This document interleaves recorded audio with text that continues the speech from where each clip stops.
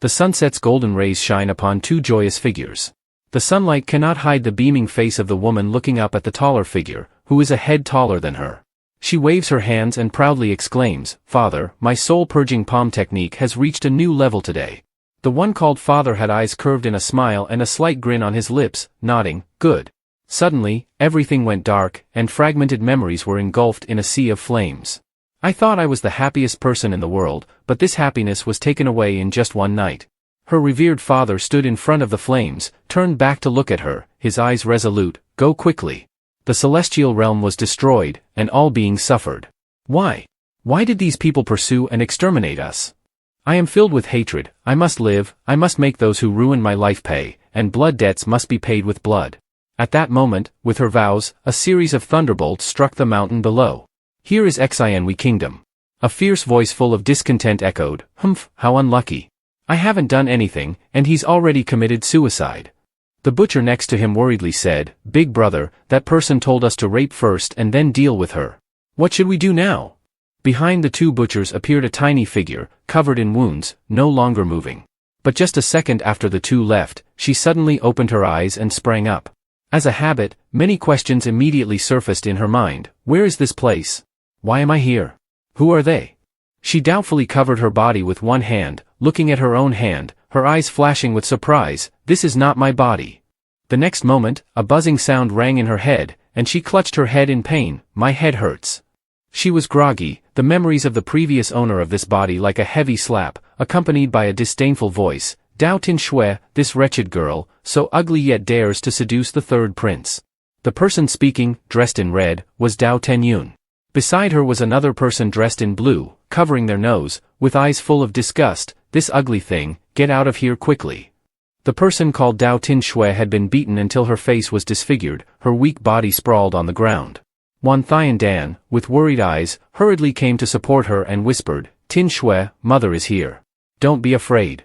A fragment of memory flashed through her mind, leaving only the name Dao Tinh Xue. She frowned. "Dao Tinh Xue, you are also a pitiful person."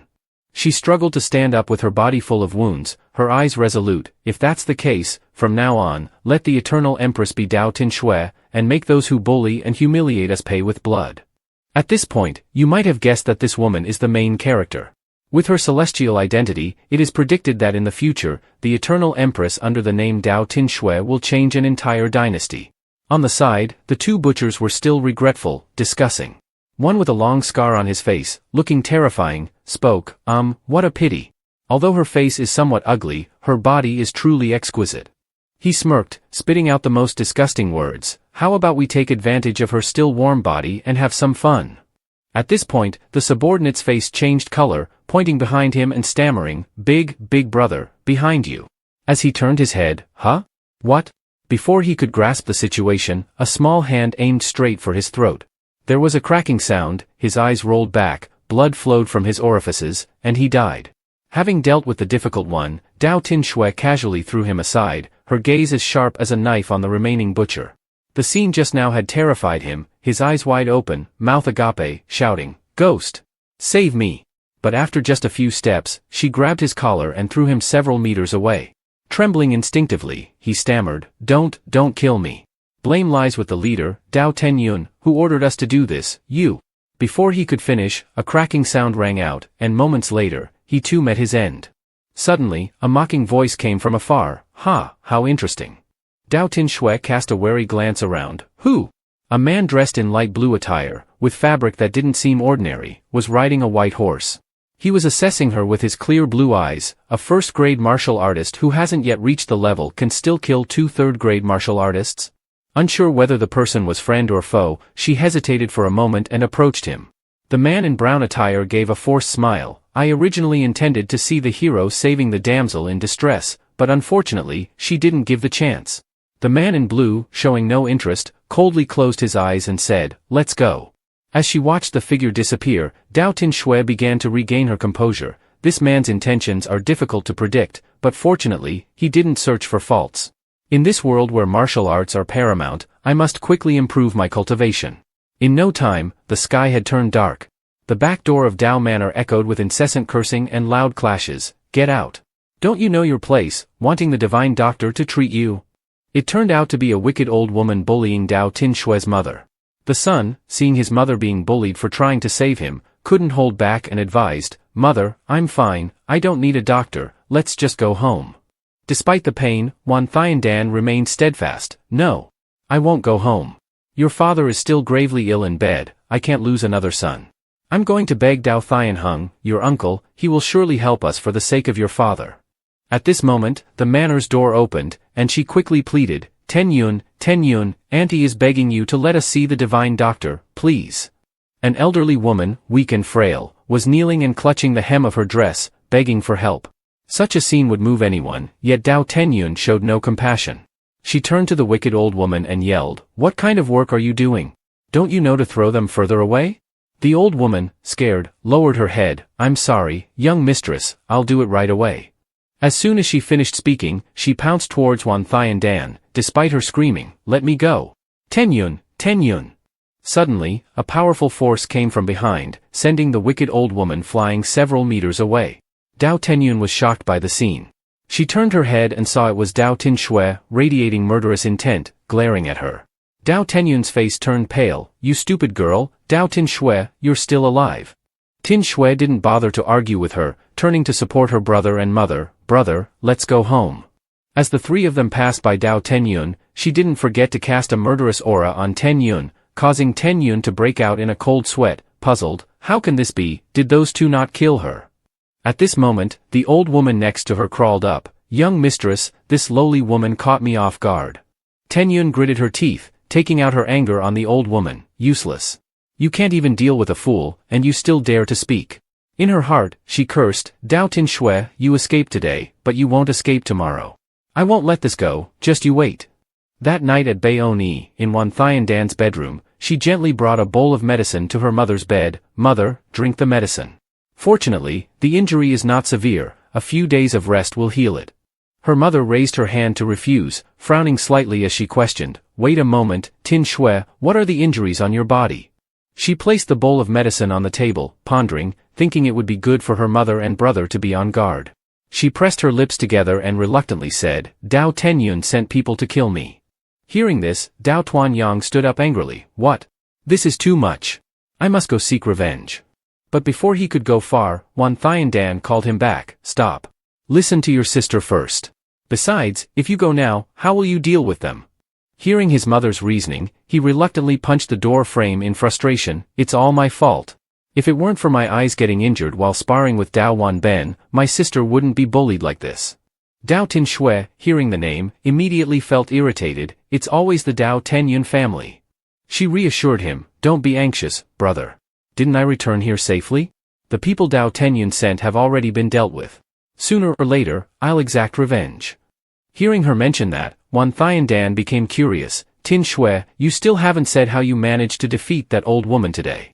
What kind of martial arts do you practice?" As if hitting a sore spot, Tinh Xue was momentarily at a loss for an explanation. "Oh dear, this is troublesome. I can't just say I'm not really her daughter and that I'm actually an imposter who transmigrated here," she thought. After pondering for a moment, she came up with a plausible excuse. "Actually, I didn't want to cause trouble for everyone, so I pretended to be foolish. Over the past few years, I've been secretly training on Thiansu Mountain, and my skills have improved." Her mother suddenly fell silent, just looking at her. Tinh Xue began to feel uneasy. Oh no, does that expression mean she believes me or not?" Unexpectedly, Wan Thian laughed, gently touching the tip of her nose. "You sly girl, you're quite good at hiding." She smiled to herself, got through.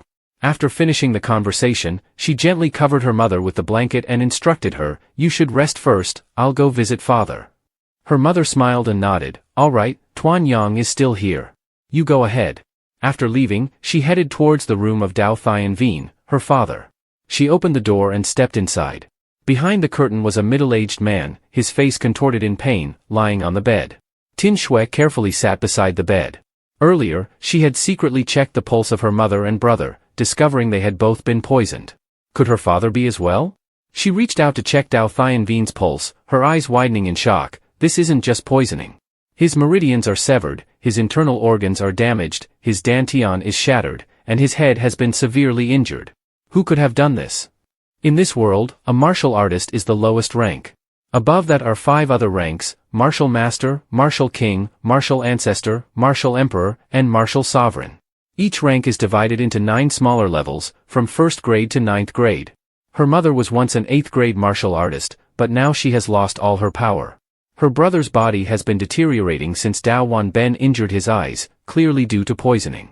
Even her own body was disfigured by poison, preventing her from advancing beyond 1st grade martial artist. It seems the person behind the poisoning intends to wipe out the entire family.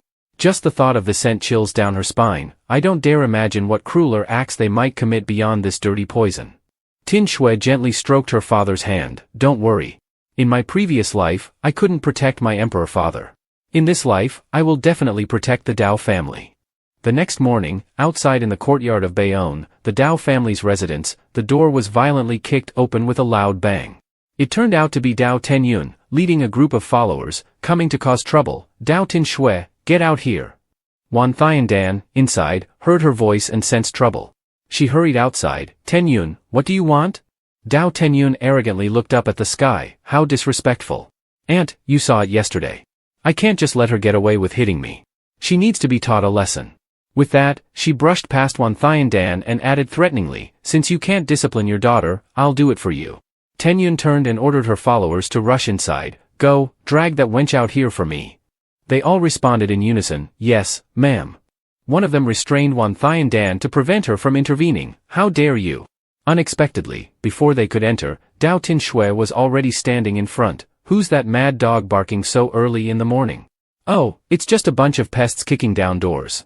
Tired of living, are we? Provoked by the taunting words, Tenyun couldn't swallow her anger. She gritted her teeth and shouted, what are you standing around for? Get her. Dao Tinh Xue smirked. Oh, how reckless. She kicked a few times, and a dozen people fell to the ground, clutching their stomachs or heads. Seeing this, Tenyun's fury intensified. You're the one who's reckless. Dao Tinh Xue, watch this. Seeing her approaching her daughter with murderous intent, Wan Thiandan shouted in alarm, Tinh Xue, run. She's a 4th-rank martial artist now, you can't defeat her. Run. Although he couldn't see, Dao Tuan Yang's ears caught everything. Hearing his mother's words, he couldn't stay put and rushed forward to help his sister. But he was a step too late. Tenyun leapt into the air, channeling all her strength into her hand for a decisive strike. Unexpectedly, Tinh Xue wasn't afraid. Her eyes sparkled with defiance. You think you can beat me? In the next second, she vanished without a trace. What? She's gone? Before Tenyun could figure out Tinh Xue's position, she was hit with a powerful kick in the stomach, sending her crashing to the ground, even spitting blood. Though her body couldn't move, her mouth was still active, cursing, you bitch, how dare you ambush me? But before she could continue, Tinh Xue's overwhelming presence stifled her. Dao Tenyun, since you've come to my door, let's settle the old scores. This oppressive aura was no joke, suddenly making it impossible for Tenyun to resist. Fear welled up inside her. What are you planning to do? I'm warning you, my mother won't let this slide. Before she could finish her sentence, she received a resounding slap from Tinh Xue. This slap is for bullying my mother and brother. And this one is for bribing people to assault and kill me, trying to ruin my reputation. This slap is for the years of verbal abuse you've hurled at me. And this one is for your constant, unrepentant harassment. Finally, this slap is for your shameless audacity and lawless behavior. With each sentence, Tinh Xue put her full force into each strike across Tenyun's face. After a while, Tenyun's face was swollen like a pig's, and it was only when Tinh Xue's hand grew tired that she stopped. Before turning to leave, Tinh Xue lowered her voice, take your martial artists and master and get out of my house. Her gaze was as sharp as a knife, intimidating anyone who saw it. Without hesitation, 2 servants quickly carried their master and left the premises. Tuan Yang, having witnessed everything, couldn't help but admire her. Since when did my sister become so powerful? That was a fantastic beating. Dao Tinh Xue, hands on her hips, began to boast, brother, your sister is even more powerful than that. But their mother did not share the same sentiment. As soon as the confrontation ended, she hurriedly rushed inside to pack their belongings. Tinh Xue, you injured Tenyun this time. Your second uncle will definitely not let this go. I've packed your things. Run, and don't let anyone see you. Go as far as you can and don't come back. Dao Tinh Xue patted her mother reassuringly. Mother, don't worry too much. I'll be fine. You should rest in your room and take care of yourself. After returning to her room, she looked at her reflection in the mirror and couldn't help but touch her face a few times. Ah, the scar is fading. Could fighting just now actually be a way to detoxify? She examined her face from different angles, realizing that it increasingly resembled her old self. Not only that, but there was also a power within her that she couldn't control. I don't know what's happening, but next time, I need to get stronger quickly before Dao Tenyun comes to cause trouble. Meanwhile, in Dao Tianheng's residence, in the room of Ouyang Qij, a high-ranking official was enjoying his breakfast when he heard the distressed voice of a maid from Dao Tenyun's side. "Madam, it's bad news. The young lady has been injured by Dao Tinh Xue." She stood up abruptly. "What did you say?" She quickly made her way to her daughter's room. Upon entering, she saw the doctor treating Dao Tenyun. Ouyang Qij asked anxiously, "Doctor, how is my daughter?" The elderly doctor replied reluctantly, "The young lady has 2 broken ribs, a fractured collarbone, and a swollen face. She also has multiple abrasions. I can treat her injuries, but it will take up to 2 months to fully heal. However, if we had a Thung Dan healing pill, she would recover completely in just 3 days." Ouyang Qij frowned. "All right, I will find a way to get the Thung Dan pill. Han Ni, take the doctor to prepare the medicine." The maid bowed. "Yes, madam." Having understood the situation, Ouyang Qij turned and ordered, "Summon the masters to meet me at Bayonne. I will definitely skin that wench alive." Meanwhile, back at Bayonne, in the courtyard of Dao Tinh Xue's house, everyone was gathered preparing food. She was helping her mother. "Mother, I want to eat the mung bean cakes you make tonight." They had barely settled down when trouble struck again. From the entrance came a loud voice, "It seems lively here today." Ouyang Qij entered with a fierce aura, clearly intending to cause trouble. Like mother, like daughter. "Wan Thian Dan, tell your wretched daughter to come out here." Knowing the reason for her visit, Wan Thian Dan instinctively shielded Tinh Xue and tried to reason. "Ouyang Qij, it was Tenyun who attacked first. Don't be unreasonable." Ouyang Qij sneered disdainfully. "Ha! What a sharp tongue. You call me unreasonable? Wasn't it your daughter who hit someone? But fine, if the upper beam is not straight, the lower ones will go crooked. Today, I'll teach her a proper lesson for you." Hearing such bold words only piqued the young girl's curiosity. Dao Tinh Xue stepped forward with a mysterious smile. "Second aunt, such a grand spectacle. Do you really need so many 4th-rank martial experts for a small girl like me? Are you afraid you can't defeat me on your own?" Her words struck a nerve. Although Ouyang Qij didn't show it outwardly, her eyebrows furrowed. She retorted, still trying to save face, "I don't need to dirty my hands dealing with you." With that, she ordered, "What are you waiting for? Kill her." At her command, the group of experts charged towards Tinh Xue. She sneered, "If that's the case, I can't let second aunt's intentions go to waste. A bit of practice with these people won't be bad." In a flash, Tinh Xue had taken down the entire group of large-built experts. She cast a meaningful glance at Ouyang Qij and said, "Second aunt, how did I do?" Tuan Yang, hearing none of it, had already positioned himself in front of Tinh Xue. "Don't even think about it. Ouyang Qij, if you want something, take it out on me. Don't harm my sister." But to Ouyang Qij, his words carried no weight. With a mere flick of her hand, she sent him flying several meters away. "Get lost, and stop this brother-sister act in front of me." Seeing her brother being bullied, Tinh Xue gritted her teeth and glared at Ouyang Qij. "I will kill you." Before she could unleash her move, Ouyang Qij easily grabbed her by the neck, tightening her grip gradually. "Ha, you're seeking your own death." In that critical moment, with her life hanging by a thread, Tinh Xue thought to herself, "Am I really going to be defeated like this? I refuse to accept it." It seemed that this intense will activated something within her. She felt a familiar surge of power welling up inside her. Astonished, she realized, this is the soul purging palm technique, my martial skill from my past life. I can't believe it still exists within me. The situation immediately changed. A golden light emanated from around her, enveloping Ouyang Qij, as Tinh Xue absorbed all of her strength. "What's happening? My power is disappearing. This isn't right, there's something off about this girl," Yang Qij thought, stunned. Realizing the danger, Ouyang Qij tried to retreat, but Tinh Xue was quicker. She grabbed Ouyang Qij's wrist and pulled her back, while her other hand clamped down on her throat, emitting a cracking sound. Yang Qij could only whisper, "Help me." Moments later, her eyes rolled back, her hair turned white, and she collapsed unconscious on the spot. Due to releasing a vast amount of energy in a short period, Tinh Xue's mortal body couldn't withstand it and she collapsed, unconscious. After taking a nap in her room, Tinh Xue finally woke up and I immediately saw her mother beside her. Dao Tinh Xue couldn't help but ask, "Mother, how is Tuan Yang? Is he okay?" Wan Thian Dan gently stroked her cheek, reassuring her, don't worry, we still have a healing pill in the house. I've already given it to him, and he will recover in 3 days. After saying that, she didn't linger long and left the room. However, her mood suddenly sank. Inside the room, with no one around, Dao Tinh Xue concentrated on her thigh and Dan, trying to explore a bit. What is this thing that can help me accumulate the power of Yu Yang Qij and prevent me from self-destructing? Interesting. She didn't know how many hours had passed, but eventually, she finished exploring. To her surprise, after absorbing Yu Yang Qij's inner strength, she went from being a useless person not even at the level of a first-rank martial artist to advancing to the 7th rank. The toxins in her body also weakened. It seems that with some cultivation, she could soon detoxify herself. Since she transmigrated into this body, she hadn't had a chance to stroll through the streets even once. But the opportunity to break free and enjoy the scenery a bit was quite appealing.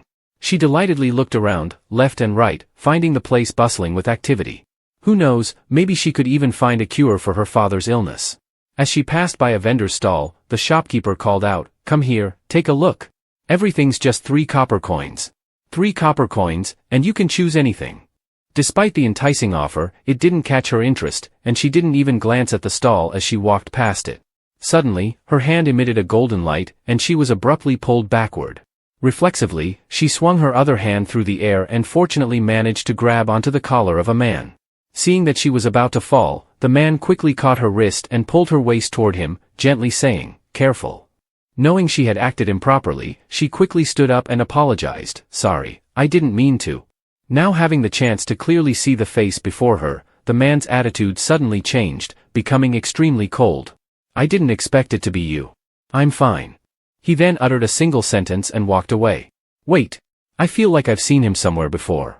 She started to ask, but he had already disappeared.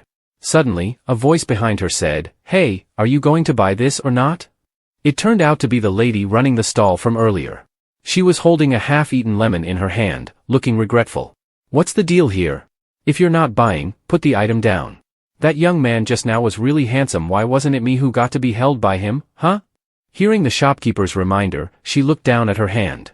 She didn't know when it happened, but there was now a seemingly ordinary bottle in her grasp. "What is this? Why is it in my hand?" No matter how much she shook her hand, the bottle wouldn't fall off. Frustrated, she had no choice but to buy it. "Here, I'll buy this," she said, handing over the money. The shopkeeper happily accepted the payment and cheerfully thanked her. After dealing with the purchase, she turned around to search for the man from earlier, but he had already disappeared long ago. Where did he go? The young man from before, his hand was so cold, and it felt like his entire body was full of cold energy. Is he sick or something? Never mind, I have other things to worry about. In a distant corner, one of the man's subordinates spoke up, "Wasn't that the woman who killed 2 corrupt officials that day? I didn't expect her cultivation to have increased so quickly. But it seems she didn't recognize us." The blue-eyed man didn't bother to respond, simply staring intently at his hand, a flicker of curiosity rising within him. Was it just his imagination, or had he really felt a bit of warmth from her body just now? The subordinate of Bai Li Yuhua, seeing that his master wasn't responding, grew bolder and continued to chatter incessantly, "Young master, haven't you always avoided letting others touch you? Why did you catch her just now? Could it be that you've taken a liking to her? But I must say, she's a bit plain-looking. What are you thinking about, young master? Why aren't you paying attention to me?" Lost in his thoughts, the young master had already walked some distance away before the subordinate realized, "Hey, young master, wait for me." Meanwhile, she finally arrived at her destination, standing in front of the shop with a heavy heart. "Tinh Xue, these are some of my jewels and treasures. We're out of money at home, so take these to the pawn shop," her mother had said. "Mother, don't worry. These are precious memories of you and father. I will reclaim them for you both one day," she had replied. With determination, she stepped into the shop and handed over the jewelry box. "Shopkeeper, how much for this?" she asked. The shopkeeper examined the items and replied, 100 taels of gold. From a distance, a voice suddenly rang out, "Oh, so it's the ugly, useless wretch from the Dao family. Where's your good-for-nothing brother? It's been a while since I last saw him, and my hands are itching for a fight." The shopkeeper immediately bowed respectfully, "Young master, you're here." His words were full of contempt, and they filled her with disgust. Without even bothering to look at him, she replied, "Ah, it's the mad dog of the Yu Yang family Kong Bang Fei, isn't it? What's the matter? Did your master forget to feed you today, so you came out to bite people randomly?" He was used to insulting others, but now, being humiliated by her, his anger flared up, and he couldn't swallow the insult. "You wretched girl, seems like you're tired of living today." Unable to win the verbal spar, he raised his hand to strike her. But, in a flash, she slapped him hard, sending him flying out of the shop. He let out a cry of pain, and the people around him quickly rushed over, calling out, "Young master, young master." He fell right in front of a carriage just as it passed by. A delicate hand, pale and slender, lifted the curtain, revealing a gentle voice, "What is going on here?" As the curtain was drawn back, the figure of a beautiful woman was revealed. Dressed in a purple gown that accentuated her snow-white skin, she was so striking that anyone who saw her couldn't help but exclaim in awe, "My goodness, it's the genius maiden Tan Mong Jiao." Upon being addressed by name, she didn't hesitate to introduce herself confidently, "That's right, it's me." Despite her young age, she had already reached the level of an 8th-grade martial artist, the only person in the Tanwei Kingdom with a fire attribute in recent years. "She's so beautiful, I feel like my life wasn't wasted," someone murmured in admiration. Tan Mong Jiao stepped forward, surveying the scene. It took only a glance for her to recognize him. "Well, isn't this young Master Kong? How did you end up in this state? Did you offend a customer of the pawn shop?" The shopkeeper, not wanting to get involved, quickly prepared the money and handed it to her. "Here, this is the 100 taels of gold for you, miss." Her sharp eyes immediately caught sight of another familiar face. "Isn't this Dao family's elder sister? Since I'm good friends with Ten Yun, I'll boldly call you sister, Tinh Xue." With a smile, Tan Mong Jiao continued, "No matter what misunderstanding you have with young Master Kong, there's no need to be so harsh, right? I see that you've vented your anger already, so why not let it go and come here instead?" Although Tan Mong Jiao's words sounded gentle, Tinh Xue found them utterly fake. To her, anyone associated with Dao Tenyun was a hypocrite. Just hearing that name made her skin crawl. She frowned and responded coldly, "What does this have to do with you?" With just that one sentence, the gossiping crowd erupted in outrage. How could she speak to Lady Tan Mong Jiao like that? She was just trying to be kind, they muttered. Exactly, exactly, others echoed, clearly displeased with Tinh Xue's bluntness. Seizing the opportunity, Tan Mong Jiao quickly shifted to a pitiful tone, tears flowing as she cried out, "Third Prince, your fiancé is so fierce. Won't you step in and stand up for me?" From inside the carriage, a voice laced with disdain responded, My fiancé? What a joke." The man sitting inside let out a cold laugh before continuing, "She's nothing but a troublesome tag along. I have never acknowledged this engagement." Dao Tinh Xue cast a cold glance at him, her eyes filled with disdain. The third prince is right, if there's anyone to blame, it's Tinh Xue for not having sharp enough eyes in the beginning. Otherwise, how could she have allowed stray cats and dogs to catch her attention? The third prince gritted his teeth in anger, "You." Tan Mong Jiao, pretending to be understanding, gently embraced him and advised, "Third prince, you know that Tinh Xue has always been naive and unaware of proper etiquette. Please, be the bigger person and don't hold it against her." The third prince calmed down, resting his hand on his forehead as he smiled, "Meng Jiao, you're right. Getting angry over such a vulgar woman is truly not worth it."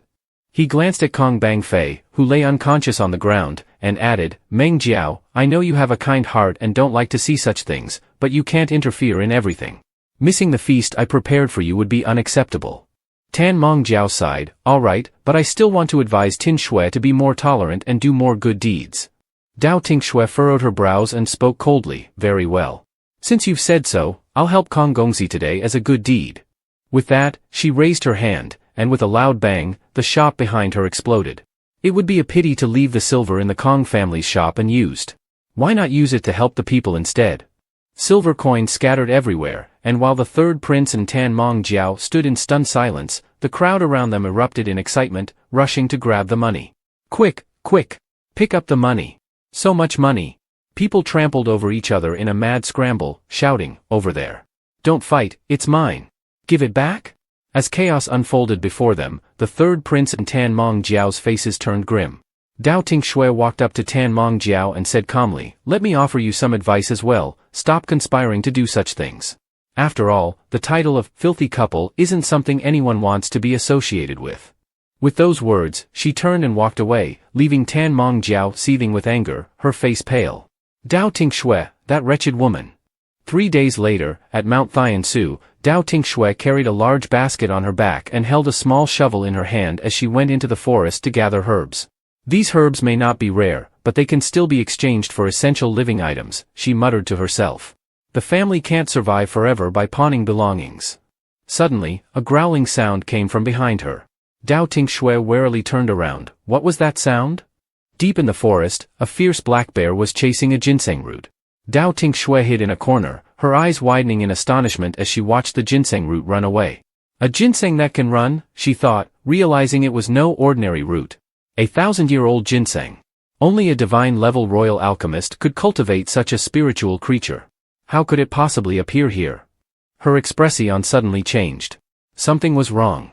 The ginseng root had been cornered by the brown bear, its whole body trembling in fear. It squeezed its eyes shut and wrapped its tiny arms around its head. Suddenly, there was a loud crash. Dao Tinh Xue had struck down the brown bear, leaving it unconscious on the ground. That was close, she muttered, still surprised. I didn't expect this black bear to have the strength of an 8th-rank martial artist. It looks like its spirit pill will fetch a good price. She raised the purple pill taken from the bear's body, then carefully stored it away. A moment later, Dao Tinh Xue smiled, sat down, and poked the ginseng with her finger. Hey, little one, it's safe now. Ancient spirit creatures like you are highly coveted, so it's best you hurry home. The ginseng looked up at her curiously, then jumped up and hugged her face, squeaking in gratitude. Dao Tinh Xue chuckled at it. All right. Seeing the ginseng tugging at her clothes, Dao Tinh Xue looked at it in surprise. Huh? Do you still need help? The ginseng pointed ahead and forcefully pulled her towards a cliff. Dao Tinh Xue looked down and smiled wryly. I'm afraid. Suddenly, the ginseng pushed her off the cliff. Dao Tinh Xue was shocked, her mouth agape as she quickly fell. Suddenly, her body floated in mid-air. Dao Tinh Xue opened her eyes in surprise. As her feet touched the ground, she was once again astonished by the scene before her. She found herself in a library filled with countless books and numerous jars of herbs. Could this place be the training ground of a high-level alchemist? Suddenly, a squeaking sound came from behind her. Dao Tinh Xue turned around, surprised to see a stone door with a ceiling formation. Suddenly, a golden force pulled her hand towards the stone door. Dao Tinh Xue was drawn close, her hand stuck to the ceiling formation, unable to pull it back. Blood seeped from her palm and onto the formation, which began to activate. Damn it, I can't pull away, and my strength is fading. Bang! With a loud noise, Dao Tinh Xue's body was flung backward, and she fell hard to the ground, unconscious. Who knows how much time passed before Dao Tinh Xue gradually regained consciousness. A voice said, little girl, little girl. Dao Tinh Xue opened her eyes in surprise. Huh? An old man with white hair and a white beard smiled at her. You're awake, you're awake. The old man's brilliance still exists, ha ha ha. The ginseng on the old man's shoulder squeaked at her.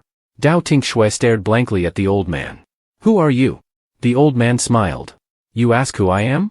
I once shook the heavens and the earth, stood at the pinnacle of the world, revered by thousands, with countless people going mad over a single pill of mine. The martial world calls me the Flame Alchemist Ancestor. Dao Tinh Xue looked at the alchemist with a skeptical expression. Oh. The alchemist was furious, pointing at her and scolding. What do you mean, oh? Your reaction is too ordinary. Want a 6th-grade healing pill? Only now did Dao Tinh Xue react. A 6th-grade healing pill? The alchemist smugly stroked his beard. Of course, this is nothing to me. Little girl, what do you think about letting me borrow your body for cultivation? We can also connect with my spiritual consciousness. Dao Tinh Xue coolly bowed and prepared to leave. The alchemist was stunned, unable to believe it, as he watched her. Wait, don't go. I'm now just a remnant soul with no power. Inside your body, I'll be dispersed into nothingness. I promise to behave in your consciousness, I won't interfere with you. The old man pointed to the piles of herbs on the shelves. If you agree, all these precious herbs, the storage ring, all the herbs in this cave, and even it. The old man pointed at the 1,000-year-old ginseng, which squeaked in surprise. The alchemist pitifully pleaded. All of it will be yours, I beg you. Dao Tinh Xue sighed. All right, I'll reluctantly agree. The alchemist jumped for joy. At Dao Tinh Xue's residence in the Bayonne courtyard, the sky had already darkened as she walked in with a basket of herbs on her back, smiling. Mom, I'm home. I gathered a lot of herbs today. Suddenly, her eyes narrowed as she saw the ruined courtyard, and her heart sank as she noticed Dao Tuanyang and Wan Thian Dan lying unconscious at the entrance. Dao Tinh Xue shouted in panic. Mom! Little brother! She quickly ran over to support Dao Tuanyang. What happened? Everything was fine when I left. What on earth happened? The alchemist appeared behind her, frowning. Little girl, calm down. The little ginseng's healing ability is top-notch, your mother and brother will be fine, don't worry. The ginseng jumped from the alchemist's shoulder and floated in the air, starting to heal Dao Tuanyang and Wan Thian Dan. Their wounds gradually closed. Soon, Dao Tuanyang began to react, coughing. Dao Tinh Xue anxiously held him up. Tuanyang, how are you? What happened today? Dao Tuanyang quickly said. I'm fine. It was uncle, he said he wanted to seek justice for Dao Tenyun and Yu Yang Kij. He gritted his teeth in anger.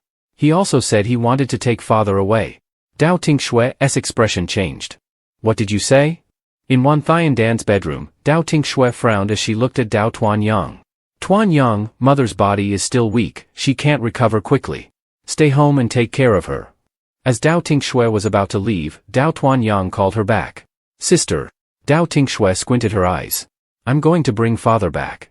Late at night in the ancestral hall of the Dao family, everyone in the room was furious, condemning Dao Tinh Xue. This Dao Tinh Xue doesn't know how to respect her elders or care for her juniors. She hits her seniors and bullies her sisters, completely disgraceful. She doesn't know how to raise her daughter and are unworthy of being the first wife of the Dao family. Dao Thianhung spoke up. Respected elders, my elder brother is currently unconscious, bedridden, and unable to discipline his children. As the second son of the Dao family, I have no other choice but to bring my brother back. Therefore, I must ask the elders to decide how to deal with Mrs. Wan and her daughter. An elderly man with a bald head angrily slapped the table and stood up. For many years, though Thian Vien has been the nominal head of the Dao family, in reality, all matters have been handled by Thian Hung. Now that the family head's recovery is uncertain, I propose that we allow Dao Thian Hung, the second son of the Dao family, to inherit the position of family head. What do you say? Another elder nodded in agreement. Thian Hung has been a shining example in the Dao family and is well suited to take on the role of family head. Excellent choice. The bald elder continued, eagerly. As for Mrs. Wan and her daughter. Suddenly, a cold, mocking voice echoed from outside the door. Dao Tinh Xue walked in with a frosty gaze. No need for the elders to trouble themselves over this matter. Dao Thian Hung and the three others in the room looked out the door in surprise. Dao Tinh Xue had already subdued the servants, stepping in with determination in her eyes. The steward, struggling and with a swollen face, stood up and reported. The eldest miss is here. Dao Tinh Xue frowned, looking at Dao Thian Hung. If second uncle returns my father, I swear here and now that I will never return to the Dao family in this lifetime. Dao Thian Hung was taken aback, narrowing his eyes before giving a cold laugh, then pretending to be concerned. What nonsense are you talking about, child? We're all family. Since elder brother is severely injured, it's only natural that I, as your second uncle, should take care of you. If you bow and apologize to your second aunt, I'm sure the elders won't give you a hard time. Dao Tinh Xue laughed bitterly. In recent years, our family has been sick and injured, forced upon our belongings just to survive. Is that what second uncle calls care? The three in the room were shocked, murmuring among themselves. Is that true? It seems the main house hasn't had an easy time these past years. Dao Thian Hung awkwardly laughed, hastily explaining. Tinh Xue, little girl, you must have misunderstood your second uncle. Dao Tinh Xue coldly interrupted him. Second uncle, there's no need for more words. I'm here to find my father. Either you return him to me, and I'll leave the Dao family, or, you're a smart man, I'm sure you know what to choose. Dao Thian Hung feigned a sigh, pretending to be concerned. Sigh, I suppose elder brother wouldn't be at ease if your mother and you were troubled. If you insist on leaving, I won't stop you. Someone, return elder brother to Bayonne. The steward respectfully responded. Yes, master. At Bayonne, in Dao Thian Vien's room. The ginseng spirit used its spiritual power to heal, sighed wearily, and slumped down with a squeak. Squeak. The herbalist was serious. Little ginseng can heal external wounds, but as for your father's severe internal injuries, its ability is limited. Moreover, your father has been poisoned. Dao Tinh Xue anxiously asked. Is there any hope for a cure? The herbalist smiled confidently. Of course. Don't you know who I am? I'm the Flame Master Herbalist. But then he sheepishly scratched his head. However, my current power is still insufficient, and I need more time to recover. Dao Tinh Xue raised an eyebrow, looking at the old man along with the ginseng spirit. The herbalist, annoyed, shouted. What's with those expressions? Humph, here. Handing a prescription to Dao Tinh Xue. Dao Tinh Xue took it, bewildered. What is this? The herbalist confidently raised a thumb. This is the medicine to treat your brother's eyes and detoxify him. Remember back in the day, I roamed the 4 seas, unmatched by anyone. So, I can still handle this little injury. Suddenly, the herbalist sensed something, quickly pulling the ginseng spirit back into Dao Tinh Xue's consciousness. Dao Tuanyang opened the door and quietly spoke. Sister, mother is asleep. I came to visit you and father. Dao Tinh Xue smiled at him. Father will be fine. Come on in.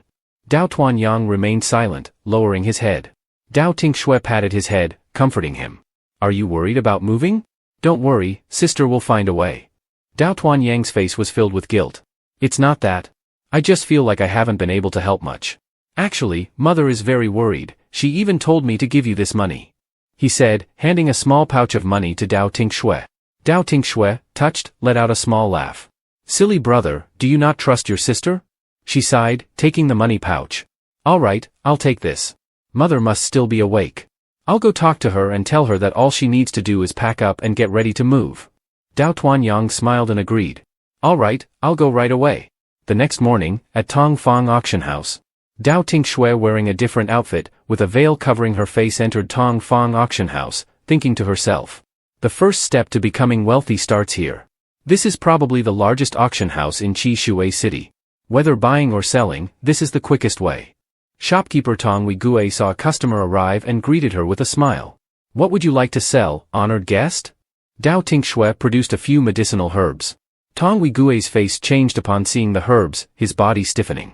Could these be the top-grade herbs that haven't been seen in ages? His demeanor shifted to one of respect. Honored guest, please step inside. Dao Tinh Xue, not standing on ceremony, entered and took a seat. Tong Weiguo stood respectfully by her side, and after a moment, the door to the room opened, and an elderly man with white hair hurried in. Li Wanbai anxiously asked. Where are the herbs? Show them to me quickly. Tong Weiguo respectfully introduced him. This is the foremost royal herbalist of our Tong Fong auction house, Master Li Wanbai. Dao Tinh Xue produced a few more herbs. Please, Master, take a look. Li Wanbai was astonished upon seeing the herbs. This is 5-element true essence herb, resurrection herb of 8 reincarnations, sky cloud herb, and even 9 heavens primordial infant herb. These are all ancient herbs. Dao Tinh Xue trembled, her lips twitching, and asked. May I ask, how much can these herbs sell for? I'm in a bit of a hurry.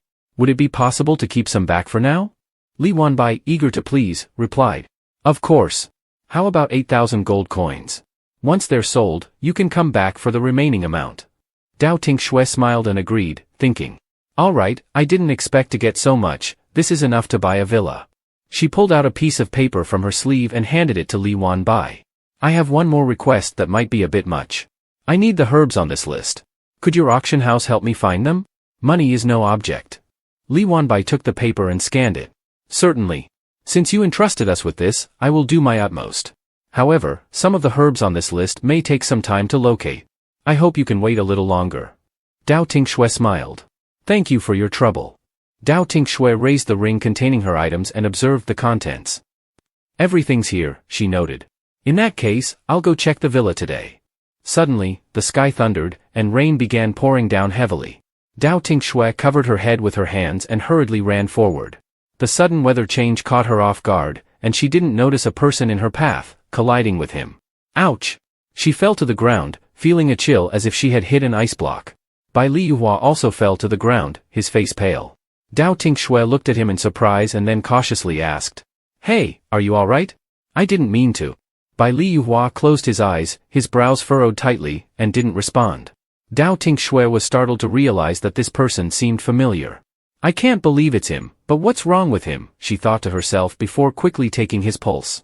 Suddenly, Bai Liyuhua flipped his hand, grabbing hers tightly. Huh? She was taken aback. Bai Liyuhua opened his eyes, his voice weak, warm, so warm. Dao Tinh Xue was pulled down forcefully as Bai Liyuhua hugged her tightly around the waist. Dao Tinh Xue was shocked and embarrassed, trying to push him away. Hey, what are you doing? Let go. Don't move, just a little while longer, so cold, it's really cold. The two lay under the rain, holding each other for a long time. A mother and her child passed by, the little boy curiously asking.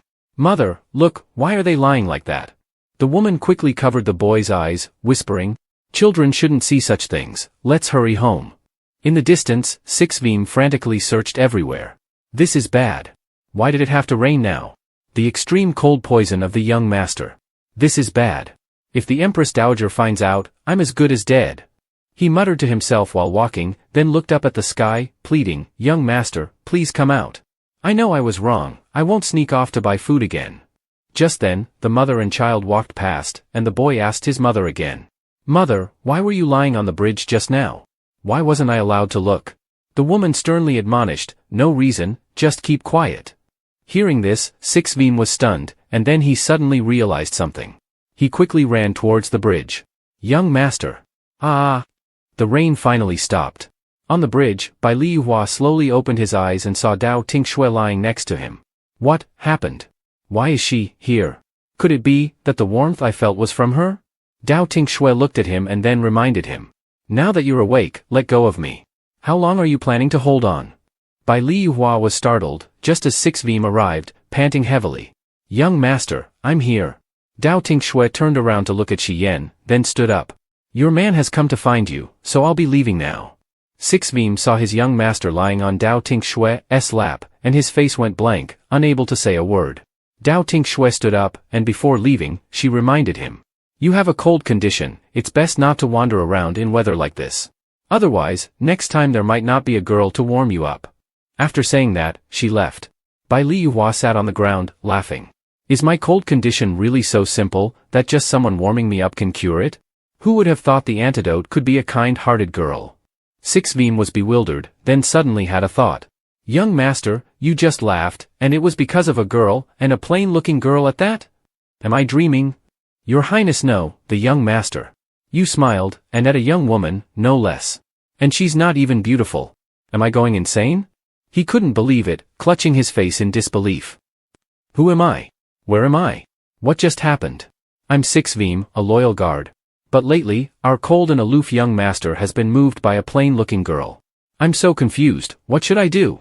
Sixveem clutched his head, crying out in despair. At Bayoni, Dao Tinh Xue's home. As dusk fell, Dao Tinh Xue returned home, joyfully embracing her mother, Wan Thai and Dan. "Mother, I've bought a villa. Let's pack up tonight and move in tomorrow." Wan Thai and Dan was surprised and asked, "What? How did it happen so quickly? Where is this villa?" Dao Tinh Xue smiled and gently pushed her mother inside. "Mother, you go pack first, and I'll answer all your questions later. Hurry up." Wan Thai and Dan sighed, shaking her head. "Oh, this girl." In Dao Tinh Xue's room, the next day. Dao Tinh Xue was packing her clothes when she accidentally knocked over a vase, causing it to shatter on the floor. She stared blankly at the vase, then realized. "Isn't this the jar I was forced to buy before? I completely forgot about it." She picked up an item from the vase, raising it in amazement. "The White Mist Secret Realm?" At that moment, Wan Thai and Dan's voice echoed from outside. "Tin Xue, have you finished packing? Come help me." Dao Tinh Xue quickly hid the White Mist Secret Realm on herself and hurried out. "Coming." In Dao Tenyun's room. Dao Wanben stood by Dao Tenyun's bed, furiously grabbing the collar of a nearby servant. "Who dared to harm my little sister to this extent?" Dao Tianyun weakly tried to sit up. "Brother, you've finally returned from the academy." It was Dao Tinh Xue, cough cough. "Brother, you must help me." Dao Wanben clenched his fists in anger. At Dao Tinh Xue's new residence. Servants and maids were already waiting at the door. Dao Tinh Xue stepped down from the carriage, smiling as she looked at the villa before her. "Mother, little brother, this place will be our home from now on." Although Dao Tuanyang couldn't see, he could sense that this place was extraordinary. Wan Thai and Dan was astonished. "This." A maid hurriedly approached, smiling as she greeted them. "Xiao Lan, greetings, madam. We are the maids of this residence. I am Xiao Lan. I will be in charge of madam's daily life from now on." Another maid then invited Dao Tuanyang inside. "Second young master, your room has been prepared. Please follow me."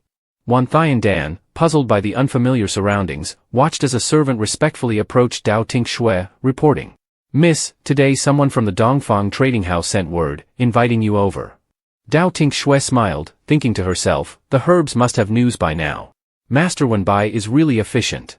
She turned to Wan Thai and Dan and quickly said, "Mother, I have to go out for a bit. If you need anything, just ask Xiao Lan."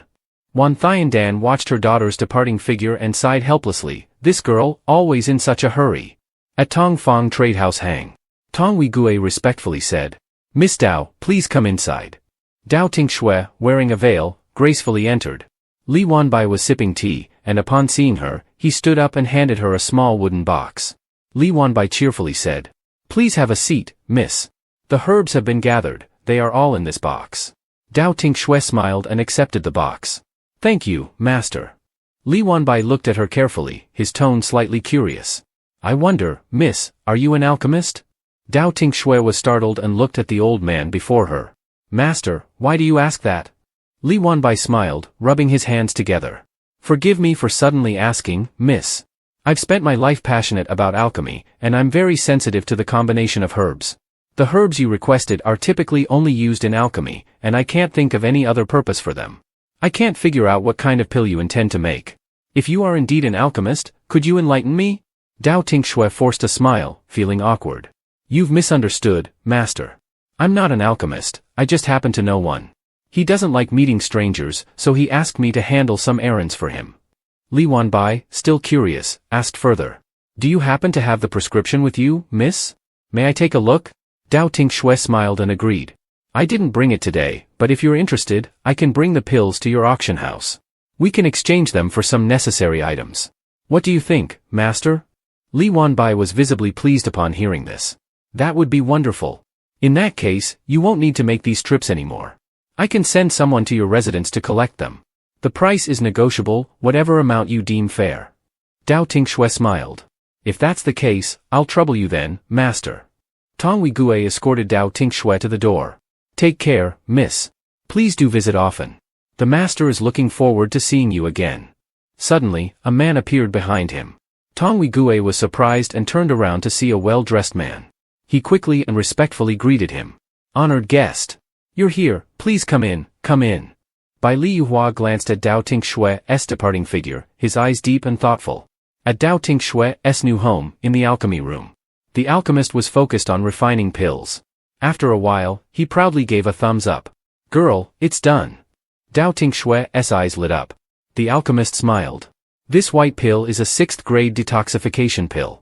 Each of you 3 should take one. The green pill is for your younger brother. He only needs to take it along with the others.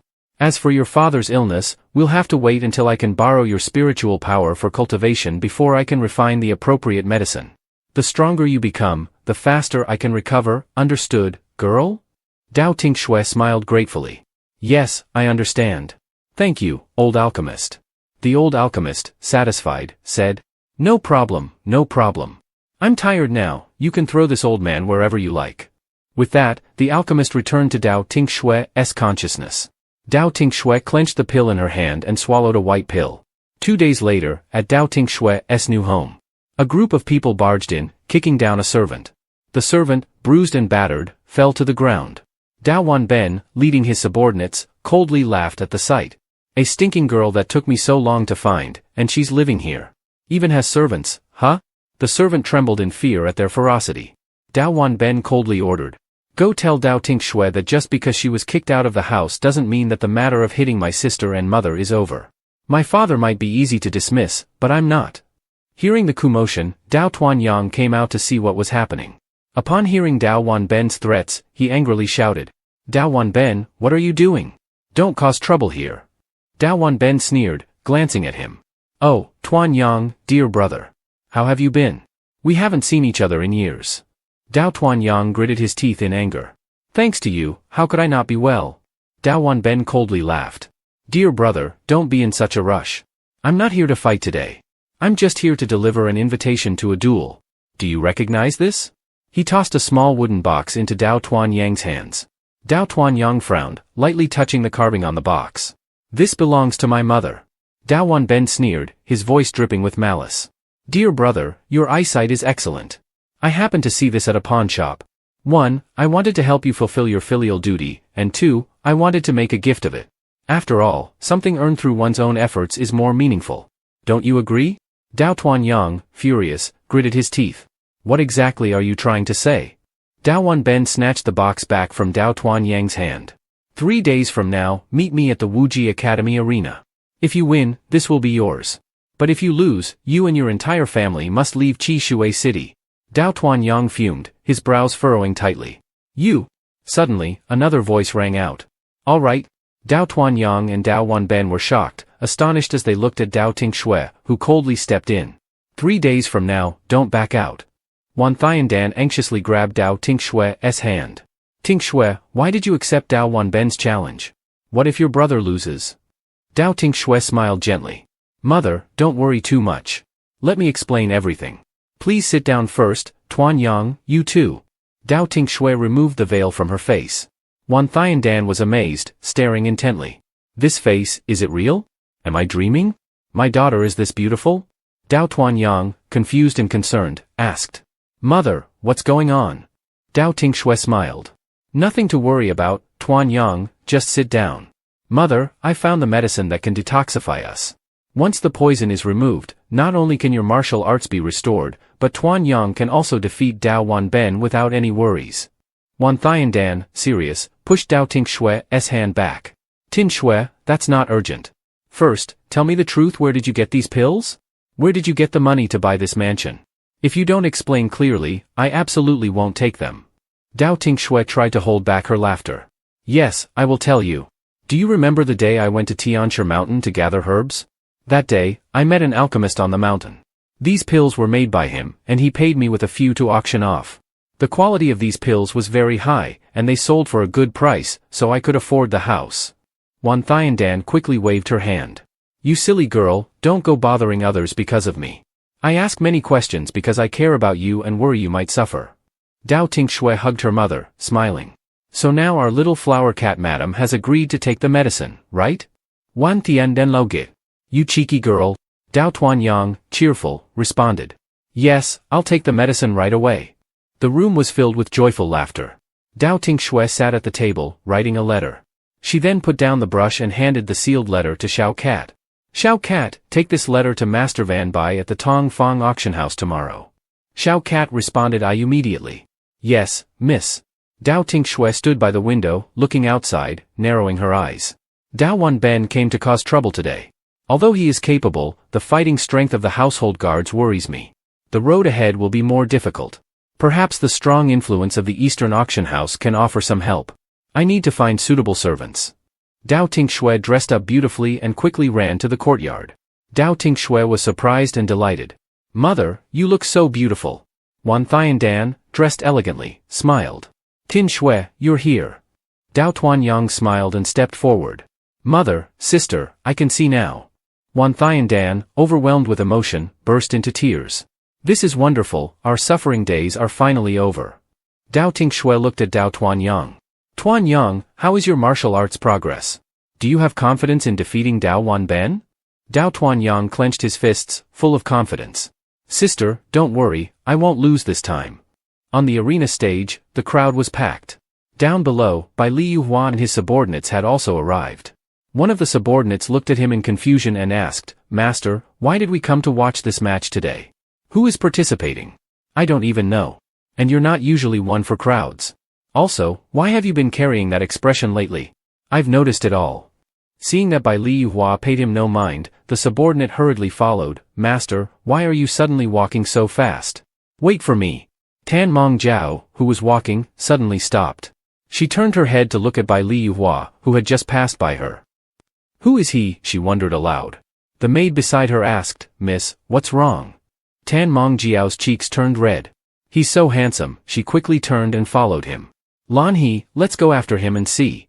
Lan He, not understanding what was happening, hurried after her. Miss. Bai Liyuhua sat on the second floor, watching the stage below. Suddenly, he noticed a familiar figure standing not far away.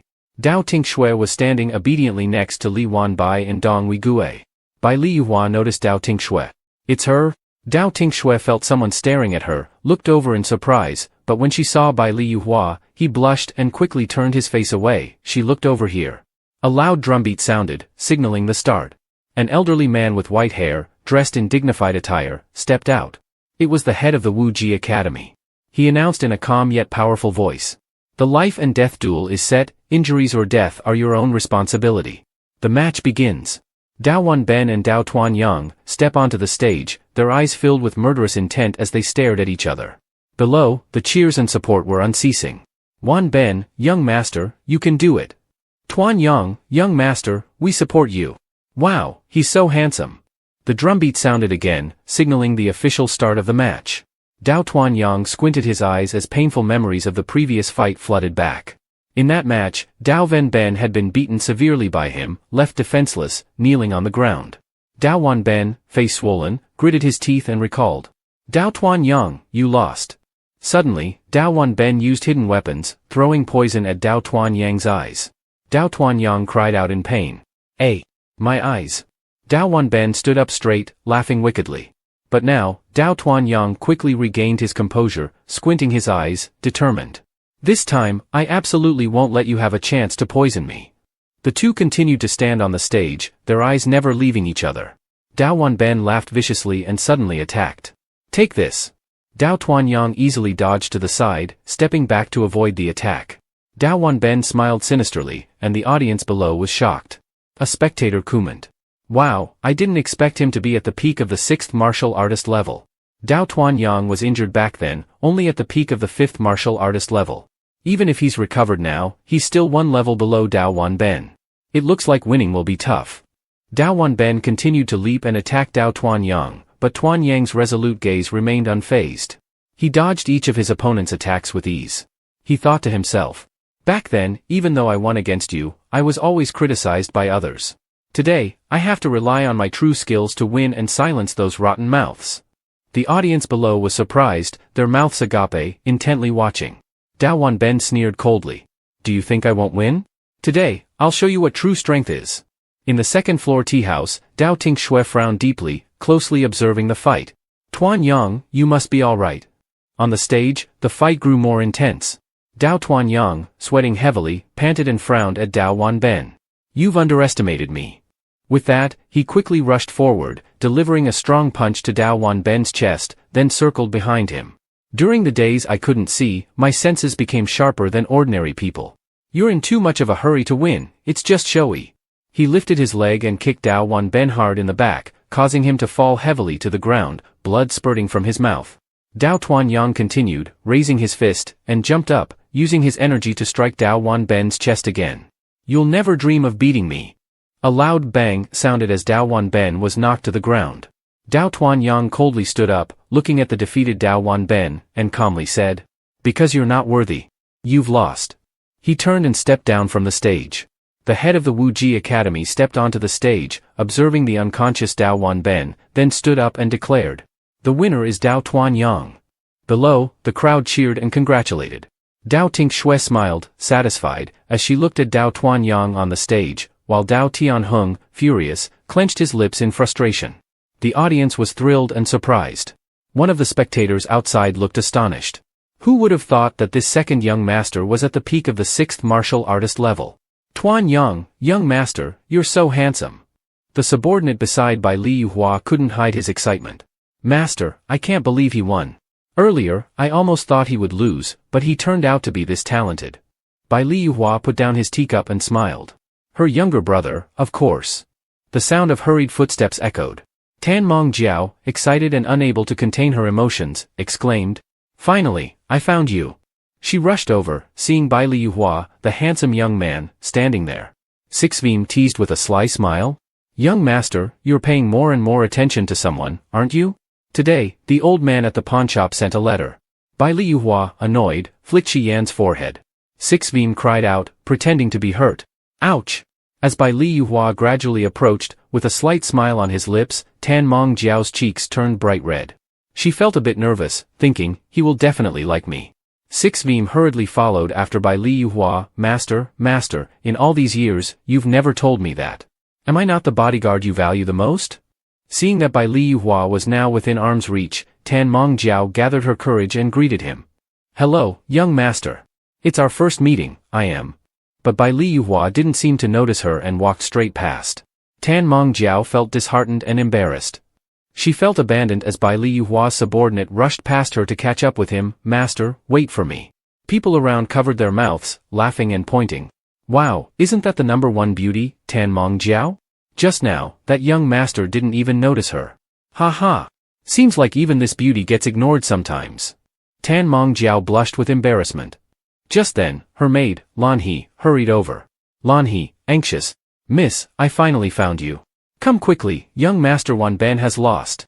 Tan Mongjiao frowned in surprise. Lost? That fool, let's go see. She turned back, looking toward Dao Tuanyang, who was holding a small red wooden box, approaching Dao Tinh Xue.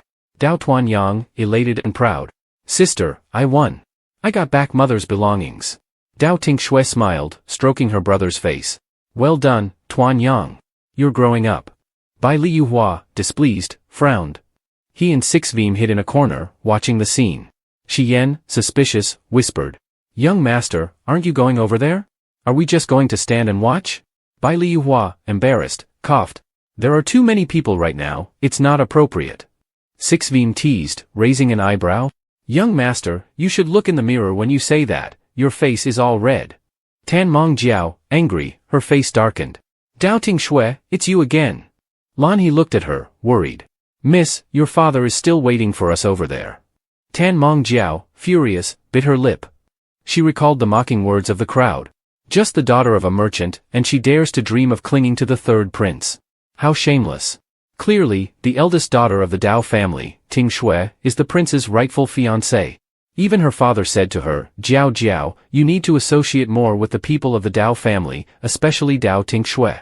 Your father is the one in charge of the Dao family. By doing so, our business will have a path to success. Aligning with the Dao family and building a connection with Dao Tinh Xue, isn't that worth it? Frustrated by the idea of having to curry favor with the Dao family for the sake of the family's business, Tan Mongjiao burst into tears, thinking, why should I have to do this? Returning to the present, her expression twisted with anger. Dao Tinh Xue, why should I have to please a useless girl like you? Why do you get what I want without lifting a finger? Why? Tan Mongjiao clenched her teeth and channeled power into her palm, muttering, just die already. She then unleashed the power from her hand. Meanwhile, Dao Tinh Xue and Dao Tuanyang were happily chatting, completely unaware of the sneak attack from Tan Mongjiao. Bai Liyuhua frowned and looked over. At that moment, Dao Tuanyang also noticed and quickly shouted, be careful. Dao Tinh Xue was surprised and looked over just as Bai Liyuhua suddenly grabbed her by the waist, swiftly avoiding a sneak attack from Tan Mongjiao that struck a large pillar instead. Bai Liyuhua and Dao Tinh Xue fell to the ground together. Dao Tuanyang angrily glared at the smoking pillar, while Tan Mongjiao, seeing that Dao Tinh Xue had escaped, became even more enraged. Her face twisted in anger as she huffed and turned to leave. Dao Tuanyang, seeing Tan Mongjiao walking away, clenched his teeth in anger and jumped up to grab her by the arm. So it was you, sneaking around to harm my sister. Tan Mongjiao glanced at Lan He beside her and then feigned innocence, looking at Dao Tuanyang with wide eyes. Tuanyang, little brother, I don't understand what you're talking about. Please let go of me. Dao Tuanyang's face darkened as he accused, that's right, it was you who struck from the shadows. That day, it was also you who took advantage of my duel with Dao Wan Ben. Tan Mongjiao feigned a pitiful look, her eyes briming with tears. Tuanyang, little brother, you're hurting me, she whimpered. But Dao Tuanyang was not swayed. This is your doing. You've brought this upon yourself, he declared. In response, Tan Mongjiao secretly gathered dark energy in her palm and swiftly struck Dao Tuanyang's chest. Caught off guard, he stumbled back several steps, feeling the force of the blow. Seeing Dao Tuanyang injured, Dao Tinh Xue anxiously screamed, Tuanyang. Tan Mongjiao cast a cruel glance at him, muttering, goodbye, Dao Tuanyang. I hope this poison gives you a quick death. Suddenly, Sixveem appeared in front of her, blocking her path. Where are you going, young lady? No need to rush. It seems there's still some unfinished business to attend to. Why not stay and talk for a while? Dao Tinh Xue, filled with worry, quickly supported Dao Tuanyang. Are you all right? Are you hurt anywhere? She asked with concern. Dao Tuanyang, filled with rage, pointed a trembling finger at Tan Mongjiao. I'm fine, but... His eyes suddenly widened, and he coughed up a large amount of blood before collapsing unconscious. Panicked, Dao Tinh Xue cried out, Tuanyang! Tuanyang! Just then, Bai Liyuhua appeared behind her. He quickly pressed several pressure points on Dao Tuanyang's body. He's been poisoned, Bai Liyuhua stated grimly. The toxin is potent. I'm afraid there's no time to prepare an antidote. Dao Tinh Xue, filled with fury, stood up with a sharp gaze fixed on Tan Mongjiao. Tan Mongjiao pretended not to understand, exclaiming, oh my, what happened to him? Could it be that he was injured during the earlier duel with Wan Ben? Dao Tinh Xue, infuriated, snapped, enough. She marched directly towards Tan Mongjiao, her voice cold and resolute. I will only say this once, Hand over the antidote immediately, or I will show you no mercy. Feigning ignorance, Tan Mongjiao replied, Antidote? I don't know what you're talking about. It's not my responsibility. Without patience, Dao Tinh Xue grabbed Tan Mongjiao by the throat, lifting her off the ground. Tan Mongjiao's face turned pale. Dao Tinh Xue narrowed her eyes and coldly demanded, Will you hand it over or not? As she tightened her grip, Tan Mongjiao was forced to look directly into her fierce gaze. Tan Mongjiao's face turned ashen. My powers are being absorbed by her. The onlookers, seeing the commotion, spoke up to help her. Hey, it's not related to Miss Tan if your brother is injured. Release her at once. Dao Tinh Xue gave them a cold glare and said, Get lost. The surrounding crowd, frightened by her icy stare, recoiled and began to scatter in panic. Ah, she's going to kill Miss Tan. The eldest Miss Dao is going to kill someone. Tan Mongjiao's face grew paler as Dao Tinh Xue pressed her forcefully onto the ground with a loud thud. I see you've noticed your powers are being absorbed by me. If you don't want to become a cripple, you better hand over the antidote now. I might still give you a chance to live. Tan Mongjiao gritted her teeth and said, Even if you kill me, you won't get the antidote. Your brother will still die. Dao Tinh Xue coldly laughed. Didn't you realize? The reason Tuan Yang could defeat Dao Wanben today is because his poison has already been cured. Did you think I wouldn't have found a way to save him? Tan Mongjiao looked at Dao Tinh Xue in shock. What?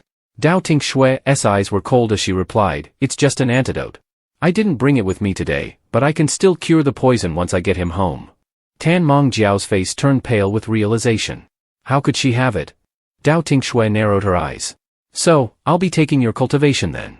At this moment, Tan Mongjiao finally showed signs of fear. Wait. She trembled as she handed over the antidote. Here's the antidote. Dao Tinh Xue took the vial and looked at her coldly. It seems you know your place.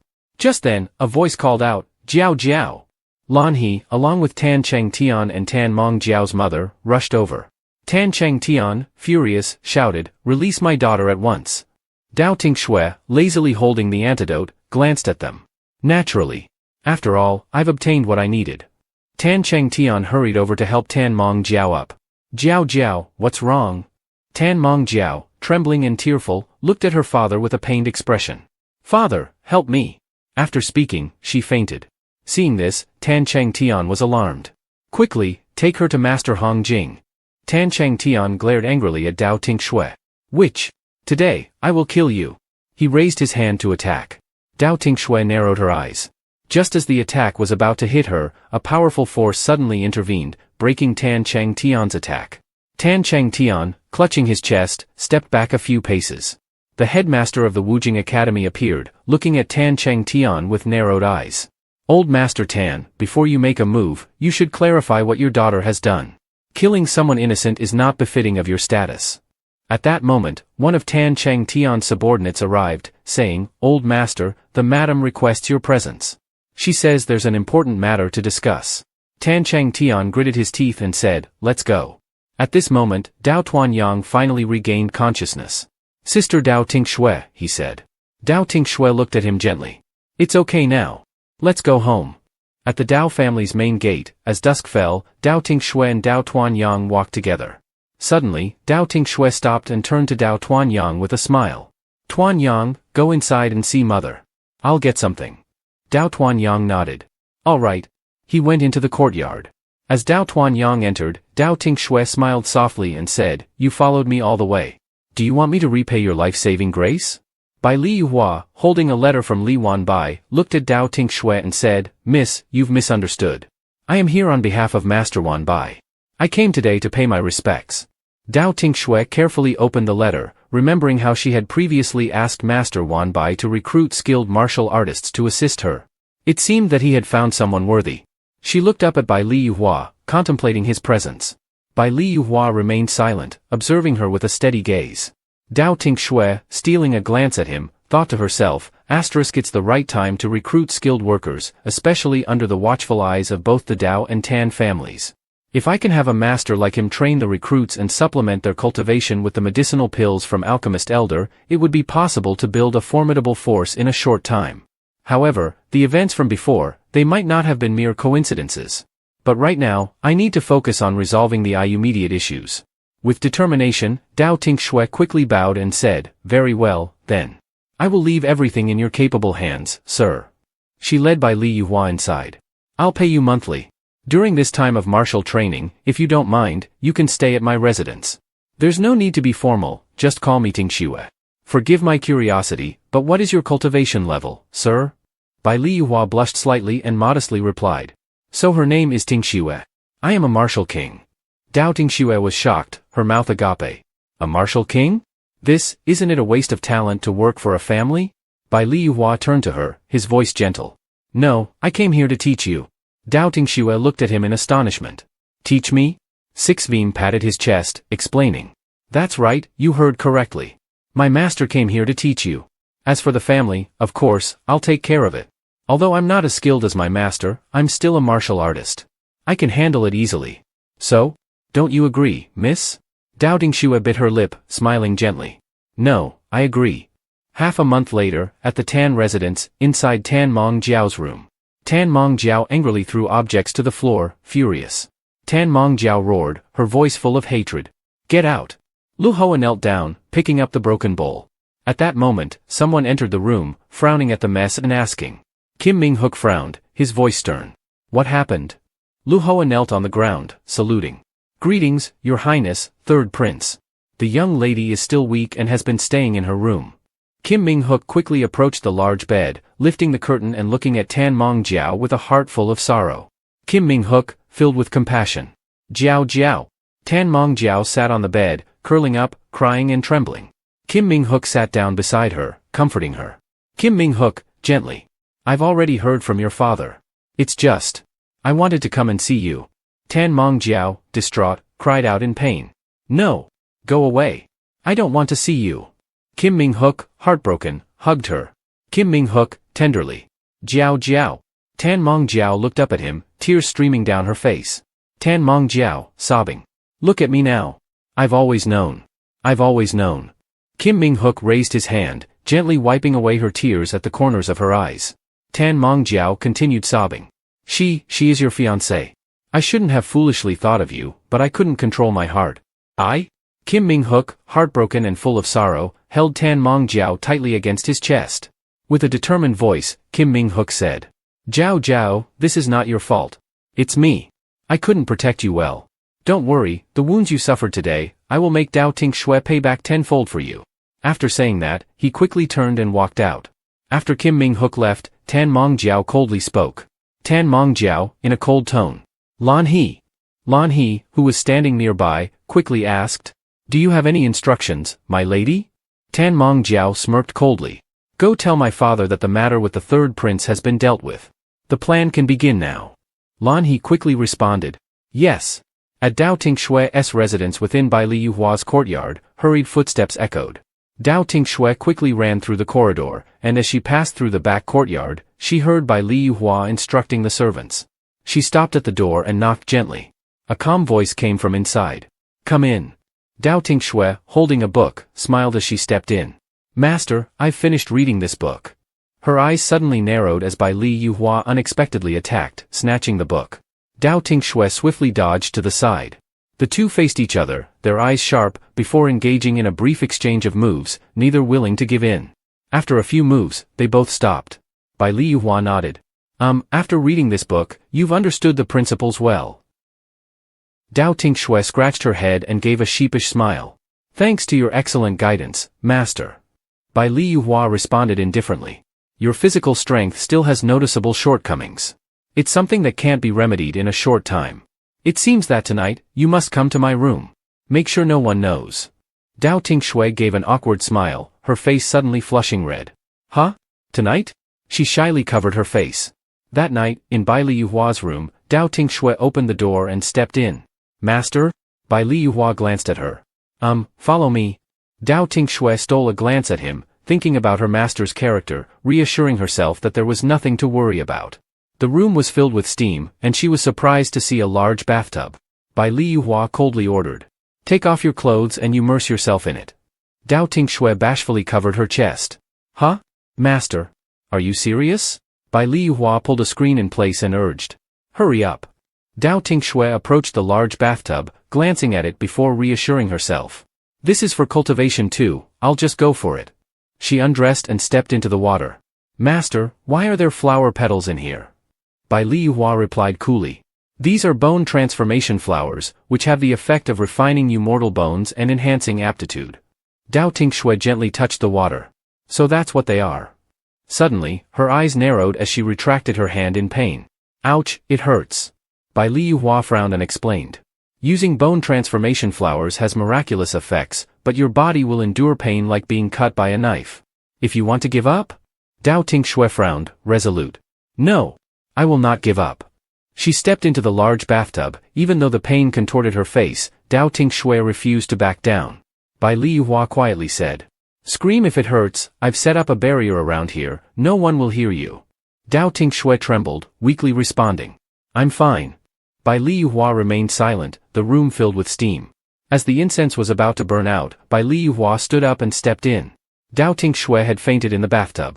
He gently brushed her hair aside, then lifted her out of the water, placed her on the bed, and carefully covered her with a blanket. Bai Liyuhua lightly kissed her forehead. It's all right now, sleep. In her dream, Dao Tinh Xue found herself naked in a different space. She was startled. Where is this? Her entire body became translucent, as if she had transformed into a fish. After an unknown period of time, Dao Tinh Xue suddenly opened her eyes, finding herself lying on a bed, looking around in surprise. This is Master's room? Her face suddenly turned red. Wait, I remember fainting in the bathtub. So how did I end up on the bed? Dao Tinh Xue hurriedly dressed and shyly ran out of the room. She rushed out without noticing that behind her, a pair of eyes was watching her closely. Sixbeam smirked slyly and glanced at him. Young master, were you too intimate last night, making Bai Liyuhua angry? He responded solemnly. She is not an ordinary woman. Last night, when I entered her realm, her entire body transformed into a translucent misty spirit fish. Sixbeam was shocked, unable to believe it. Misty spirit fish? How is that possible? Normally, when people immerse themselves in the environment, they only transform into a dark-colored carp. The higher the aptitude, the lighter the color, but she became a translucent misty spirit fish. This is unbelievable. In the room, Dao Tinh Xue sat in a daze, her cheeks flushed with embarrassment. Master saw everything. What should I do? Suddenly, a voice called from outside. Miss, someone from the Dongfang Commerce Guild has arrived and requests your presence to discuss an important matter. Dao Tinh Xue responded softly. I understand. The maid led Dao Tinh Xue out of the room.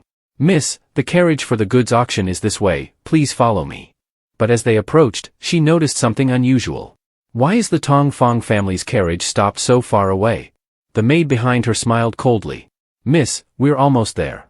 She suddenly thrust her hand into Dao Tinh Xue's clothes, and finally, Dao Tinh Xue realized the danger. You're not my family's maid. Who are you? Immediately, the maid scattered poison on her. It's too late for you to realize now. Dao Tinh Xue covered her mouth and coughed a few times. This isn't good, this stuff is poisonous. She squinted, spotting a group of assassins surrounding her. This is bad, the enemy has prepared in advance. Among the assassins, a familiar voice rang out. Dao Tinh Xue, at this point, I advise you to be sensible and obediently follow me to apologize to Jiao Jiao. Dao Tinh Xue turned toward the voice and saw Kim Ming-hook coldly staring at her. For the sake of our past, I can spare your life.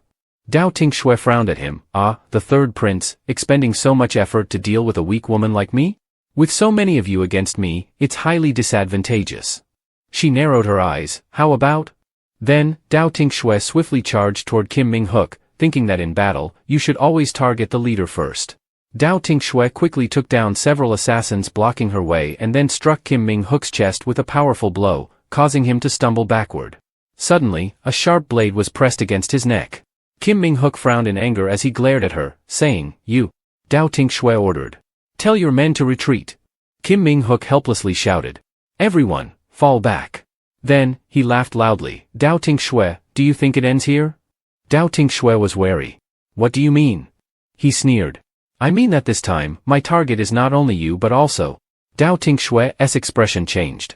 Mother and Tuan Yang. At Dao Tinh Xue's house, Ouyang Keej graciously invited Wan Thian Dan to the manor. Ah, sister-in-law, you must drink this apology wine. After all, we are one family. Dao Tuan Yang frowned in suspicion, while Dao Thian Hung stood by with a gentle smile.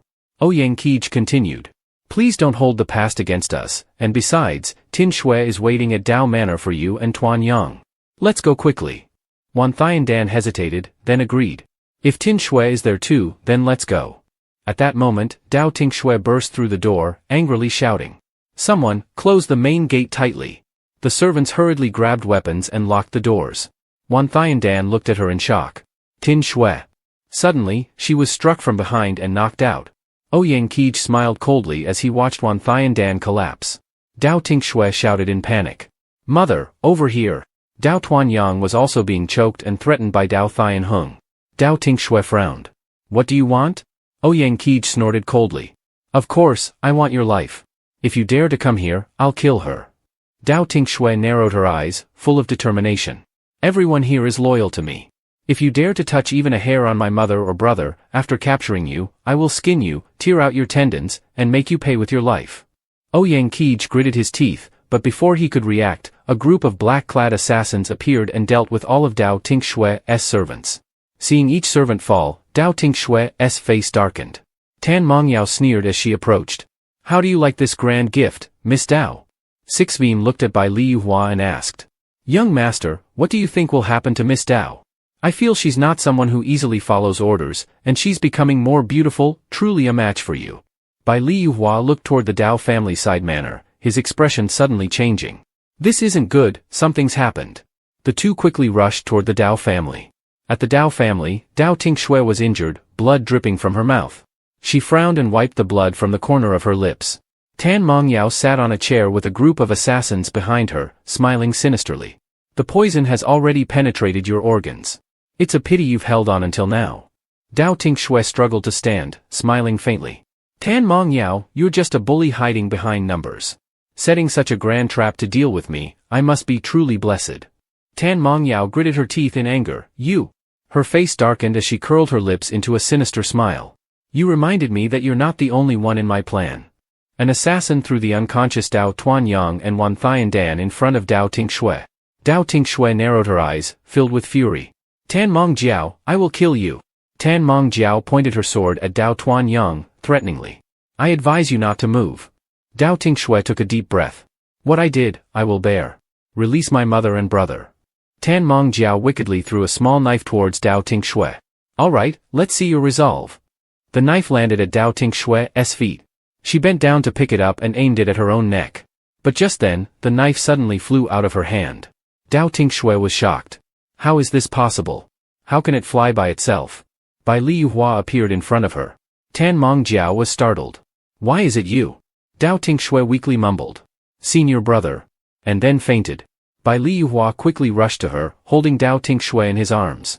It's all right now, I'm here. Tan Mongyao was stunned by this sight, her face twisted in jealousy. If she dies, Bai Liyuhua will surely like me. With this thought, she ordered the assassins. Kill Dao Tinh Xue.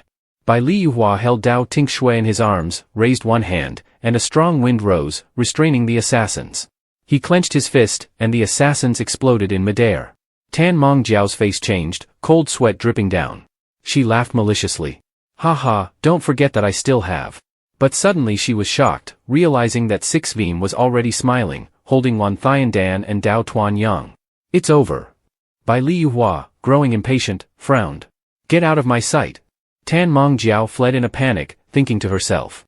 Dao Tinh Xue, sooner or later, I'll make sure you are shattered into 100 pieces. As she stumbled out, a luxurious carriage passed by. Inside, a man gently lifted the curtain, smirking. Interesting person, he murmured to himself. Seems like she might be worth a bite after all. In the bedroom, Dao Tinh Xue lay on the bed, dreaming of Bai Liyuhua gently reaching out to her. Dao Tinh Xue suddenly opened her eyes wide, sitting up in surprise. What am I thinking? A letter fell to the ground from her body. Dao Tinh Xue, surprised, picked it up and read. An admission letter from Jiayi Academy? The carriage sped along the street, with Dao Tuan Yang sitting inside, lifting the curtain to look outside. Dao Tinh Xue sat in the corner, her face filled with sorrow. Since that night, her master had left without a word, leaving only an admission letter. She clutched the letter in her hand, wondering. Yuhua, where have you gone? Dao Tuan Yang, sitting beside her, reminded. Sister, we've arrived. Dao Tinh Xue nodded. Yes, let's get off. Dao Tuan Yang carefully helped Dao Tinh Xue up the stairs. Be careful, sister. A familiar voice rang out. Oh, look who it is. Dao Tianyun, with her hands on her hips, coldly and arrogantly looked at the two. The world sure has changed, now even dogs or cats dare to come to Jiayi Academy. Aren't you afraid of being laughed at by others? Dao Tuanyang gritted his teeth in anger. You! Dao Tinh Xue, beside him, remained indifferent. Tuanyang, don't bother with foolish people like him. Ignoring the taunts, Dao Tinh Xue walked away. Dao Tianyun snorted coldly, watching the two leave. Many people quickly ascended the mountain. Teacher Chen smiled and introduced. In the boundless Suthian mountain, although there are many dangerous places, the areas we are heading to are well controlled, so there won't be any attacks by wild beasts. After passing through here, we will see the vast architecture of Jia Hung Academy at Dang Thian Tower. Looking at the towering Dang Thian Tower before them, everyone was amazed. Wow, Dang Thian Tower of Jia Hung Academy is indeed famous. Dao Tinh Xue, standing among the crowd, was equally astonished. This Dang Thian Tower is praised by so many, it truly lives up to its reputation, resembling a part of the heavens. Lim Wuyen suddenly appeared. Everyone, welcome to our Dang Thian Tower. I am Lim Wuyen, a teacher and the chief examiner for this test. This test consists of 2 stages. The first is this Dang Thian Tower. The rules are simple: enter the Dang Thian Tower, and within 1 hour, those who do not pass the 20th floor will be eliminated. The highest record at the academy is 50 floors, so I advise the candidates here to know their limits. Teacher Chen smiled and produced a list. This is the name list for this test. Candidates will enter according to the order, with the number hidden in the palm of each person. Everyone looked at their hands in surprise. I'm number 8, you're number 9. Wow, I'm number 6, how lucky. Lim Wuyen smiled and announced. The test begins, candidates prepare to enter the tower. Everyone responded in unison, while a tall figure stood aside, watching the candidates enter the tower. Kim Ming-hook frowned. Dao Tinh Xue. Then he coldly asked Teacher Chen. Is the task I gave you completed? Teacher Chen smiled wickedly. Rest assured, Your Highness, Dao Tinh Xue's order number has been moved. She definitely won't survive the 2nd floor in Dang Thian Tower. Suddenly, a figure swiftly glided through the crowd. Seeing this woman, everyone was astonished, their eyes lighting up. Wow, that's the top genius of the empire, Ling Zhanglin. It seems that the number 1 spot this year belongs to her, no doubt. She's so beautiful. Dao Tinh Xue furrowed her brows, pressing her lips together. The top genius of the empire? How interesting, she thought to herself. As Dao Tinh Xue took steps up the staircase, she suddenly noticed something was wrong. Her legs grew heavier with each step. It seems there's a special formation in this tower. The force within this formation increases as you ascend. The higher you go, the greater the weight. She looked at her hand and thought, I understand now. The weight in this formation builds up, making it impossible to resist. We must use force against force. Dao Tinh Xue turned to Dao Tuanyang and said, Tuanyang, let's do it this way. Dao Tuanyang nodded in agreement, yes. Dao Tinh Xue smiled, I'll wait for you up ahead. As Dao Tinh Xue continued forward, she suddenly encountered Dao Tianyun. He stood with his arms crossed, a frown of jealousy on his face as he sneered at her. Oh, a reckless and arrogant Dao Tinh Xue, why are you moving as slow as a turtle today? Dao Wanben, standing next to him, arrogantly added, exactly, if you can't do it, just go back home. Don't disgrace this sacred place. Dao Tinh Xue responded with a cold smile, glaring at the two of them. Even if I'm slow, it would only take a moment to crush 2 worthless pieces of trash like you. With that, she quickly soared past the crowd, moving ahead. Dao Tianyun and Dao Wanben were left in shock, their mouths agape and their faces ashen with embarrassment. After some time, the others struggled to ascend the staircase, exhaustion evident in their every move. Some sat down to rest, unable to continue, while others crawled up the stairs, panting heavily. I can't go any further, one of them gasped. This is as far as I can go. On the other side, Lim Wuyen and Elder Chen stood above, observing the crowd. Lim Wuyen was amazed, incredible.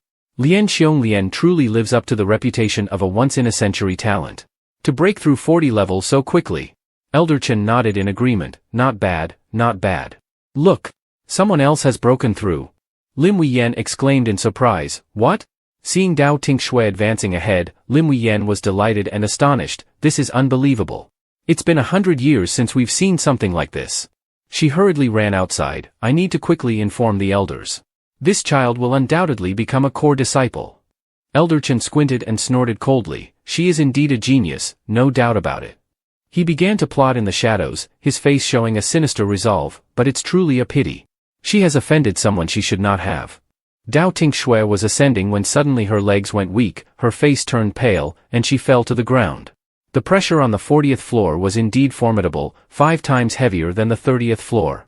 Dao Tinh Xue wiped the sweat from her forehead and then stood up, looking ahead at the stairs. She wondered what kind of pressure awaited on the 50th floor.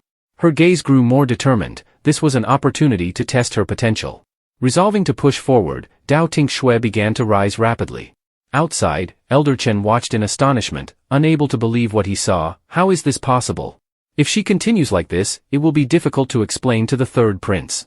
It seems I have no choice but to take action. Elder Chen started to manipulate the gravity, increasing the weight dramatically. Dao Tinh Xue suddenly felt an immense pressure, as if thousands of pounds were pressing down on her. She gritted her teeth, supporting herself on the ground, and spat out a mouthful of blood. At the 45th floor of the Dang Tian Tower, Dao Tinh Xue gasped for breath, crawling step by step.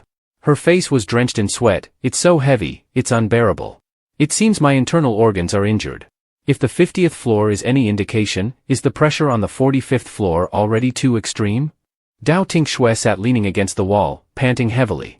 She thought to herself, if I continue to force myself like this, reaching the 50th floor is indeed too far-fetched. She narrowed her eyes, determined not to give up. It's only 50 floors. I don't believe it can confine me, Dao Tinh Xue. Dao Tinh Xue wiped the corner of her mouth, her entire body exuding a fierce spirit. The elders watching from outside observed her with growing interest. Seeing Dao Tinh Xue muster the strength to advance, Elder Chen's expression turned grim.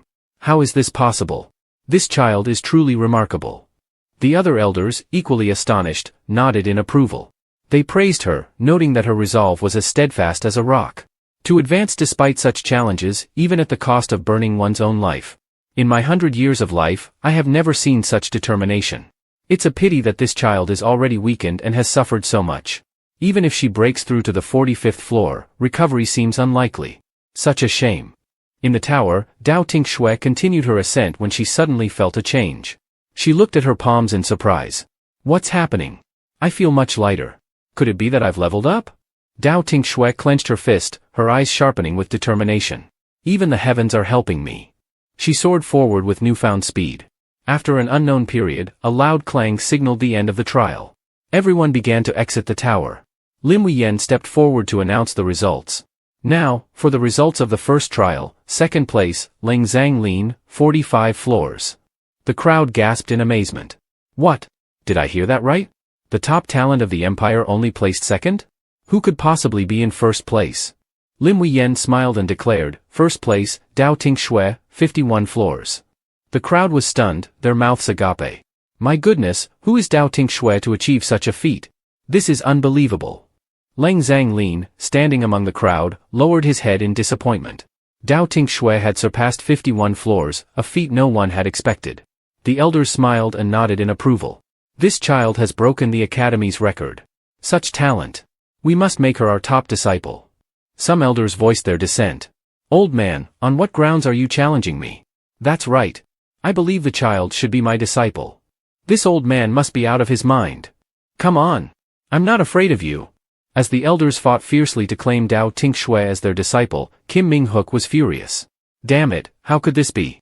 Is she invincible or something? Chen Laoshi, what is going on? At that moment, a cold voice rang out, such chaos, what kind of display is this? The elders, startled, ceased their actions. An elderly man with white hair and a dignified demeanor flew in, accompanied by another man. The elderly man spoke, Elders, hold on. We still have 2 more trials. Let's wait for the final results before making any decisions. The elders responded respectfully, yes, Director. The director and the masked man landed gracefully. The masked man asked, has the director noticed something? The director and the masked man moved forward. As they passed by Chen Laoshi, the director cast a cold glance at him. Chen Laoshi, your audacity is growing. The academy might not be able to keep you much longer. Chen Laoshi's face turned pale, and he collapsed to the ground. Below, Dao Tinh Xue smiled and patted Dao Tuanyang on the shoulder. It's all right. Reaching the 29th floor is already a great achievement. Don't forget, there are still 2 more trials ahead. I have a lot of confidence in you. Dao Tuanyang smiled and nodded. I'll do my best. Suddenly, he noticed a familiar figure. Is that you, Hua? Dao Tinh Xue looked in the direction he was pointing and, seeing the familiar figure, felt a pang of surprise. At that moment, people around Dao Tinh Xue approached her excitedly. Wow, she must be Dao Tinh Xue, right?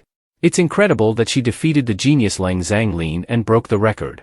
Dao Tinh Xue, feeling uncomfortable, brushed past the crowd coldly. Excuse me, please make way. As she stared at the tall figure, the masked man turned and glanced at her. Dao Tinh Xue's face flushed red. Just then, a man approached her and said, Miss Dao, my name is Kim Min-yoon. May I have the honor of becoming friends with you? Dao Tinh Xue coldly replied, Sorry, I'm not interested in making friends. Please excuse me. Kim Min-yoon chuckled, No problem. Since we are in the same academy, I'm sure we'll have the chance to meet again. Dao Tinh Xue quickly moved forward, looking around anxiously for the familiar figure but failing to find him. She lowered her head in disappointment and sighed. Dao Tuanyang, panting, finally caught up and said, Sister-in-law, I finally caught up. With so many people, how did you still manage to run so fast? He then asked, Have you seen Yu Hua yet? Dao Tinh Xue, looking disappointed, replied, No, I haven't seen him. But it's okay, he's not that important. I just wanted to greet him. The second trial is about to begin, so let's hurry. Inside a spacious room, Lim Huiyan explained the second trial, which involved the illusionary scene formation. As the name suggests, you will enter the illusionary scene of this formation. The scene is extremely realistic, and if your willpower is not strong, you might be overcome by it and lose your sanity. It's not difficult to pass this trial, you only need to persist for half an hour. Do you all understand? The crowd responded in unison, Understood. Lim Huiyan smiled and announced, Then, the second trial begins. Everyone began to take their places in the formation. Dao Tinh Xue sat cross-legged and closed her eyes, entering the illusionary scene. She placed her bare feet on the ground and was astonished by her surroundings. As she looked around, she saw soldiers lying dead on the battlefield and a sky that was red like blood. Confused, she wondered where she was. Suddenly, the corpses began to rise, their faces twisted in anger as they surrounded and attacked her. Dao Tinh Xue coldly laughed, Ha, is this all you've got? She raised her 2 fingers and with a swift motion, shattered the soldiers. As the scene broke apart, Dao Tinh Xue slowly opened her eyes and was amazed by the beautiful scenery before her. In the idyllic meadow, a woman approached her, asking, Princess, are you all right? Did you get hurt? Let me see. The woman picked up a little girl and asked, Nane, why are you here? The woman gently brushed off dust from her clothes and said, Oh, my little princess, where else would I be? The Emperor and the Empress are waiting for you up ahead. Don't rush so much. At that moment, 2 tall figures approached, waving at the little girl. The beautiful woman beckoned, Come here, darling. Let me see you. The princess looked at the 2 figures with tears streaming down her face. Father, mother, you're not dead, she asked, her voice trembling. Idreamt? I dreamed that both of you were gone, and I was all alone. The nurse gently took the girl's hand and smiled, leading her to the Emperor and Empress. Don't cry, princess. Everything is fine. We will be together forever, won't we? Fragments of memories flashed through Dao Tinh Xue's mind. Lim Huiyan's serious reminder echoed, if one's willpower was not strong enough, the illusion could dominate and lead to the loss of consciousness. The image of the Empress, who had died earlier, reminded her to keep living. Dao Tuanyang, smiling, called out to her, Sister, come back. The little princess, with a solemn voice, said, I'm sorry, nurse, looking confused. The nurse asked, What's wrong, little princess? The girl bowed her head for a moment before raising it again, tears on her face, and with a smile, said, Nurse, you're so beautiful. Everything here is so beautiful, but I can't return anymore, can I? Suddenly, the ground beneath her cracked. The nurse, panicked, tried to grasp the little princess's hand. Princess, little princess. The princess closed her eyes tightly, realizing that she would never be able to return again. Dao Tinh Xue fell to the ground, tears of anguish streaming down her face. Bai Li Yuhua appeared from nowhere, approaching her and gently stroking her hair. It's all right, he said softly.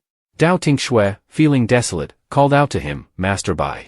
Bai Li Yuhua replied gently, Yes, it's me. I'm back now. He helped Dao Tinh Xue to her feet. After leaving, I kept thinking about whether I was truly your master or not. Now I've realized, I want to be more than just your master. Dao Tinh Xue's heart raced. Brother, what are you saying? Bai Li Yuhua extended his hand towards her. Come with me, Tinh Xue. Dao Tinh Xue reached out to place her hand in his, and they clasped hands tightly. Her small face flushed as their lips were about to meet. Suddenly, she snapped back to reality, realizing something was wrong. She quickly pushed the man away, exclaiming, "You're not him. This is still an illusion." Bai Liuhua's face darkened, and he smiled coldly. "Don't you believe me, Tinh Xue? This is indeed an illusion, but it's also the weakest part of your heart. The fact that you can meet me here shows something." Dao Tinh Xue drew a small knife, attacking the man in front of her. "If you must blame someone, blame yourself for your poor acting. My master would never do such things with me." The man, with a sinister smile, observed her. "Why deceive yourself? This is indeed an illusion, but it reveals your deepest vulnerabilities." Dao Tinh Xue, with her fury rising, shouted, "Shut up. You're lying." Her brows furrowed deeply, and her breath came in rapid gasps. She tried to confront the illusion of Bai Liuhua, who stood beside her, observing her every move with an unsettling calmness. As the illusionary Bai Liuhua taunted her, Dao Tinh Xue's frustration boiled over. "Shut up. Just shut up." She stood up, driving the knife into the illusion's chest. Bai Liuhua spat blood, and the wound began to bleed profusely. Despite his injuries, he clung to her. "You can't escape," he said ominously. Lim Weiyan, watching from above, was taken aback. The scene was chaotic. Dao Tinh Xue was surrounded by a massive surge of power within the illusion. Her strength was astonishing, and even the observers were stunned. The headmaster and the elders watched with disbelief. Suddenly, Bai Liuhua vanished and reappeared behind Dao Tinh Xue. Her eyes flew open, and she panted heavily. Confusion and realization struck her. Why is he here? Does this mean I truly have feelings for him? Just then, a familiar voice called out from behind her, "Tinh Xue." Dao Tinh Xue turned in surprise. The voice was unmistakable. Bai Liuhua smiled gently. "It seems you've passed the illusion trial." Overwhelmed, Dao Tinh Xue cried out, "Don't come any closer. Run away." She then fled from the scene. Bai Liuhua, bewildered and confused, watched her leave. Lim Weiyan stood in shock, struggling to comprehend what she had just witnessed. Is it possible? Did someone really break through the illusion trial directly? The event was beyond imagination, a testament to Dao Tinh Xue's remarkable strength and resolve. Lim Weiyan in shock, turning around, "Another one?" Leng Zhanglin calm, confident, "Teacher, did I come in first this time?" Lim Weiyan sighing, regretful, "It's unfortunate. Someone else broke through the formation before you. So, you're second." Leng Zhanglin frowning, doubtful, "Was it Dao Tinh Xue?" Lim Weiyan nodded, confirming, "Yes, it was." The headmaster and elders observed in silence from above. In another corner, Dao Tinh Xue leaned against a large tree, her eyes downcast and sad. Suddenly, a little angel appeared before her. Angel with a clear, stern voice, "No matter what, he's still your master. His feelings are wrong, and you must not have feelings for him either." The demon beside her sneered, looking at her and said. The demon laughed dismissively, "So what if he's your master? Love between a man and a woman is natural. What's the point of so many rigid rules? If you like each other, then be together." The angel retorted, speaking sternly, "What you're suggesting goes against the natural order, it's unjustifiable." The demon, angered, pointed at the angel and shouted, "You're the one who's rigid and unchanging. When Bai Liuhua gets snatched away by someone else, you can sit there and cry." Dao Tinh Xue, feeling annoyed, pressed her hand to her forehead. "This is so troublesome. How am I supposed to face him after this?" At that moment, a voice sounded behind her. Leng Zhanglin spoke coldly, with confidence, "You're Dao Tinh Xue, right?" Dao Tinh Xue turned around, confused. "Huh?" Leng Zhanglin confirmed with determination, "I am Leng Zhanglin. In the third trial, I will definitely take first place." After saying this, she coldly turned around and left, leaving Dao Tinh Xue standing there, puzzled. Moments later, Lim Weiyan stood on a high platform and announced. Lim Weiyan spoke clearly, "The second trial has concluded. A total of 33 candidates will proceed to the next stage. The third trial is a combat test. You will face 50. Suddenly, the headmaster interrupted her. The headmaster, serious and frowning, said, "Teacher Lim, hold on a moment." He looked down, his expression serious. The headmaster, with a firm voice, declared, "You will face 100 ferocious beasts of varying levels." Lim Weiyan and the elders were shocked, their mouths agape, while the candidates below began murmuring. One candidate, surprised, whispered, 100? No way. In previous years, it was always 50 beasts, all of the same level. Why is the difficulty increased this year? The headmaster, with a serious tone, explained, because the candidates this year are exceptional. If there were only 50, it wouldn't be enough to test your true abilities. This is also a sign of respect for your exam results. I hope you can understand. The crowd below continued to murmur in confusion. Another candidate, muttering with dissatisfaction, said, There were geniuses in the exams before, so why didn't they increase the difficulty then? Isn't it because of those two this year, especially that Dao Tinh Xue? Not only did she break the Academy's record, but I heard she also broke through the Huanjing array. Someone else, looking angry and jealous, spoke up, "It's unfair that we're suffering because of her. If she wasn't here, everything would be fine. She shouldn't even exist." Dao Tinh Xue remained silent, furrowing her brows, thinking, what are these people planning? Lim Wuyen continued to announce, her voice clear, "This trial will not restrict your fighting methods. You can fight freely, whether alone or in groups. The exam will only end when all 100 beasts are killed. Before that, anyone who loses consciousness or surrenders will be disqualified." Dao Tinh Xue frowned, concerned, "With my strength, I can handle 50 beasts, but if it's 100? That's too difficult. Wait, something's not right. This trial seems to be testing our combat ability and endurance. But if I think about it, one could pass the trial by relying on someone else's strength." Dao Tinh Xue looked up at the group, worried, "These people. Surely they won't?" The group in front of her sneered, their eyes filled with schemes. Heh, we just need to lure the beasts toward her. Yes, she deserves to suffer. Who told her to be a genius? Dao Tinh Xue felt helpless, thinking, they're being so obvious. Lim Wuyen led the group forward, announcing loudly, "Now, please proceed to the field ahead. Our trial will begin." Dao Tinh Xue frowned, thinking to herself, for this trial, I must stay extra alert. The situation on the battlefield changes quickly. If something goes wrong, the people around me could get dragged down. It seems like there's only one option. She turned to Dao Tuanyang beside her. Dao Tinh Xue, calm and composed, suggested, "Tuanyang, when the trial starts, we'll act separately. Let me see if you've improved lately, okay?" Dao Tuanyang, confident, agreed, "All right, sounds good." Dao Tinh Xue's eyes burned with determination, "Then it's just this fierce battle left." Leng Zhanglin, silent, walked behind her, observing her, quiet, saying nothing. Lim Wuyen stood on the high platform, announcing, "Lim Wuyen, attention, candidates. The third trial begins now. For safety, the beasts this time are all illusions. But an illusion does not mean their attacks aren't real. I hope you will face them earnestly. The ranking for this round will be based on the number of beasts you kill. If you cannot hold out, you may call for help from a teacher. Of course, asking for protection also means disqualification." The iron cage was lifted, and Lim Wuyen shouted, "The trial begins." Ferocious beasts rushed out of the iron cage, and the people below, terrified, turned pale and scattered in panic. Screams filled the air, "Help! Ah!" The crowd fled with their legs coiled, and one of them, upon seeing Dao Tinh Xue, had a wicked idea. He sat down in front of her, and suddenly a large black bear appeared before Dao Tinh Xue. She squinted, jumped high, and thrust her small blade forcefully into the bear's head. Then she landed on the ground, and the huge black bear disappeared behind her. Dao Tinh Xue breathed a sigh of relief, feeling a bit lighter. But at that moment, a black python appeared beside her. Dao Tinh Xue quickly swung her blade and cut the python in half. About half an hour later, the headmaster and the elders stood above, observing. The elder, astonished, said, "Why are these beasts only attacking from one side? Who is over there?" The headmaster, calm, replied, "If I'm not mistaken, it's the black horse appearing in this assessment." The elder next to him asked, "Why is this happening?"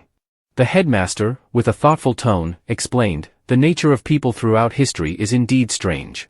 Those at the top cannot bear the cold. Dao Tinh Xue, how will you handle this?" Meanwhile, Dao Tinh Xue, her clothes tattered, was breathing heavily, frowning at the beasts before her, and muttered, "Damn, more and more keep coming. At this rate, I won't be able to hold out. What should I do?" At that moment, a large tiger suddenly jumped up to attack from behind her. Dao Tinh Xue only had a moment to react, her face changing color. Just as the tiger was about to bite her, it was suddenly knocked back. A large ice sword flew in and killed the tiger. Dao Tinh Xue turned around and saw that the person who saved her was Leng Zhanglin. She stood there, her soft hand gripping the sword, coldly looking at her. Dao Tinh Xue, surprised, looked at Leng Zhanglin and said, "You." Leng Zhanglin, coldly standing in front of her, spoke, "I told you before, the first place in this assessment will be mine. There are already too many resources for you." Leng Zhanglin coldly turned away, and Dao Tinh Xue sighed, pursing her lips, and then smiled while mumbling, "Thank you." The two of them moved forward, fiercely fighting the beasts, each going in different directions, neither willing to concede.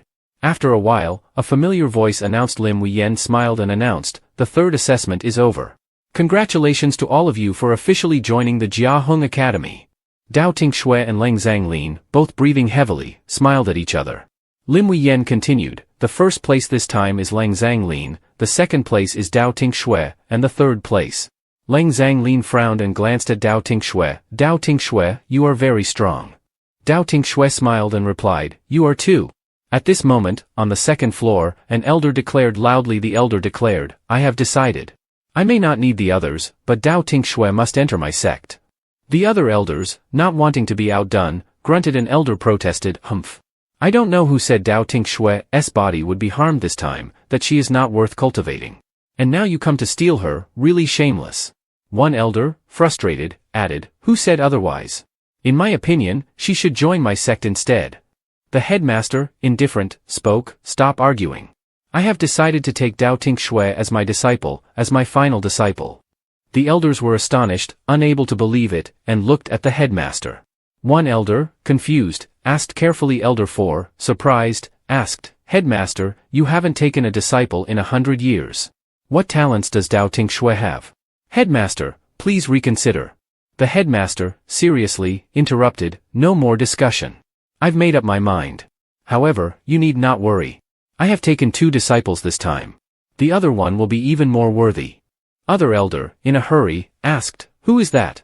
Leng Zhanglin? The headmaster shook his head and replied, no, it is. The scene shifted to the dormitory corridor of the academy. The sky was darkening, and everyone quickly headed back to their dorms.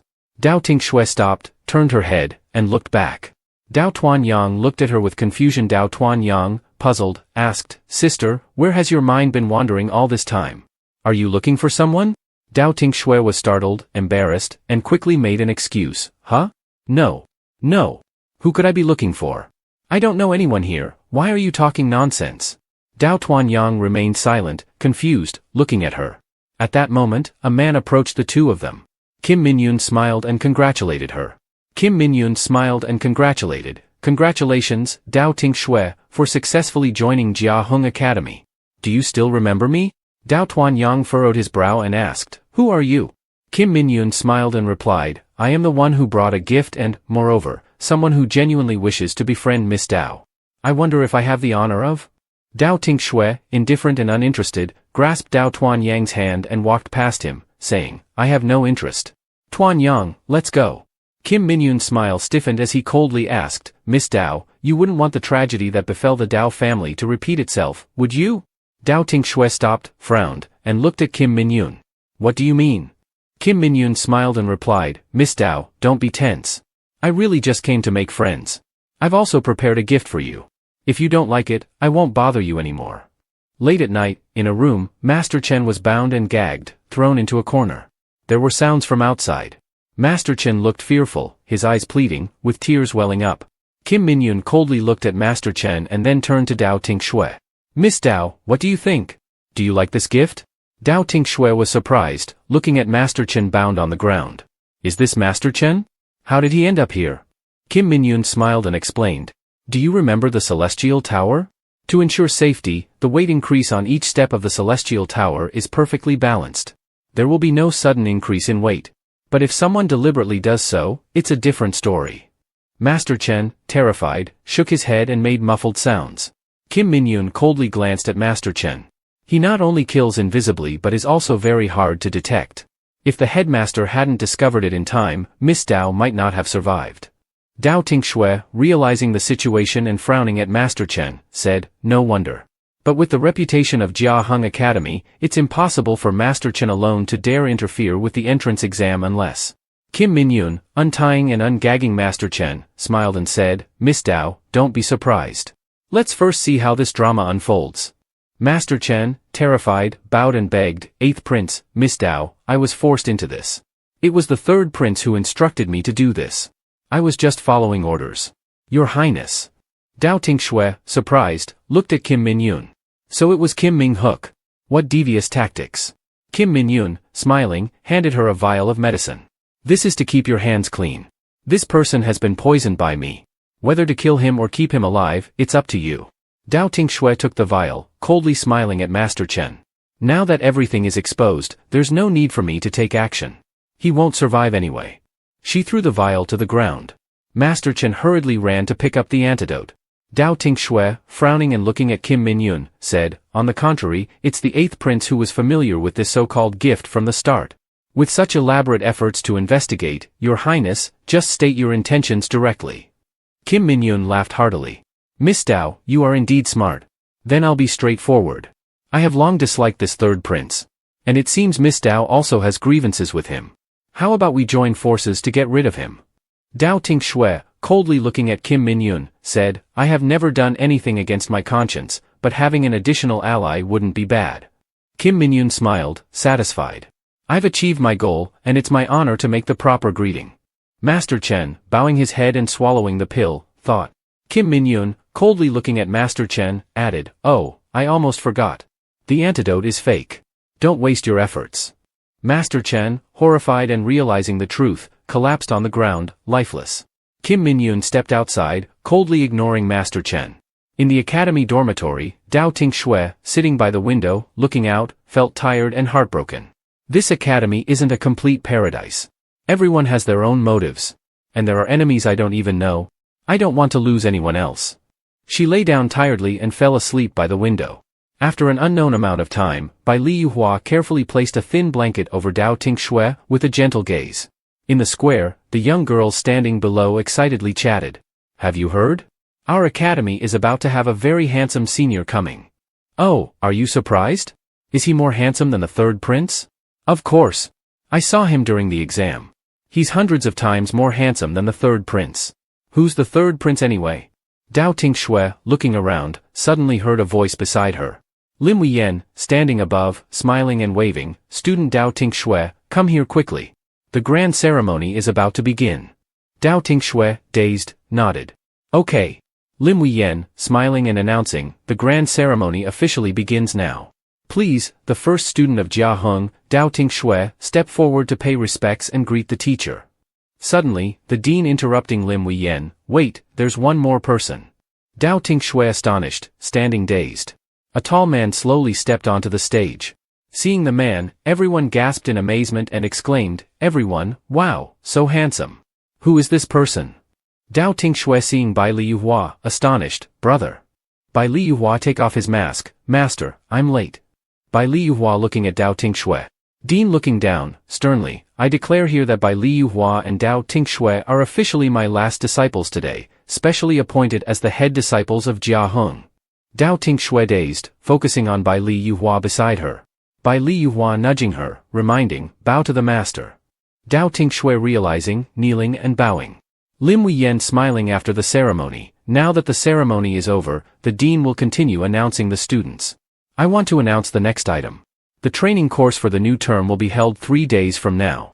The training location is Flame Mountain, behind Skyend's mountain. All students with martial artists at the 5th level or above in the academy can participate." Lim Wuyen smiling, explaining, "The task this time is for each person to defeat at least one high-level spirit beast. The higher the level, the higher the score." A student raising their hand, asking, "Master, how can we know if the spirit beast we kill is high level? Will there be a specialized teacher to assess it?" Lim Wuyen looking at the student, answering, "No, there will be no professors accompanying you this time. You must rely on your own strength to complete it. To determine the level, you need to obtain a flame demon bone. This is a 2-star flame demon bone, divided into 5 levels. The more dangerous the spirit beast, the higher the level of the bone." Lim Wuyen continuing, "To add some excitement, we have arranged a small competition. The person with the highest score will receive a special gift personally prepared by the dean. Additionally, I recommend that you form teams, it will be easier to obtain the bones that way." Dean coldly, "All right, that's all. 3 days from now, gather at the entrance of Tianjue Mountain for the official examination to begin." Everyone excitedly, replying, "Understood." Dao Tinh Xue quietly, staring at Bai Liyuhua, "Brother, Yuhua, why are you?" Bai Liyuhua not hearing clearly due to the noise, leaning down, "What did you say?" Dao Tinh Xue heart pounding, blushing. Dean calling Bai Liyuhua, "Yuhua, come with me." Bai Liyuhua quickly responding, "Yes." Dao Tinh Xue embarrassed, excited, hugging a pillar and repeatedly banging her head against it. What was I just looking at?" Outside the Jia Heng Academy, Kim Mingyun standing outside, seemingly waiting for someone heard a voice behind him. Kim Minghook showing interest, "Third brother, you really have a taste for things. Kim Mingyun walking over, sarcastically, it's so late and you're still calling me to appreciate the moon. Unfortunately, I'm not as good as third brother, and I don't understand what it means to appreciate the moon. Kim Ming-hook narrowing his eyes, sternly, do you know why I'm looking for you? You've ruined my plan and acted on your own with my people. Eighth brother, you really have some skill. Kim Mingyun laughing heartily, oh, so it's about this. Third brother, don't be angry. If old Master Chen doesn't do his job properly, it's no great loss if he dies. I was just helping you deal with the aftermath. Kim Mingyun remembering something, sneering, oh, by the way, I recently received some very interesting letters. I thought you might be very interested. Kim Ming-hook frowning, worried, letters? What's going on? Kim Mingyun sneering, hasn't third brother noticed what's been missing recently? Kim Ming-hook his face changing color, not good. Could it be him? Kim Ming-hook gritting his teeth, asking, what exactly do you want? Kim Mingyun laughing, happily, ha, don't be in a hurry. Third brother, would you like to make a bet? If you win first place in this training, I will hand over all the correspondence between you and the border army. If you lose, how about the soul rebirth pills from your mother, Madame Xian? Kim Ming-hook angry, grabbing Kim Mingyun by the collar, furious, don't joke around. If you don't hand over the letters right now, don't blame me for using other methods. Kim Mingyun sneering, nonchalantly, I know third brother has hundreds of ways to get the letters. But I'm afraid that the letters might accidentally end up on the Emperor's desk. Kim Ming-hook stiffening, gritting his teeth, are you threatening me? Kim Mingyun releasing his grip, looking at Kim Ming-hook, it's just that sometimes it's better to do things by the rules. Third brother, you've always been the smart one. I'm sure you understand this better than I do. Kim Ming-hook gritting his teeth, agreeing, alright, then as you said. I accept the bet. Kim Mingyun smiling with satisfaction, very well. I won't disturb third brother's moon appreciation any longer. Farewell. Kim Mingyun leaving leisurely, a sinister smile on his face, doing things by the rules is not wrong, but if the person who set the rules is no longer around, things become simpler. Dao Tinh Xue standing outside, with a determined look, I have to set off in 3 days. I need to make the most of my time to improve myself. Dao Tinh Xue beginning her practice, her eyes shining brightly. Bai Li Yuhua standing above, watching her intently, smiling, she looks very beautiful today. 6 Vim suddenly appearing behind Bai Li Yuhua, Your Highness, you told me to investigate. Bai Li Yuhua startled, quickly covering 6 Vim's mouth, Dao Tinh Xue hearing the noise, turning around, looking around, suspicious, it seems like I heard 6 Vim's voice. Bai Li Yuhua sweating, quickly covering 6 Vim's mouth and hiding in a corner, don't make noise. 6 Vim folding his hands, apologizing, Your Highness, I didn't mean to. Bai Li Yuhua letting out a sigh, turning around, her anger rising, don't rush, let's find a place to talk slowly. 6 Vim painfully, responding, yes. The man 3 days later, at the gate of Fire Flame Pine Forest, handing each student a soul returning pearl, before we start the training, please take this. It is a soul returning pearl. If you break it, you will return to your current position. The teachers and I will wait for you here. You don't need to force yourselves too much, just know your own limits. Safety is the most important. Dao Tinh Xue looking at the soul returning pearl in her hand, thinking to herself, such an important thing must be kept very carefully. The man raising his hand to announce, alright, the training begins now. He activates the magic formation enveloping everyone, and everyone enters the gate of the Fire Flame Pine Forest one by one. Dao Tinh Xue and Dao Tuanyang entering together, when someone suddenly calls her. Kim Mingyun smiling, running to Dao Tinh Xue, Miss Dao, wait for me. Kim Mingyun smiling, continuing, I heard that a team will be more suitable for this test. Would Miss Dao like to join us? These people are my assistants and their cultivation is also not bad. The people behind him raise their hands and smile at her. Kim Mingyun continuing, if you and Mr. Dao join us, we might even come in first place. Dao Tinh Xue smiling at him, having more people is good. But, one of Kim Mingyun's subordinates hastily speaks up, advising, Your Highness, it might not be appropriate to include a stranger like her in our team. First, not to mention if she is trustworthy or not, but her cultivation might not be enough and could hinder us. Dao Tuanyang gritting his teeth in anger, looking at Kim Mingyun's group, what do you mean? Dao Tinh Xue quickly stopping Dao Tuanyang, Tuanyang, stop scrutinizing. The prince, being a prince, of course has many capable people around him. It is normal to think this way. But if we don't share the same thoughts and are not on the same path, then we will take our leave. She turns and walks away. Kim Mingyun looking at her in confusion, calling after her, Miss Dao, please stop. Miss Dao. Dao Tinh Xue and Dao Tuanyang have walked far away. Kim Minyun, angry, snorts coldly, glaring at his subordinate, "You ruined my big plan again." With that, he angrily leaves to catch up with the two. Dao Tinh Xue walking, suddenly stops, looking at the group ahead moving away. "We should go this way instead." Dao Tuanyang frowning, silent, glancing at the trees and the crowd going in one direction. "Sister, this path is less crowded and we don't even see a low-level spirit beast. We previously obtained some 1-star and 2-star demon bones, but it's still not enough. Wouldn't it be better to take another route?" Dao Tinh Xue with a determined and serious look, "My foolish younger brother, a crowded path doesn't mean it is the best. It's just easier. And regarding spirit beasts, if this path has low-level spirit beasts, then I would rather not go there." Dao Tuanyang alertly turning around at a strange noise. "Who's there?" Dao Tinh Xue coldly laughing, "Eighth Prince, following us the whole way is truly persistent. Your courage is commendable." Kim Minyun laughing lightly, appearing with his subordinates, "Indeed, I can't escape your eyes. However, regarding the choice of this path, our thoughts are the same." Dao Tinh Xue surprised, asking, "Oh? Then if the 8th Prince is not bothered, please explain." Kim Minyun seriously analyzing, "Spirit beasts are different from people. Apart from those that live in groups like humans, very few live in clusters. The higher the level of the spirit beast, the clearer its territorial boundaries. Low-level spirit beasts absolutely do not dare to come near. In other words, if you choose this path, the demon bones will at least be 3 stars or higher." Dao Tinh Xue smiling, clapping in praise, "All right, the prince is right. But I seem to remember that weak people like us are not worthy to accompany the prince." Kim Minyun bowing his head, looking straight into Dao Tinh Xue's eyes, "No, no, no, Miss Dao is wrong. Now, we are being shameless and causing trouble for you." Dao Tinh Xue unable to hold back her laughter, "All right then, let's go together." By Li Yuhua hiding in a corner, silently observing her. 6 Veem, confused, asks, "Your Highness, do you really need to secretly protect them?" 6 Veem sighing, helpless, "I know you're embarrassed and don't want to accompany the young lady. You don't know that the one tailing them is quite passionate. His clothes even match mine. He's been following her all the way. If you don't find it annoying, I do. Perhaps I should leave, he keeps blabbering endlessly." By Li Yuhua angry, clenches her fist, and punches 6 Veem in the head. "Stop it right now."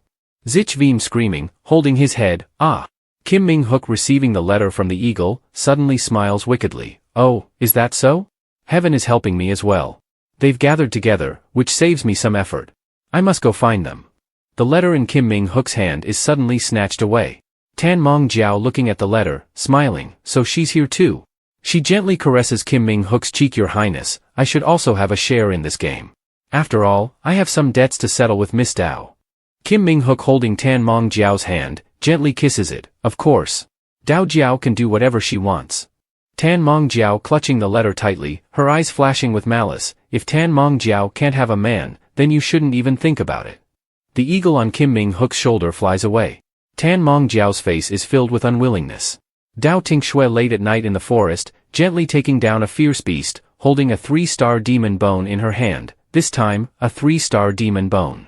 Kim Mingyun's subordinates arriving and seeing this, can't help but praise, "Wow, well done, Miss Dao. You truly are a deity."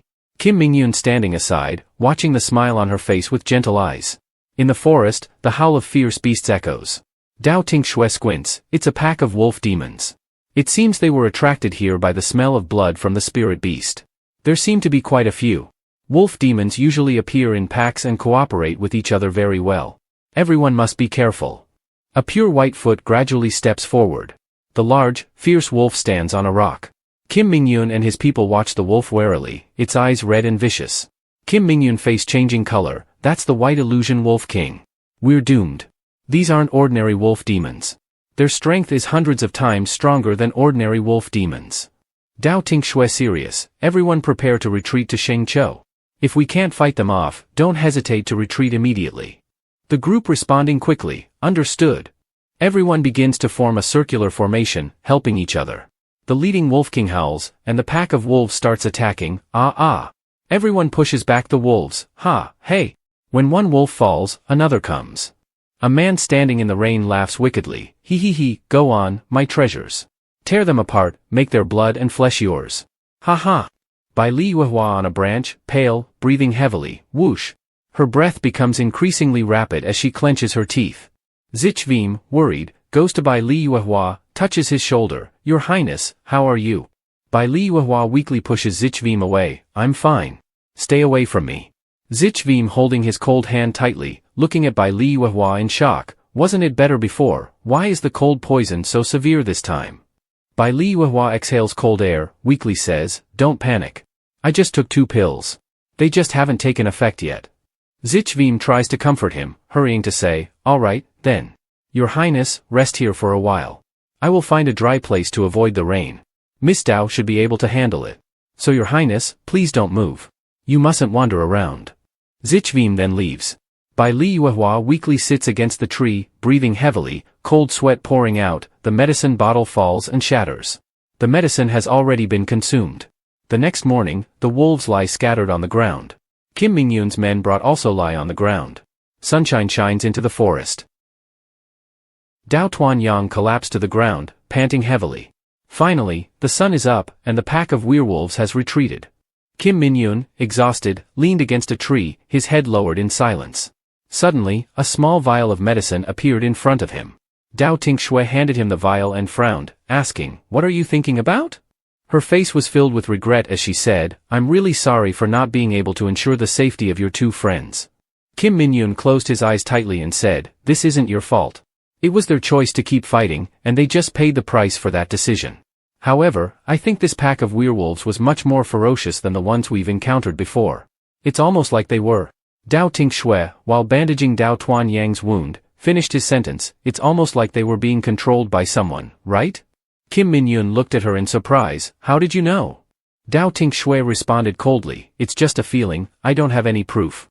Anyway, forget about it. Don't think too much, just take the medicine and heal yourself. Kim Mingyun poured a pill out of the vial, smiled, and agreed, all right, let's recover first. This is a level 6 healing pill. He stared at the pill in amazement. Dao Tuanyang took one and nonchalantly said, that's right, my sister made it. Dao Tinh Xue smiled and said, I didn't bring any of the really good healing medicine. This pill can quickly close your wounds, but it won't restore your strength. Just bear with it, Your Highness. Kim Mingyun blushed with embarrassment, even though I'm a prince, this is the first time I've had such medicine. At that moment, one of his close subordinates appeared and reported, Your Highness, I've scouted ahead. There are no signs of wild beasts. We should leave now before the scent of blood attracts any more dangerous creatures. Kim Mingyun nodded, all right, let's move forward. As they all got up to move, Kim Mingyun's subordinate suddenly felt like someone was watching them. He turned around and saw a long-haired man grinning wickedly at them. Heh, it's almost over now. My little pet is ready to play, heh. Elsewhere, at Fire Flame Pine Mountain, Tan Mong Jiao asked Kim Ming-hook, Your Highness, did you receive some bad news? Kim Ming-hook, looking at the letter in his hand, laughed coldly, not at all. I'm just overjoyed. After all these years, my fox-like brother is finally in such a pathetic situation. He lifted Tan Mong Jiao in his arms and laughed gleefully, Jiao, it's almost time. Once I become the crown prince, you will surely be the crown princess. I'll make you the most honorable woman in this world. Tan Mong Jiao's expression turned blank as the arrogant face of Bai Li Yuehua flashed in her mind. The most honorable woman in the world, huh? She forced a smile, sure, as long as it's not him, it doesn't matter who it is. At least this one can give me what I want. Kim Ming-hook grabbed her hand and pulled her along, let's go. We need to witness these final moments and kill those wretched people with our own hands.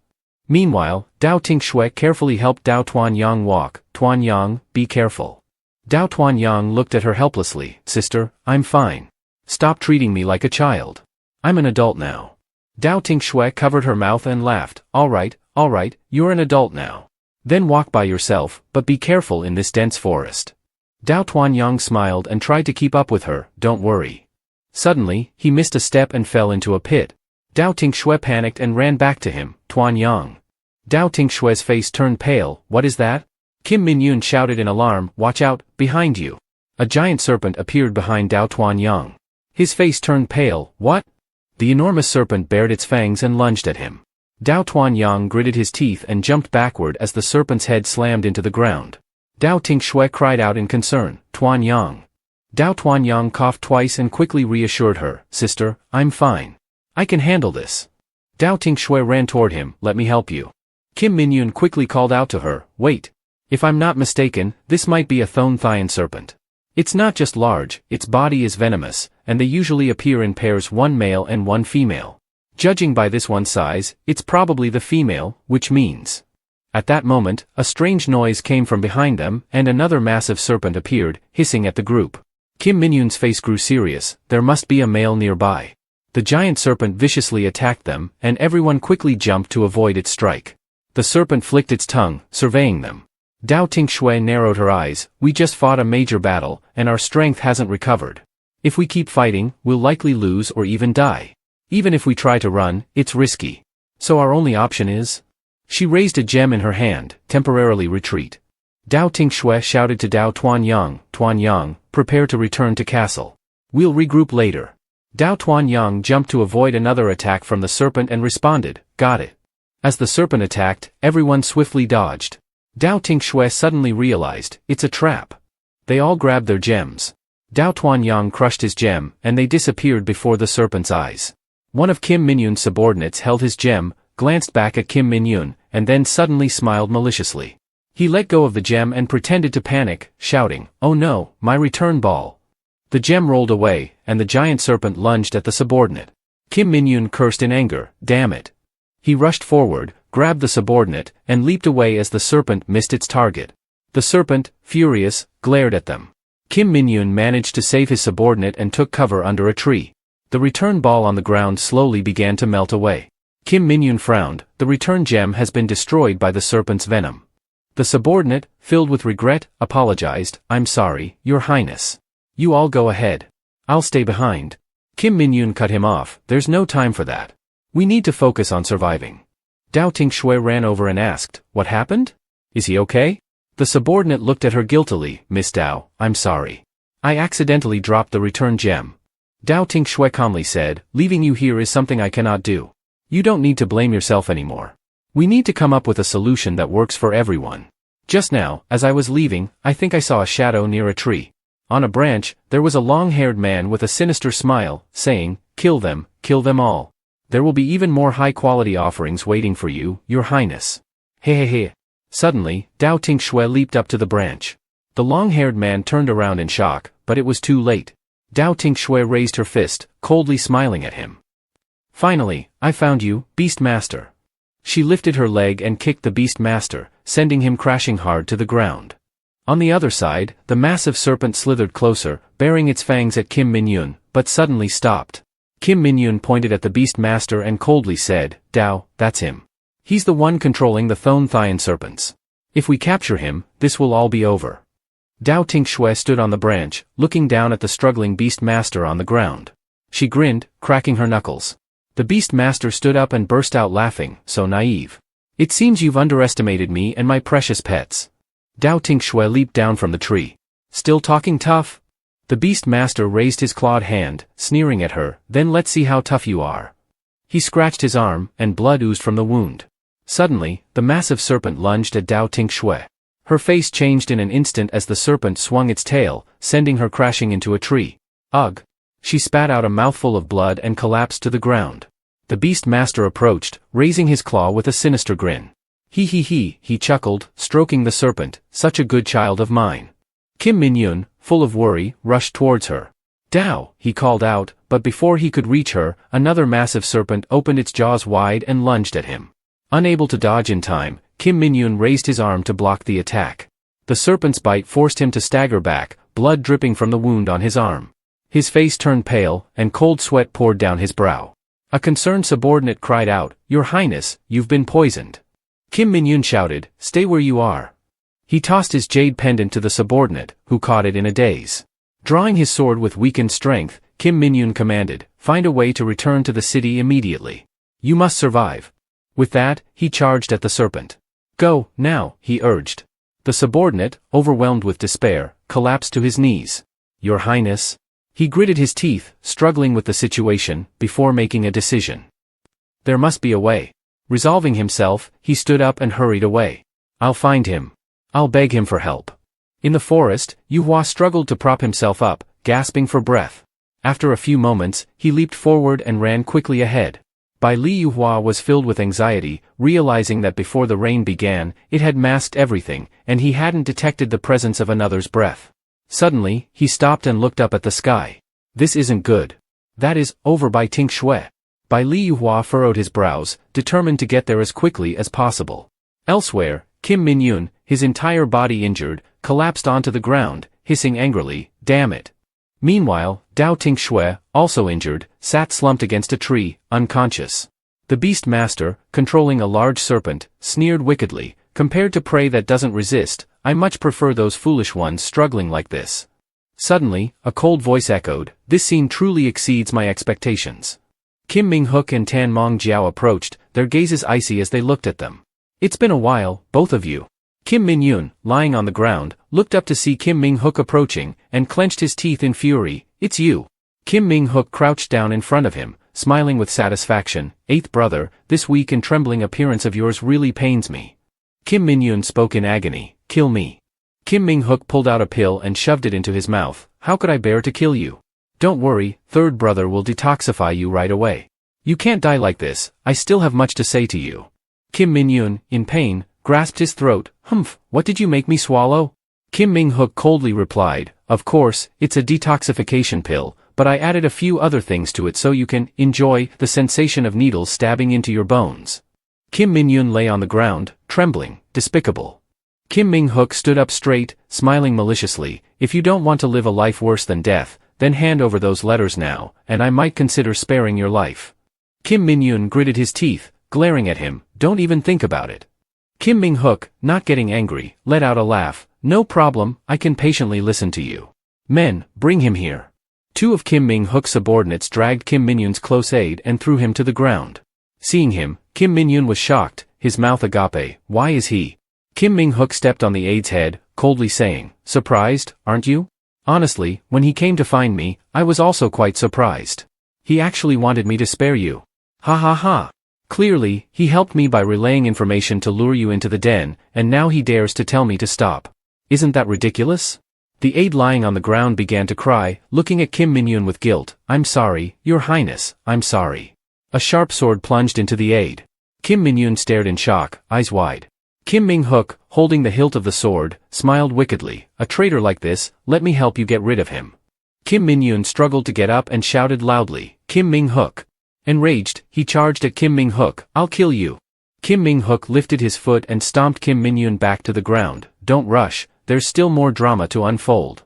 At this moment, the beast tamer and Tan Mong-jiao carried Dao Tinh Xue over. Kim Ming-hook looked at Tan Mong-jiao and asked, "Jiao Jiao, how is that woman?" Tan Mong-jiao frowned and replied, "She's fainted and has no reaction." Kim Ming-hook gently took her hand. "Don't frown. I don't want to see your disappointed face. Although she's fainted, we can wake her up." He smiled wickedly, pulling out a small knife. "A little pain is always a good remedy, isn't it?" Kim Min-yoon, lying on the ground, roared with anger. "Kim Ming-hook, what do you want to do?"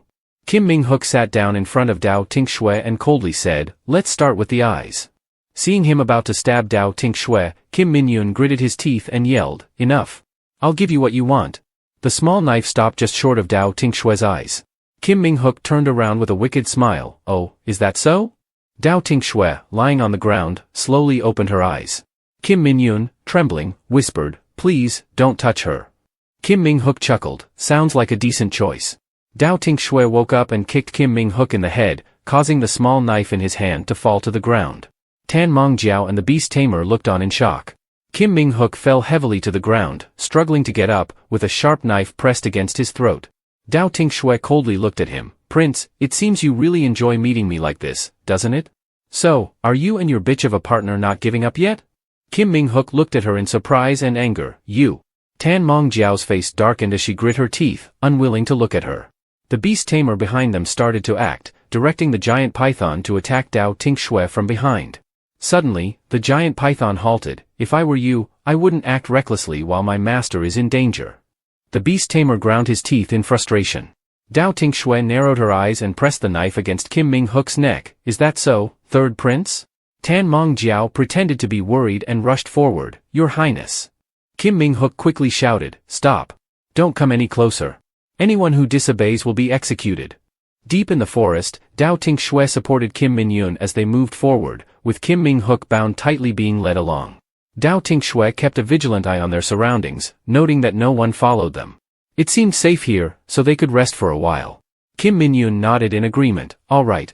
Dao Tinh Xue carefully helped Kim Min-yoon sit down and then, with her hands on her hips, coldly looked at Kim Min-hook. Where is the antidote? Kim Min-hook snorted in anger and turned his head away. Seeing this, Dao Tinh Xue puffed up her cheeks in frustration and kicked him. Hand it over now. She narrowed her eyes at him. Third prince, time is precious. I'd rather not use force against you, but that doesn't mean I don't have other ways to deal with you. Kim Min-hook frowned and smiled, looking at her. Oh? Well, why don't you try and see if I will speak up or not? Dao Tinh Xue was not angry. She rummaged through her belongings and took out a vial of medicine. I'm not foolish, I know that killing you now would mean suicide, and the 8th prince would not survive either, so it wouldn't be satisfying. That's why I've decided to use another method. I'm not skilled in making poisons like Tan Mong Jiao, but when it comes to supplements, I have plenty. This is called Vitality Pill. It's made from extremely rare ingredients, and a level 1 pill can turn a seriously ill person back to health. A level 5 pill can bring someone on the brink of death back to life, and what I have is a level 6 pill, the best in this category. It will continuously supply vital energy. For a young and healthy person like you, using such a supplement is equivalent to using poison. Dao Tinh Xue squinted at him. After taking this, your body will absorb the vital energy frantically until your stomach bursts and your organs spill out. But don't worry, you won't die immediately because the effects of this pill can at least keep you alive for another 3 days and nights. Kim Min-hook's face turned pale as he yelled in anger. You're lying. There's no such pill in the world. Even if there were, aren't you afraid that Kim Min-yoon will die with me? Dao Tinh Xue didn't say much. She directly held his mouth open. If the 3rd prince doesn't believe it, you should try it yourself. Kim Min-hook cried out in fear. Ah. Dao Tinh Xue forced him to open his mouth and coldly said, the 8th prince doesn't need to worry about you. Within 3 days, you'll wish you were dead. I'll prepare the antidote soon and then take him away from here. Kim Min-hook, frightened, struggled with all his strength. Enough. He lowered his head and grit his teeth, saying, the antidote is in the front pocket of my jacket, the white vial. Dao Tinh Xue grinned at him. Thank you, 3rd prince. She quickly retrieved the antidote and helped Kim Min-yoon take it. Kim Min-hook glared angrily at him, trying to loosen the ropes binding him. Dao Tinh Xue sincerely looked at Kim Min-yoon. Thank you, 8th prince. Thank you for giving me a little more time to recover. Now, even if we have to face Kim Min-hook directly, it won't be a problem. But first, we need to ensure you're not in danger. She handed him her teleportation gem. So, you must leave immediately, understand? Kim Min-yoon furrowed his brow and looked at her. No, I can't just leave you here. Dao Tinh Xue smiled. All right. Then let's figure out a way to leave together. Kim Min-hook suddenly appeared behind her. Kim Min-yoon's face changed in an instant, and he shouted, be careful. Behind you. Dao Tinh Xue narrowed her eyes, glanced behind her, and quickly countered by kicking Kim Min-hook in the chest. Kim Min-hook staggered backward. Dao Tinh Xue urgently urged Kim Min-yoon, hurry, go now. Kim Min-yoon frowned deeply. How can this be? Dao Tinh Xue didn't waste any more words with him. Go. She then used magic to crush the gem in Kim Min-yoon's hand. Kim Min-yoon shouted in shock, no. Dao Tinh Xue, injured and supporting herself on the ground, watched as Kim Min-yoon slowly disappeared, his eyes still filled with concern for her. Tinh Xue. Then he vanished completely. Kim Min-hook got up and narrowed his eyes at her. Dao Tinh Xue wiped the blood from the corner of her mouth and coldly smiled at him. Now that the troublesome people are gone, can we have a proper fight? You seem heavy, the effect of the medicine should be wearing off. Seeing her consume the antidote she had planned to give him, Kim Min-hook frowned. Wasn't that antidote supposed to? Dao Tinh Xue casually replied, I was lying to you. If such a miraculous antidote existed, do you think I'd give it to you? Is your brain just for decoration? Kim Min-hook was furious, his anger boiling over. How dare you lead me here? Elsewhere, at the flame-red pine mountain, a large eagle landed on the shoulder of the beast tamer. The beast tamer suddenly smiled coldly. So they were here. He then turned to Tan Mong Jiao and reported, Miss Tan, they've been found. Near Shuiyuan in the east. The 8th prince has returned to the city, while the 3rd prince is engaged in battle with Dao Tinh Xue. Tan Mong Jiao sighed. It seems he's all right. But Dao Tinh Xue still has to settle the debt with us. Don't die before I get there. Tan Mong Jiao then turned and left. Let's go, we'll assist the 3rd prince. 2 large pythons slithered after them. On the other side, a loud noise echoed as branches snapped and scattered through the air. Dao Tinh Xue and Kim Min-hook were locked in a fierce battle, neither willing to back down. Kim Min-hook sneered at her, while Dao Tinh Xue furrowed her brows, gritting her teeth. She was surprised at how quickly his strength had increased in such a short time. It was truly unusual. She leaped forward to attack him, but Kim Ming-hook coldly scoffed and grabbed her wrist. You think you can defeat me with this? Dao Tinh Xue's expression changed dramatically. This isn't good. Kim Ming-hook raised his other hand, and Dao Tinh Xue narrowed her eyes. She elbowed him in the neck. Kim Ming-hook, injured, let go of her wrist. She concentrated all her strength into her fist and delivered a powerful blow to Kim Ming-hook's face. He coughed up blood from his mouth and nose, falling backward. Dao Tinh Xue furrowed her brow and charged at him, thinking, I used 3 times the force in that punch, yet he's still conscious. Is it not strong enough? Dao Tinh Xue raised her leg, and Kim Ming-hook sneered. Dao Tinh Xue kicked him hard in the face. Ugh, it hurt so much, like kicking a boulder, she thought. Kim Ming-hook laughed joyfully at Dao Tinh Xue. Didn't expect this, did you? You finally have your day. Don't be in a hurry, there's even more fun to come. He charged at her quickly. Dao Tinh Xue gasped in shock, watching him move so fast. Kim Ming-hook, with a sinister grin, raised his fist and struck at Dao Tinh Xue. She nimbly dodged, and his punch hit the ground forcefully. Dao Tinh Xue's face changed. How is this possible? His strength has increased 5-fold since before. Kim Ming-hook launched a relentless series of punches and kicks at her. Dao Tinh Xue struggled to dodge his blows, constantly retreating and then leaping into the air. Kim Ming-hook's punches struck the trunk of a large tree, causing it to break in half. Dao Tinh Xue jumped down behind Kim Ming-hook. He sneered and pulled out a chain from his chest.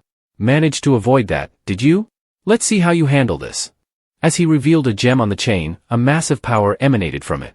Dao Tinh Xue's eyes widened in shock. The light veil, a legendary divine artifact. How did it end up in his hands? She had heard that not only does it enhance the user's strength and speed, but it also deflects attacks up to 10 times the user's original capacity. Kim Ming-hook grinned malevolently. The gem has another effect you haven't mentioned, he said, as the gem began to glow intensely, enveloping her body. Dao Tinh Xue gasped in shock, her body paralyzed, unable to move. In the forest, a loud crash echoed as Dao Tinh Xue was flung backward, crashing into a tree. Finally able to move again, she exhaled deeply and quickly took out a pill, swallowing it hastily. Kim Ming-hook approached her slowly, grabbing her by the hair and yanking her up. I didn't expect you to still be conscious. But it doesn't matter. Now I have all the time I need to play with you, he said. With a powerful throw, he slammed her back onto the ground, causing blood to spurt from her mouth. The effects of the antidote would take some time to kick in, forcing her to endure the situation. Kim Ming-hook froze, his punch halting mid-air. He stared at Dao Tinh Xue in shock. What did you say? Dao Tinh Xue's voice was cold and resigned. I said you're pitiful. I've always wondered why you hate me so much. The engagement has long lost its meaning, and there's no conflict of interests between us. So, it must be Tan Mong Jiao. She struggled to her feet, continuing, from Chen Laoshi to today, you've gone to great lengths setting up this elaborate trap and seeking out the legendary gem. But what's the result? Kim Ming-hook's face darkened. Dao Tinh Xue's lips curled into a cold smile. If you kill me today, do you think Tan Mong Jiao will love you? Kim Ming-hook clenched his fists, his face contorted with anger. She deserves the best from me. I can give her the best. Why wouldn't she love me? Dao Tinh Xue looked at him with pity. Stop pretending. You don't know the real answer. Tan Mong Jiao and I grew up together. I understand her well. She chose you not out of love, but because you were the best option available to her at the moment. Kim Ming-hook's anger flared, but his expression was now mixed with confusion and hurt.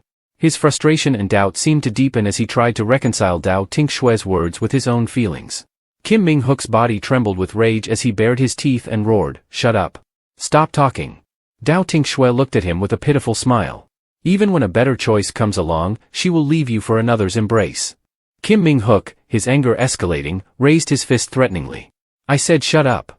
Dao Tinh Xue's lips curved into a cold smile as she swung her fist, landing a powerful blow on Kim Ming-hook.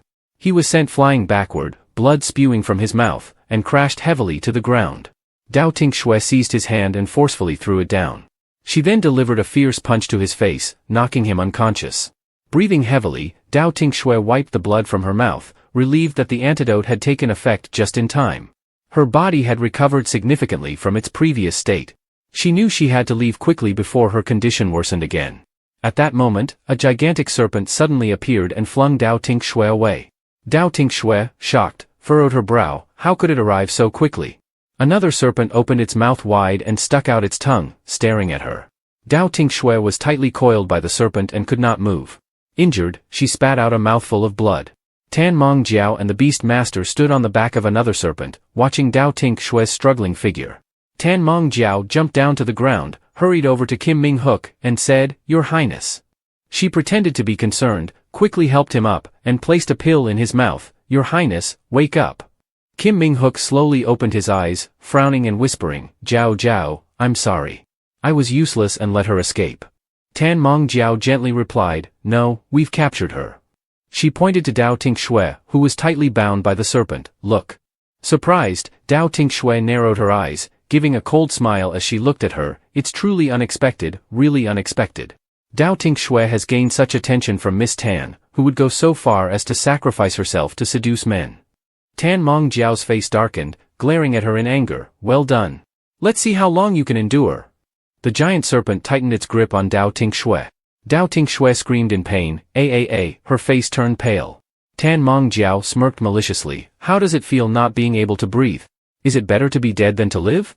At that moment, Bai Liyuhua suddenly appeared. Seeing Dao Tinh Xue in danger, he frowned in anger and attacked the serpent, causing it to freeze into ice and then shatter. Dao Tinh Xue fell to the ground after being freed from the serpent's grip. "Is this a dream?" Weakly, she raised her hand. "Is this an illusion after I die?" Her hand was grabbed by a large, strong hand. Bai Liyuhua held Dao Tinh Xue close, anxiously asking, "Tinh Xue, how are you?" Dao Tinh Xue grasped his hand, feeling the reality from his palm. "No, this isn't a dream, it really is you." She weakly said, "I'm fine, just a bit tired, Then she slowly closed her eyes. "Rest a bit?" Her hand fell limply as she lost consciousness. She slowly closed her eyes, resting for a moment, her hand falling limp as she fainted. Bai Liyuhua looked at her with concern, shouting in panic, "Tinh Xue!" Suddenly, the 1,000-year-old ginseng flew out from Dao Tinh Xue's body, using its power to heal her. Bai Liyuhua looked on in astonishment at what was happening before him. The Beast Master, trembling with rage, ordered the remaining giant snake to attack Bai Liyuhua. The Beast Master roared in anger.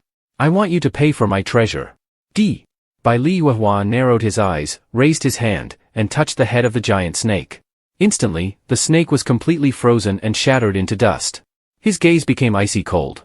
The Beast Master was shocked, his mouth agape, unable to believe what had just happened. Bai Liyuhua raised his hand again, sending a beam of blue light straight towards the Beast Master, striking one of his eyes. His eye exploded, blood gushing out as he collapsed to the ground, screaming in pain. The Beast Master screamed in agony. Tan Mong Jiao and Kim Ming Hook were horrified, their faces pale. The blue light shot out again, sending the Beast Master flying past Tan Mong Jiao and Kim Ming Hook, crashing hard against a tree. Bai Liyuhua looked at the 1,000-year-old ginseng, his voice calm but full of authority. "Heal her first, I'll be back." The 1,000-year-old ginseng looked at him, its eyes becoming determined. It patted its chest, full of confidence. The 1,000-year-old ginseng let out a squeak, confidently saying, "I'll take care of everything." Bai Liyuhua said coldly, "Now it's your turn. This debt must be settled sooner or later." His entire body exuded a chilling aura as he slowly approached Tan Mong Jiao. Terrified, Tan Mong Jiao trembled and backed away. "No, this can't be. The third prince is no match for him. I can't die here. I can't." She turned to flee, but Bai Liyuhua suddenly appeared in front of her. "Where do you think you're going?" he asked coldly. Tan Mong Jiao shrieked in fear, retreating. "Ah!" Bai Liyuhua raised his hand, his eyes cold as he looked at her. "This time, I won't spare you." Tan Mong Jiao shivered and pleaded. "Please, please don't." Kim Ming Hook quickly stepped in front of her. "Wait. I was the one who injured Dao Tinh Xue, it has nothing to do with her." Kim Ming Hook pleaded. Tan Mong Jiao looked at him in shock, her heart aching. "Your Highness, no. You are no match for him," she cried. Gritting his teeth, Kim Ming Hook was resolute. "As long as you spare her, you can do whatever you want with me. I won't resist." Bai Liyuhua narrowed his eyes, coldly replying. "You have no right to negotiate with me." Kim Ming Hook knelt down, begging. "Please. I'm begging you." Tan Mong Jiao was stunned, covering her mouth in disbelief as tears streamed down her face. "The third prince, kneeling to him just to protect me," she sobbed. Bai Liyuhua looked at him coldly. "I don't need your dignity." Kim Ming Hook raised a small knife, his determination clear. "Then so be it, blood for blood." He stabbed the knife into his chest, blood splattering from the wound. Tan Mong Jiao screamed in horror. "Your Highness," she cried. "Not enough," Bai Liyuhua said coldly. Kim Ming Hook pulled out the knife, blood gushing from the wound, and stabbed it into his knee. Not enough, Bai Li Yuehua repeated coldly, emotionless. Kim Ming-hook stabbed himself again. Not enough, said Bai Li Yuehua. Kim Ming-hook continued to stab himself, over and over. Tan Mongjiao watched in terror, covering her mouth as she cried uncontrollably. Not enough, Bai Li Yuehua repeated coldly. Kim Ming-hook kept stabbing, repeating the act many times. After a long time, he was covered in blood, breathing heavily as he knelt weakly on the ground. Bai Li Yuehua looked down at him coldly. Do you think it's enough now? He asked. Kim Ming-hook raised the knife to his own throat. Tan Mongjiao screamed in panic. No. Your Highness, she pleaded desperately, tears streaming down her face. No. Kim Ming-hook, look at me. Kim Ming-hook turned to her, his eyes filled with tenderness. Jiao Jiao, I have no regrets, he reassured her softly. In agony, Tan Mongjiao ran to Bai Li Yuehua and knelt on the ground, begging. Please. I beg you to spare him. It's all my fault. I was blinded by jealousy. I tried everything to kill Dao Tinh Xue, thinking that if I did, you would notice me. Bai Li Yuehua looked at her with cold indifference. Kim Ming-hook gazed at Tan Mongjiao, his heart breaking with disappointment. Jiao Jiao, stop talking. He sighed sorrowfully. Tan Mongjiao smiled bitterly. He's just a fool who fell for my tricks. But what do you need his life for? He has done enough for me. This time, I will bear the consequences myself, she declared, standing up and looking directly into Bai Li Yuehua's eyes. With determination, she said. Bai Li Yuehua, let me tell you, there has never been a shortage of fools like him around me. As long as I'm alive, Dao Tinh Xue will never have peace. Bai Li Yuehua frowned as Tan Mongjiao held a needle in her hand and charged at him. If it comes to this, I'm willing. You kill me, and it will be on your hands, she screamed maniacally. Bai Li Yuehua raised his hand, his eyes cold as she closed her eyes tightly, accepting her fate. If it ends like this, you will never forget me. Tan Mongjiao thought. Kim Ming-hook cried out in anguish. Jiao Jiao! Suddenly, a figure appeared, pulling Tan Mongjiao away. Bai Li Yuehua's attack hit nothing but air. He looked in shock at the newcomer as his strike landed on a tree behind Kim Ming-hook. Tan Mongjiao was thrown into Kim Ming-hook's arms as a cold voice echoed. Enough. Dao Tinh Xue said coldly, her voice full of disgust. Dao Tinh Xue looked at them, frowning with contempt. Stop putting on this tragic show of willing to die to save each other. A pair of scoundrels is still a pair of scoundrels, no matter how you dress it up. Jingsengroot tried to pull Dao Tinh Xue back but failed. Dao Tinh Xue continued to stare at the two of them coldly. Dao Tinh Xue declared firmly. I don't care if it was you who caused this or not. Whether you use fair means or foul, if you want to die, let me be the one to do it.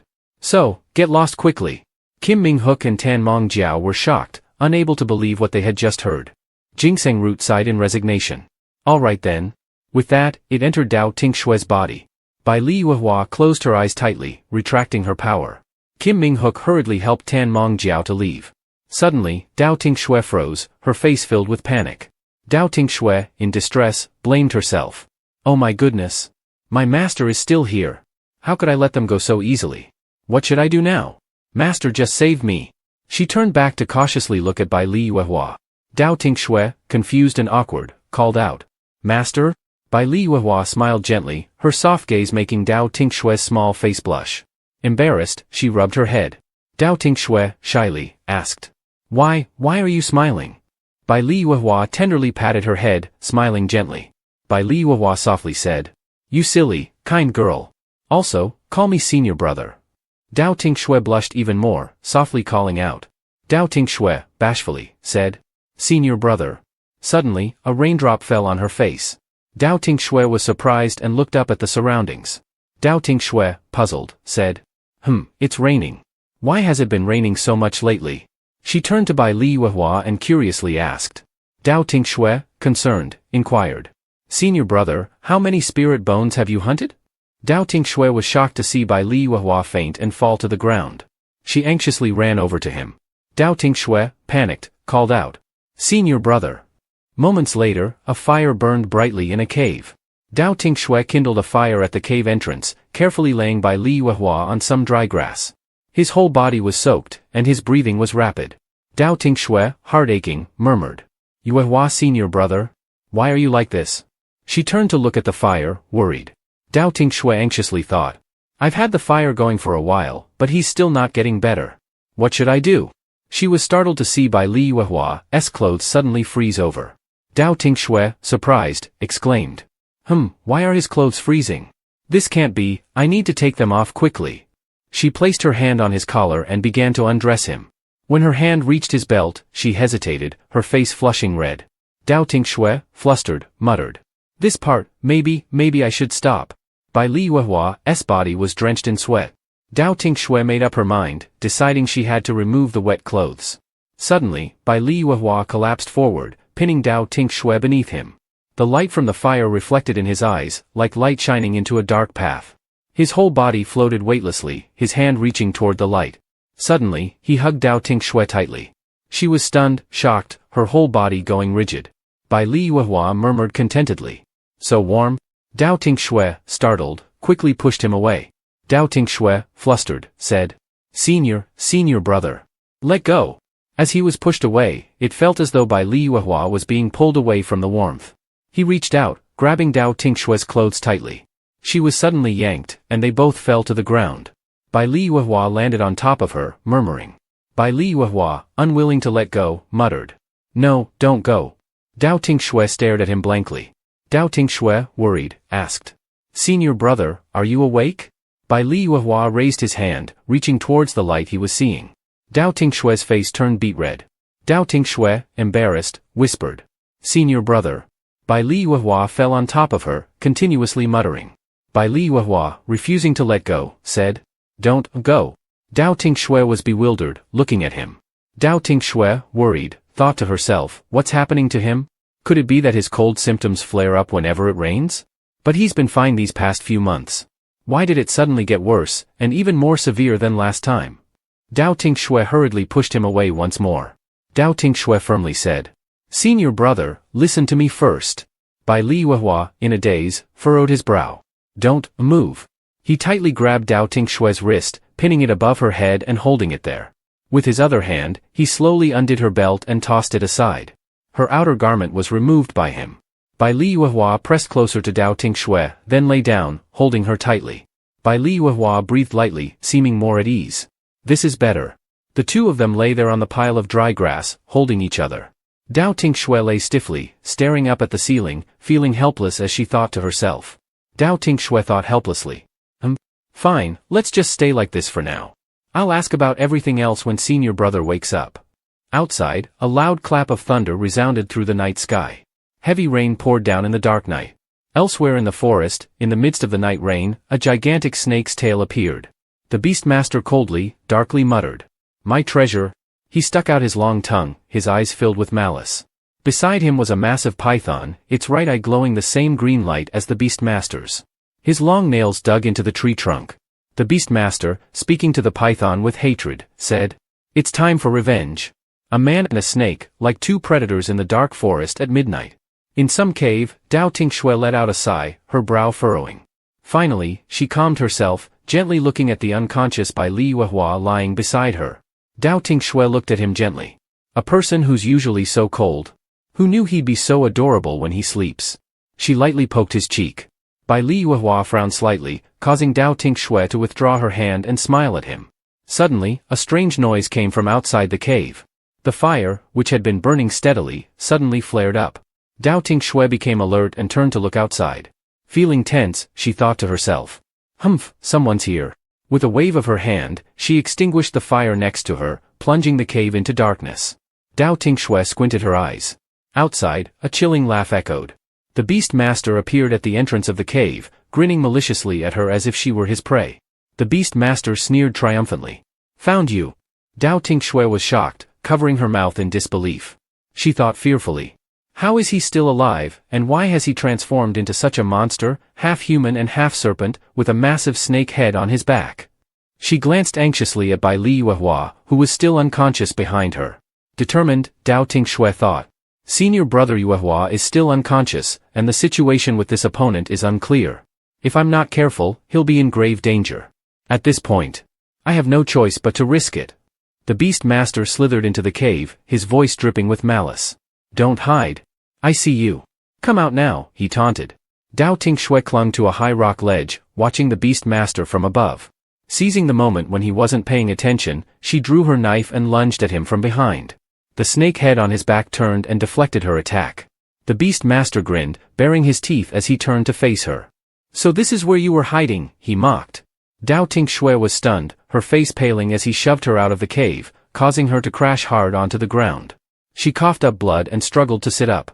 "Damn it. How is he so strong?" she groaned in pain, gritting her teeth. A drop of her blood hit the ground. In her current state, she knew she couldn't fight him. Dao Tinh Xue quickly stood up and dashed deeper into the forest. Praying silently, she thought. "I can only hope senior brother wakes up soon." Her steps quickened, the beast master pursuing her with an eager expression. He laughed loudly. "My prey is almost within my grasp, where do you think you're going?" He rushed towards her, pinning her to the ground. Dao Tinh Xue cried out in pain. "Ah!" The beast master tightened his grip on her neck, lifting her off the ground. "I've caught you now," he said with a sinister tone, his long tongue flicking out to lick her face. "I wonder how your flesh will taste? My little one, and I can hardly wait." He sneered, his voice dripping with malice. Dao Tinh Xue furrowed her brow, cursing under her breath. "Damned bastard, let me go," she yelled angrily. The beast master's eyes gleamed with wicked intent. "Don't rush. After I eat you and my power grows, I'll hunt down your friend too." "Ha ha ha, I can't wait," he laughed maniacally. Suddenly, his body stiffened. Seizing the moment, Dao Tinh Xue kicked him hard in one eye. Taking advantage of his temporary incapacitation, she quickly jumped to the ground. The beast master roared in fury. "Curse you! I'll kill you for this," he vowed, his voice filled with rage. A nearby rock shattered under the force of his massive tail, revealing a red glow with the words, "Forbidden Zone." Dao Tinh Xue ran deeper into the Forbidden Zone, panting heavily, and hid behind a large rock. "Did I lose him? I don't even know where this place is. Will senior brother Yuehua be able to find me?" she wondered, anxiety etched on her face. She frowned, standing up to survey her surroundings. "Looks like I'll have to stay up all night," she resolved, moving cautiously through the area. Suddenly, something swiftly passed over her head. Dao Tinh Xue's expression turned serious as she looked up. "Has he caught up already?" she thought, suspicious. Unexpectedly, a smooth, rosy rear end came into view. "Huh?" she muttered, puzzled. Curious, she reached up and poked it with her finger. The monkey, now furious, turned around aggressively. Dao Tinh Xue was startled, shocked. "Xue snowy monkey spirit? The ferocious beast that only appears in the Xue ice mountains, why is it here?" The monkey roared in anger, swinging its fists to attack her. Dao Tinh Xue quickly stepped back, leaping up to avoid its strike. Dao Tinh Xue thought to herself, tense. So fast. The monkey, having missed its attack, grew furious, raised its head, and let out a loud roar before charging at her. Dao Tinh Xue frowned deeply. "Chasing me to the end? There's no other choice." She then conjured a sharp sword and with a swift strike, dealt with the monkey. The monkey's eyes contracted, and it collapsed to the ground. Dao Tinh Xue panted, looking at the monkey that had stopped breathing. "It's over?" Suddenly, angry chattering noises echoed around her. Dao Tinh Xue clenched her teeth, angrily scanning the surroundings. "This is bad, it still has companions." The group of monkeys, furious, surrounded her. Dao Tinh Xue furrowed her brows, gritting her teeth as she looked at them. "No. These snowy monkey spirit are too powerful, there's no way I can hold out until dawn. Not to mention." Suddenly, she remembered something, and an idea flashed in her mind. Dao Tinh Xue was surprised, thinking to herself, how could I forget that there's still that beast master behind me? A moment later, not far away, the beast master angrily swung his tail, knocking down a nearby tree. He cursed in frustration. "Damn it! Where did that woman run off to? And what's with this place that I can't sense any spirit beasts? Not even my scouting is working." Suddenly, he heard some unusual noises not far away. He turned around, smiling wickedly. "So, that's where you are." He angrily rushed towards the noise. D. His sharp claws dug into flesh, blood flowing from the wound. A bloodied monkey fell to the ground. The beast master, surprised, looked at the monkey on the ground. "Why is it a snowy monkey spirit?" A group of monkeys roared in anger, then leaped down to attack him. The beast master's face turned pale, and he quickly turned to flee. "This is bad." Dao Tinh Xue stood on a branch not far away, coldly smiling as she watched the battle below. "It's quite lively down there, my beast master friend." The beast master glanced back at Dao Tinh Xue, who was leisurely standing not far away. He gritted his teeth in anger. "It's all because of you." Dao Tinh Xue smiled brightly, looking at him. "That's right. So you better give it your all. I'm heading out first." With that, she turned and fled. The Beast Master roared in anger. The Beast Master shouted in fury. You! Leave your life behind. He tried to chase after her, but his body stiffened, unable to move. A large monkey had grabbed hold of his tail, spinning him around several times before hurling him far away. Dao Tinh Xue stood on a branch, watching the scene before her with a cheerful smile. Suddenly, a hand rested on her shoulder. Bai Li Yuehua smiled gently, softly asking, "What are you looking at? Why are you smiling so happily?" Dao Tinh Xue turned around, surprised to see Bai Li Yuehua. Dao Tinh Xue, excited, hugged him tightly. "Senior brother. This is great, you're finally awake." Bai Li Yuehua looked at her tenderly, his voice warm. Bai Li Yuehua. "Yes, I'm fine now." Dao Tinh Xue finally realized what she had done, her face turning bright red as she stammered. Dao Tinh Xue, embarrassed, quickly pushed him away. Just now, did I really throw myself at you? What was I doing? Who am I? Where am I? Why am I here? I didn't mean to." Bai Li Yuehua also blushed, clearing his throat twice before asking her. Bai Li Yuehua. "By the way, Tinh Xue, do you know where we are?" Dao Tinh Xue answered softly, still blushing. Dao Tinh Xue. "I don't know. Last night I ran too fast, I just realized this place is different from the previous pine forest." Bai Li Yuehua looked at the dark forest ahead, deep in thought. Bai Li Yuehua. This is the forbidden area of the fire flame pine forest. It was created to seal the gate to the hell. 100 years ago, the snowy monkey spirit king brought a blazing demon bone into this forbidden area. To this day, no one has been able to retrieve it. Can you guess how many stars that demon bone has? He raised a finger, looking at her. Dao Tinh Xue's eyes lit up. Dao Tinh Xue, excited. "Could it be 5 stars? Bai Li Yuehua nodded, replying. Bai Li Yuehua. "Yes, so as long as." Suddenly, a loud crash interrupted their conversation. Dao Tinh Xue and Bai Li Yuehua furrowed their brows, looking over. The Beast Master, covered in blood, had defeated the monkeys and quickly caught up. He grinned wickedly, his eyes red, baring his teeth as he glared at the two of them. The Beast Master, fiercely and crazily. "I am the #1 Beast Master of the Empire. I will make you pay for the humiliation I have suffered." He shouted, then attacked the two of them.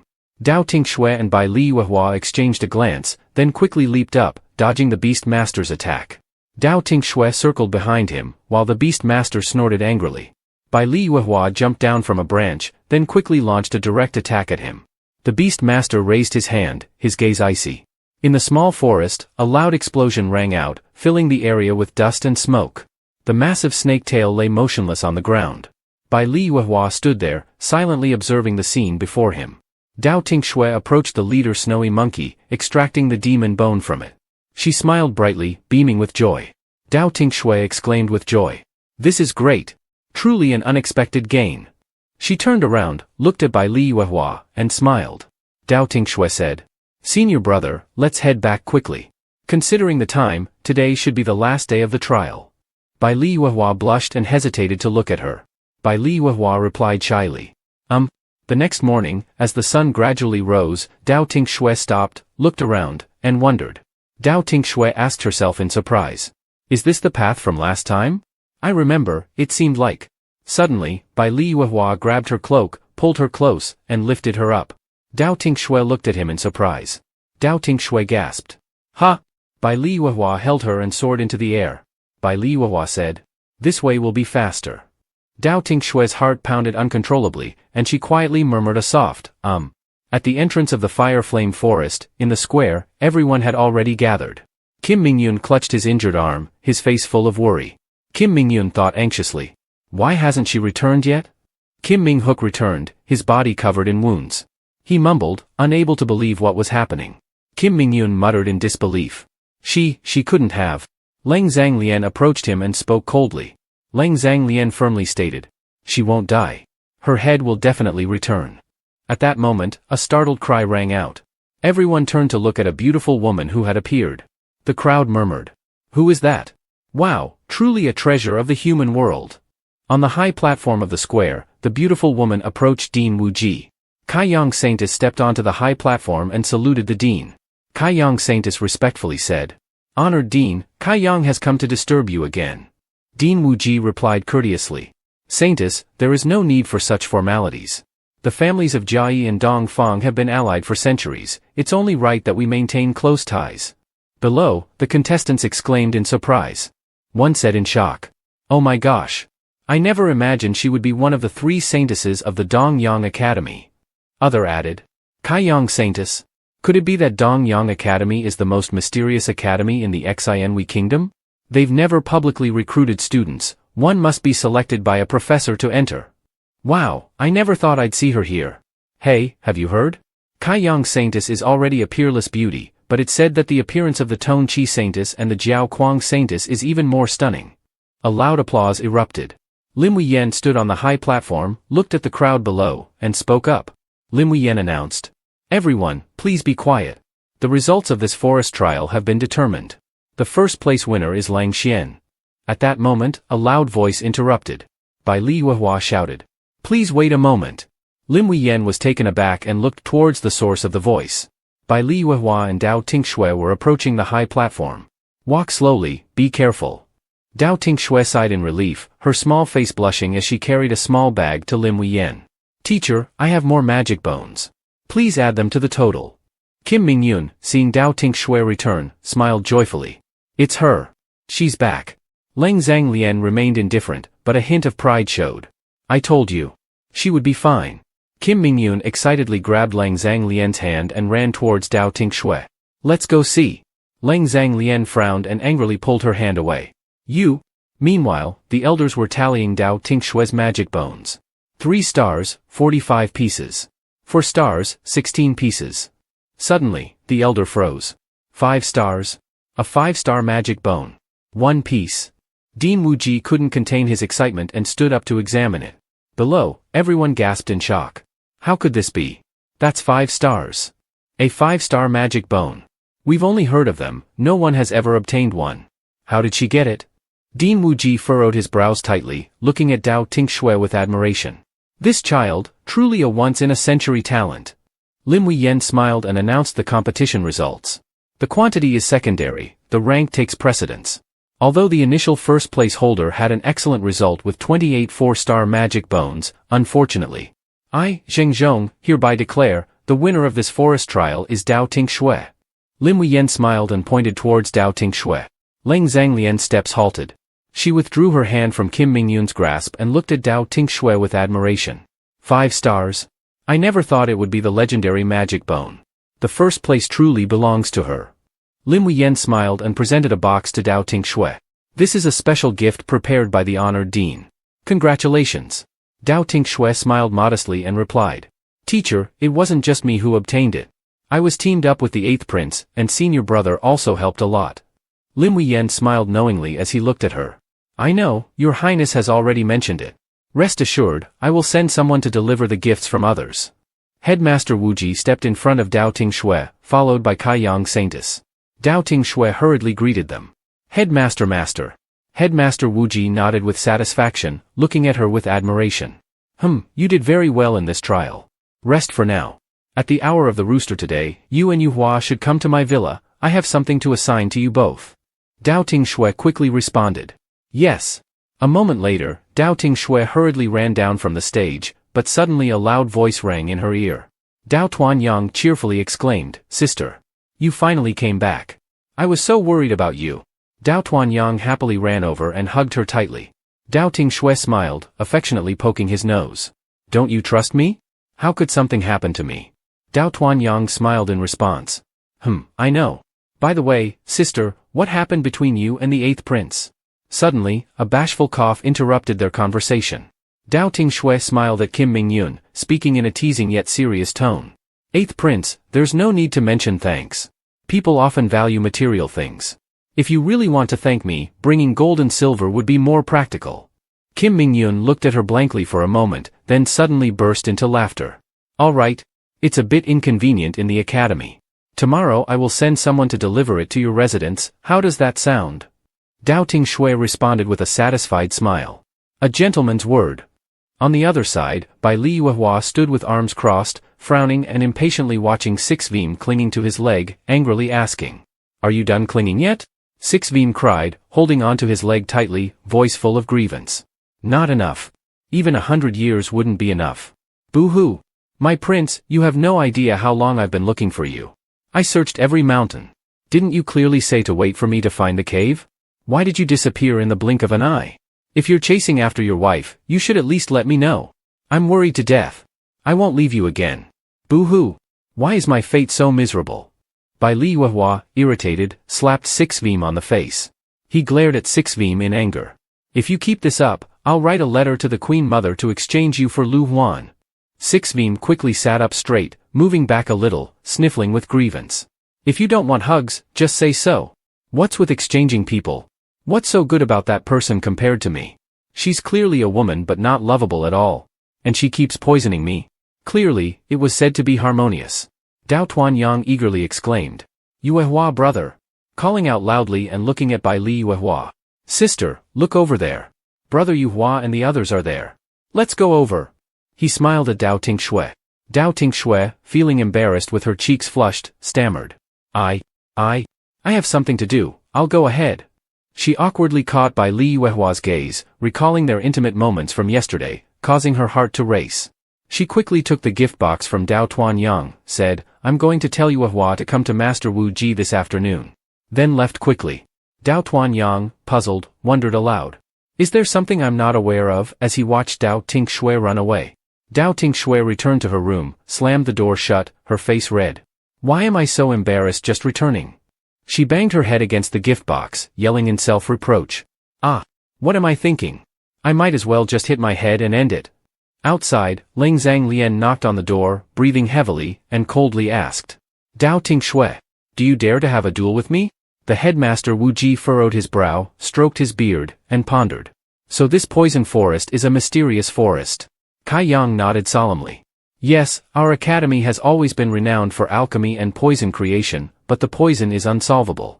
None of the disciples who entered the Kinnan forest have returned, so Headmaster Dong Feng sent me here. The headmaster Wu Ji nodded thoughtfully. I have a general understanding of the situation. However, I currently have matters that prevent me from traveling, so I can only find another way. He looked at the two who had just arrived and smiled lightly. Of course, it seems Headmaster Dong Feng wishes to meet his disciple. The headmaster Wu Ji stroked his beard and laughed. Very well, let's decide on that. You should return and tell Headmaster Dong Feng that I will visit once I finish my affairs. At that time, he should not hide my elixirs. Kai Yang smiled, stood up, and bowed. I will certainly pass on your words. It's getting late, and the headmaster must have instructions for his disciple. I will take my leave now. The headmaster Wu Ji nodded. All right. Dao Tinh Xue turned around, watching Kai Yang leave, and thought. So she is Kai Yang, the saintess of Dong Yang Academy. From the conversation earlier, it seems that the master and headmaster Dong Feng might have some past connection. Kai Yang's sudden visit, could something have happened at Dong Yang Academy? She narrowed her eyes and suddenly raised her hand to block an attack from the headmaster Wu Ji. The headmaster Wu Ji, satisfied, retracted his hand and praised. Not bad, you have reached the peak of the 8th rank martial artist. Furthermore, your observational and reaction abilities have improved. It seems you have made great progress in this pine forest trial. Dao Tinh Xue smiled, unable to close her mouth. Thank you, master. The headmaster Wu Ji turned and returned to his seat. This time at Dong Yang Academy, you two need to see the headmaster. Dao Tinh Xue quickly called out, confused, pointing at Bai Li Yuehua. Master, you haven't checked on my senior brother yet? The headmaster Wu Ji glanced at Dao Tinh Xue, his voice calm. At your senior brother's level, minor progress in a small trial is nothing. You should focus on improving yourself. Dao Tinh Xue felt disappointed and bowed her head in embarrassment. Yes, master.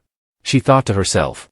This is indeed discrimination, but my cultivation is indeed not comparable to my senior brother's. Wait a minute. Previously, when Yuehua was my master, he clearly mentioned being a martial king. If he's a martial king, why has he made no progress in the Pine Forest trial? Astonished, she looked up at Bai Li Yuehua. His power, is it even above martial king? The headmaster Wu Ji, serious, looked at the two. The investigation at Dong Yang Academy this time is likely to be fraught with dangers. Yuehua, you must protect your junior sister Tinh Xue well. Dao Tinh Xue was startled and snapped back to attention. Yes, master. The headmaster Wu Ji instructed. The yellow wing coast I gave you, as light as a cicada's wing, yet with unbeatable strength, is the best defensive treasure. Remember to wear it. Dao Tinh Xue quickly responded, understanding. I remember now. So the item in the box is the yellow wing coast? I hadn't had a chance to check it before. The headmaster Wu Ji nodded, looking at the two, and continued. I still have other matters. Saintess Kai Yang will inform you about the specific situation at Dongyang Academy. Depart in 2 days, and prepare. Dao Tinh Xue and Bai Li Yuehua replied in unison. Understood, master. Bai Li Yuehua remained silent and glanced at Dao Tinh Xue. Tinh Xue, why have you been avoiding me lately? Dao Tinh Xue, embarrassed, quickly turned and ran. Senior brother, I have something to attend to. Bai Li Yuehua stood still, looking at her retreating figure. Huh? Why is it like this? Kai Yang, sitting in a large bath, was approached by a man in black who entered the room and opened a snake skin box. Saintess, the body has been properly dealt with. This is what you needed. Kai Yang, impatient, waved her hand. Leave it there. The man in black placed the box made of serpent leather on the table and stepped back. Yes. Kai Yang, frustrated, muttered to herself. Indeed, having a master who is inadequate only leads to more trouble. Even after death, having to clean up the body is so troublesome. This old man Wu Ji only sent 2 disciples to challenge me, what should I do to entertain them this time? Bai Li Yuehua, nearby, asked Dao Tinh Xue. Why do you keep avoiding me? Dao Tinh Xue, sitting at a distance, explained. Not at all, isn't it very peaceful here? Bai Li Yuehua looked around. This doesn't look peaceful. What's going on? Dao Tinh Xue thought. I can't say it's because every time I see you, I remember how you held me last time, and you were also unconscious. It's very similar to me touching a certain part of you. Though it was supposed to be a medical treatment, it still feels a bit awkward. Dao Tinh Xue pulled the curtain and forced a smile. It's nothing, I just want to see when we are departing. Bai Li Yuehua sighed. Ha, all right then. Kai Yang pulled back the curtain and apologized. Sorry to keep you waiting. Kai Yang lifted the curtain and said, let's go. The driver acknowledged with a yes. Behind a tree, a shadow watched the 3 of them as their carriage moved away, then disappeared. The carriage creaked as it moved. Jiao Guang, the holy maiden, said, Master, Kai Yang has departed. This is what she sent. Jiao Guang opened a box and handed it to Nan Kuan Wale. Nan Kuan Wale pulled out a red talisman from the box and said, just a minor demon curse, and they couldn't even handle this small matter, nearly ruining my plans. They deserve to die. With a crack, Nan Kuan Wale crushed the red talisman into dust. Jiao Guang, the holy maiden, took out a letter and handed it to Nan Kuan Wale. He opened it, read it, and said, that sly old fox Wu Ji only sent 2 disciples. He then used magic to burn the letter to ashes. Forget it. Controlling 2 inexperienced children is easier than dealing with that old man. These disciples might be more useful than their master. He grabbed Jiao Guang and pulled her into his arms. Do you agree? Jiao Guang nodded. Yes. On the road, Bai Li Yuehua, with a creak, said to Dao Tinh Xue. Why have you been avoiding me lately? Dao Tinh Xue was stunned and replied. Yes, this is from 3 months ago. One late night 3 months ago, a celestial anomaly occurred, and a white star fell into my Jing and Chonglin Institute. Jing and Chonglin is our institute's animal conservation forest, but since then, the plants in the forest have been growing wildly, with even some poisonous plants appearing. Moreover, the nearby mountain villagers have contracted an unknown disease where the infected always smile from the beginning until death. The director sent disciples into the forest to investigate, but they haven't returned yet. Bai Li Yuehua frowned and asked, if it's this serious, why hasn't your institute asked Master Wu Ji for help? Kai Yang explained. From what I understand, my master doesn't study poisons and creatures as deeply as Director Dong Feng. Director Dong Feng told me that if he doesn't return in 3 days, we should seek Master Wu Ji's help. He has studied the celestial realm for many years and should be able to help us. Bai Li Yuehua nodded, understanding. I see. Suddenly, the carriage stopped. The coachman, worried, announced. Saintess, there is someone of unknown origin blocking our way. Leng Zhanglian coldly stood in front of the carriage. Dao Tinh Xue, don't even think about avoiding me. Face me in a duel. Dao Tinh Xue held her forehead, exhausted. Why are you still following me? Ever since the end of the trials, she has been demanding a duel for days. It's too much, and I don't agree. I didn't expect her to follow me all the way here. Kai Yang thought to herself, observing Leng Zhanglian. Leng Zhanglian, the daughter of the leader of the Immortal Crane sect, has chased me all the way here for a duel. I didn't expect that the daughter of the sect leader would be such a martial arts fool. This is truly a heaven-sent opportunity for me. Dao Tinh Xue said to Kai Yang, deciding to get out of the carriage. Sorry, I'll get out and explain the situation to her, asking her to go back. Kai Yang said to Dao Tinh Xue. Miss Dao, wait. I've heard that the Jiayi Academy has a genius young woman named Leng Zhanglian. I haven't seen her demeanor yet. Could she accompany me? Dao Tinh Xue hesitated but finally agreed. All right, you can come with me. Dao Tinh Xue and Kai Yang got out of the carriage. Dao Tinh Xue said to Leng Zhanglian, "At the moment, I have urgent business at the Dongyang Academy. Can we postpone the duel until I return?" Leng Zhanglian replied uncertainly. "I can't be sure how long it will take." Kai Yang suggested. "In that case, I think of a solution for both of you. Miss Lan can accompany us to the Dongyang Academy. After Miss Dao finishes her investigation, you can have the duel then." Leng Zhanglian agreed. "All right."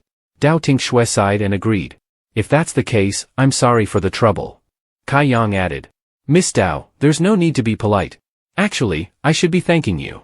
Jiao Guang asked Nan Kuan Wale. "When will Kai Yang arrive?" Jiao Guang replied. "According to the schedule, it should be around the hour of the horse tomorrow." Nan Kuan Wale nodded and ordered. "Very well. The next steps will be entirely up to you. You have the authority to mobilize all the personnel in the institute." Jiao Guang replied. "Understood." At the Dongyang Academy's gate, Tian Quan welcomed them respectfully. "Finally, you've arrived. You've worked hard on the way. Tian Quan has prepared rooms for you. Please come this way." Dao Tinh Xue responded, thanking. "Thank you. It seems that the Dongyang Academy already knew that my senior brother and I would arrive." Tian Quan looked at Leng Zhanglian. "Guest, please wait a moment. Is this person also a disciple of Master Wu Ji?" Leng Zhanglian replied. "I am not." Kai Yang got out of the carriage and hurriedly apologized. "Oh dear, I was in such a hurry to return that I forgot to inform Sister Tian Quan. This is Miss Lan, who is from the same academy as Miss Dao, but due to some issues, she will temporarily stay at our academy. Please prepare a separate room for her, otherwise, it might cause gossip." Tian Quan considered and agreed. "Very well. It's fine.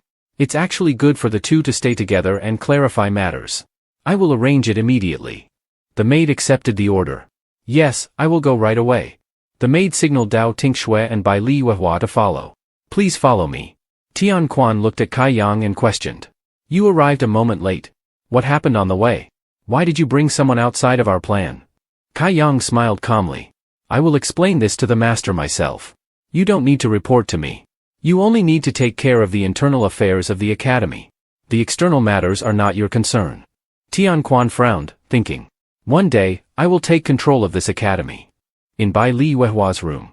Bai Li brother yelled out. "Six Veem." Six Veem emerged from the bushes and asked. "Your Highness, do you have any instructions?" Bai Li Huahua whispered. "The woman Kai Yang seems strange. Investigate her." Six Veem nodded. "No problem, I'll take care of it." In Kai Yang's room. Shi Qian, hiding in the tree and observing, thought to himself. This woman has been changing her clothes repeatedly since she returned, having changed 4 or 5 outfits already. What on earth is she planning? Kai Yang, busy preparing, suddenly saw Nan Kuan Wale open the door and exclaimed with joy. "Master, Kai Yang missed you so much." Kai Yang embraced Nan Kuan Wale and said. "I'm very happy to see you." Nan Kuan Wale looked at her and asked. "I see you took good care of Leng Yaofang's daughter. I'm pleased. So, will there be a reward?" Kai Yang's face flushed with embarrassment as she asked. "So, will there be a reward?" Nan Kuan Wale smiled. "Of course there will be. I've brought you what you like most. Tonight we will." Inside the room, muffled sounds were heard. Kai Yang knelt on the floor, her hands bound, while Nan Kuan Wale held a whip and asked. "Is that enough?" Kai Yang replied. "Not yet. Please, use more force." Nan Kuan Wale smiled, picked up the whip, and said. "As you wish." In Dao Tinh Xue's room. Dao Tinh Xue, half asleep, murmured. "Who is it? Go away, don't come here, it's dangerous. Leave quickly, don't enter the Kin Am Chong Lim." Dao Tinh Xue jolted awake and exclaimed. "It was just a dream."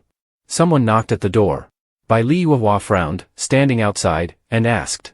"Tinh Xue, are you in there?" Dao Tinh Xue, surprised, opened the door and said. "Senior brother, it's so late. Why are you looking for me?" Bai Li Huahua frowned and replied. "This academy seems a bit strange. What's wrong with you? You look unwell." Dao Tinh Xue smiled and replied. "It's nothing, just a bad night's sleep. Why do you think the academy is strange? Did you discover something?" Bai Li Huahua poured some water, smelled it, and said. "Previously, Saintess Kai Yang came seeking help. The reason seemed plausible but wasn't entirely correct. I remember Kai Yang saying when Dong Fang's master was about to leave, if he didn't return in 3 days, he should go to the Jiayi Academy to find Dean Wuji. Dean Dong Yang knew that Qin Am Chonglim was poisonous, so why didn't he wait for the master to finish studying before leaving? The water seems fine. Dao Tinh Xue took the water, thanked him, and understood the implication. So, you mean Dean Dong Yang had a better way to investigate this matter but chose a risky approach without certainty of success? But is there any other reason why Dean Dong Yang couldn't do it that way? By Li Yuchua. What you said is not without reason, but there's another strange matter: the attitude of the Kai Yang saintess towards Lang Zhang Lian. Dao Tinh Xue placing her cup down and sighing. That's right, I find it strange too. Even though she's heard of and admired Zhang Lian, her attitude is overly enthusiastic. It seems before we enter in capital, we need to investigate. By Li Yuchua. I've already sent Sixveem to investigate, but the result is... Sixveem blamed himself. He had been sitting on a tree keeping watch all night, but suddenly fell asleep. He's never fallen asleep during a mission before. Dao Tinh Xue surprised. Sixveem is at the level of a martial master, how could that happen? Suddenly, the apothecary in Tinh Xue's subconscious awakens. Apothecary in Dao Tinh Xue's subconscious. Little girl, forgive me for waking up suddenly. I'll explain later, but right now, go check that guard's shoulder. Dao Tinh Xue approaching Sixveem, running her hand over his shoulder. Don't move. This is... Tinh Xue in her mind hears apothecary. Apothecary. You must be careful. Ah, I fell asleep before I could finish speaking. Dao Tinh Xue's consciousness called out to apothecary, apothecary, apothecary, but only heard a snoring sound. Dao Tinh Xue helpless. I just feel powerless. Could the expert in making potions be the Kai Yang saintess? Knocking sound, knock knock. Heavenly saintess from outside. I bring a message for the 2 esteemed masters. The 2 have returned, please come to the main hall. There is something to discuss. By Li Yuchua surprised. Is it Dong Yang's master at the Eastern Institute's front hall? By Li Yuchua and Dao Tinh Xue bowing. Greetings to Dong Yang's master. Dong Fang Shuli turning and smiling. Dear ones, if you're disciples of Wuji, just call me senior uncle. Please, sit. Dong Yang's master smiling. Oh, has Kai Yang already explained the origins of the Eastern Institute to you too? Probably not. Let me tell you about our academy's history. Dong Yang's master ordering. My disciple, bring tea for the siblings. By Li Yuchua and Dao Tinh Xue. Sip it slowly. Dong Fang Shuli sternly. What are you mumbling about? Go get some snacks, come here so I can tell them about the history of the academy. By Li Yuchua annoyed. Senior uncle, this isn't urgent, you. Dong Fang Shuli continuing without stopping. Remember back then, I went through countless hardships, relying on my own strength, starting from nothing to create the Eastern Institute. By Li Yuchua and Dao Tinh Xue sitting and listening, as night falls, Dong Fang Shuli still talking. After that, the disciples of the Eastern Institute were divided into 2 factions. Red-robed ones mainly focus on cultivating medicine, while black-robed ones specialize in making poisons. That's the appearance you see today. By Li Yuchua and Dao Tinh Xue thinking to themselves. Finally, it's over. Dao Tinh Xue looking at Dong Fang Shuli. Senior uncle, so now can you tell us what happened in the Mchang forest? Dong Fang Shuli his face darkened. Mchang forest has been contaminated by a kind of poison. By Li Yuchua shocked. What? Dong Yang's master taking out a small bottle from his sleeve. This is the source of the poison I found, discovered in some mutated plants. He hands the bottle to Bai Li Yuchua. Bai Li Yuchua accepting the bottle. Is there an antidote? Dong Fang Shuli. This is an unknown poison, let alone finding an antidote. But it seems to affect plants. The nearby residents of Mchang forest might have eaten contaminated plants from the forest. A voice from the bottle speaks to Dao Tinh Xue. You must go quickly. Dao Tinh Xue thinking. Why does this feel familiar? She asks, why do I feel this way? Dong Fang Shuli. Regarding those villagers, I will find a way to treat them. But please inform Brother Wuji and ask him to come here quickly. Dao Tinh Xue suddenly reaching out to grab the poison bottle, muttering. What am I doing? By Li Yuchua worriedly. Tinh Xue, what's wrong? Dao Tinh Xue at midnight, in her room, wakes up holding her head, in pain. What's happening to me? By Li Yuchua suddenly appears, holding a small bottle. You fainted. This is a tonic pill. Dao Tinh Xue taking it. Thank you. She eats a pill. By Li Yuchua touching Dao Tinh Xue's forehead. Why are you sweating so much? Is there any discomfort? Dao Tinh Xue blushing. Not much left. By Li Yuchua closing his eyes. That's good. He pulls out another small bottle. Right, I got this to help you. It seems you care a lot about it. Dao Tinh Xue taking the bottle, hugging it to her chest. Senior brother, no matter how dangerous Emchang Forest is, I must go see the cause. Perhaps it's just an indescribable feeling. Bai Li Yuchua standing there. All right. Dao Tinh Xue surprised. What? Bai Li Yuchua looking at Tinh Xue with gentle eyes. We'll go together. Dao Tinh Xue blushing, smiling lightly. Yes, at the entrance to Emchang Forest. Dong Fang Shu Li frowning. Are you really not going to wait for brother Wu Ji and enter the forest first? Dao Tinh Xue smiling. It's all right, senior uncle. We don't know when master will arrive. We'll just go ahead and scout. You've already sent a disciple to accompany us, nothing will happen. Dong Fang Shu Li stroking his beard. All right. Go ahead. Yi Xin has gone with me once, he will take care of you on the way. Dao Tinh Xue. All right, fine. By the way, holy maiden, the person traveling with us is named Lang Zhang Lian, and I would appreciate it if you could take care of her a bit. She usually stays in her room cultivating. Just bring her some food and water. Thian Chuan clasping hands together. Understood. Miss Dao, rest assured, I will arrange everything. Dao Tinh Xue to Bai Li Yuchua and Yi Xin. Let's head out then. Dong Fang Shu Li and Jiao Guang watching the three of them leave, Jiao Guang bows her head. Principal, Dao Ren, I still have some matters to arrange, please excuse me. Dong Fang Shu Li. Very well, go ahead. As Jiao Guang walks away, an assassin appears on a tree branch. Holy maiden. Jiao Guang glances at him. Make your move after nightfall today. The assassin bows his head. Understood. In Lang Zhang Lian's room, late at night. Lang Zhang Lian sitting in meditation, her hands on her knees, eyes closed. The assassin disguised as a servant, opens the door and brings in the food. Miss Lang, it's time for dinner. He places the tray on the table and pulls out a knife hidden beneath it. Lang Zhang Lian opens her eyes, looks at the assassin. Who are you? The assassin smiles sinisterly, raises the knife. Please, enjoy your meal. He lunges the knife towards Lang Zhang Lian. Lang Zhang Lian quickly pinches the knife's blade with 2 fingers, opening her eyes. You don't need to know. The assassin steps back, turns around, and escapes through the window. I'm out of here. Lang Zhang Lian chases after him urgently. Stop right there. The assassin runs around the academy, stopping by the wall. Lang Zhang Lian looking at him lazily. Still won't tell me your name? The assassin puts his hand to his mouth and blows a blood whistle. Lang Zhang Lian looks up and sees a spiderweb descending from the sky, surprised. The assassin kneels and reports to Jiao Guang. Holy maiden, she's been captured, and the 10 fragrance powder was used perfectly. Jiao Guang tilts her head and looks at him. Very good. Lock her up in the prison first. The assassin obeys, understood.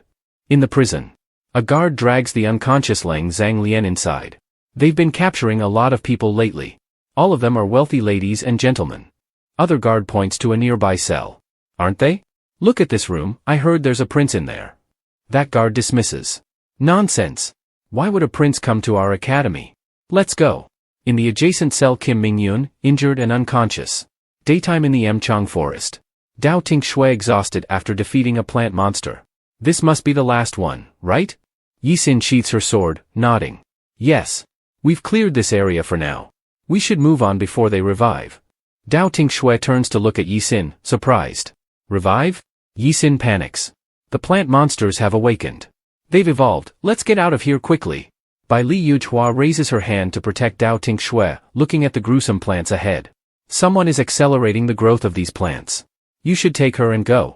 I'll catch up later. Dao Tinh Xue agrees, worried. Be careful, senior brother. We'll wait for you up ahead. Bai Li Yuchua rushes forward, dealing with the plant monsters quickly, noticing a shadowy figure in the distance, channels internal energy and strikes. Come out. Nankuan Wu Lei dodges swiftly, lazily looking at Bai Li Yuchua with a faint smile. This person can break through the formation so easily, it's impossible to gauge their cultivation level. Truly interesting. Dao Tinh Xue and Yi Xin after running a distance, stop to rest. Dao Tinh Xue suddenly realizing something. Yi Xin, wait a moment. Yi Xin tilts her head. We're almost there. Miss Dao, follow me.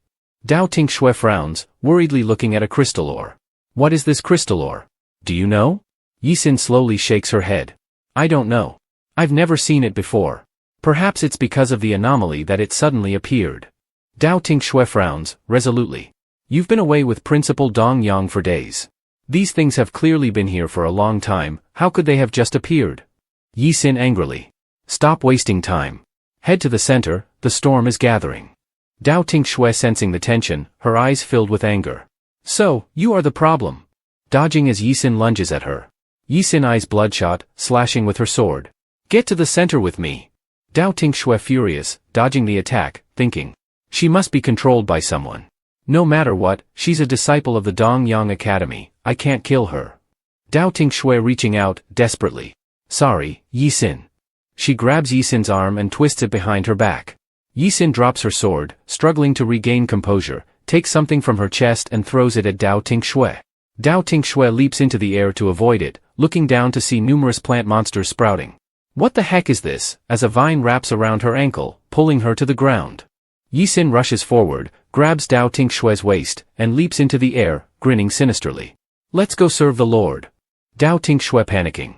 Yi Xin, this is bad. Yi Xin falls to the ground, the atmosphere turning eerie and frightening, as Yi Xin collapses on top of Dao Tinh Xue.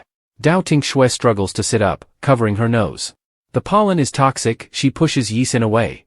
Looking at Yi Xin, shocked to see her eyes white, blood spilling from her mouth. She's dead. Dao Tinh Xue stood up, her hand resting on the tree trunk. Who is the person the master just mentioned? The manipulator?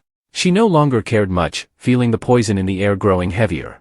Dao Tinh Xue felt her entire body go numb and worried. Although I don't know why this poison isn't a fatal blow to me, I can't stay here for long. I need to find senior brother quickly.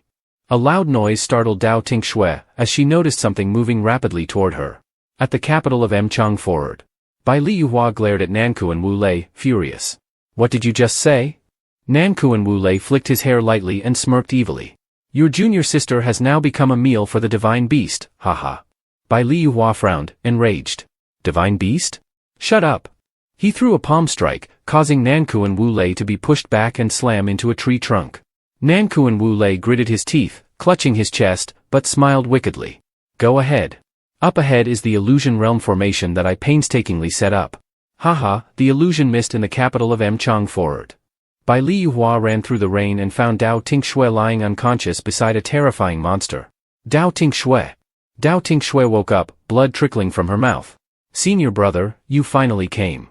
I've discovered the source of the poison, cough, cough. It must be this poison beast. Bai Liyuhua held Dao Tinh Xue, worried. Don't speak anymore. The poison from this beast can't be cured.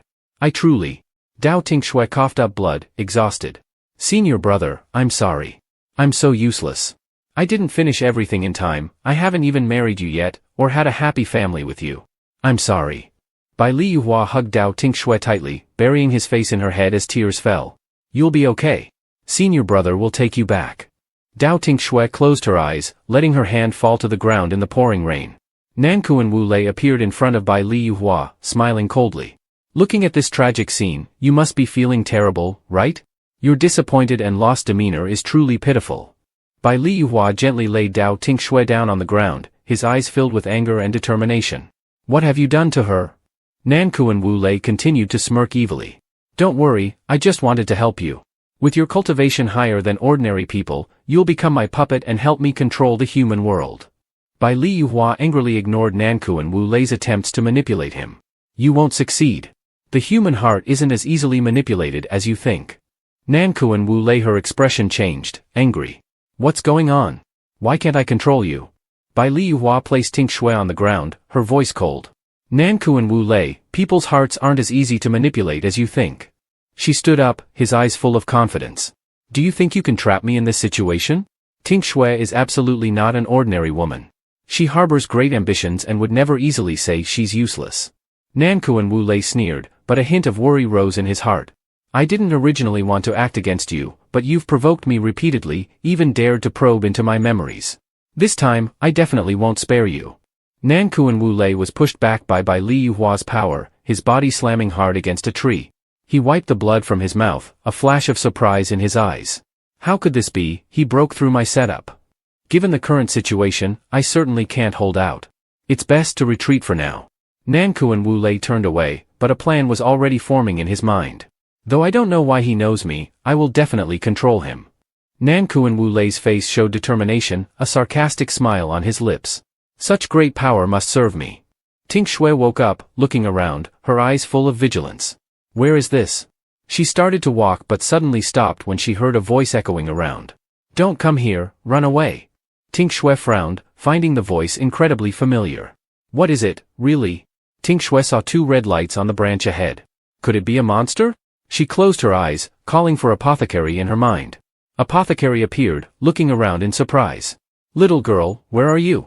Why is there poison all around? Dao Ting Xue collapsed to her knees, her voice weak. I'll explain to you later. My whole body is paralyzed right now. Apothecary, is there any way to help me detoxify this? Apothecary blinked. The poison from spores can be neutralized. Ting Xue clutched her chest, with little spirit ginseng on her shoulder, and Apothecary beside her detoxifying her. But the poison miasma in the forest. Your senior brother hasn't caught up yet, I'm afraid he'll get hurt. Apothecary stroked his beard, his eyes pensive. The spore poison on your body can be neutralized, but this miasma doesn't belong to the human world, I can't help you with it for now. After being healed, Ting Xue stood up, her eyes wide with surprise. Not from the human world?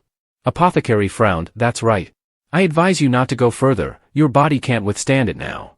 Ting Xue's face darkened, she ignored Apothecary's warning and ran quickly forward, her face showing determination. If it's from the celestial world, then I must investigate it thoroughly. Ting Xue ran through the rain, her eyes resolute, her teeth clenched. This must be the center of the Mchang forest.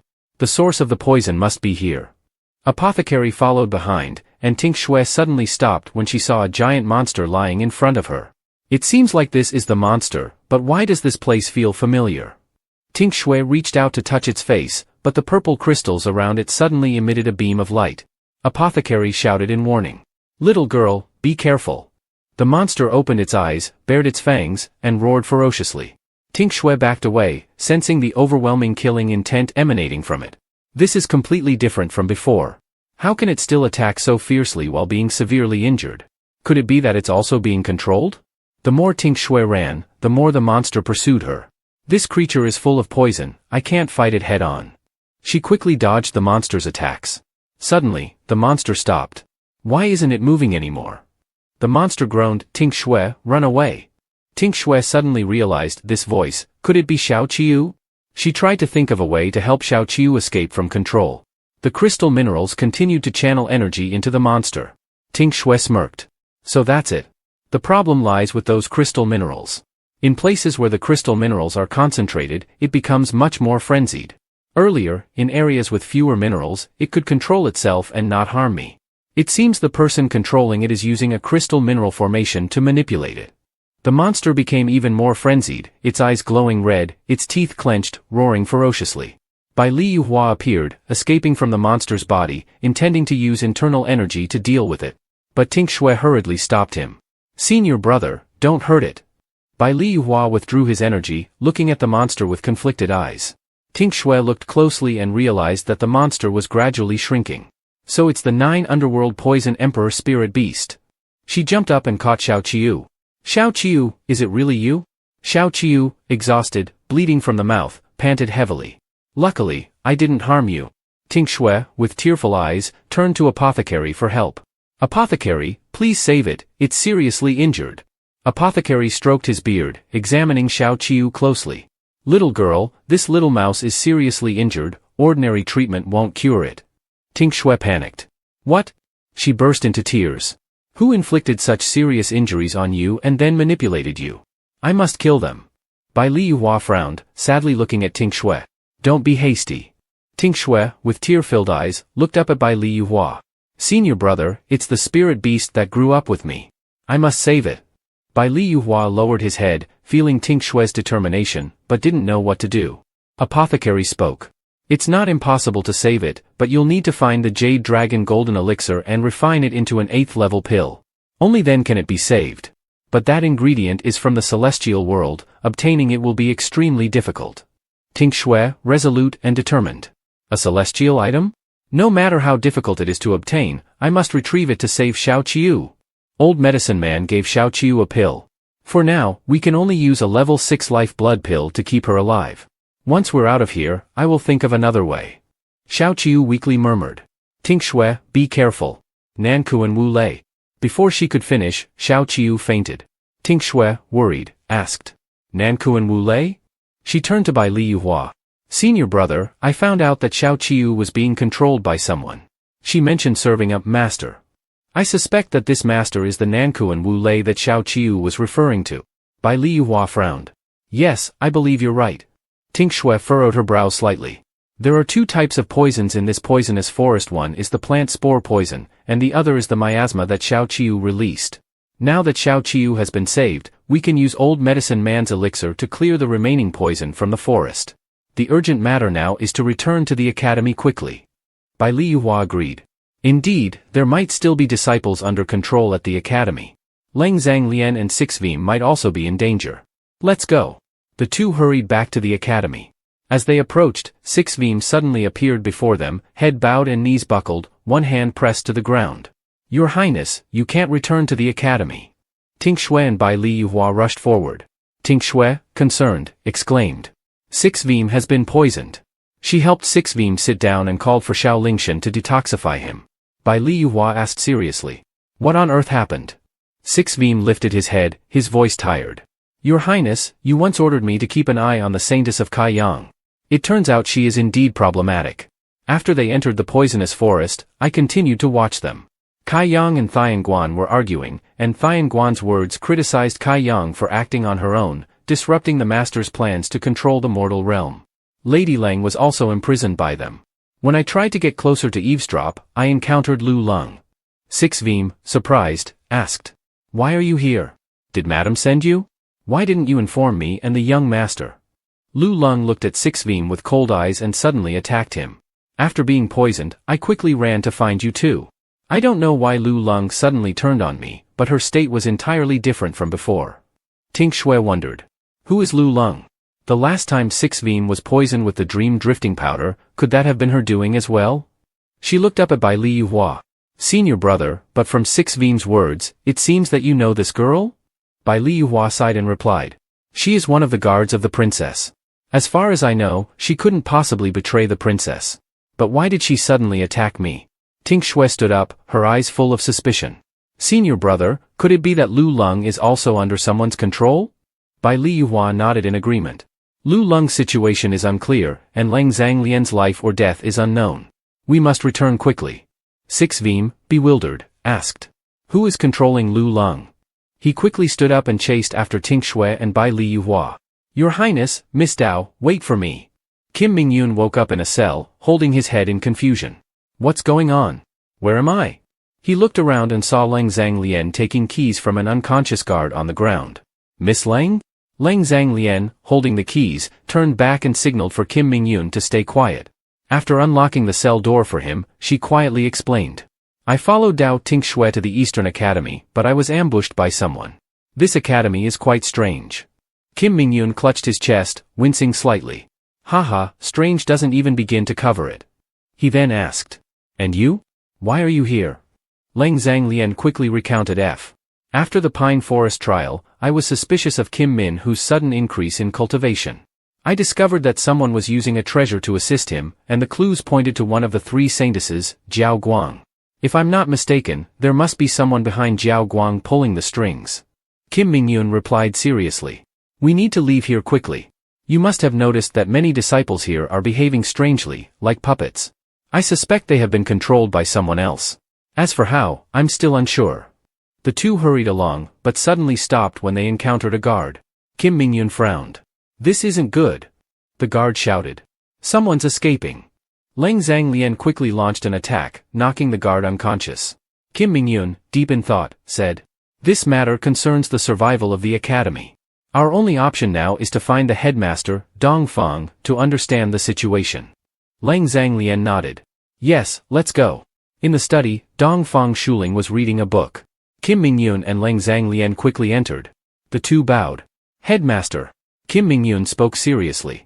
Headmaster, I, Kim Mingyun, have something to report. Dongfang Shuling looked at the two, slightly surprised. Eighth Prince, Miss Leng, why are you in such a hurry? Has something happened?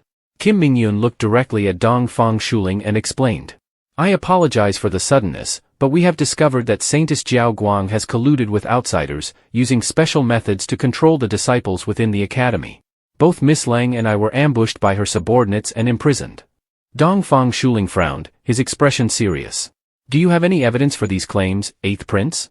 This matter concerns the Saintess and the Academy's disciples. I urge you to be careful with your words. Kim Mingyun placed his hand on his chest and bowed. Please apprehend Saintess Jiao Guang first. After that, we will present the evidence ourselves. Dongfang Shuling turned away, one hand clasped behind his back, his voice calm but cold. Very well. If that's the case, guards. A group of men suddenly appeared, swords drawn, surrounding Kim Mingyun and Leng Zhanglian. Dongfang Shuling ordered. Arrest these two. Kim Mingyun, shocked, asked. Headmaster Dongfang. What do you mean by this? Dongfang Shuling laughed loudly, his eyes cold. I can't let you ruin the plans of that great lord. Kim Mingyun and Leng Zhanglian were surrounded by a group of subordinates. Leng Zhanglian questioned. That great lord? Kim Mingyun's face darkened. I never expected even the director to be controlled. Dongfang Shuli ordered. Capture them. His subordinates responded in unison. Yes, sir. Leng Zhanglian drew her sword and engaged in battle. While fighting, Kim Mingyun warned.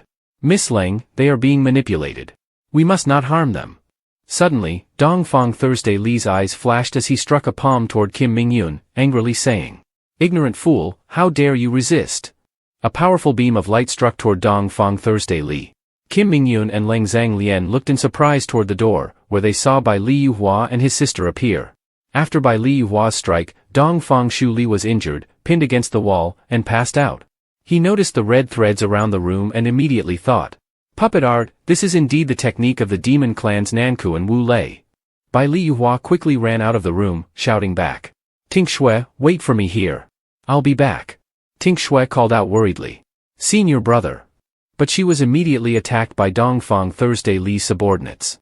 Dao Ting Xue swiftly took them down and quickly followed by Li Yuhua. Nanku and Wu Lei was sitting with his subordinates, while Kai Yang stood beside him, dressing his wound.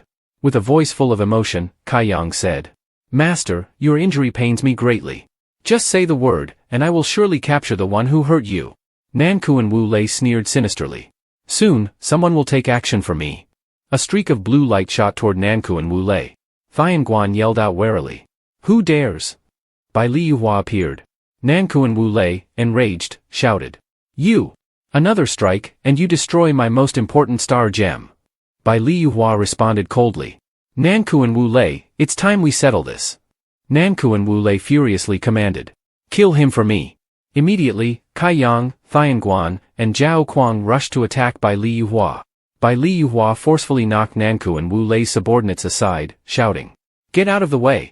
He then struck Nanku and Wu Lei, sending him flying into a tree and coughing up blood. He approached, speaking sternly. You have allied with the demon clan, brought harm to your people, and now you are endangering the mortal world. I will not tolerate this. Kai Yang, injured, shouted from the ground. Stop! If you dare lay a finger on the master, I will kill you. Thian, also injured, leaned against a tree, thinking to herself. It seems Nanku and Wu Lei is no match for this man. I cannot die here. The urgent matter now is to find a way to escape. Bai Li Yuhua stood in front of Nanku and Wu Lei and coldly asked. What exactly are you planning all this for? Nanku and Wu Lei stood up, clutching his chest, and sneered. For what? By controlling these people, I can get what I want. But now, everything has been ruined by you. With that, he gathered his energy and struck a palm toward Bai Li Yuhua, shouting madly. If I can't control you, then I'll destroy you. Boom! A flash of light shot forward, knocking Nanku and Wu Lei away. Dao Ting Xue appeared, grabbed his neck, and coldly asked. Who are you trying to destroy? With blood in his mouth, Nanku and Wu Lei laughed loudly. Haha, you're not dead? It seems that the Qu Poison Emperor wasn't that powerful after all. Dao Ting Xue, enraged, shouted. So it was you who injured Xiao Qiu? Nanku and Wu Lei, now weak, responded. If you kill me, you'll never know why he fell to the mortal world. Dao Ting Xue's eyes sharpened as she glared at him. The Heavenly Emperor's poison maiden can't threaten me. I want you dead. With that, Dao Ting Xue channeled her energy and snapped Nanku and Wu Lei's neck. He fell unconscious to the ground. Bai Li Yuhua looked at her and gently asked. Feel better now? Dao Ting Xue replied. Senior brother, are you hiding something from me? I overheard your conversation with Nanku and Wu Lei. You knew him long ago, didn't you? Bai Li Yuhua sighed as he looked at her. He's my younger brother. Dao Ting Xue was shocked. Your brother? Nanku and Wu Lei is from the heavens? If that's the case, then you too. Bai Li Yuhua nodded. Yes, we grew up together. Later, for some unknown reason, he suddenly sought refuge with the demon tribe. Part of the reason I came to the mortal world was because of this. Dao Tinh Xue pondered, surprised at her own thoughts. I always knew senior brother's cultivation was extraordinary, but I never imagined he was also from the heavens. No, now is not the time to think about this. She continued. The demon tribe likely still has significant movements. I'll send someone to investigate further. But, if I return to the heavens, would you come back with me? Her cheeks flushed as she shyly thought. Why does it sound like I'm proposing? She quickly said. I'm not talking to you anymore. Uncle Master probably needs help. I'll head back first. With that, Dao Tinh Xue hurriedly ran off. 2 days later, in the main hall of the Eastern Academy, Bai Li Yuzhua looked at Dongfang Shuli and asked with concern. Uncle Master, how is your health?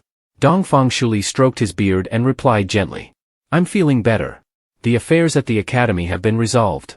This time, I wanted to meet you both to express my gratitude. Without the two of you, the consequences would have been unimaginable. I feel ashamed thinking back. Initially, Nankuan Wu Lei disguised himself as a student and entered our academy. He was extremely talented, and I was very fond of him. I never expected he would dare to deceive me, saying that if I followed his plans, our academy would become more illustrious. Now that he's gone, and the two others, Thian Guan and Kai Yang, have been imprisoned by me, awaiting judgment. But enough of these unpleasant matters. You two are great benefactors of the Eastern Academy. If there's anything you want, just ask. Bai Li Yuzhua clasped his hands in gratitude and said. Thank you, Headmaster. For now, I don't have any requests, but could you ask Tinh Xue if she needs anything? Dao Tinh Xue was surprised. Senior brother. Dongfang Shuli warmly said. Go ahead, don't be shy. With joy, Tinh Xue replied. Uncle Master, I currently need the Jade Dragon Gold Essence to save someone very important. Do you know its whereabouts? Dongfang Shuli looked at her in surprise. The Jade Dragon Gold Essence? Why do you need to find it? I happen to have it right here. It was a gift from old Wuji when the academy was first established. It's said to be a heavenly herb, very rare in the mortal world. Since you are his disciple, returning it to its original owner seems fitting. Someone, bring the Jade Dragon Gold Essence here. Dao Tinh Xue gratefully received it, smiling as she said. Thank you, Uncle Master. Xiao Qiu can be saved. Dao Tinh Xue quickly returned to the medicine room and called out. Apothecary, hand Xiao Qiu over to me. The apothecary handed Xiao Qiu to Tinh Xue. She used her energy and the Jade Dragon Gold Essence to heal him, thinking to herself. Xiao Qiu, you must recover soon. Finally, Xiao Qiu woke up, weakly calling out. Tinh Xue. Tinh Xue joyfully exclaimed. You're better. The next day, outside the Eastern Academy, in a carriage, Dao Tinh Xue asked Kim Mingyun. Eighth Prince, why did you come to the Eastern Academy this time? Kim Mingyun calmly replied. Since the trial at Pine Forest, I've noticed that Kim Ming Hook's cultivation has been rising suspiciously fast. I've discovered that someone has been helping him with treasures, including the beast tamer. All of these were given to him by Lu Lu. Fortunately, the one behind it all is now dead. Without that powerful external aid, my third brother won't be able to cause any trouble for a while. Tinh Xue looked worried, saying. That may be true, but Kim Ming Hook is very cunning. Who knows if he'll find another source of help? The eighth prince must still be cautious. Kim Mingyun nodded in agreement. You've made a good point. I'll be careful. By the way, are you both planning to return to the academy? Dao Tinh Xue, holding Xiao Qiu, replied, We're not returning for now. I obtained the jade elixir, so I can now refine 8th grade pills. I want to return to heal my father. In front of the main gate of Dao Tinh Xue's house. Beside a tree, two men were having a secret conversation. The sound of a carriage bringing Dao Tinh Xue home was heard. Dao Tinh Xue lifted the curtain of the carriage and breathed a sigh of relief. Finally, I've made it home. But she was startled to see two men, one quickly left, while the other was a servant in the household. Upon seeing her, he waved and called out. Miss! Miss! Dao Tinh Xue's face showed doubt. Why is one of Dao Thian Hong's men here? The carriage stopped, and the servant quickly ran up, respectfully asking. Why didn't you notify us of your return? I'll go inform the old madam immediately. After saying that, he quickly rushed into the house, shouting. Old madam, young master, the eldest miss has returned. Bai Li Yuhua stepped down from the carriage and asked Tinh Xue. What happened? Dao Tinh Xue, deep in thought, replied. Perhaps I've been away for too long, and now the house is infested with rats. Second uncle must really miss us. Bai Li Yuhua coldly asked. Do you want to deal with them? The siblings quickly entered the house, and Dao Tinh Xue responded. No need. I'm curious to see what Dao Tianhong is planning. Under the bright moonlight, in the alchemy room, Dao Tinh Xue and Master Yao were focused on refining the pill. In Dao Tenyun's room, the old madam sat by the bed, sadly saying to him, My husband, can he really recover? Dao Tuanyang comforted his mother. Mother, don't you remember how sister healed the two of us? She said everything will be fine. Suddenly, the door to the room opened. Dao Tinh Xue and Bai Liyuhua entered. Dao Tinh Xue joyfully said, Mother, I've finished refining the 8th grade pill. With this, father will surely be healed. Dao Tinh Xue approached Dao Tianvin and gave him the pill. She used her power to heal him. After a while, Dao Tianvin weakly regained consciousness. Seeing this, Wan Tiandan joyfully rushed over, exclaiming, Husband! You're finally awake. Hoo-hoos! She burst into tears. Dao Tianvin sat up, wiped his wife's tears, and gently said, My dear, why do you look so worn out? And who are those 2 children behind you? Wan Tiandan happily replied, Tianvin, it's been 13 years. You've been in a coma for 13 years. These 2 children are Dao Tinh Xue and Dao Tuanyang. Dao Tianvin was shocked. Tiandan, what are you saying? 13 years? Have I been unconscious for that long? He reached out his arms and said to his children, Come here so I can take a good look at you. Dao Tinh Xue and Dao Tuanyang, overwhelmed with emotion, rushed over. Wan Tiandan, moved, wiped her tears and said, You have no idea how capable these 2 children have become. They're both studying at Jiaxing Academy now. Especially Tinh Xue, you woke up thanks to the 8th grade pill she refined for you. But over the years, without you, we've suffered greatly. Dao Tianvin patted Dao Tuanyang's head and emotionally said, Good. You've both grown up. These years have been hard on you and your mother. Bai Liyuhua approached, comforting Dao Tinh Xue with a hug.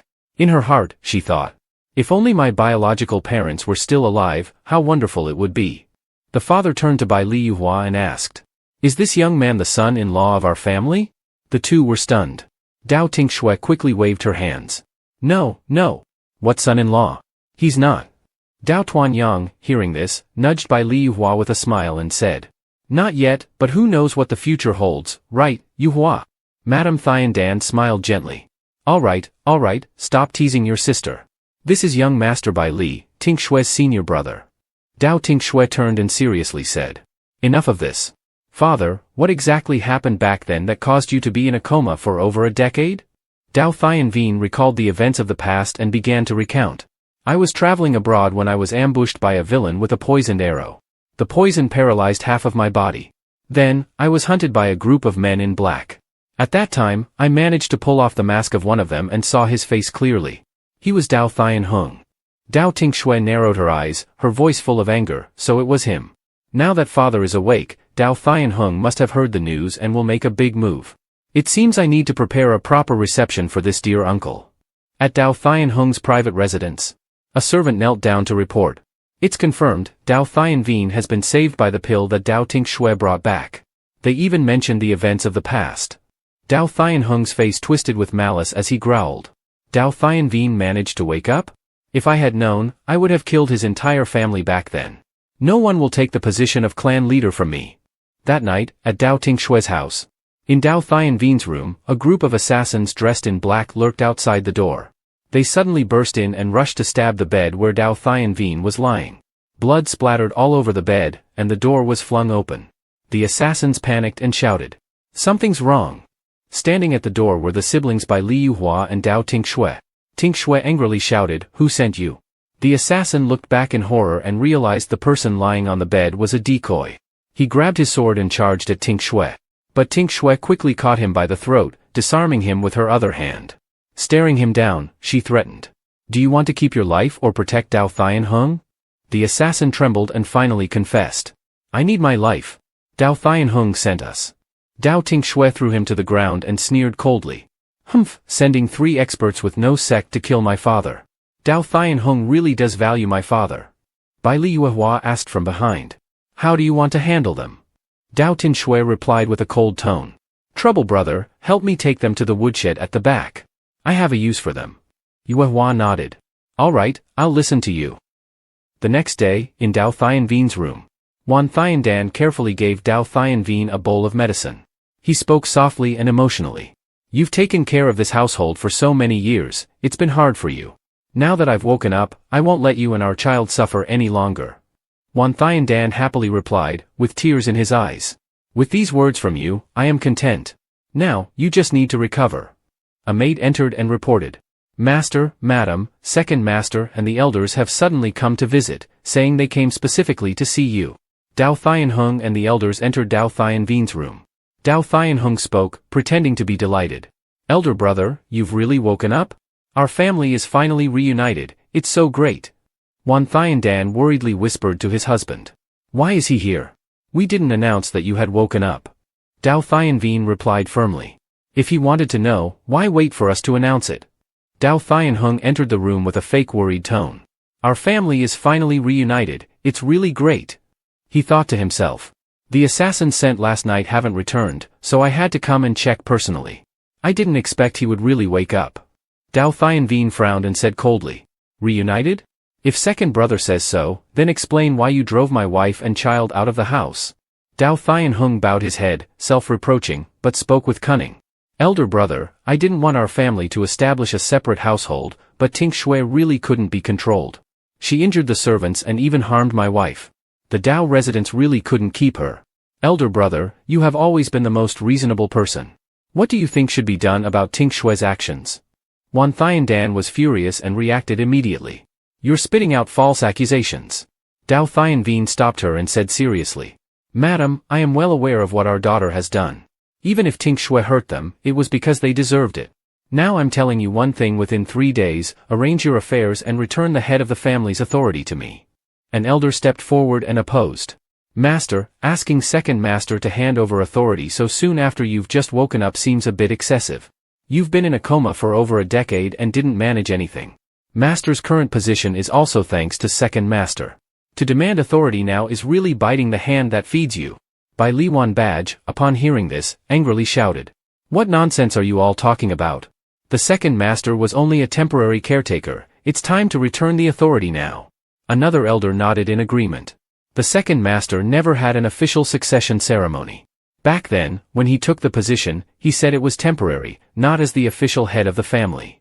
Yet another elder said to Dao Tian Vin. Great master, times have changed. If you return to managing the Dao family, it might not be as good as when the second master was in charge. Dao Thian Hung, with a smug expression, added.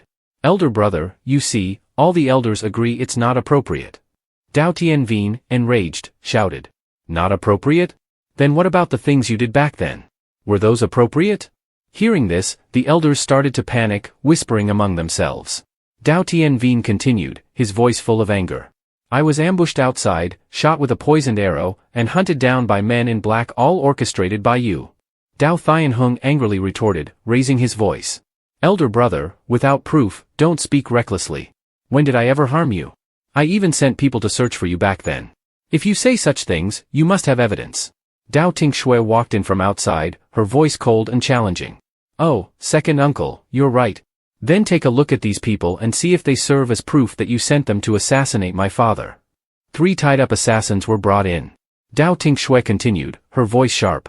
Last night, just after my father regained consciousness, someone came to assassinate him.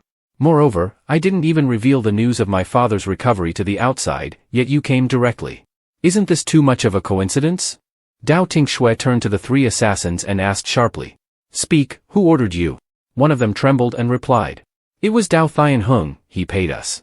He ordered us to kill Dao Tian Vin last night.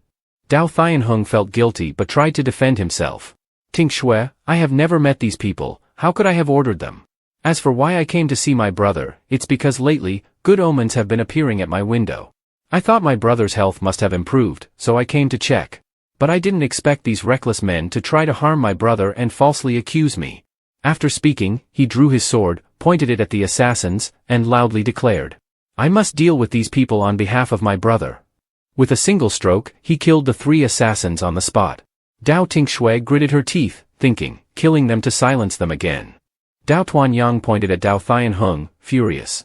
You killed them to silence them. Dao Thian Hung sneered, his tone cunning. Tuanyang, why do you say that? I avenged my elder brother. Elders, did I do anything wrong? Dao Thian Hung worriedly said to Dao Tian Vin. Elder brother, your health is still not fully recovered, don't push yourself. Overexertion will cause you to faint again, and it would deeply sadden me. Dao Tianvin firmly replied. Without an official transfer of authority, I am still the head of the Dao family. I order you to hand over the authority now. Dao Tianhong smirked and replied. These days, strength rules.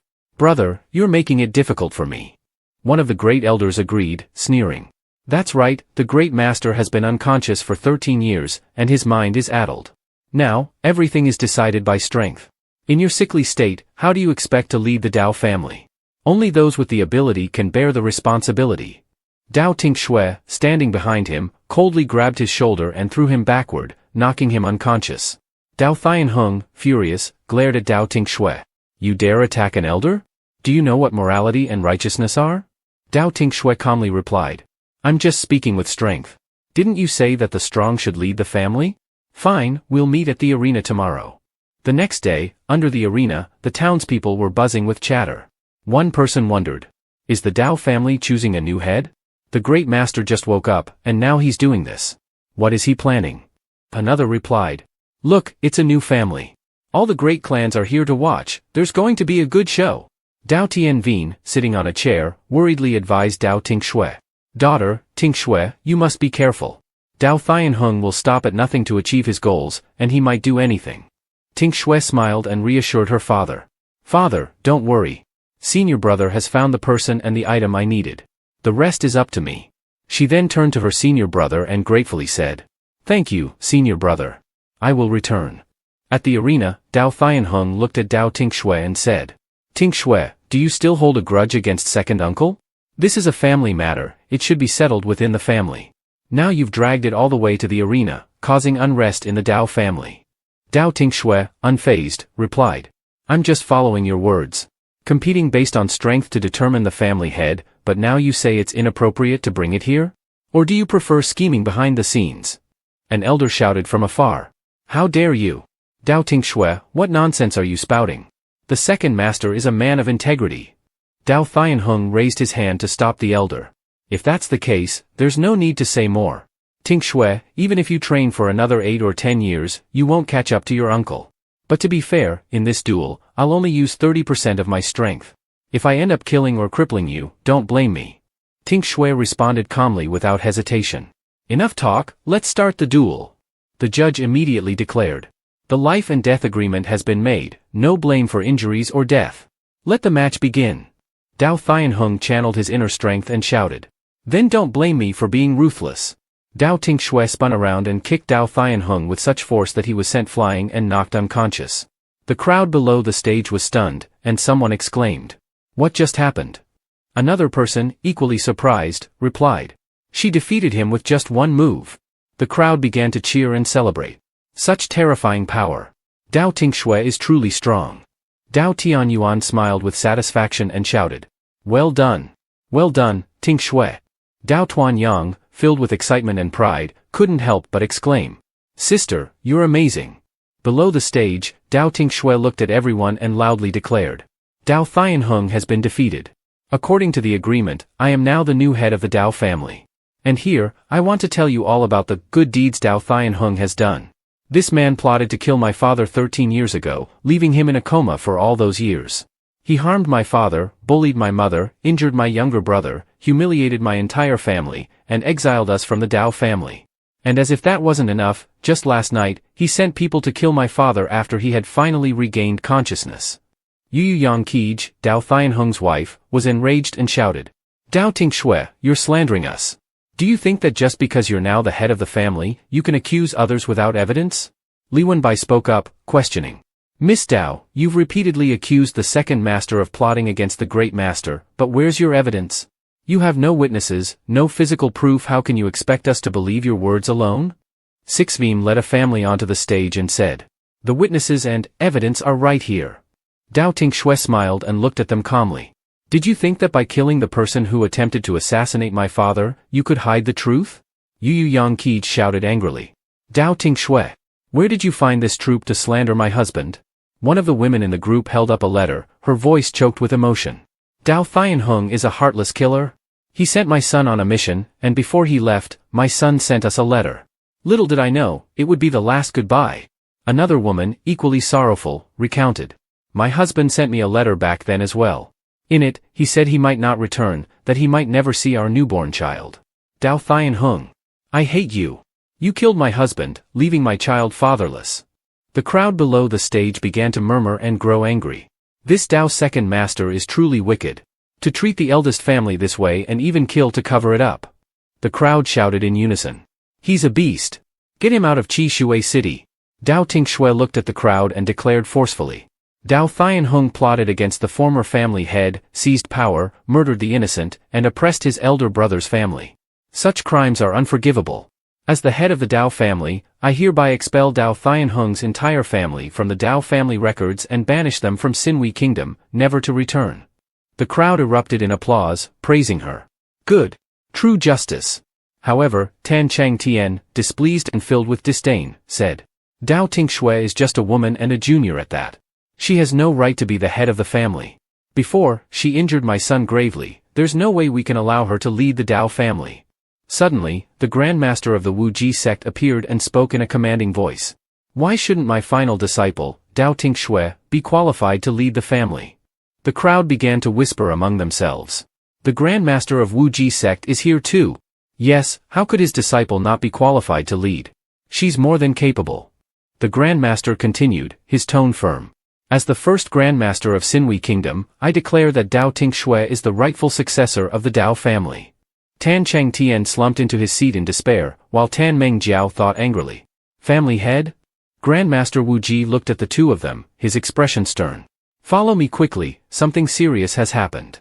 Night had fallen, and the entrance to the Qishui City Magistrate's office was crowded with townspeople, all whispering and gossiping. The Grand Master of Muchj led Dao Tinh Xue and Bai Li Yujhua inside.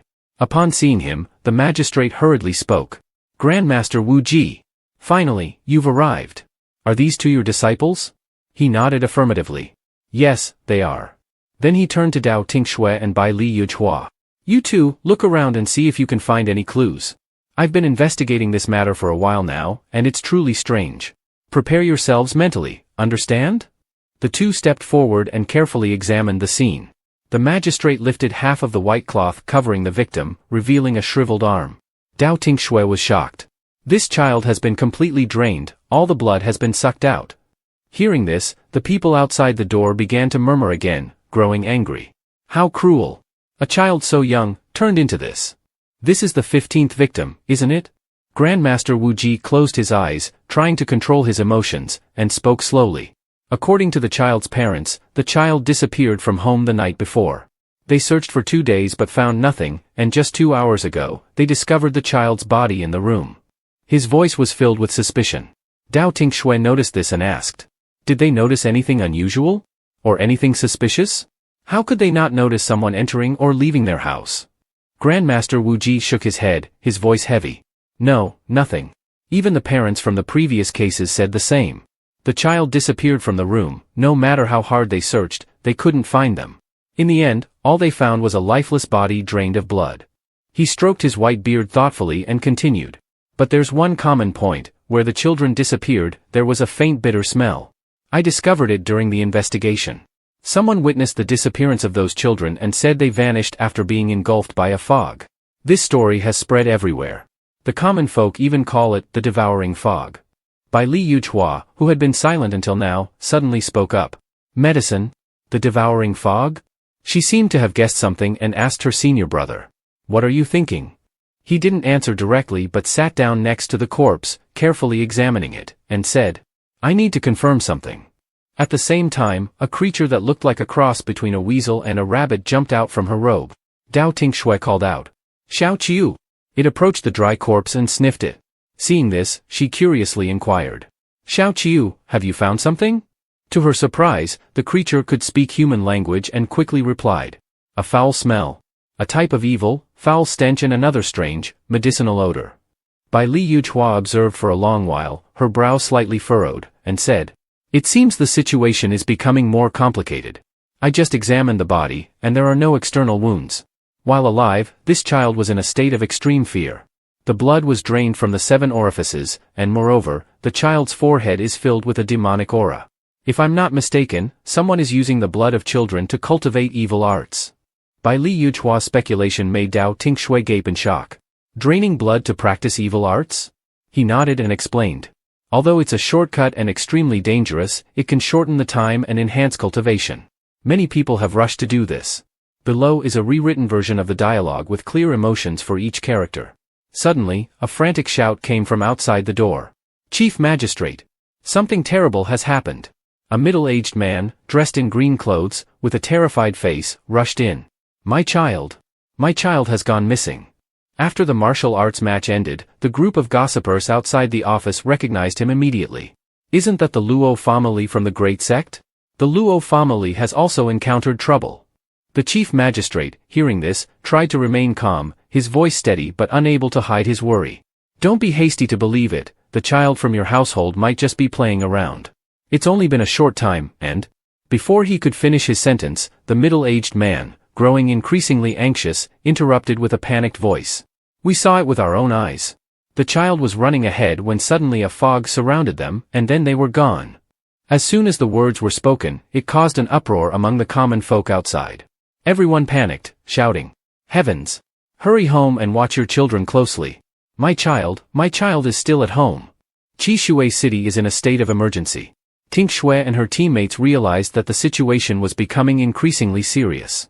The city is about to fall, Tinh Xue said, her voice full of worry. We've wasted too much time and still haven't caught the culprit. Why is the governor only now panicking? Is it too late? By Li Yuchua, with a serious expression, reassured them. Right now, we need to focus on finding the recently missing child. Hopefully, it's not too late. Before the sun had fully set, their group had already begun the search. We need to act immediately, Tinh Xue emphasized. Let's hope we can find the child before it's too late. Xiao Qiu led the way, but as dusk fell, exhaustion began to set in among the group. Xiao Qiu, where's the child sent? Tinh Xue asked tiredly. Xiao Qiu, with a worried look, replied. The scent is still ahead, but it's getting weaker. Tinh Xue couldn't bear it anymore and spoke up. We've nearly covered half of Qishue City, yet we haven't found any clues. Did we miss something? By Li Yuchua, with a stern face, stopped and stood in front of Tinh Xue. Stop, he warned. Something's off about the scent here. Tinh Xue looked around and saw a thick fog rolling in. Why is there fog at this time? She wondered. The sun has only just set, the temperature hasn't dropped much, so why is there suddenly fog? As the fog began to dissipate, a loud crash sounded from ahead. The two quickly moved toward the noise and saw a group of grotesque figures surrounding a person.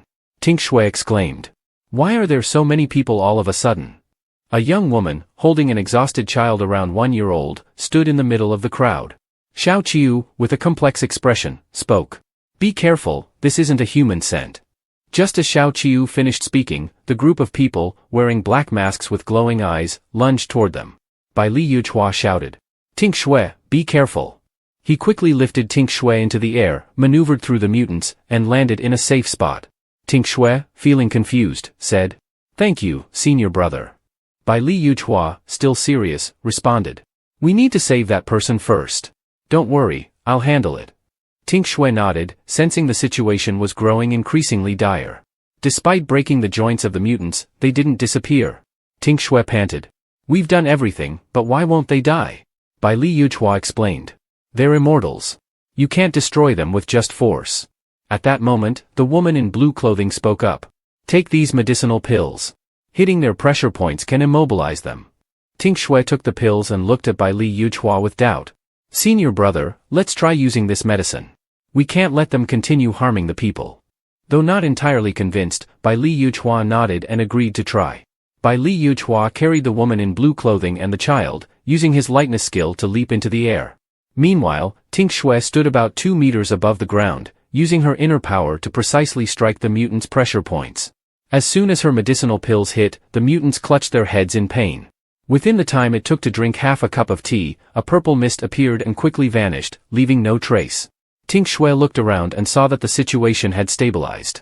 The woman in blue, with a grateful expression, approached. Thank you both so much for your help. If it weren't for you, I might have lost my life here. Dao Tinh Xue felt suspicious. She looked at the woman and asked. Before you thank us, we need to know if the missing child in Qishue City is connected to you in any way. King Fei Yan felt a shiver under Tinh Xue's gaze. No, it wasn't me. Bai Li Yuchua immediately asked. If it wasn't you, why is the Luo family's child in your hands? King Fei Yan hurriedly explained. I just happened to pass by and save the child. Tinh Xue was still uneasy. If it was just a coincidence, why do you have medicinal pills on you? Didn't you just participate in an internal battle with your own people? King Fei Yan stammered. It's really not me. At that moment, the child they saved stepped forward, took Tinh Xue's hand, and said, Big Sister Dao, you are the one who saved me. Just now, there was a purple mist surrounding me, and then I felt very sleepy. When I woke up, it was already dark. I saw a masked lady standing with the scary people. The scent on the masked lady was very fragrant, not like this sister's at all. Tinh Xue listened, deep in thought. The child continued. The masked lady even patted my head and touched my neck. Suddenly, my chest hurt. Then, the big sister rushed in, carried me, and ran out. The scary people followed and wanted to kill me. Luckily, the big sister gave me some candy to eat, so I didn't feel the pain anymore. King Fei Yan hurriedly explained. Tan Min, I gave him a healing pill. If I had been any later, there might have been another corpse. Hearing this, Tinh Xue realized she had misunderstood. She sighed, her eyes widening in surprise. The masked woman is practicing dark arts. King Fei Yan felt deeply guilty and, along with Bai Li Yuchua, bowed in apology. Miss, we wrongly accused you. I am Dao Tinh Xue, and this is my senior brother, Bai Li Yuchua. We are investigating the case of missing children in Shue City. If we offended you, please forgive us. King Fei Yan, though understanding, still felt uneasy. She returned the bow. It's okay, you were just trying to help. I am King Fei Yan, formerly a disciple of the Medicine Sage Valley. Dao Tinh Xue immediately caught on to the phrase, formerly. Formerly? Bai Li Yuchua, feeling that things were still unresolved and eager to solve the case quickly, spoke up. Miss, please lead us to the scene to investigate. King Fei Yan nodded and led the two to a mansion entrance. This is the place. Observing for a moment will make things clear. Bai Li Yuchua frowned as he surveyed the area. There's no sign of life here. It may be difficult to find any valuable clues. He remarked. Tinh Xue nodded, worriedly saying. If that's the case, then our lead has been cut off again. She turned to King Fei Yan and asked. Miss King, what exactly are those immortals? King Fei Yan felt guilty and explained. Actually, they are not immortals at all. They are medicine people, created from living humans. Specifically, they are thrown into a pond filled with various poisonous herbs. After being soaked for a long time, the toxins invade their bodies, corroding their organs and brains, but leaving the heart intact. Eventually, they lose consciousness, no longer feel anything, and become mindless tools. Once they wear the masks, they only obey their master's orders and can transform into white mist. At this point, King Fei Yan clenched her fists in anger. The one who created these monsters is the master of the Medicine Saint Valley. No, it's the fake master. Bai Li Yuchua listened carefully and asked in doubt. I've heard that the people of Medicine Saint Valley always remain hidden and rarely go out. The masters of each generation are selected within the valley. How could there be a fake master? King Fei Yan quickly explained. I saw my master return from Tianshi Mountain and become a different person. He brazenly created these medicine people and sent them to Tanhui Kingdom. I intended to oppose it, but a few days ago, I saw a strange masked woman in my master's room, and that woman transformed into my master. Something isn't right. Dao Tinh Xue looked at Bai Li Yuchua and said, Transform into someone else? Senior brother, neither the heavenly realm nor the human world has this kind of technique. Bai Li Yuchua frowned and gravely said, The demon clan. King Fei Yan, saddened, hugged herself. That woman discovered me, and her medicine people chased me. I fled here, hoping to destroy those medicine people. I didn't expect them to be more powerful than I thought. My only advantage now is my speed. King Fei Yan gave a bitter smile, feeling ashamed for not being able to help her sect and almost causing harm to herself. Noticing her feelings, Dao Tinh Xue smiled reassuringly. Miss King, regarding the fake master, my senior brother and I can help you. But the urgent matter now is to eliminate those medicine people. We can't let the people of Shue City live in fear. King Fei Yan felt increasingly useless. Currently, there's no medicine that can completely kill them. My pills can only temporarily control their actions, preventing them from approaching Shue City. Dao Tinh Xue smiled confidently. If we can't kill them, then preventing them from entering the city is a success. I have my ways. After discussing, the three quickly agreed on a plan. Dao Tinh Xue had come up with an effective method. For days passed, and no more children were reported missing in the city. However, at midnight in Tan's family mansion, Tan Mongjiao went mad, smashing things in her room and shouting. Dao Tinh Xue again. She set up another formation to repel the medicine people, trapping Shue City.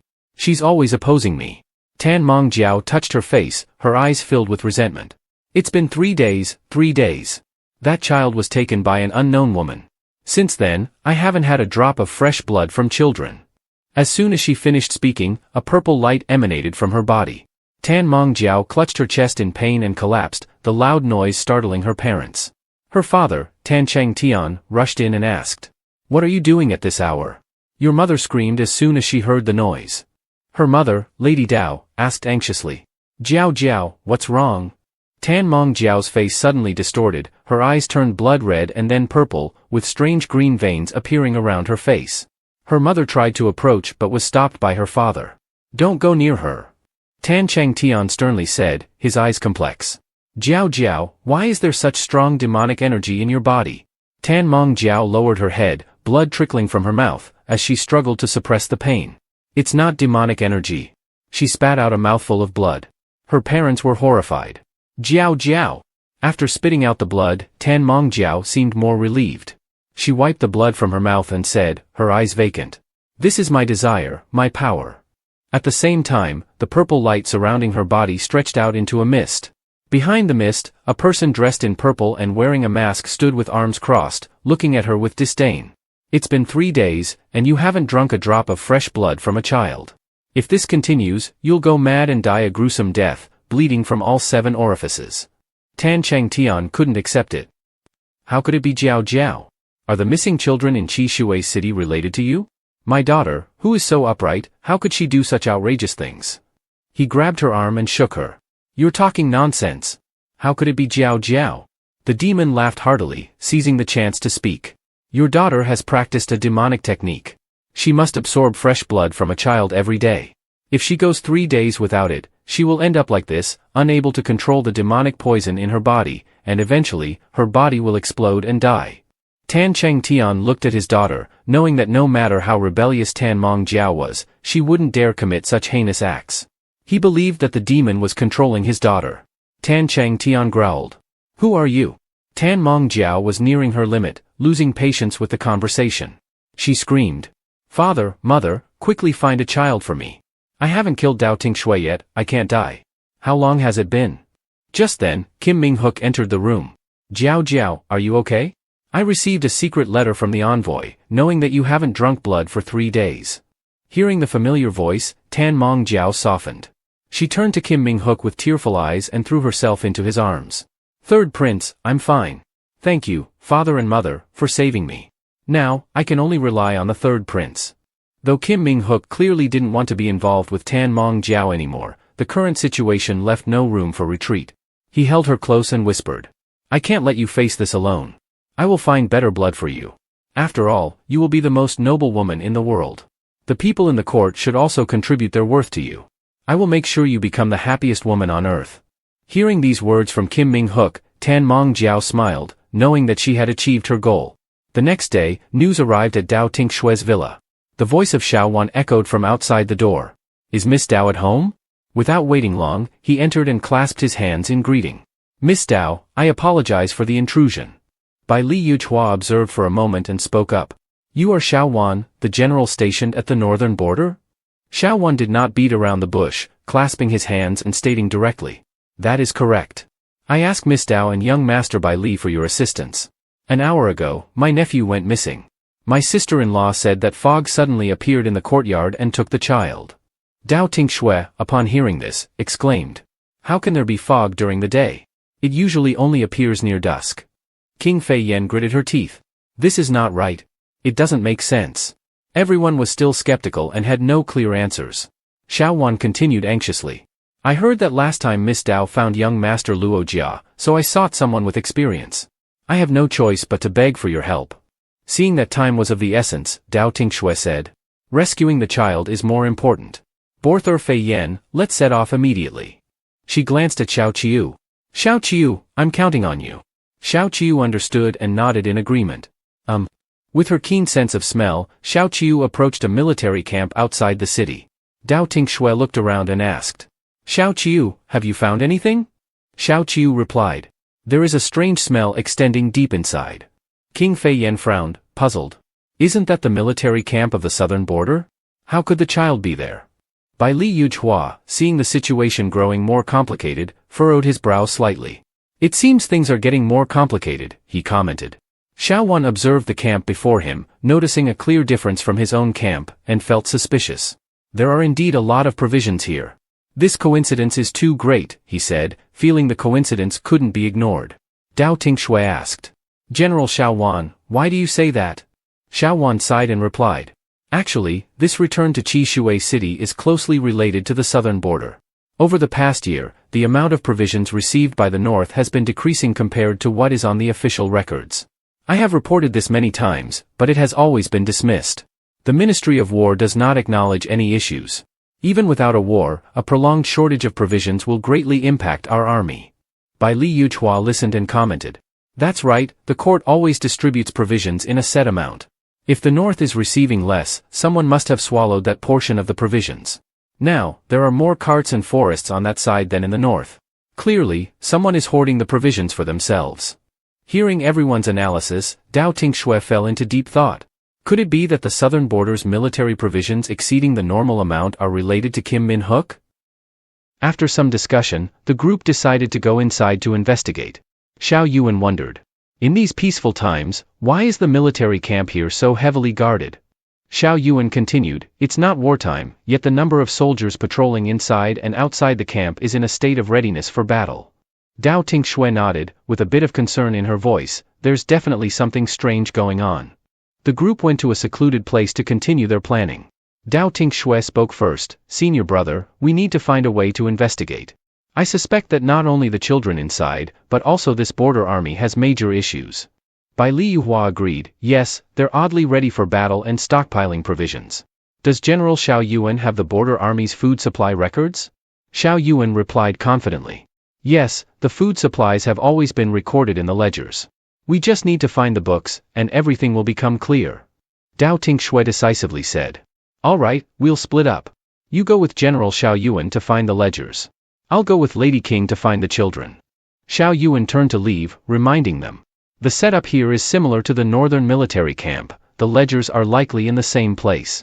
Before leaving, Yuhua gently patted his girl's head, advising. Be careful. She nodded and smiled, you too. Then, the two parted ways. Tinh Xue called out, Xiao Qiu, let's go. The two followed Xiao Qiu's trail to a nearby forest. There, they discovered the children surrounded by a group of soldiers. Dao Tinh Xue smirked, we found them. Upon recognizing the two masked strangers, King Fei Yan frowned, they're from the Medicinal Valley. Xiao Qiu added, Tinh Xue, they smell just like General Xiao Yuan. His nephew is also among them. She turned to King Fei Yan, her voice serious, good job, Xiao Qiu. Fei Yan, don't act rashly. Wait for General Xiao Yuan and senior brother to return. But before she could finish, King Fei Yan had already drawn her sword and leaped towards the group, shouting, release the children. Hearing the commotion, the group became alert and panicked. One of them shouted, who goes there? As Fei Yan fought them, she angrily scolded, heartless scoundrels, how dare you sell innocent children to the Medicinal Valley? You call yourselves soldiers and talk about defending the nation? Her anger made each move decisive and ruthless. In just a few strikes, she took down the soldiers. The leader, seeing this, drew his sword and angrily yelled, thief! Where do you come from, daring to interfere? I'm acting under orders, this has nothing to do with you. At that moment, Dao Tinh Xue's voice rang out from above, Fei Yan, stop. Fei Yan looked in the direction of the voice. The leader realized there were others, but before he could react, a white mist enveloped them all. Thanks to the warning, Fei Yan wasn't affected, but the rest were all knocked out by the tranquilizing mist. The two strangers quickly tried to flee but were taken down by a single strike from Tinh Xue, rendering them unconscious. Tinh Xue slowly emerged from the bushes, breathing a sigh of relief. Luckily, we used Xiao Qiu's tranquilizing mist, so no other soldiers were alerted. We can't cause a commotion. Just then, Bai Liyuhua returned. Seeing Tinh Xue, she asked in surprise, Senior brother, how did you two get back so quickly? Tinh Xue smiled and replied, we happened to follow the person recording the ledgers, so we got them quickly. Xiao Yuan looked around at the chaotic scene and exclaimed, Miss Dao, did you knock these people out? Among the unconscious children, Xiao Yuan recognized his nephew. He hurried over and hugged him tightly, worriedly calling out, my nephew. Now there's another problem to solve. Fei Yan said seriously, there are too many children, we can't secretly take them out. But Ting Xue snapped her fingers, her eyes determined, who says we have to sneak them out? This time, we'll boldly walk out through the main gate. As she finished, an old man with silver hair and bright red clothing appeared beside her. The old man smiled gently, you asked for a medicine, and it worked just as you hoped. The group disguised themselves as soldiers and directly led horses and carts out of the camp. After traveling a considerable distance from the city, King Fei Yan pulled off a mask from her face and laughed loudly, we really walked out the main gate openly. Xiao Yuan couldn't help but praise, Master Dao, I never expected you to have such a miraculous tool. Changing voices and skin like that, deceiving the gate guards so easily. I'm truly impressed. Ting Xue modestly replied. The most important thing was that the general happened to discover their procedure for transporting bodies out. Without that, my trick would have been very risky. It was a good inside-outside collaboration, so everything went smoothly. Xiao Yuan looked into the bushes and called out, are you there? In response to his call, a few subordinates appeared, respectfully bowing to him, General, we've been waiting for a long time. Ting Xue spoke seriously, I will order my subordinates to secretly escort these children to Qishui City, where the local authorities can help them find their parents. The southern border is very suspicious. If such vile acts have occurred, I will thoroughly investigate. Many thanks to Master Dao and young Master Bai Li for your assistance. I am deeply grateful. If you ever need help in the future, I will spare no effort. Ting Xue also respectfully returned the salute, take care, General Xiao Yuan. We'll part ways here. At that moment, 6 Vim appeared, his expression serious, Your Highness, there's trouble in the city. The head of the Tan family died suddenly. Tomorrow, Tan Mongjiao will assume the role of head of the family. It's said that at midnight last night, the couple both passed away. The funeral will be held tomorrow, along with the succession ceremony. Also, while monitoring the Tan family, I discovered 3 people from the Medicinal Valley accompanying someone who looks very much like Nan Kuan Wu Lei into the Tan family estate through the back entrance. Ting Xue furrowed her brow, concerned, the Tan family couple has passed away, Tan Mongjiao is taking over, and Nan Kuan Wu Lei appeared at the Tan estate. Yu Hua glanced at Ting Xue and nodded, when something unusual happens, there's always a problem. Ting Xue resolutely said, it's fine. Tomorrow, we'll go and investigate. The next day, at the Tan estate, everyone gathered in the morning hall, all dressed in white.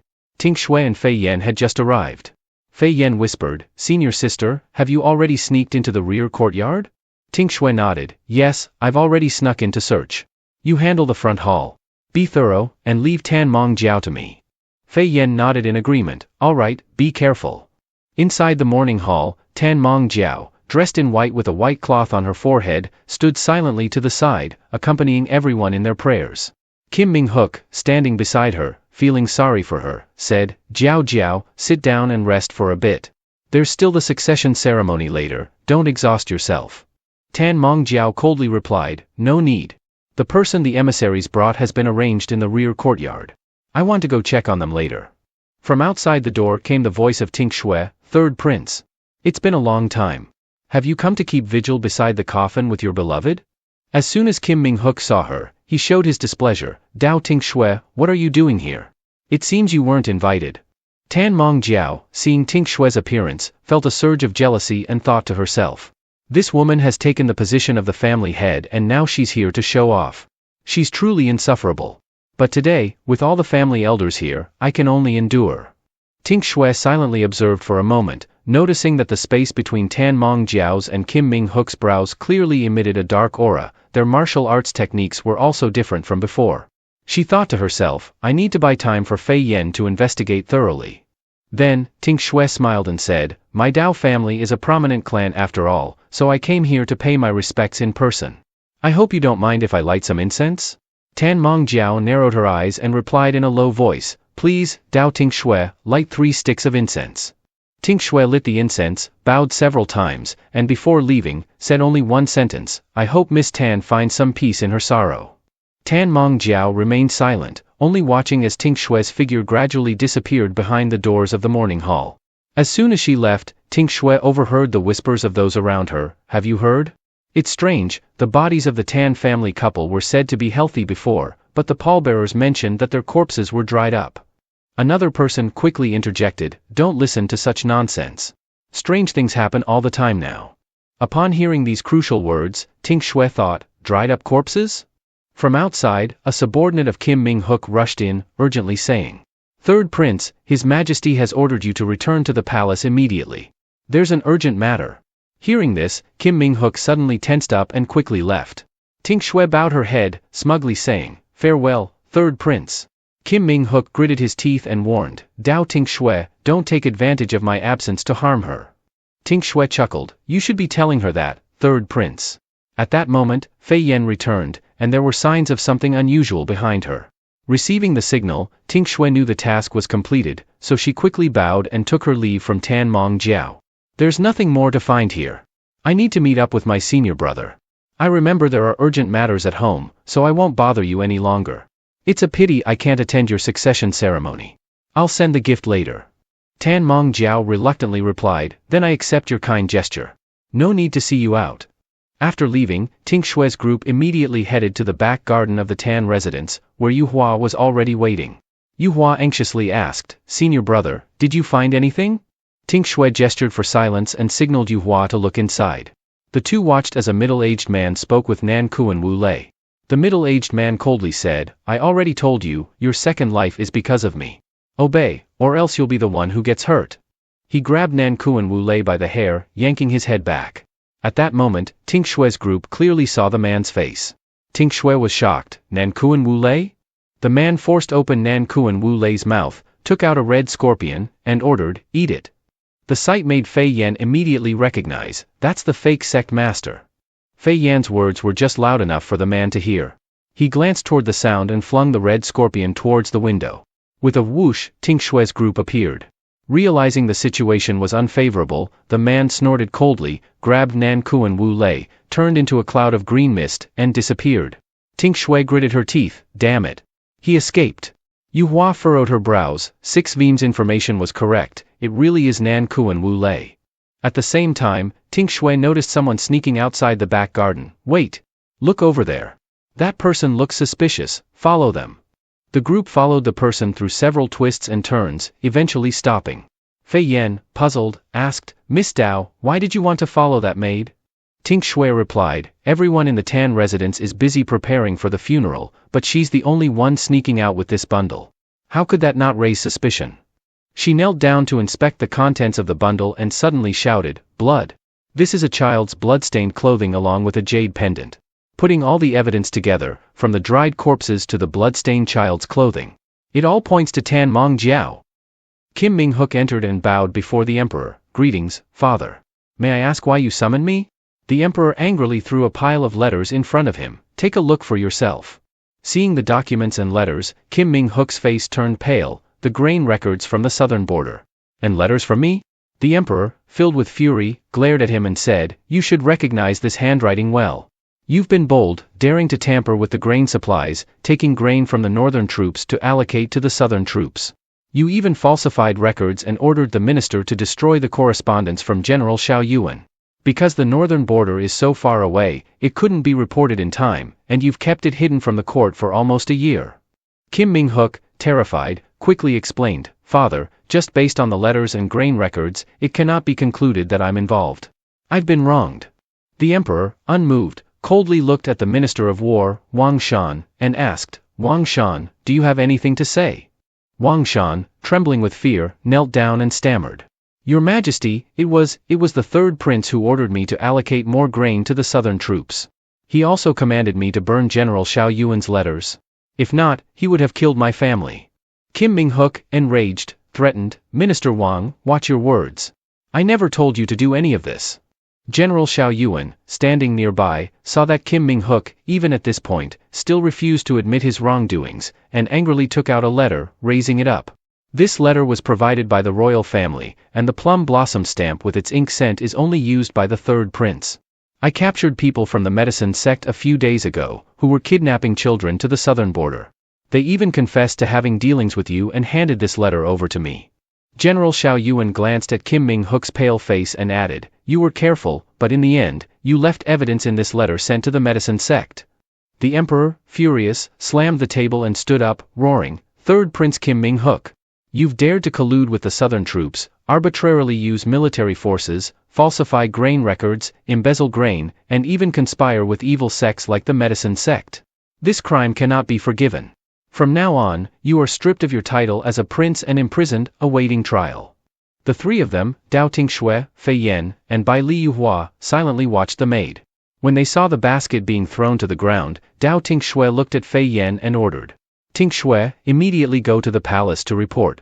Bring people to the Tan residence and arrest Tan Mongjiao.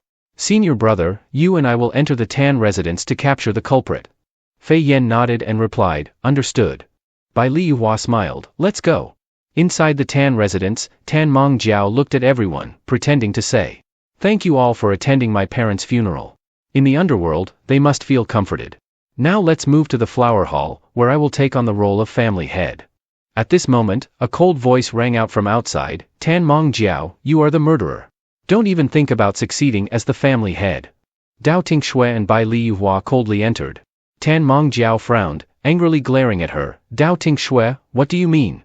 Dao Tinh Xue narrowed her eyes and coldly exposed the truth. "What do I mean? Everyone, the case of the children who have gone missing for several consecutive days in Qi Shui City, along with the mysterious fog that devours people, is all related to this woman." The people around were shocked and terrified as they looked at Tan Mengjiao.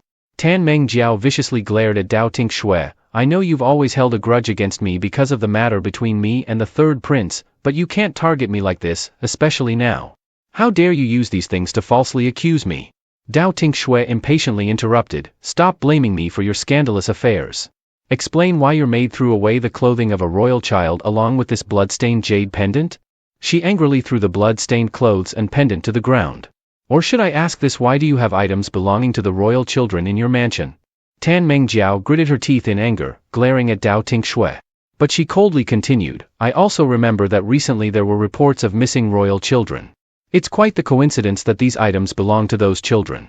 The emblem of the royal family is engraved on this jade pendant, which is undeniable proof."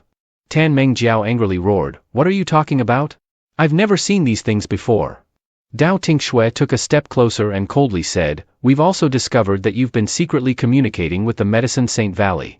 The Medicine Saint Valley is known for creating drugged humans, and they are also behind the man-eating fog. A fake leader from the valley was found in the back courtyard of your house." Tan Mengjiao, enraged, gritted her teeth, "Everything you're saying is completely baseless." At this moment, Bai Liyuhua also spoke up, "You want evidence? Here it is." He raised a vial, coldly glaring at Tan Mengjiao. "This item was found in the back courtyard, in a room filled with alchemical containers. Every container in that room bears the mark of the Medicine Saint Valley. Would you like to go there and see for yourself?" The people around were terrified, whispering and buzzing with shock.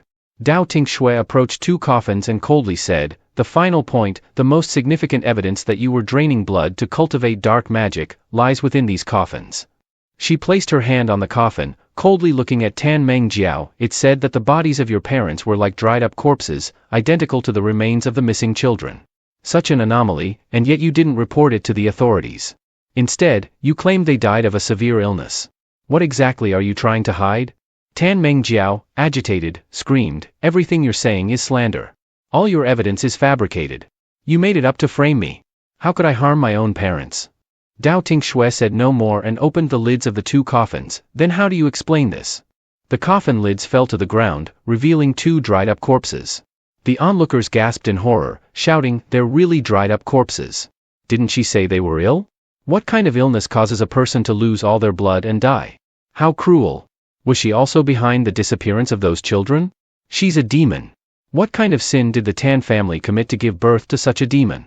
At that moment, the authorities arrived and sternly ordered, "Officers, arrest this demon woman and bring her in for interrogation." The soldiers rushed forward to capture Tan Mengjiao. Her face twisted with rage as she viciously glared at the crowd. "You, all of you. Kill! Kill!" Kim Ming-hook angrily punched the wall. "This must be Kim Ming-yun's doing. He handed over the letters to Xiao Yuan to frame me. If he can eliminate me, he will be the sole heir. I must kill him." The demon apostle suddenly appeared, his voice filled with provocation. "Third prince, if you haven't made up your mind by now, everything will crumble. Moreover, you won't have the woman you love." Kim Ming-hook gritted his teeth and roared in anger, "No one should even dream. Neither that old man nor Kim Ming-yun can take what belongs to me." The demon apostle snapped his fingers, and the prison door opened. Exactly, third prince. Go now, you are the true king of Tanwi Kingdom. The drug men in the dungeon await your orders and will surely help you achieve your desires. At Tan Mansion's shrine, Tan Mong Jiao, with a fierce expression, glared at the group of people surrounding Dao Tinh Xue. Quick, get everyone out of here, move away. King Fei Yan hurriedly replied, yes, you too be careful. Tan Mong Jiao sneered and attacked Dao Tinh Xue. Today, you all will die here. Dao Tinh Xue squinted, responding, do you think I'm still the same as before? Tan Mong Jiao laughed maliciously, retreating, you all have seriously underestimated me. Ha ha ha. The room darkened, and purple tentacles shot out, with a demon about to attack Dao Tinh Xue. Bai Liyuhua quickly rushed in to block it, raising her hand to counter. You cannot win, Tan Mong Jiao. Tan Mong Jiao screamed in pain, collapsing to the ground. How can this be? I've practiced that technique, so why can you still? The demon apostle appeared behind Tan Mong Jiao, coldly. You look pathetic like this. Dao Tinh Xue and Bai Liyuhua were startled. Who are you? The demon apostle snorted coldly, took Tan Mong Jiao, and disappeared. Bai Liyuhua frowned. The demon apostle. A familiar voice echoed. Kim Mingyun, panting, ran in. Miss Dao, brother Bai Li. Dao Tinh Xue was surprised. Eighth prince, what happened? Kim Mingyun angrily gritted his teeth. Kim Ming-hook has rebelled. Dao Tinh Xue screamed in shock. What? Kim Mingyun angrily recounted. Just now, in the main hall, Kim Ming-hook, who was supposed to be imprisoned by order of the emperor, suddenly appeared using an unknown dark technique, killing the emperor and many guards and court officials. He even proclaimed himself the new emperor and ascended the throne. Bai Liyuhua frowned. Dark techniques, could it be the same method as Tan Mong Jiao? Six Veem and King Fei Yan rushed in. Six Veem worriedly, it's a disaster. The drug men in the dungeon are about to invade Shui City. The army in the southern border is also rebelling, and the city gate is about to fall. King Fei Yan quickly interjected, Miss Dao, the antidote used last time was very effective, but now the inner city is in chaos. What should we do? Dao Tinh Xue narrowed her eyes in anger. That bastard Kim Ming-hook dared to hide such a move. Bai Liyuhua looked at Six Veem and ordered, Six Veem, send the shadow guards to protect the citizens of Shui City, especially the children in the city. Six Veem hurriedly responded, yes. Dao Tinh Xue seriously looked at Bai Liyuhua. The urgent task now is to deal with Kim Ming-hook and handle his army from the outside. I will go to the palace with the eighth prince. Senior brother, you and Fei Yan. Bai Liyuhua placed his hand on Dao Tinh Xue's shoulder. Seriously, I'll go with you. Dao Tinh Xue smiled, touched. Don't worry, senior brother, I'll be fine. You and Fei Yan go to the city gate. I believe the two of you can hold them off. Once I deal with Kim Ming-hook, I'll come to join you immediately. Bai Liyuhua sighed and agreed. All right, but be careful. Dao Tinh Xue resolutely, coldly walked out. Eighth prince, let's go. In the palace hall, Kim Ming-hook sneered, looking at the people lying scattered on the ground. Anyone dissatisfied with their new emperor, feel free to challenge me. After all, there are plenty of people who want to take your place. The court officials looked at him with anger and fear. At that moment, a golden light flew in from outside, striking Kim Ming-hook's face. Kim Mingyun furiously shouted, Kim Ming-hook, come out here. Kim Ming-hook's face twisted as he blocked the attack with a wave of his hand. You don't deserve to stand there. Dao Tinh Xue and Kim Mingyun angrily stepped in. You don't deserve it. Kim Ming-hook looked at the two with a fierce expression. No wonder I didn't see Kim Mingyun. So you went to call for reinforcements? Kim Mingyun angrily roared. Tanwi Kingdom must not fall into the hands of a scum like you. Killing the king, killing the officials, heaven and earth will not tolerate it. Kim Ming-hook covered his face, laughing maniacally. You made the choice. The reason I've come this far is all because you pushed me. Narrowing his eyes, a sinister glint flashed in them. You will die. Kim Ming-hook lunged at Kim Mingyun. Dao Tinh Xue squinted, raised her sword to block the attack. Kim Ming-hook, don't even think about it. Kim Ming-hook roared in anger. Dao Tinh Xue. But now she so angrily said, when we were in flamed pine forest, I spared your life, hoping you would repent. But if you insist on walking the dark path, I won't spare you this time. Kim Ming-hook laughed madly, twisted. The one who must die is you. He lunged at Dao Tinh Xue. Dao Tinh Xue leaped back to avoid the attack. Kim Ming-hook is much harder to deal with now than he was in flamed pine forest. He threw his head back and laughed loudly. You can't possibly defeat me now, then unleashed all his power, attacking Dao Tinh Xue. She squinted her eyes, summoning hundreds of swords. You cannot withstand my power. She severed the skulls and drove the swords into Kim Ming-hook. Blood poured from Kim Ming-hook, His face twisted in anger as he roared in disbelief, "No, impossible. I didn't expect you to be this strong." Dao Tinh Xue slowly approached him. "I've sealed your acupoints and amplified the strength within your body. You have no choice but to surrender." Kim Ming-hook, unwilling to accept defeat, screamed, "Don't underestimate others. Don't get cocky. I will never yield." Kim Ming-hook's eyes turned blood red, and enormous skulls erupted from his mouth. Kim Mingyun furrowed his brows, watching him. What is happening to him? Dao Tinh Xue, frowning, explained, "He's forcibly drawing out demonic energy. His power has become uncontrollable, and his body can't handle it." Kim Ming-hook threw his head back, blood spilling out as he collapsed to the ground, gasping for breath. In a weak voice, full of regret, Kim Ming-hook said, "I've still lost. In the end, I couldn't give my best for you, nor could I protect you until the end." With that, he breathed his last. Kim Mingyun stood silently in the grand hall. Dao Tinh Xue quietly glanced at him. "Your Highness, I leave the palace to you. I must immediately head to the city gates to join my senior brother." At the city gates, a group of masked people charged forward but were repelled by a wave of golden energy. Bai Li Yuhua raised his hand, releasing his power. Dao Tinh Xue hurriedly arrived and asked, "Senior brother, Fei Yan, what's the situation?" King Fei Yan quickly reported, "Increasing the flow of medicinal substances alone isn't effective. Young Master Bai Li is using ice techniques to hinder their advance. How about your side?" Dao Tinh Xue frowned seriously. "Kim Ming-hook is dead. I've instructed His Highness to hold the palace securely." Bai Li Yuhua narrowed his eyes, looking into the distance. "He's dead. Tan Mongjiao won't let this slide. She's now the one leading this chaotic army." Dao Tinh Xue was shocked. "What?" Anger flashed across her face as she frowned. "So cunning. She dared to break through the battle lines. We need to come up with a plan." Suddenly, an idea sparked in her mind, and she smiled, looking at Xiao Qiu on her shoulder. Dao Tinh Xue smiled, saying to Xiao Qiu, "I've got it. Xiao Qiu, come here. This is the pill that Fei Yan prepared to counteract the drugged soldiers. Eat it and use the toxins in your body to attack the enemy. It's bound to work." Xiao Qiu devoured the pile of medicine, his body bursting with power. He leaped into the air, glowing with a golden light, then grew larger. He jumped down, roaring, releasing the medicinal energy that slowly corroded the drugged soldiers until they vanished. Dao Tinh Xue rejoiced, "We did it." Bai Li Yuhua furrowed his brows, remaining cautious. "Wait. Tan Mongjiao is still alive. They're retreating to the west." King Fei Yan was startled, looking in that direction. "That's towards the sacred medicine valley." Dao Tinh Xue narrowed her eyes, coldly. "It's time to end this." At the sacred medicine valley, King Fei Yan dripped blood onto a stone statue. A beautiful scene appeared before their eyes, surprising Bai Li Yuhua.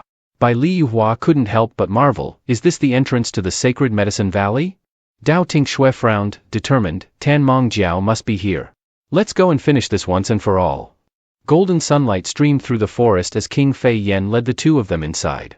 Dao Tinh Xue curiously glanced at a smoking green lake. Dao Tinh Xue asked King Fei Yan in confusion, "What lies ahead?" King Fei Yan, heavy-hearted, warned, "You both need to prepare yourselves mentally." Dao Tinh Xue and Bai Li Yuhua approached the lake, seeing the drugged soldiers within it. Dao Tinh Xue was stunned. "These are drugged soldiers?" King Fei Yan gravely explained, "They're not fully formed yet. After soaking a while longer, they'll be taken out, and once they wear the white steel masks, they become puppets under someone else's control. Some of them are even disciples from our valley." King Fei Yan steeled himself and looked at the two of them. "All right, let's move forward. After this, we'll reach the main hall, then the Valley Master's chamber." Bai Li Yuhua drew a small knife to block the hidden weapons aimed at King Fei Yan. He squinted, glancing behind him. Bai Li Yuhua cautioned, "No need to search any further." Dao Tinh Xue warily looked behind them. "Who dares to ambush us?" Ferocious skulls flew toward them. Dao Tinh Xue furrowed her brow, immediately conjuring a sword and slashing at the skulls. Tan Mongjiao stood not far away, her face filled with cruelty and malice.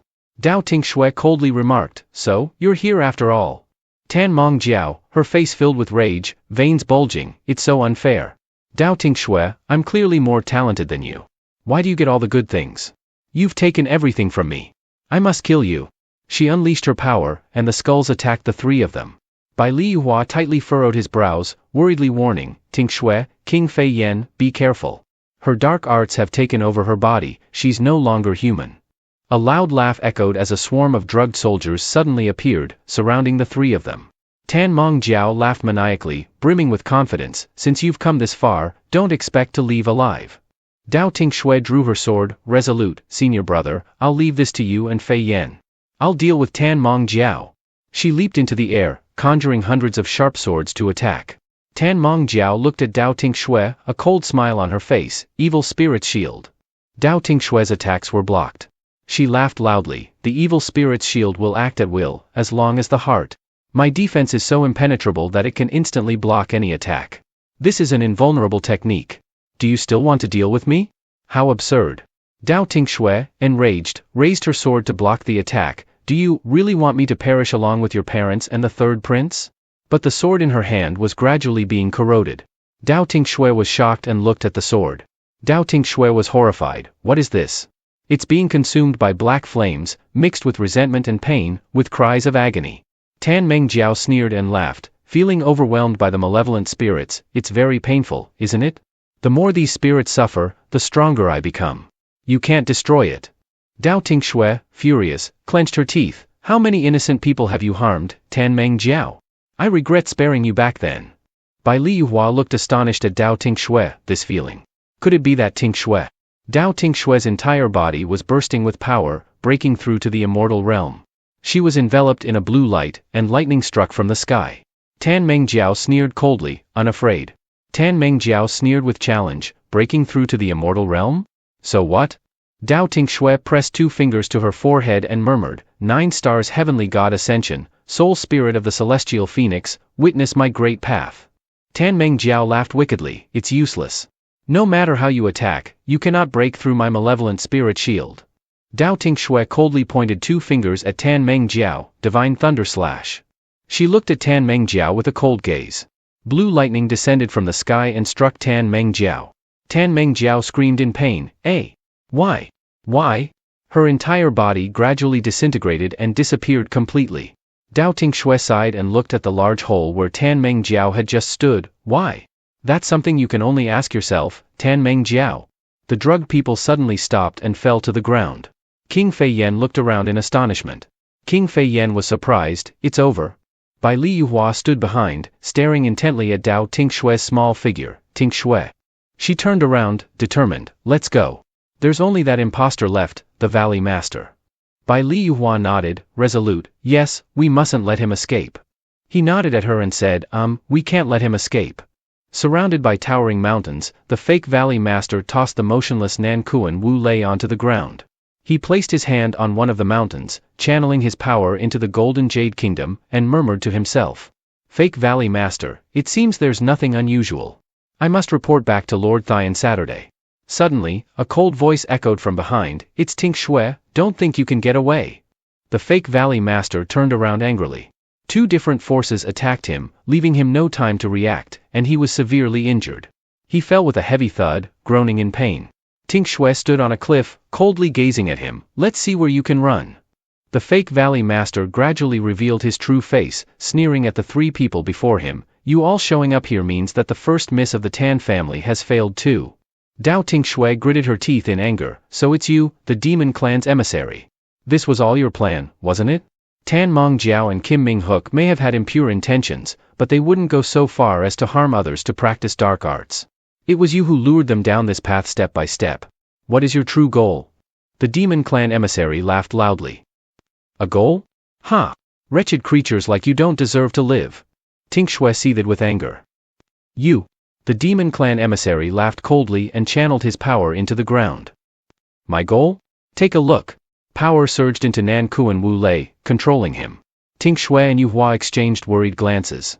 The demon clan emissary forcefully threw Nan Kuan Wu Lei toward the 3 of them, laughing maniacally. Aid justice, will you? Ha ha ha. He then placed his hand on the rock again, preparing to flee. Tinh Xue and Yuhua quickly took action.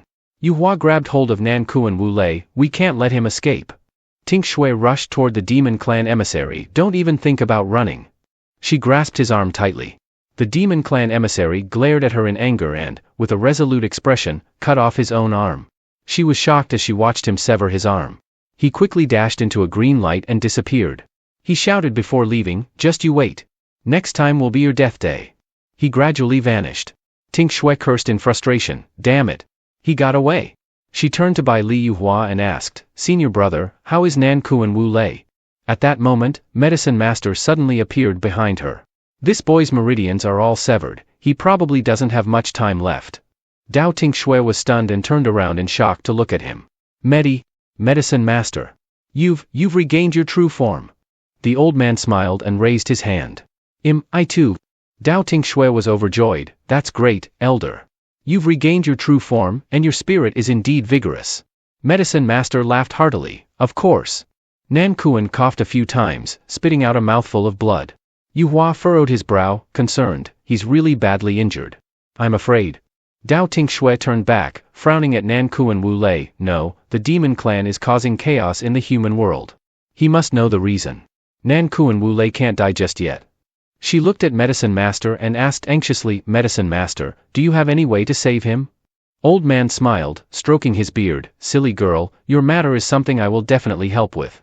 Watch this. An hour later, Medicine Master withdrew his hand and looked at Nan Kuan Wu Lei lying on the ground. Dao Tinh Xue bowed her head gratefully. Thank you, Medicine Master, for your help. Medicine Master smiled. Luckily, your spiritual power is abundant, and with my elixir, his life has been saved. But when he wakes up, that will depend on fate. At this moment, a shy voice spoke up. It's King Fei Yan. Excuse me, could it be that you are? She looked carefully at Medicine Master and asked, Medicine Master, is that you? Tinh Xue was surprised. Fei Yan, you know Medicine Master? King Fei Yan was excited. It's really him. Fire Flame Medicine Master, the founder of Herbal Valley. Dao Tinh Xue was astonished. Medicine Master is the owner of Herbal Valley? I've never heard you mention it before. Medicine Master stroked his beard and sighed. It's a long story. I spent my life pursuing knowledge, researching the 9 herbs revival technique. Many people wrote medical books and established this valley to pass down this ultimate technique. In my later years, I passed the position of the second valley master to someone.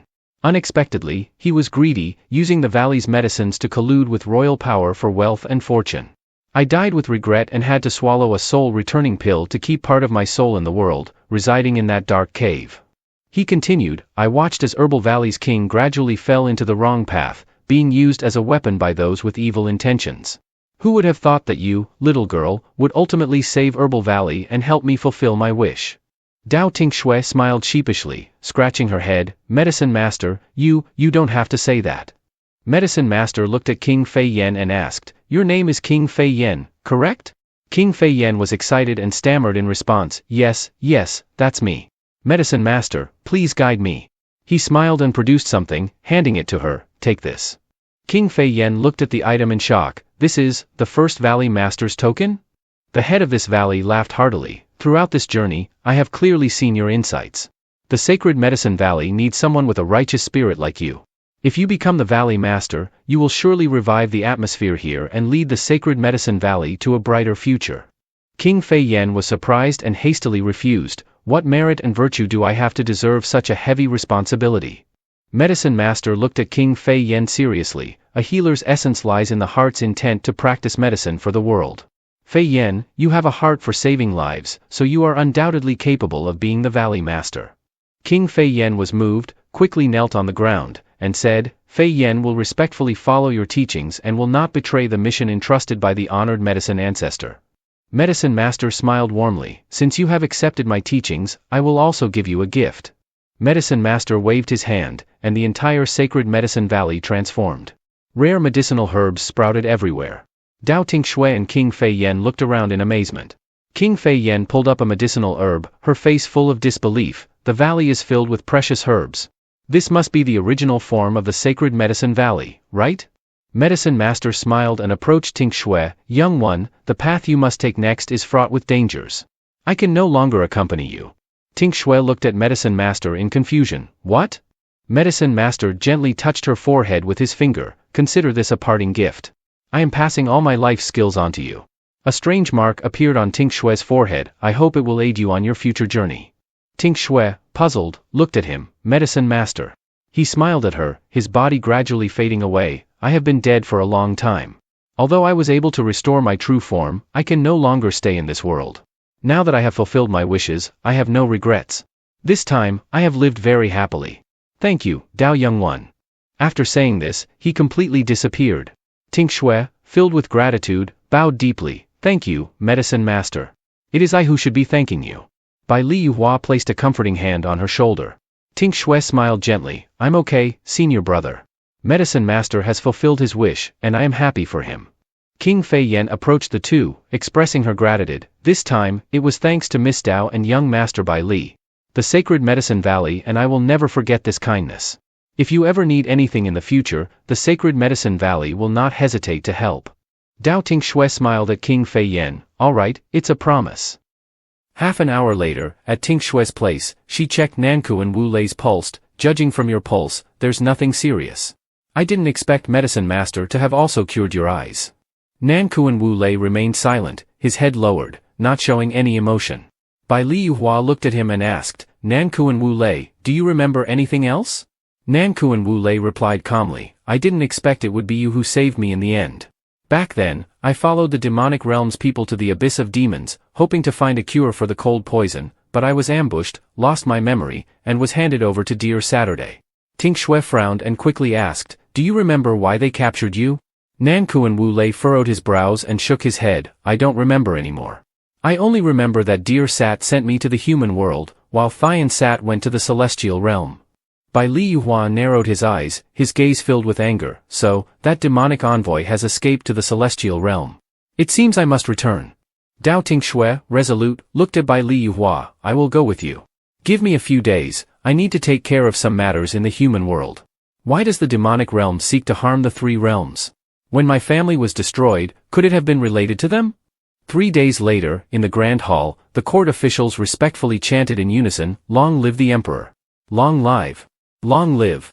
Kim Mingyun, wearing a dragon robe, smiled majestically. You may all rise. This time, we were able to quell the rebellion because of the great efforts of the Taoists in a time of crisis. Dao Ting Xue turned the tide, uncovered Kim Ming Hook's conspiracy, destroyed the army of medicinal beings, and rescued the people. Such a great merit deserves a great reward. I have decided to bestow the title of Protector of the Nation upon Dao Ting Xue, proclaiming it to the world. Ting Xue respectfully replied, Thank you, Your Majesty, for the reward. Kim Mingyun smiled warmly at her. You saved my life, there's no need to be so formal. He leaned in and whispered, don't leave right away later. Leng Zhanglian has always wanted to spar with you. If you leave, she won't let me off the hook. Dao Ting Xue, feeling helpless, agreed, all right. After the ceremony, I will find her. Even as an emperor, you still can't forget to help Leng Zhanglian keep me around for a sparring match. When did you two make up? At Dao Ting Xue's home, Dao Tuanyang was astonished. Sister has become the protector of the nation and still has to go on another journey? Wan Thiandan was also surprised. Ting Xue, where are you going? How long will you be gone?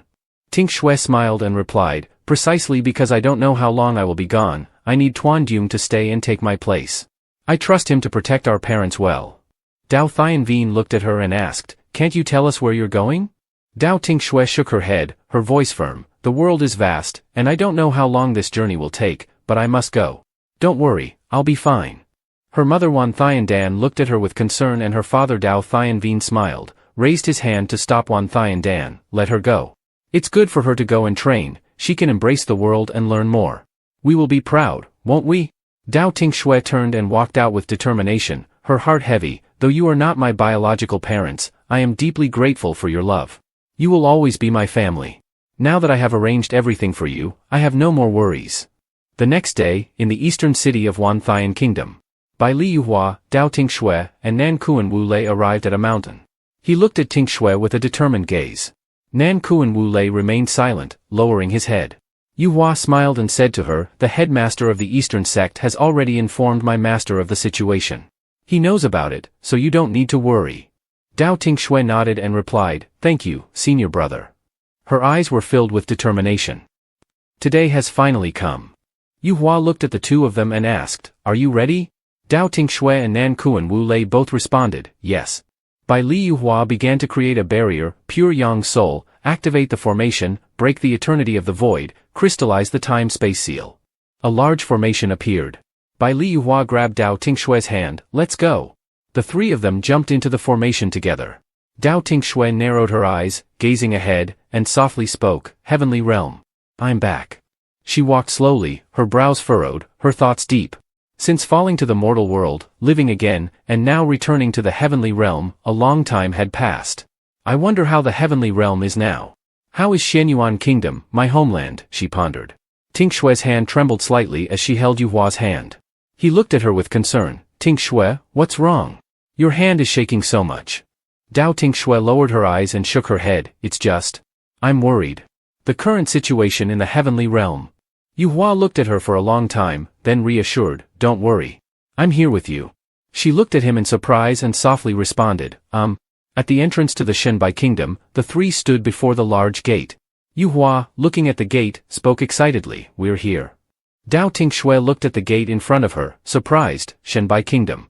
Bai Li Yu Hua gently led her into the city, his voice tender, yes, this is my homeland. Let's go home. My mother will be very happy to see you.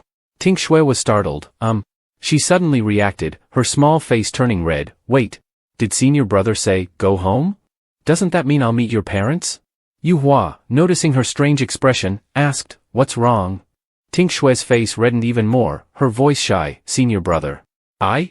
Suddenly, a tall man roared angrily, these two frauds. He repeatedly whipped the boy, you dare claim this is yellow star stone? I've opened one after another, and there's no sign of any yellow star stone. You've made me waste 50 gold coins and my time. Today, I can't explain this to my master, you will pay for this. The child, covered in wounds, angrily looked up, stop. We didn't sell fake stones, and we didn't cheat your money. Ting Xue looked at the child, stunned, this child. Why does he look just like my third brother when he was young? The man, hearing the child's words, became even more furious and raised the whip to strike again. The man said, still talking back.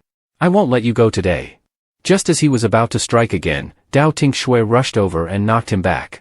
Ting Xue narrowed her eyes coldly, bullying even widows and orphans? Since when has the heavenly realm become so corrupt?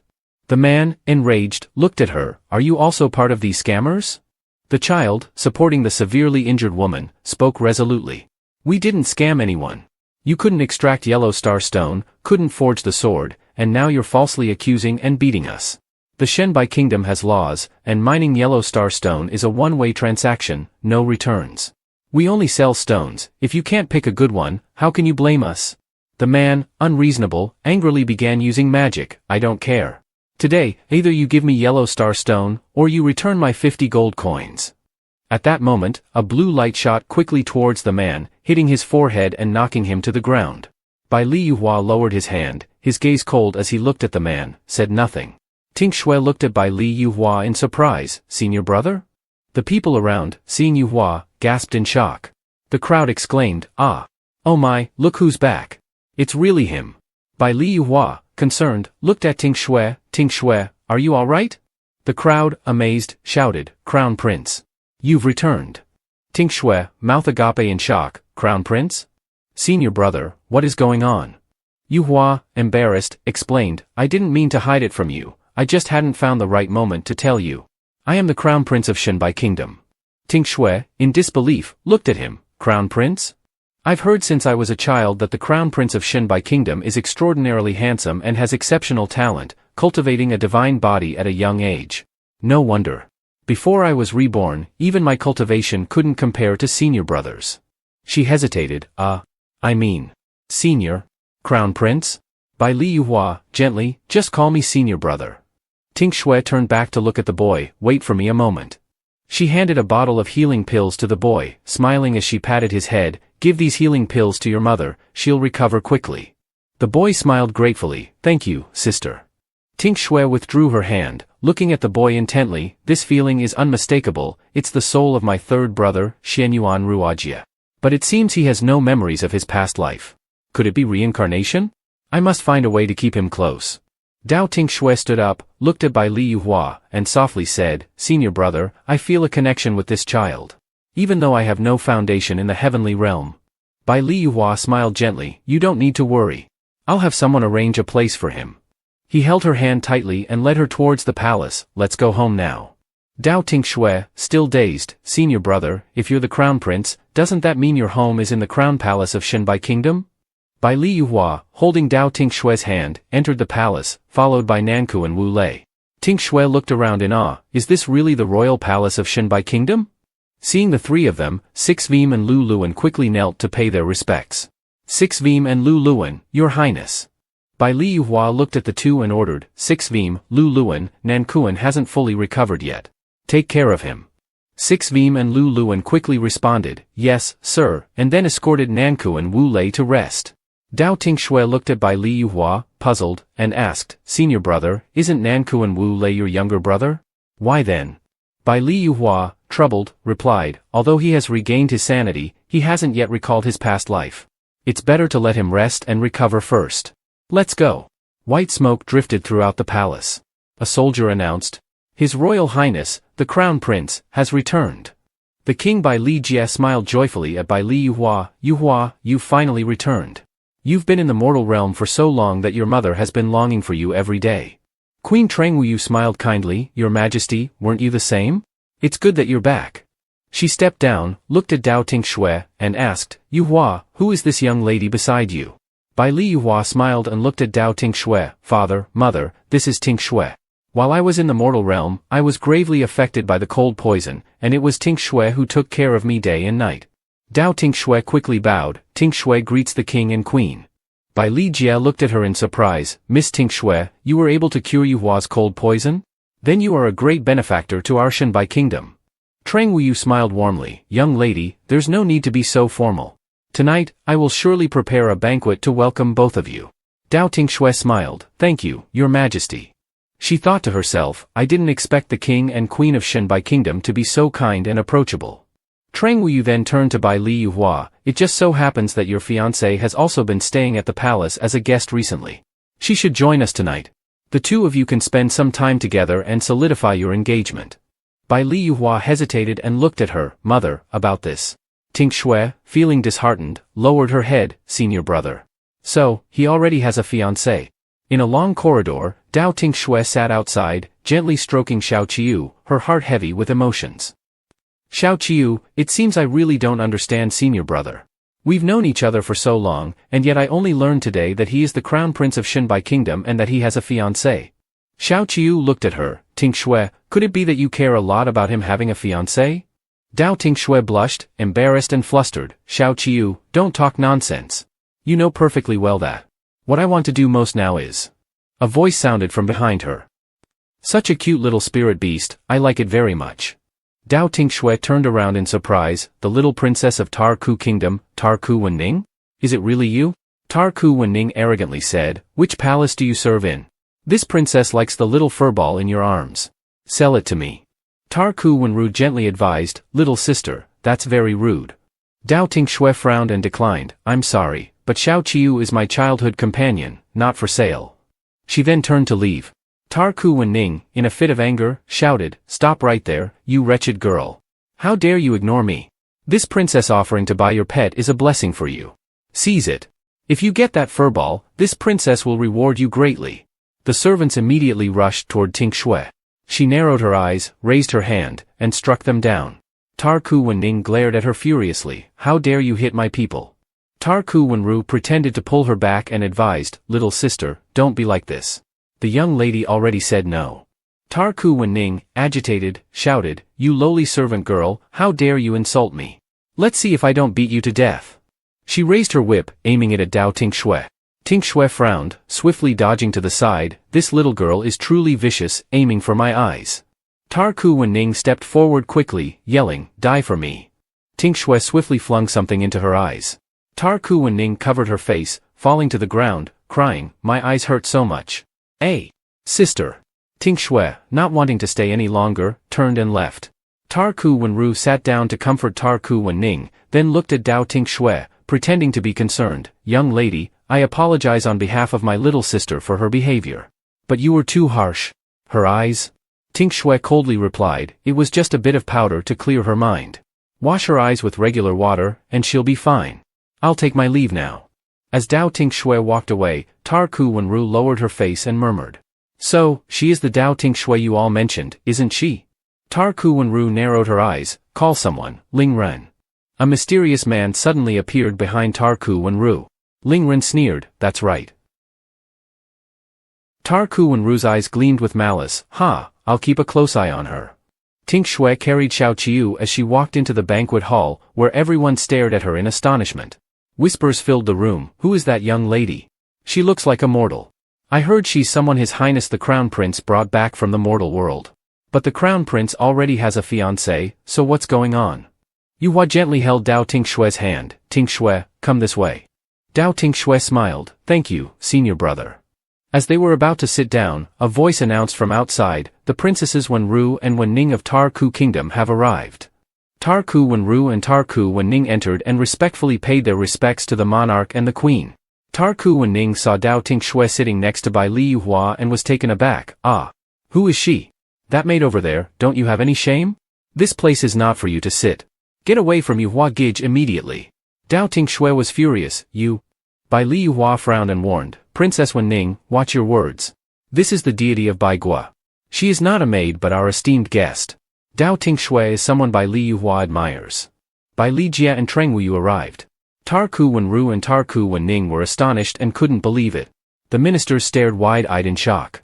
Treng Wuyu, feeling awkward, said, Little Yuhua, what are you saying? How did Miss Tinh Xue become someone you like? Tarku Wenru looked at Bai Li Yuhua. Clearly, she is your fiancée. Your fiancé, hasn't the engagement been annulled? Bai Li Yuhua narrowed his eyes coldly. Years ago, I, the prince, annulled the engagement with Tarku Kingdom. What fiancé are you talking about? Tarku Wenru quickly explained, Your Highness Yuhua, you misunderstand. That was just nonsense from the people of Tarku Kingdom. Our royal family has never officially come to your country to annul the engagement. The engagement with Bai Li Yuhua cannot be annulled now. This concerns the entire Tarku Kingdom. How can it be ruined because of a Dao Tinh Xue?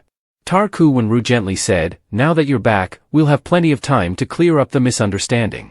Bai Li Yuhua looked at Tarku Wenru. Plenty of time? What do you mean? Tarku Wenru respectfully addressed Bai Li Jia. Actually, the main purpose of our visit is to represent Tarku Kingdom in assisting the deity of Bai Gua. I heard that recently, the seal on the border with the demon realm has weakened because the divine power of the venerable king is insufficient to maintain it. If the demon realm seizes the opportunity to break the seal, it will be a major issue for the heavenly realm. Bai Li Jia frowned. Even so, Princess Wenru, can you assist us effectively? Tarku Wenru bowed and reported, Tarku Kingdom is willing to offer the eye of the celestial god to repair the seal. As for the response, His Majesty hopes that the monarch can cede the 2 vassal states on the border to us. We are soon to be one family, why should we speak so politely? Tinh Xue frowned and looked at Tarku Wenru. Tarku Kingdom's proposal is not bad. They are either suggesting ceding land or confirming the engagement with senior brother. The eye of the celestial god is an ancient treasure with immense divine power. Using it can repair and reinforce the seal, which cannot be denied. Tarku Wenning smiled smugly and looked at Dao Tinh Xue. Sister, my status as the Grand Princess is very noble, and my power is not something a mere mortal like you can compare to. Humph, truly unaware of your own limits. Dao Tinh Xue, with a calm and cautious expression, said, I must help senior brother with something. The Grand Princess's concerns are not unfounded, but solving this issue is not difficult. I am willing to share the burden and help His Majesty the Emperor. Bai Li Yuhua, surprised, stared at Dao Tinh Xue with wide eyes and asked, Tinh Xue? Does Tarku Wenru have any good ideas? Tarku Wenru, angry, gritted her teeth, raised her hand as if to speak, but stopped. You. Dao Tinh Xue, do you have a better method? Dao Tinh Xue smiled coldly and spoke calmly. Actually, Xue knows a formation that can reinforce the seal. As long as we use spirit stones to set it up near the old seal, it won't have any issues for several years. Bai Li Jia, delighted, smiled with satisfaction. I understand Tinh Xue's point. You want me to use this time to train more divine officials to support the border and reduce the burden on the vassal kings, right? Dao Tinh Xue smiled and looked at Bai Li Jia with understanding. Your Majesty is wise, that is indeed Tinh Xue's intention. Bai Li Jia nodded in agreement. Very well, I think we should give it a try. Princess Wenru, I am grateful for Tarku's good intentions, but this is a matter of Baishan Kingdom, and not something outsiders need to worry about. Tarku Wenru pretended to understand, but felt a surge of jealousy inside. How can it be said to be a waste of effort, Your Majesty? Having a better method is what matters most. She thought to herself, I cannot let Dao Tinh Xue succeed, she must be eliminated. Bai Li Yuhua firmly reported, Father, if that's the case, I will handle the issue of the seal at the border with Tinh Xue. Bai Li Jia laughed heartily and said with satisfaction, since little Yuhua has taken the initiative, of course, I agree. Treng Wuyu, surprised, looked at Bai Li Jia and said, Your Majesty, little Yuhua has just returned, he should at least be allowed to rest for a few days. Bai Li Yuhua gently looked at his girl and said, Tinh Xue, we will depart tomorrow. How do you feel about that? I will have people prepare the spirit stones. Ting Xue smiled and replied gently, of course, that's not a problem. Tarku Wenru, enraged and with a sinister look, said, once they set off tomorrow, I won't let things go smoothly for them. The next day, as Bai Liyuhua and Ting Xue prepared to depart, Xian Vian Ruoqi happily ran over and called out, Crown Prince. Miss Dao. I heard you two are leaving, so I came to see you off. Following him was Nan Kuan Wu Lei. Dao Ting Xue bowed and smiled gently, thank you, Ruoqi. How are things in the palace? Tan Ruoqi, grateful with sparkling eyes, said, everything is great. The Crown Prince arranged for me to stay at the Triyu Mansion, and I'm staying with Nan Kuan brother. It's very nice. Xiao Qiu transmitted a message to Dao Ting Xue, full of suspicion. Ting Xue, is the soul of the third prince really in this child? Could it be? Dao Ting Xue frowned and thought deeply. You sense it too? It really is the reincarnation of the third prince Xian Vian Ruoqi. But I wonder if others also live on in some way similar to the third prince. Nan Kuan Wu Lei reminded, his tone firm, that's enough, we should set off now. Dao Ting Xue was astonished, her eyes wide, you want to come with us? Nan Kuan Wu Lei frowned and said resolutely, there's something I must verify in person. Bai Liyuhua explained thoughtfully, the issue with the seal at the border might be related to his family. Ting Xue was surprised and asked suspiciously, his family? Could it be the divine official stationed at the border? But yesterday, your father didn't mention Nan Kuan. At that moment, a hurried voice came from behind. Tarku Wenru called urgently, Yuhua brother. Wait a moment. Tarku Wenru followed, hurriedly adding, Your Highness Yuhua, please be sure to help. Bai Liyuhua frowned with concern, why the panic? What happened? Dao Ting Xue frowned in suspicion, these princesses were causing trouble last night, what are they up to today? Tarku Wenru quickly saluted and explained with urgency, Your Highness Yuhua, we've just received news that at the border between the Divine Bai Nation and Tarku Kingdom, there has been a sudden outbreak of spirit beasts. The ordinary soldiers we sent cannot handle these beasts. Please come to help, otherwise, the beasts might come down from the mountains and harm people. Nan Kuan Wu Lei, impatient, scoffed, can't handle such a small matter? Do you want the Crown Prince to take action personally? Tarku Wenning, furious, pointed at him and scolded, nonsense. We are asking for help from His Highness Yuhua, what right do you have to speak here? This is a matter concerning the citizens of both nations, how can it be called a small issue? Bai Liyuhua raised his hand to stop Nan Kuan Wu Lei and said seriously, Nan Kuan, stop. Dao Ting Xue frowned and pondered, if what Princess Wenning says is true, then it is not a small matter concerning the citizens. Senior brother, we should resolve this issue first and then go to the border, it's not too late. Bai Liyuhua nodded in agreement, his tone resolute, all right, let's go. At the border between the two countries, in the Chuwan Mountains.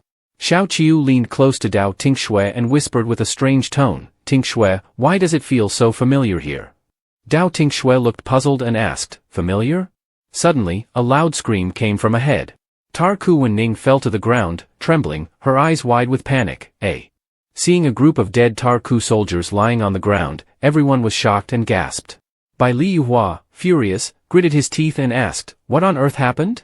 Ku Wenru pretended to be heartbroken, her voice choked with emotion, these are all soldiers of the Tarku Kingdom. At this moment, a Tarku Kingdom soldier rushed over, crying out for help. The Tarku Kingdom soldier, panicked and trembling, shouted, help! Help! A fierce beast chased after him, baring its teeth and killing the soldier. The soldier's scream faded as he died in agony. The ferocious beast, with a blood-red mouth, looked up at the crowd with a cold, sharp gaze. Dao Ting Xue was astonished, her eyes wide, the six-winged heavenly beast, is eating people. Xiao Qiu was equally shocked, her voice astonished, aren't they supposed to only eat birds and beasts? Tarku Wenning, terrified, shouted, looking up at the sky, where did these beasts come from? A gigantic monster emerged from the deep forest, glaring at the group with a fierce look. Xiao Qiu frowned deeply, her voice worried. A one-horned giant? This type of spirit beast usually stays in dark valleys near fire. Why is it appearing in the dense forest? Dao Ting Xue narrowed her eyes, glancing behind, her voice thoughtful, it's even worse. She looked directly at Tarku Wenru and questioned, why was there no mention of such a large number of aggressive spirit beasts in the city? And ones that shouldn't be here. Tarku Wenru hurriedly explained, her voice flustered, the guards never mentioned it, I didn't know either. Xiao Qiu jumped off Dao Ting Xue's shoulder, floating in midair, her voice astonished, Ting Xue, I just remembered. Chuwan Mountain is the back mountain of the spirit beast army of the Xian Vian Kingdom. I was born here, no wonder it feels so familiar. Dao Tinh Xue furrowed her brows, her voice thoughtful, Chuan Mountain. I think I heard my father mention it when I was young. The spirit beasts here are all submissive to him, mostly docile, and would never attack people. But this unusual situation must be deliberately caused. What is the purpose? The beasts surrounded the group. Tarku Wenru placed her hand on Dao Tinh Xue's back, pulling her closer, her voice anxious. Tarku Wenru, trembling, with fear in her eyes, Miss Tinh Xue, those spirit beasts seem to be getting closer. She secretly sprinkled powder on Dao Tinh Xue's clothes, her lips curling into a sinister smile. The agitated beasts roared and charged straight at Dao Tinh Xue. Dao Tinh Xue pushed Tarku Wenru away, her voice firm, Princess Wenru, protect yourself. She drew her sword and slashed at the spirit beasts. Another one ran to attack her. Dao Tinh Xue quickly jumped, dodging, but a large bird flew in from behind and attacked her. Dao Tinh Xue's face changed, worried. Oh no, it seems like these spirit beasts are only attacking me. Bai Li Yuhua, concerned, shouted, his eyes on her, Tinh Xue, be careful. He raised his hand, a beam of blue light appeared, knocking the giant bird away. Tarku Wenru hurriedly grabbed Bai Li Yuhua's hand, her voice frantic, Your Highness Yuhua, what should I do? Bai Li Yuhua coldly brushed her off, his voice stern, quickly find a safe place to hide. It's not safe next to me. Tarku Wenru's expression darkened, she replied quietly, understood. Dao Tinh Xue swung her whip, striking the spirit beast and taking it down. She landed on the ground, surprised to see Bai Li Yuhua and Nankuan Wu Lei there.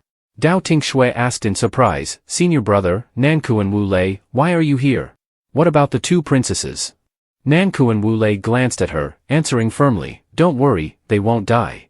Bai Li Yuhua interrupted him, his voice serious, all right, the spirit beast riot must have some cause. Try to find out the reason quickly. Nankuan Wu Lei said no more and began to investigate the cause using his powers. Dao Tinh Xue looked at Bai Li Yuhua, asking, Senior brother, what is this? Bai Li Yuhua smiled and replied, this is a spiritual technique, a unique skill that Nankuan has been practicing since he was young. It can examine and control things. Nankuan Wu Lei opened his eyes, smiling, found it. After a while, he and the group arrived at a cave entrance. The spiritual energy here is the most unusual, the cause of the problem must be inside. Tarku Wenning, pale and frightened, looked at the cave, her voice trembling, you're not joking, are you? I don't want to go into this dark, scary cave. Suddenly, a loud scream came from inside the cave. Voice from the cave, help! Help! Dao Tinh Xue's face became serious as she looked into the cave, there are people inside the cave. Senior brother, we must go in and save them. The spirit beasts were now closing in. Tarku Wenning and Tarku Wenru, pale with fear, hurriedly followed Dao Tinh Xue and Bai Li Yuhua into the cave. Tarku Wenru and Tarku Wenning shouted, Yuhua, save us! Your Highness Yuhua! Nankuan Wu Lei raised his hand, stopping the two, ladies, if you don't want to go in, don't force yourselves. Let me protect you. The spirit beast suddenly stopped. Nankuan Wu Lei glanced at them, his eyes worried. This isn't right, as soon as they enter the cave, the forest beasts attack, almost as if they want to drive them inside. Could it be? The cries for help from the cave continued, growing more desolate. Help! Help!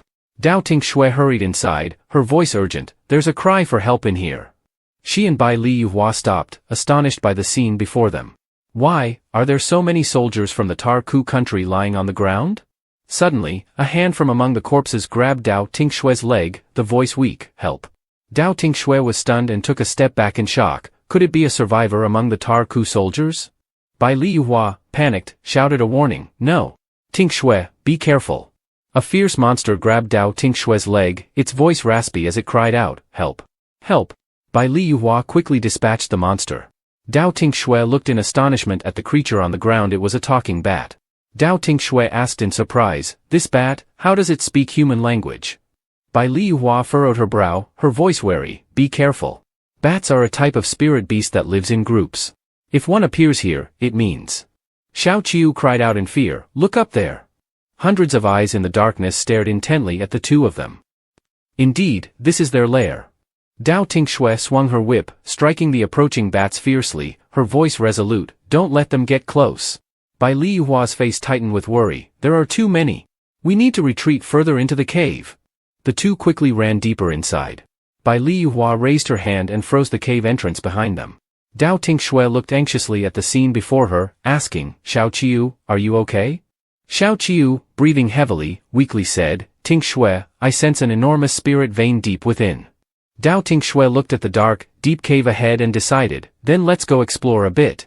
A moment later, the two of them followed the path deeper into the cave. Dao Tinh Xue suddenly stopped, her eyes wide open.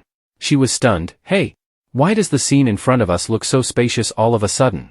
Xiao Qiu was trembling, weak, and his voice was lost, her eyes were turning red. Tinh Xue. Stay away from me. I can't control myself anymore. Xiao Qiu suddenly grew larger and roared ferociously. Dao Tinh Xue looked at her pet in surprise and concern. She anxiously called out, Xiao Qiu! Xiao Qiu! But Xiao Qiu had lost all reason and attacked the two of them. Bai Liyuhua quickly embraced Dao Tinh Xue and dodged, gritted her teeth, her eyes full of worry. Xiao Qiu! Xiao Qiu has gone berserk too. It was strange just now, it must be related to this cave. Suddenly, a gigantic python appeared above them, baring its fangs and attacking. Dao Tinh Xue was astonished and looked around, stunned. Could it be, because of the spiritual vein? The gigantic python bared its fangs, its eyes blazing red, and continued attacking. Both Dao Tinh Xue and Bai Liyuhua were astonished. Bai Liyuhua frowned, incredulously, there are actually 3 of them? Dao Tinh Xue exclaimed in surprise, a 9-headed serpent. Bai Liyuhua furrowed his brows, his voice full of determination, it seems we have no choice but to destroy it. Dao Tinh Xue quickly stopped him, wait. We can't kill it. Her voice was serious. This 9-headed serpent is a high-level spiritual beast and is very rare. It's going berserk now, it must be affected by the spiritual vein like Xiao Qiu. It would be a shame to kill it. She narrowed her eyes, as if deep in thought, its cultivation is very high, it should be able to communicate. Like Xiao Qiu, maybe we can learn about the events of the Xianwen kingdom from it. Bai Liyuhua frowned, then nodded in agreement, then let's find out the cause of the contamination. Suddenly, a bell rang from somewhere deep within the cave. Dao Tinh Xue was startled, the sound of a bell, coming from deep inside the cave.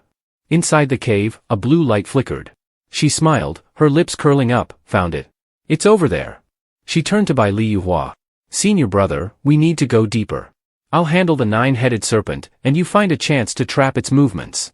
Yuhua looked at her worriedly, but what about you? Dao Tinh Xue vanished from her spot, approaching Xiao Qiu, who was losing control. Xiao Qiu attacked her frantically, but Dao Tinh Xue jumped onto its back, trying to calm it. She spoke gently. Xiao Qiu, don't be afraid. I'm here to help you. You can definitely control yourself. She placed her hand on Xiao Qiu's head, channeling her spiritual energy into it. Xiao Qiu's eyes gradually shifted from red to blue. Dao Tinh Xue was delighted, patting Xiao Qiu's head, then happily said, it worked. Xiao Qiu smiled at her, his voice filled with gratitude. Tinh Xue. She was determined, it's time to rely on you. Let's charge forward. The ferocious python lunged at Tinh Xue. Xiao Qiu quickly took advantage of the opening and charged inside. The giant python opened its mouth, intending to bite her, but suddenly a bright blue rope bound it. Bai Liyuhua squinted, struggling to control the python. Dao Tinh Xue urged, hurry, Xiao Qiu. Go inside. Xiao Qiu and Dao Tinh Xue rushed forward. The other heads of the python tried to attack her but were controlled by Bai Liyuhua. The sound of the bell grew louder, emanating from inside. Dao Tinh Xue frowned upon seeing the bells inside. She's pondered, the source of the spiritual vein is arranged with a formation. It's driving the spiritual beasts insane. Outside, the giant python seemed to go mad. Bai Liyuhua quickly subdued it, and the giant python suddenly collapsed unconscious. Dao Tinh Xue ran over to Bai Liyuhua, called, Senior brother, it seems I've resolved the issue. He asked, how did you do it? Dao Tinh Xue nodded, holding up an object for him to see, well, someone set up a formation, but I've broken it. However, I found this in the middle of the formation. He took the piece of cloth from her, his expression darkening, this is a piece of cloth, it looks like it's from the uniform of a soldier from the Dark Qiu Kingdom. Xiao Qiu stood behind, astonished by the marks on Dao Tinh Xue's back. It held up a small piece of cloth for her to see. The rabbit said, Tinh Xue, there's also a small piece of cloth stuck on your back. Tinh Xue was startled, what? Bai Liyuhua frowned, analyzing seriously, then it's fine. The person who set up the formation must have used the power of the spiritual vein to control the spiritual beasts and kill those wearing clothes with this cloth. That's why you became the target of the spiritual beasts. But, how did you end up with this piece of cloth? Dao Tinh Xue suddenly recalled, her face becoming thoughtful, could it be, at that time? Bai Liyuhua's face darkened, speculating, could it be her? How cruel. Dao Tinzuj held the small piece of cloth, frowned, and said, but we can't accuse her based on just this small piece of cloth. The incident with the rampaging spirit beasts was caused by her country, Tarku. If we consider everything, she is still the most harmed. Let's not act rashly for now, let me see what they really want. A voice suddenly echoed in her mind, you saved me? Dao Tinh Xue was startled, and the giant python also awakened at this moment. The person with the bloodline of the Xianvin kingdom, Bai Liyuhua, quickly stepped forward to protect her. Dao Tinh Xue hastily stopped him, wait, senior brother, it has calmed down and means no harm to me. Now it's communicating with me through spiritual connection. She stepped forward and looked at it, I am the daughter of the king of Xianvin, but unfortunately, my father has passed away, and the Xianvin kingdom no longer exists. The python sighed, you are his daughter, no wonder you smell the same. Dao Tinh Xue frowned and looked at it, I want to ask you something. Do you know who set up the formation in the spiritual vein? The python looked at her and replied, it was a puppet. Dao Tinh Xue was stunned, a puppet? The python explained, if it were a living being that intruded into the spiritual vein, I would definitely have detected it. After the puppet set up the formation, they turned to ashes. By the time I realized something was wrong, it was already too late. Dao Tinh Xue gratefully looked at it and said, I understand. Thank you. There's one more thing, since you knew my father, would you be willing to help me find him? The python flicked its tongue and replied, you saved my life, so I am willing to make a pact with you, to serve you as my master and help you in your great endeavor. Dao Tinh Xue smiled at it, it's a deal. Once I find my family, I'll let you roam freely in the heavenly realm. Bai Liyuhua anxiously ran over to her, Tinh Xue, how did it go? Dao Tinh Xue smiled at him, don't worry, senior brother, I've made a spirit pact with it. It will surely be a great asset in the future. Regarding the matter of Chuan Mountain, the one behind it is very cunning. They controlled the puppets to set up the formation, so we couldn't identify the mastermind. For now, let's head out. I think there's someone waiting anxiously for us. Outside the cave entrance, Tarku Wenning anxiously asked, it's been so long, why hasn't Brother Yuhua come out yet? Tarku Wenru hurriedly reassured her, don't worry, little sister, His Highness Yuhua will surely be fine. Nan Kuan Wulei glanced inside and coldly said, stop talking, they're coming out. Hearing this, Tarku Wenning's face lit up with joy. Upon seeing Bai Liyuhua and Dao Tinh Xue unharmed, Tarku Wenru gritted her teeth in anger, what? Dao Tinh Xue is still alive? Bai Liyuhua coldly stepped up to Tarku Wenru, Princess Wenru, the issue has been resolved. Someone used a formation to pollute the spiritual veins, causing the spirit beasts to go berserk. Now that the formation has been destroyed, the spirit beasts will return to normal. He raised a piece of cloth and squinted at her, additionally, we found this in the formation. Do you recognize it, princess? Tarku Wenru frowned deeply, her eyes filled with malice, this isn't good, could they have found out? If so, she took the piece of cloth in her hand and pretended to be innocent, this cloth is used by the soldiers of our Tarku kingdom. Bai Liyuhua coldly looked at her, then, princess, do you know why it appeared in the formation? Tarku Wenru's face darkened, they really found out. I need to figure out how to escape this. She pretended to look pitiful and said, it must be those who have always opposed my father within the country. Over the years, they've caused trouble and blamed it on us. This time, they even killed so many soldiers. Dao Tinh Xue narrowed her eyes at her, clever, turning this into an internal conflict within the country. She must have guessed that we don't have any evidence and can't interfere in the affairs of Tarku Kingdom. Tarku Wenru feigned retreat, apologizing, rest assured, after returning to my country, I will report to my father to bring them to justice, to console the souls of those fallen soldiers. Nan Kuan Wulei coldly smiled at her, let's hope Princess Wenru can follow through with your words. Tarku Wenru remained silent, her eyes cold, they still suspect me. It seems I need to proactively show my sincerity. She then took out her treasure, if the spirit beasts had lost control and left the mountain, it would have caused unimaginable consequences. I truly don't know how to thank you three for your assistance. I can only offer the Eye of the Celestial God to help His Highness Yuhua repair the seal, in hopes of fully repaying this debt of gratitude. Dao Tinh Xue accepted the angel's eye and calmly responded, if this is indeed Princess Wenru's goodwill, we will accept it without hesitation. Senior brother, the matter has been resolved, we should proceed with our tasks. Bai Liyuhua nodded in agreement and said to Wenru and Wenning, yes, let's set off immediately. Farewell, your highnesses. With that, Bai Liyuhua and his companions left. Tarku Wenru narrowed her eyes, filled with malice, Dao Tinh Xue, let's see if you still have a life left to use the angel's eye. Dao Tinh Xue looked at the angel's eye in her hand, bewildered, I didn't expect them to actually hand this over. Bai Liyuhua furrowed his brows, suspicious of Tarku Wenru's actions. She previously mentioned using it as a bargaining chip with the emperor. Now she's offering it voluntarily, something must be off. Dao Tinh Xue smiled, trying to reassure her senior brother, don't worry. I believe the princess gave this to make amends. She probably won't meddle with it. They wouldn't want to ruin relations with the divine Bai kingdom over this, would they? At the border, Dao Tinh Xue gazed at the desolate village in front of her, feeling uneasy. This village at the border, it's truly deserted. Suddenly, loud noises came from ahead. A group of people was shouting angrily, why can't we go to the demon abyss? We need the antidote, are you trying to force us to wait and die? Dao Tinh Xue looked ahead in surprise and said anxiously to Bai Liyuhua, senior brother, let's go check it out. On the other side, soldiers roared, trying to control the situation, no one is allowed to break through the seal. This is the order of the national marshal. Everyone, back off. The villagers, desperate, attacked the soldiers, we're all going to die anyway. We'd rather die in the demon abyss than suffer the agony of the cold poison. We'll fight you. Border soldiers raised their swords and shields, ready for battle. The situation grew tense. It's a rebellion. Everyone, be alert. Bai Liyuhua, Dao Tinh Xue, and Nankuan Wulei looked on in shock. Dao Tinh Xue gaped, stunned, is this a riot? Bai Liyuhua frowned, sensing something unusual. The villagers' spiritual energy is extremely chaotic, very unusual. Dao Tinh Xue raised two fingers, frowning, and noticed something amiss. These people are under an illusion. Wake up! Golden light enveloped the villagers, gradually bringing them back to their senses as they looked at each other in confusion. What was I doing just now? Why does it hurt so much? Why am I here? I still have to take care of the sick at home. At this moment, a general hurried over, seeing Bai Liyuhua and expressing great relief, Your Highness. You've finally arrived. We thought we would have to wait a few more days. Bai Liyuhua responded coldly and sternly. Repairing the seal is a significant matter. Of course, I had to come quickly. This riot among the people is highly suspicious. We need to call someone knowledgeable to clarify this. The general promptly agreed, ready to comply. Understood. I will do so.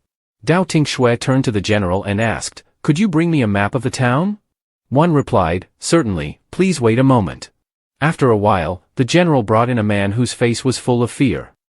Your Highness, I have brought him here. Bai Liyuhua frowned, speaking calmly but seriously. Don't be afraid, I only want to understand the reason behind this. Speak up. The man stammered, frightened, Your Highness, we have been plagued by the cold poison here for years. We just want enough antidote for the cold poison. We just want to survive, and we don't know why this resentment suddenly flared up today.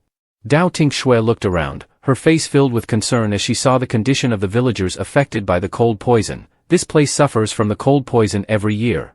Although I managed to remove it from my senior brother, I haven't found a permanent cure yet. Do you know of any clues regarding an antidote? The man hurriedly, hopefully responded, a few days ago, someone cured the cold poison and brought back an antidote. I saw him use the antidote on those afflicted with the cold poison. He said the antidote is located outside the Devil Land's barrier. Dao Tinh Xue pondered for a moment before decisively stating, then, before we break the seal, we must find the person who brought the antidote back. In a village by the stream, Dao Tinh Xue furrowed her brows as she checked the map. I have marked the villagers who experienced hallucinations on this map. They are all near the stream and close to one another. It seems like they are all from the same village. Bai Liyuhua asked the general suspiciously, where do these villages usually get their food and water? The general quickly responded, Your Highness, these villages by the stream are those closest to the seal. They rely on the forest for their livelihood and protect the seal.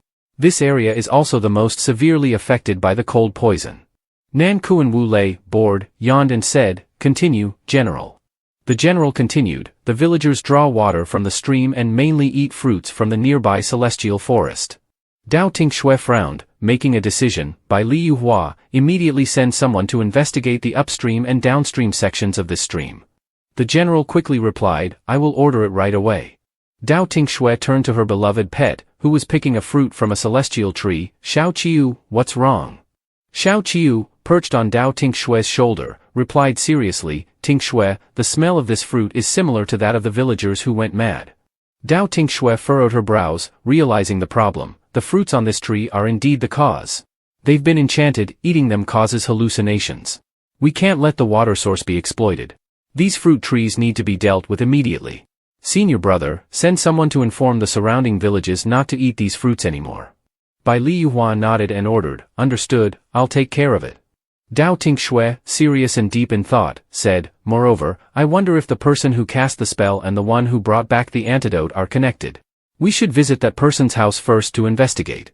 After a while, the three of them arrived in front of a small house. Dao Tinh Xue was surprised to see two soldiers guarding the door. They reported, Your Highness, greetings. We apologize for not welcoming you from afar, please forgive us. The door inside the room opened, and a man hurriedly rushed out when he saw Bai Liyuhua. Your Highness Yuhua, I am Lord from the border, Yu Yanan. I apologize for not receiving you properly. Please forgive me. Bai Liyuhua, calmly, responded, no need for formalities. Dao Tinh Xue, this is Wang Wu Yanan's mansion. Dao Tinh Xue turned to Wang Kuan and asked, Wang Kuan, why are you here? Are you also here to meet the person who brought back the antidote? Yu Yanan hurriedly explained, yes, I came for this matter. A few days ago, I summoned him, but he refused. Suspicious, I came here myself. The locals said he left last night, and no one knows his whereabouts. However, he left a few things behind.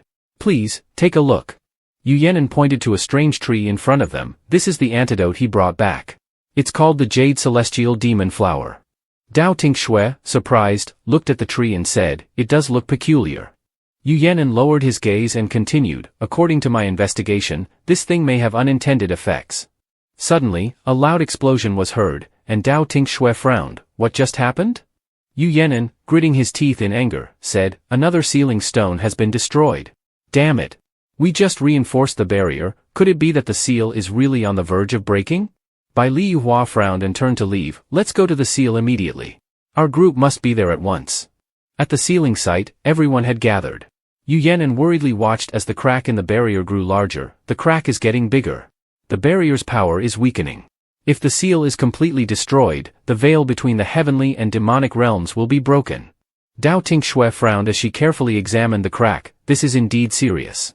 Looking closely, many of the sealing stones are damaged. From the level of damage, it's clear the seal has been under great pressure. We can't delay any longer. We need to repair the seal immediately. Senior brother, use the celestial spirit stones that Wang Kuan found to set up a formation. She began setting up the formation using the celestial spirit stones to reinforce the seal. This formation will temporarily close the crack in the seal and prevent the loss of spiritual energy. But this is only a temporary solution. The most important thing is to create new sealing stones. The formation began to work, repairing the seal. Yu Yanan, astonished, watched the scene unfold. This formation is repairing the sealing stones? Incredible. Dao Tinh Xue, seriously, explained, this formation can channel spiritual energy from the earth veins into the sealing stones. For the next few years, we can use this method to sustain the seal. But in the long run, the earth veins will be depleted. This is not a permanent solution. Suddenly, a strange sound echoed within the formation, and a figure gradually appeared. Nan Kuan Wu Lei looked at the woman with amazement. Who is that? A beautiful woman emerged from the formation. Li Hua said, Wu Yanan, leave this matter to us. You should go back and investigate the Jade Immortal Demon Flower. He quickly responded, yes, Your Highness. I will do my utmost. After Wu Yanan left, Dao Tinh Xue asked in surprise, Senior brother, how could there be the remnant soul of a woman within this barrier? Bai Liyuhua furrowed his brow and replied, she was the mother of Nan Kuan Wu Lei, King Wu Xin. Dao Tinh Xue was stunned, his mother? Bai Liyuhua then recounted the story from that time. During the Great War with the Demon Clan, she died in battle here. This is just a fragment of her soul left behind. Only the royal family knows about this. King Wu Xin was a hero back then, controlling the Demon Clan and surpassing the seal, but she was also responsible for poisoning my mother with cold poison. Dao Tinh Xue listened silently. Beyond the seal, King Wu Xin weakly said, I want to see my son. My son. Nan Kuan Wu Lei stared blankly at the woman before him, feeling a familiar energy but unable to recall anything. King Wu Xin vispirit, volai. She struggled to use the last of her spiritual power, releasing a strong green light. Dao Tinh Xue and Bai Liyuhua watched in shock as the green light enveloped everyone. Memories of the past surfaced, and a man in black approached King Wu Xin, asking, have you made up your mind? He handed her a small red pouch, saying, just use this poison to put King Wu Ruj into a deep sleep, and we will let you and your husband reunite. If not, I'll take the child, and I can't guarantee your husband's safety. King Wuxin hesitated, looking at him with suspicion. You all. The scene shifted, showing King Wu Ruj poisoned and unconscious on the ground, with someone shouting, "How did it come to this?" King Wu Ruj was captured by soldiers and fell to the ground, looking weak and barely alive. King Wuxin couldn't believe it. This isn't what they promised. She was supposed to fall into a deep sleep. Realizing she had been deceived, she cried out in anguish, "Sister! Sister! King Wuxin, you conspired with the demon clan to poison the Empress. Guards, take her to the heavenly prison." In the prison, a court official reported to King Wuxin, "The young master said he's searching for an antidote for the cold poison. Only then will you be released, but he has yet to return." King Wuxin, heartbroken and worried, cried out, "Wale! Find Wale for me. My son. My son." The scene shifted again, showing King Wuxin being stabbed with a sword. The man laughed coldly. "The moment you heard news of him, you lost your reason. It's deserved. Dying at our hands, your heavenly kingdom will soon be ours." Returning to the present, everyone was stunned. Dao Tinh Xue frowned at King Wuxin. "Are these her memories?" Bai Li Yuhua, feeling guilty and sorrowful, looked at her. "There are things even I didn't know." Nan Kuan Wale covered his face and burst into a sorrowful laugh. Bai Li Yuhua, concerned, called out, "Nan Kuan." Nan Kuan Wale lowered his head, tears streaming down his face. "I remember now, I remember everything. That was truly my mother. We finally reunited.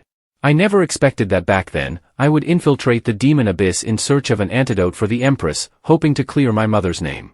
But I fell into the demon clan's trap, lost my memory, and became their puppet." King Wuxin's soul grew weaker, on the verge of disappearing. Dao Tinh Xue worriedly said, "Her soul's spiritual power is fading." Bai Li Yuhua frowned. "It's due to the barrier being damaged and the spiritual power she just used."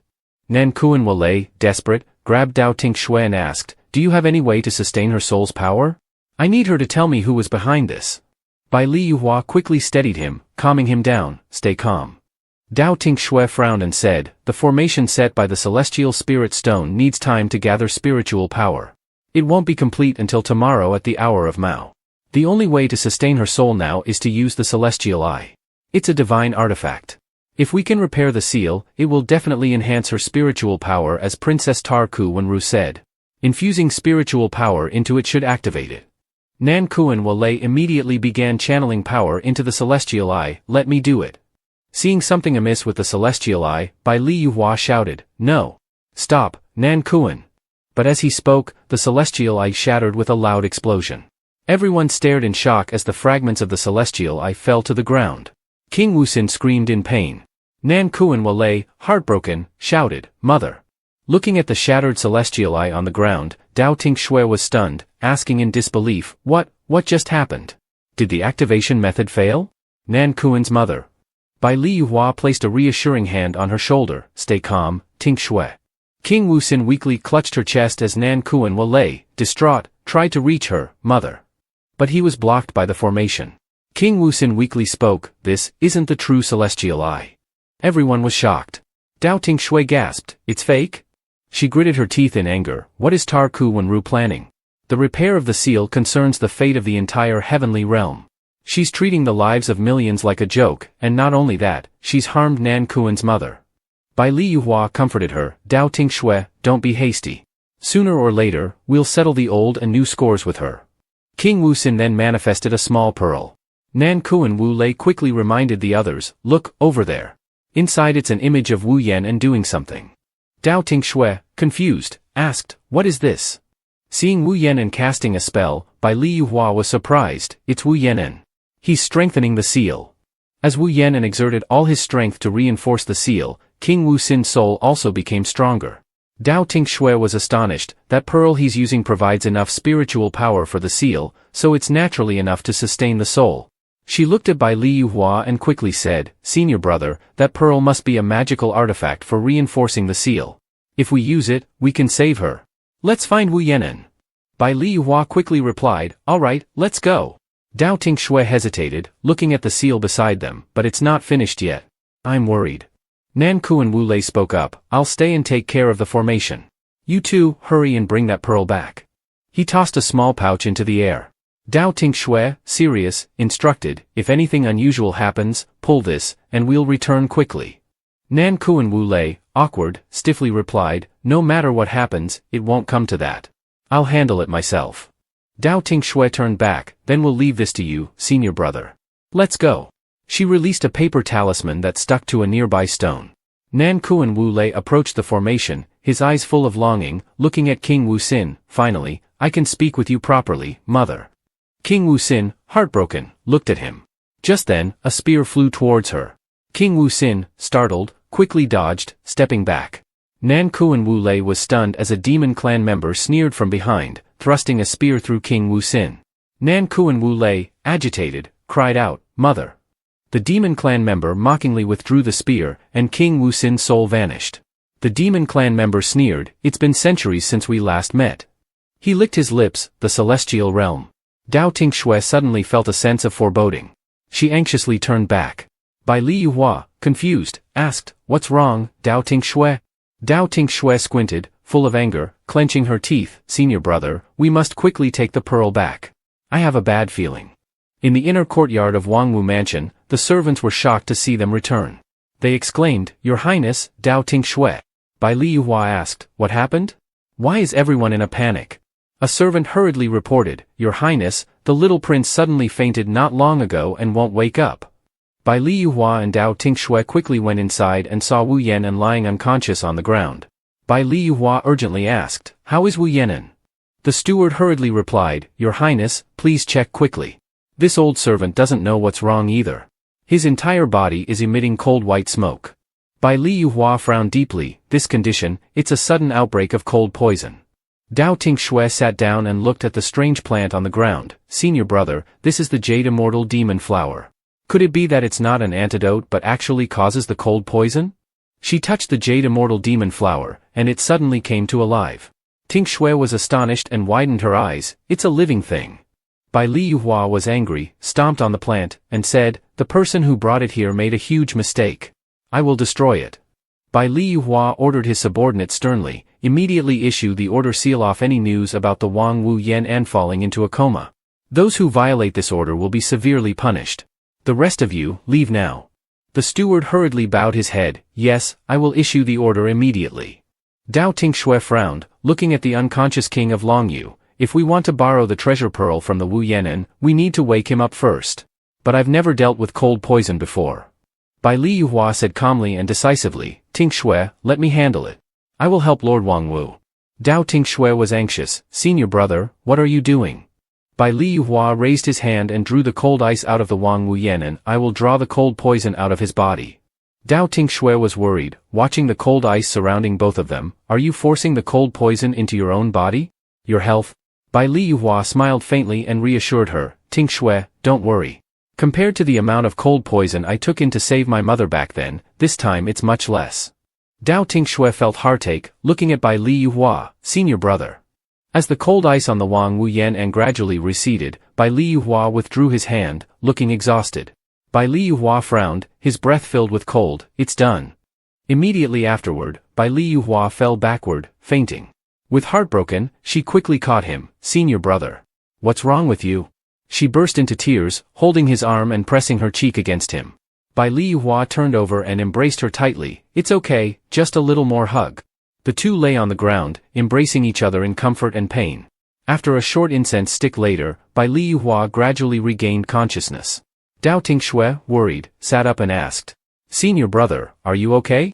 Bai Liyuhua nodded, relieved. Yes, there's nothing to worry about anymore. Dao Tinh Xue, heartbroken and angry, said, but senior brother, if you continue to act this way, I will ignore you. If there's any other kind of poison on Lord Wangwu, a single mistake could make it impossible to save you. I don't want to lose you again. Bai Liyuhua suddenly leaned in and kissed her on the cheek. Tinh Xue, I'm sorry. As the crown prince of Bai Nation, it's my duty to protect my people. Dao Tinh Xue was stunned, her face turning red. Senior brother, why are you doing this suddenly?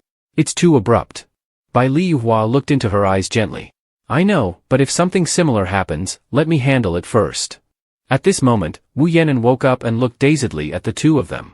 Wu Yanan, panicked, looked around and said, Your Highness, Miss Dao, you too. Both felt embarrassed and did not dare to look directly.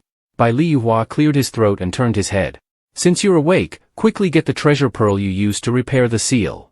Wu Yanan quickly replied, I will go get it right away. Dao Tinh Xue asked anxiously, Lord Wang Wu, have you found any traces related to the Jade Immortal Demon Flower? Wu Yan'an honestly answered. Not yet. I tried to cut off the demon flower, but it emitted a stream of crystals. I felt cold and lost consciousness immediately.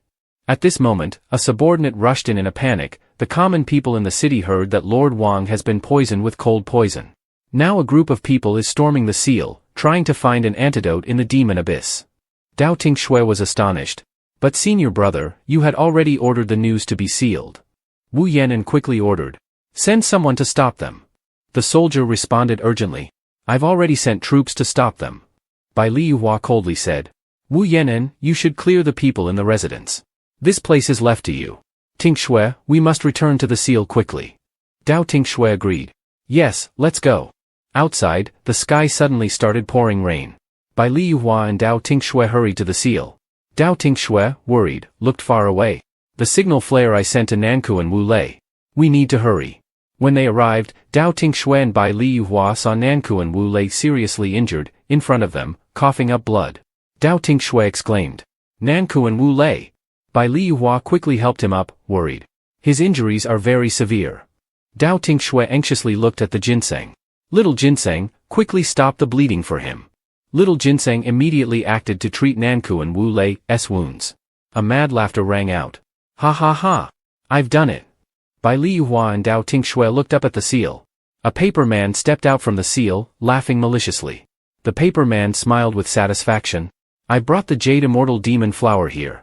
I've broken the barrier. He he he. Bai Liyuhua's eyes narrowed. A paper man?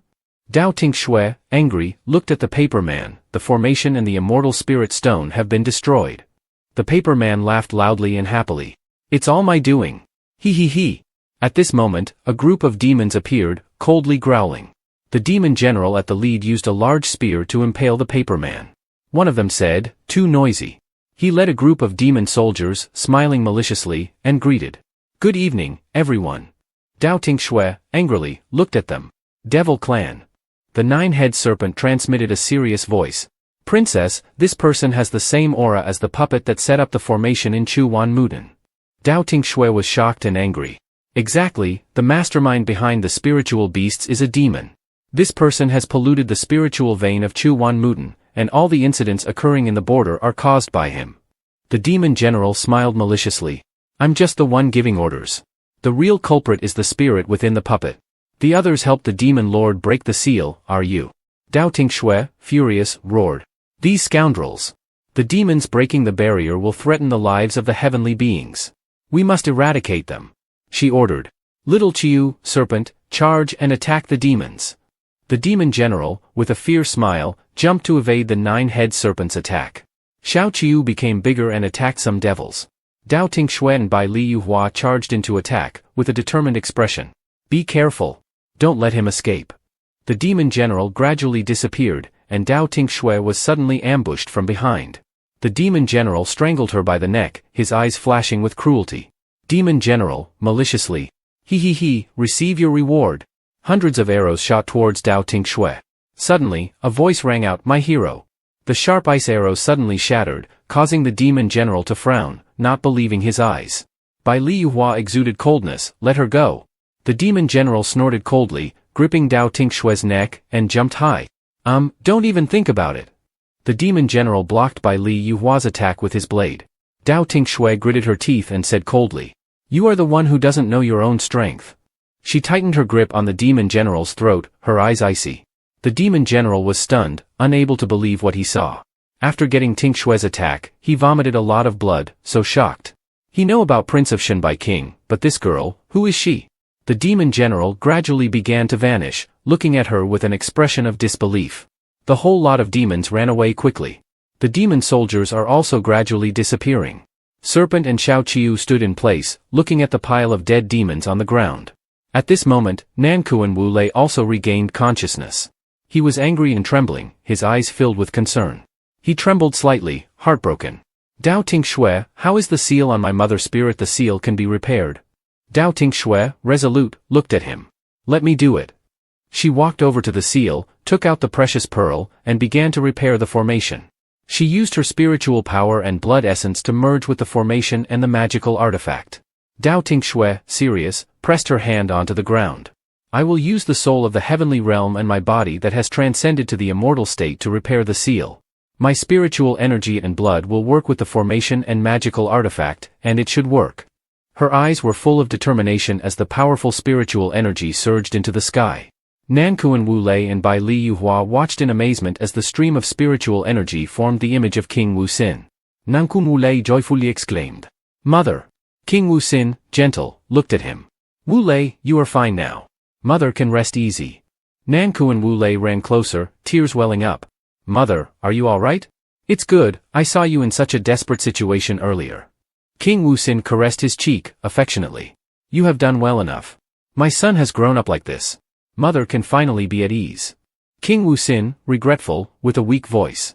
"Mother regrets not being able to protect you." Nankuan Wu Lei, serious, with a furrowed brow. "It's all right. From now on, I will protect you, Mother." King Wu Xin closed her eyes, replying. Mother only remembers him wearing a pair of jade green earrings, with water-colored long hair. I don't know why he can come and go freely into the heavenly palace. Nankuan Wu Lei, determined. "I will avenge, Mother. After this is over, I will return to protect Mother forever." King Wu Xin smiled, gradually disappearing. "My son, you have done well. How could you end your life here?" Nankuan Wu Lei, heartbroken, cried out. "Mother! Wait, don't go." He reached out his hand, wanting to grasp King Wu Xin's hand, but only grasped at empty air. Nankuan Wu Lei, heartbroken, sobbed. "Mother, please don't go." King Wu Xin, weak and gentle, said. "Just doing what you want is enough, Wu Lei, my son." Dao Tinh Xue and Bai Li Yuhua silently watched as King Wu Xin gradually disappeared. Dao Tinh Xue bowed her head and began to cry, blaming herself. "I couldn't stop it." Bai Li Yuhua turned around and called to Dao Tinh Xue. "Let's go. Leave him alone to calm down." Dao Tinh Xue nodded and followed Bai Li Yuhua. "Okay, let's go." Then they walked away. On the road, in the moonlight was shining everything. Dao Tinh Xue, heartbroken and self-reproaching, bowed her head. If my spiritual power were a bit stronger, perhaps Nankuan Wu Lei's mother would not have suffered. Bai Li Yuhua gently comforted her. "You did very well. You helped them reunite and fulfilled King Wu Xin's wish." Dao Tinh Xue turned to Bai Li Yuhua. "Senior brother, thank you." Suddenly, a commotion was heard up ahead. A tense, unfamiliar voice said, "Catch that man." Dao Tinh Xue and Bai Li Yuhua looked at each other in surprise. She asked, "What's going on?"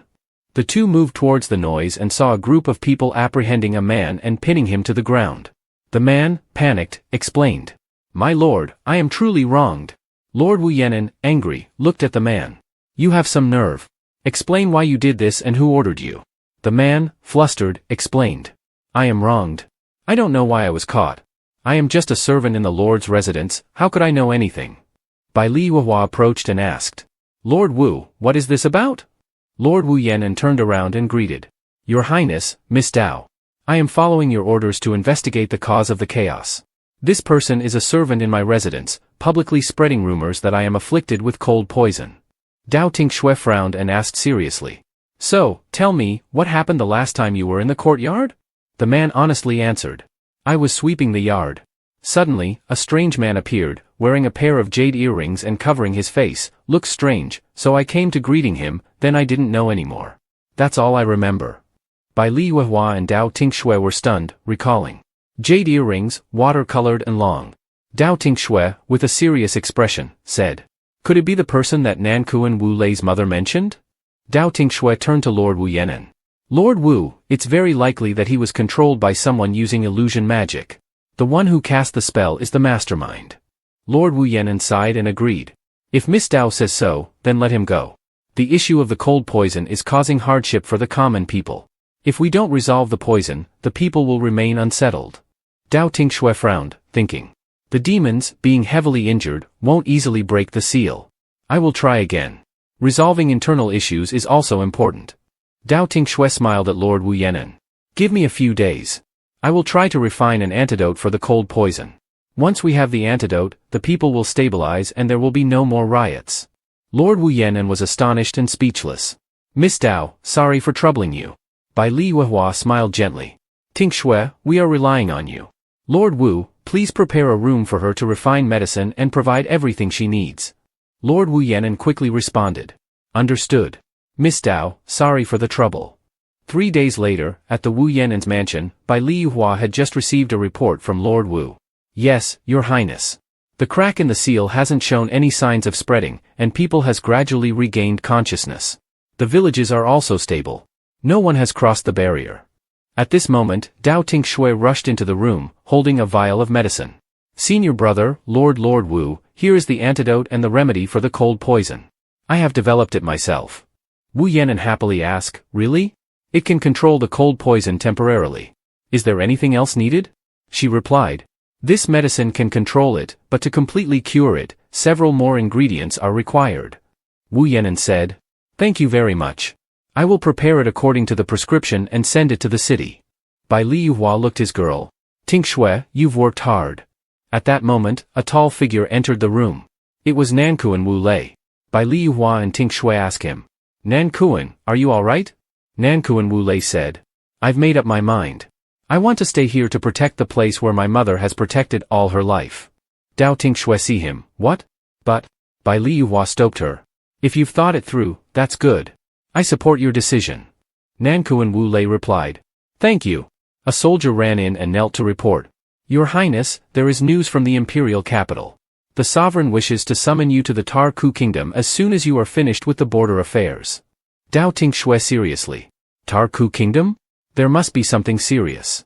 At the Langshuan manor, Dao Tinh Xue and Bai Liyuhua were received by Tar-Ku Wenning and Tar-Ku Wenru. Tar-Ku Wenning quickly said. Yuhua, you finally arrived. The Queen Mother has been waiting for you for a long time. Tar-Ku Wenru saw them and also greeted.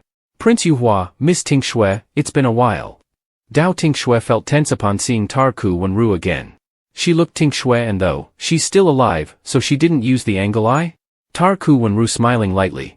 Today, we're holding a banquet to apologize for the rudeness at the previous welcoming banquet and also to celebrate the birthday of the Emperor Father. During the banquet, King Tar-Ku Huangming raised his glass and looked at everyone. Tar-Ku Huangming said. Thank you all for taking the time to come. Previously, my daughter was somewhat rude, and I apologize on her behalf. Bai Liyuhua didn't care his speech, just replied. The sovereign need not be so formal.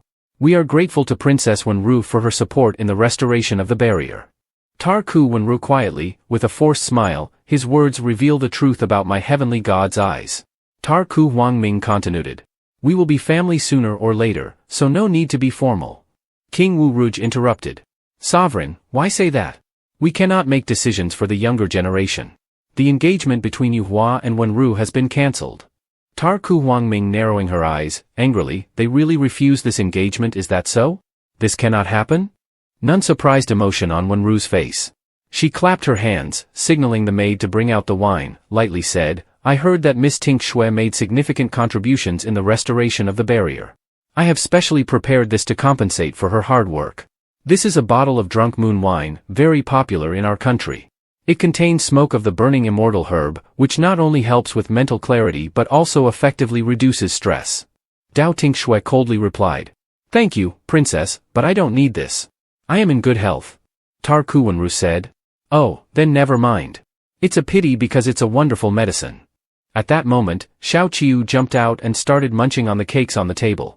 She called, Xiao Qiu. Tar-Ku Huangming surprised. This spirit beast looks familiar, as if I've seen it somewhere before. While Dao Tinh Xue embarrassed, angry, saying, Xiao Qiu, how rude, Tar-Ku Huangming saw her, probing. Your spirit beast looks very familiar. I've seen it with the daughter of the sovereign of the Xianvian kingdom. Do you have any connections with that country? Dao Tinh Xue wary, what are you talking about? Xiao Qiu is a childhood friend of mine. I live in the human world still I was young, I don't understand what you're saying. Bai Liyuhua contemplative, looking at Dao Tinh Xue, though, she always says Xiao Qiu is a childhood friend, but there's clearly something off. Her cultivation speed is not that of a mortal, and her reaction to mentions of the Xianvian kingdom is quite strange, maybe she is? At that moment, a maid accidentally spilled water on King Wu Ruj, startling her. That maid hurry said. Sorry. I didn't do it on purpose, I deserve punishment. Tar-Ku Wenru flustered. King Queen Mother, are you injured? King Wu Ruj smiling. It's fine, just my clothes got a bit dirty. Tar-Ku Wenru. Let me take you to a room to change clothes. King Wu Ruj replied. Alright, thank you, Princess. After a while, Tarku Wenru returned to the room, trying to restore the atmosphere. Tarku Wenning confused. Sister, you've lost the fragrant sachet. Didn't you wear it specially for Prince Yuhua today? Tarku Wenru stiffened, then quickly made an excuse. Tarku Wenru said, oh, it's nothing. The sachet got a bit dirty so I threw it away. Dao Tinh Xue looked at Tarku Wenru with a cold gaze, feeling a sense of worry. Dao Tinh Xue whispered to Bai Li Yuhua. Senior brother, I'm worried. We should go check on the Empress Dowager immediately. Bai Li Yuhua replied. I agree. I'll go with you. Tarku Wenru glanced at the two of them and then led them to a room. When the door was opened, the chaotic scene inside startled everyone. Tarku Wenru exclaimed. Open the door. Inside the room, a palace maid was lying unconscious on the floor, and the Empress Dowager was missing. Dao Tinh Xue knelt down to examine the palace maid. What happened? Where is the Empress Dowager? Tarku Wenru gritted her teeth. We need to report this to His Majesty immediately. We must use all our military resources to find the Empress Dowager. Dao Tinh Xue furrowed her brow. Now the Empress Dowager. Could it be the work of the demon clan? Wait a minute, this wound is quite unusual, a cross shape. Though small, it has caused a lot of bleeding.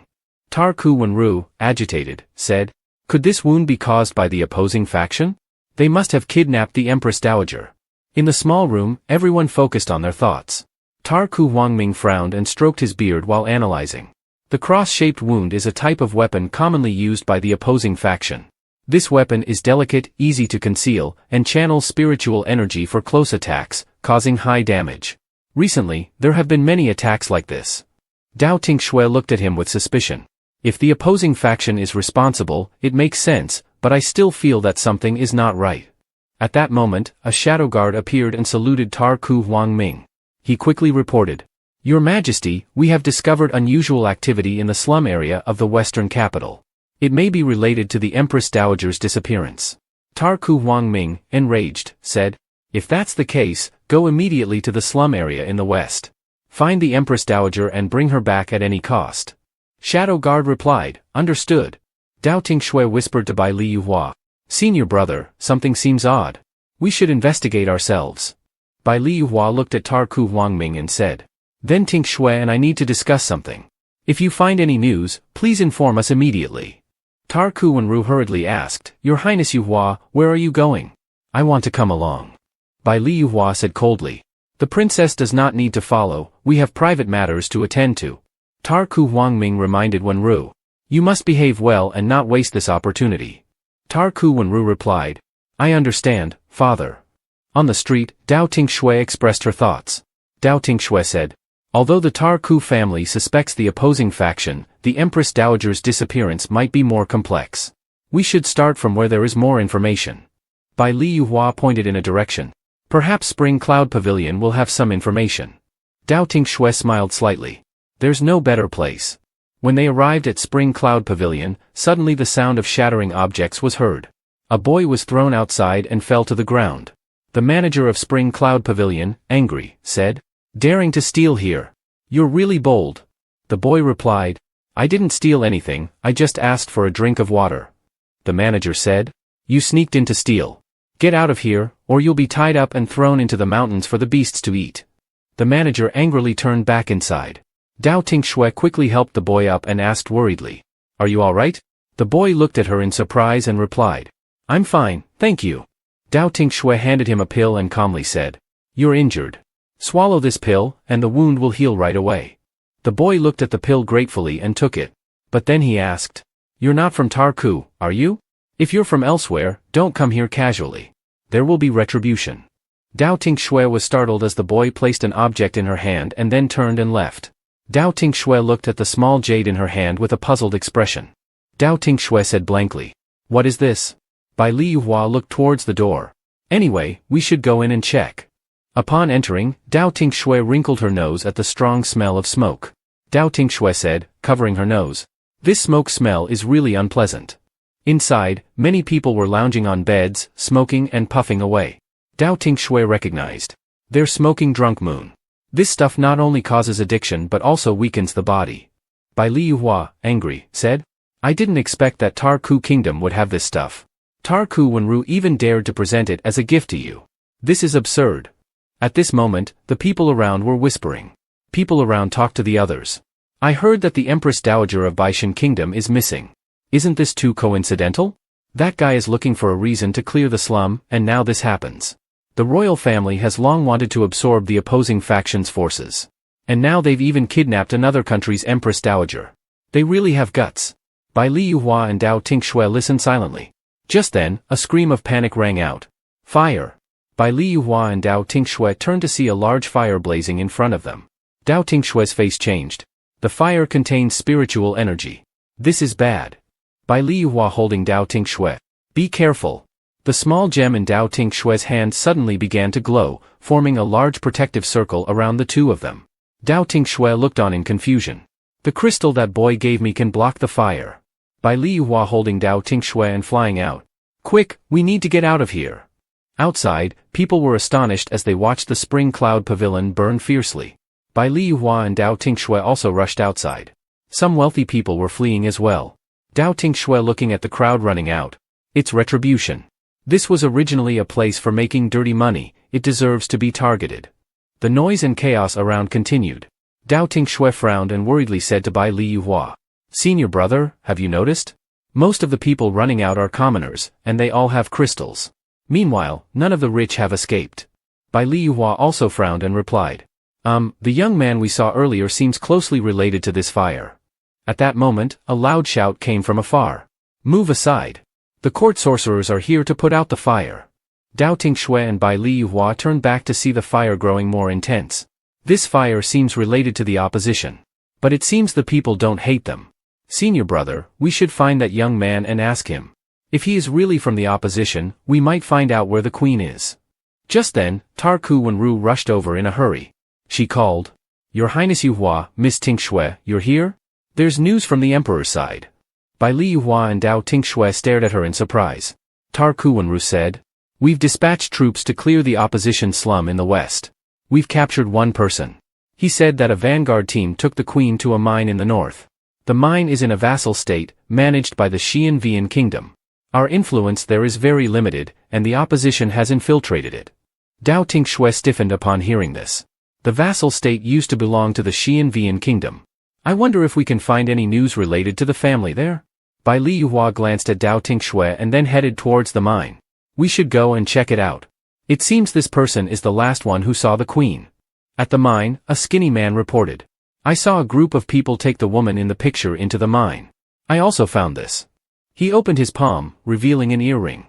Bai Liyuhua frowned at the sight of the earring. This is the queen's earring. Dao Tinh Xue hurriedly asked. Are you sure? The man answered. Definitely. I found this earring next to the well. Bai Liyuhua looked at the mine entrance with a cold expression. Tinh Xue, stay here. I'll go down and check. Dao Tinh Xue frowning. Senior brother, I'm going with you. Suddenly, a loud noise came from the mine entrance, making everyone turn their heads in shock. A ferocious beast charged out of the mine, attacking everyone. The mine beast has gone berserk. Tarku Wenru feigned concern and screamed. Your Highness Yuhua, be careful. She quickly ran over to hug Bai Liyuhua tightly, pulling him aside. The corner of her mouth curled into a sinister smile. Tarku Wenru whispering. Here's the chance. The ferocious beast threw the soldiers aside. Dao Tinh Xue tried to stop it with her hands, but Tarku Wenru seized the opportunity to attack her and the beast. Daring to harm His Highness Yuhua, die. A loud explosion occurred, the mine entrance collapsed, and both the beast and people fell inside. Bai Liyuhua panicking. Tinh Xue. At that moment, a loud explosion echoed, forcing him back. Bai Liyuhua froze in place, staring intently at the entrance of the cave. Tarku Wenru, feigning innocence, approached and tugged on his sleeve, saying, I'm sorry, Your Highness Yuhua. The situation escalated so suddenly, I'm afraid Miss Tinh Xue. Bai Liyuhua shot her a cold glare, if anything happens to her, I won't spare any of you. Tarku Wenru's face darkened as she narrowed her eyes and sneered, You won't spare us? Just wait and see.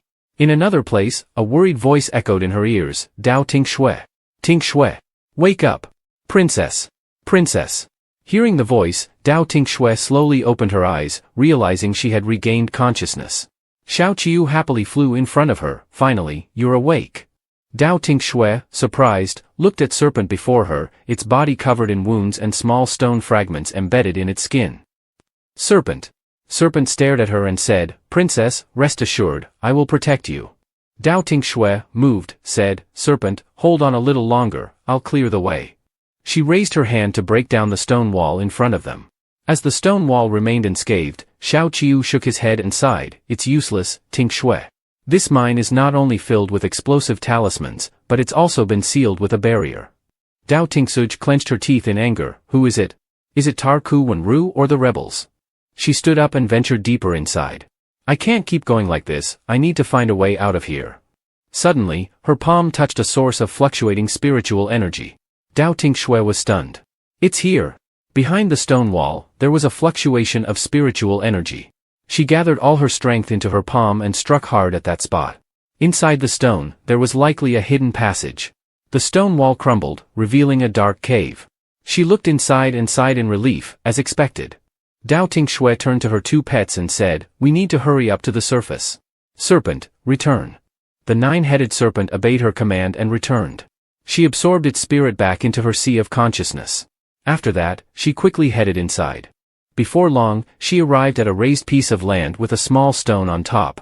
Dao Tinh Xue was startled. "This is the spiritual energy I sensed earlier, it's coming from this spot. Why does it feel so familiar?" She sat down, gently reaching out with her hand. "What is this?" Seeing a chi character etched on the small stone, she was astonished. "This handwriting looks just like second brother's. Could it be?" Dao Tinh Xue, trembling with excitement, began digging. "Chi? Could it be referring to my third brother?"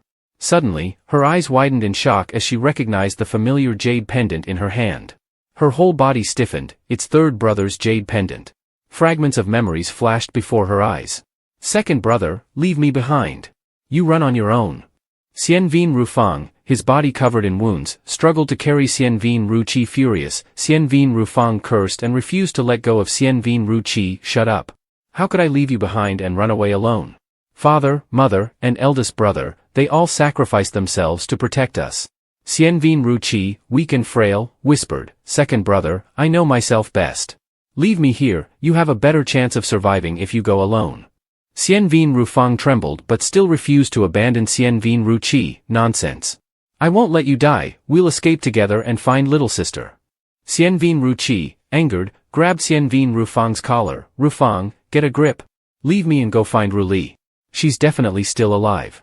Saving her is more meaningful than saving someone like me who's already as good as dead. Just survive. Everyone has to survive."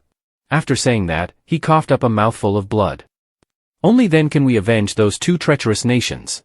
With those final words, he collapsed. Xian Vin Rufang roared in anguish, "Rufang!" Dao Tinh Xue opened her eyes, unable to hold back her tears. "This is the last memory of my third brother. Did he die here and then reincarnate as Tan Ru Qi?" Heartbroken, she stared at the jade pendant in her hand. "Two nations? What does that mean? What about second brother? Is he still alive?" Suddenly, a loud explosion rang out. Dao Tinh Xue was startled and looked to the side, shocked to see a large fire blazing before her. "Another explosion? The fire is about to reach here. I'm done for." Her face turned pale. At that moment, a figure suddenly appeared, blocking her from the fire, forming a protective barrier to hold it back. The person's face was concealed, and Dao Tinh Xue asked in surprise, "Who are you?" The fire was extinguished shortly after. Dao Tinh Xue looked at the person in front of her in astonishment. They turned around, grabbed her hand, and pulled her along. "Run quickly, I won't be able to block the next one." With that, the two of them swiftly left the area. A while later, in the slum area near the mine, the two of them bent over, gasping for breath. Dao Tinh Xue panted, looking curiously at the person in front of her. "Thank you for your help. May I ask who you are?" The young man, also panting, removed his hood and looked at her, introducing himself. "Wan Shangxi. I was just passing by." Dao Tinh Xue was surprised. "You're the young man I met at Sping Cloud Pavilion before?" She looked at him curiously and asked, "What do you mean by passing by?" Wan Shangxi replied indifferently, "Tonight, we have something to do and need to check the surrounding area. Follow me first." He then led Dao Tinh Xue to a temporary shelter. "We're here. You can rest here for a while." When the others saw him return, they greeted him cheerfully. "Shangxi, you're back." The children happily ran over and surrounded him. "Brother Si, you're finally back. Xiaohua said you were captured by some bad people, we were so worried. And there's a pretty sister with you. Are you okay, Brother Shangxi?" Dao Tinh Xue was amazed at the scene around her. A middle-aged woman approached with 2 bowls of porridge. handing one to Wan Shangxi with a smile. Hungry? This porridge is for Shangxi and this young lady, don't be shy. Wan Shangxi took a bowl and handed one to Dao Tinh Xue. Eat up. This is the slum, we don't have anything fancy, just eat something to fill your stomach. Dao Tinh Xue accepted the bowl, quietly saying, thank you. The two of them sat down, leaning against the wall as they enjoyed their meal. Dao Tinh Xue smiled at Wan Shangxi and said, it seems everyone likes you a lot. Wan Shangxi nodded and replied, yes, to them, we're like their guardians. Dao Tinh Xue looked at him in surprise, a guardian who protects the common people but kills nobles? She lowered her gaze and directly asked Wan Shangxi, let's get straight to the point. Was it you who caused the incident at Spring Cloud Pavilion, or was it your faction? Wan Shangxi straightforwardly admitted, it was me. Dao Tinh Xue, still surprised, asked, why? He clenched his teeth in anger and replied, because that place shouldn't exist. It's filled with those who support Tar Ku Huang Ming, exploiting the common people. He tightened his fists, they freely kill commoners who can't pay taxes, enslave those they deem useless. The men are sent to the mines or dangerous places to gather celestial fruits, and the women are sent to Spring Cloud Pavilion to sell their bodies for money. Dao Tinh Xue frowned, cursing silently in her mind, what kind of rule is Tar Ku Huang Ming running, that he oppresses his people like this? Wan Shangxi furrowed his brows, looking at Dao Tinh Xue, I've heard that you're searching for the missing queen of Shenbai Kingdom. Although the royal family claims everywhere that it was our faction, I assure you it wasn't us. We would never resort to such base methods. We only want to rebuild a Tar Ku kingdom where commoners can live with dignity. Dao Tinh Xue silently looked at him. Wan Shangxi stood up, looking at her seriously, and said, Miss Dao, we are willing to help investigate the disappearance of your kingdom's queen to prove our innocence. In return, we ask for your and the Shenbai Kingdom's prince's assistance in overthrowing the rule of Tar Ku Huang Ming. Dao Tinh Xue lowered her head, deep in thought. The rebels might genuinely be concerned for the common people, but this is a major decision, I can't make it lightly. Seeing her silence, Wan Shangxi sighed in disappointment, I understand. If you don't trust me, then you should leave here quickly. Word has just come that tomorrow the royal soldiers will be here to purge the poor who cannot pay taxes. Tonight, we must start evacuating the women and the elderly. As soon as Dao Tinh Xue finished speaking, a loud noise erupted, and the entire house caught fire violently. People inside rushed out in panic, shouting, help. Wan Shangxi's face turned pale, it's over, why did they arrive so soon? Seeing this, Dao Tinh Xue quickly ran outside, you lead everyone away, I'll buy some time. Wan Shangxi looked at her in astonishment. Elsewhere, soldiers from Tar Ku Kingdom raised their bows and prepared to attack the poor neighborhood. At that moment, a loud shout rang out, and everyone halted. Dao Tinh Xue stepped forward, narrowing her eyes, set aside the anti-faction for now, the poor people here are innocent. We cannot allow these royal soldiers to humiliate them at will. The leader frowned at her, is this Dao Tinh Xue, the princess? Dao Tinh Xue approached them, coldly stating, I am a guest of your national sovereign and princess, Dao Tinh Xue. The leader sneered and asked, Dao Tinh Xue? We've never heard of anyone like that. He then ordered his subordinates to attack her, are you with the anti-faction? Kill her. Dao Tinh Xue stepped back a bit, angrily looking at them, just as Wan Shangxi said, they don't care about the lives of the poor. The soldiers raised their bows, aiming at her. Dao Tinh Xue concentrated all her spiritual energy into her hand, her eyes cold. The spiritual energy, which she had absorbed from the demon general, was now put to use. She waved her hand, and a powerful stream of energy enveloped her, forming a protective barrier. Her eyes turned red as she furiously stared at the soldiers. The soldiers from Tar Ku Kingdom were terrified by the sight, the arrows are being blocked? Is this dark magic? Dao Tinh Xue created a large barrier to block all the arrows. The leader, enraged, shouted, she's buying time, continue the attack. The soldiers kept shooting arrows at her, but all were blocked. As arrows continued to be fired, Dao Tinh Xue tried her best to maintain the barrier. An arrow pierced through the barrier and grazed her shoulder. Dao Tinh Xue frowned tightly, as this was her first time using the dark magic, she could not block all the attacks. The sharp arrows continued to fly toward her but were suddenly stopped by a massive force. In the air, the leader stared in astonishment at the scene. Dao Tinh Xue was equally surprised. Bai Li Yuhua, angrily approaching, coldly addressed the soldiers, what are you doing?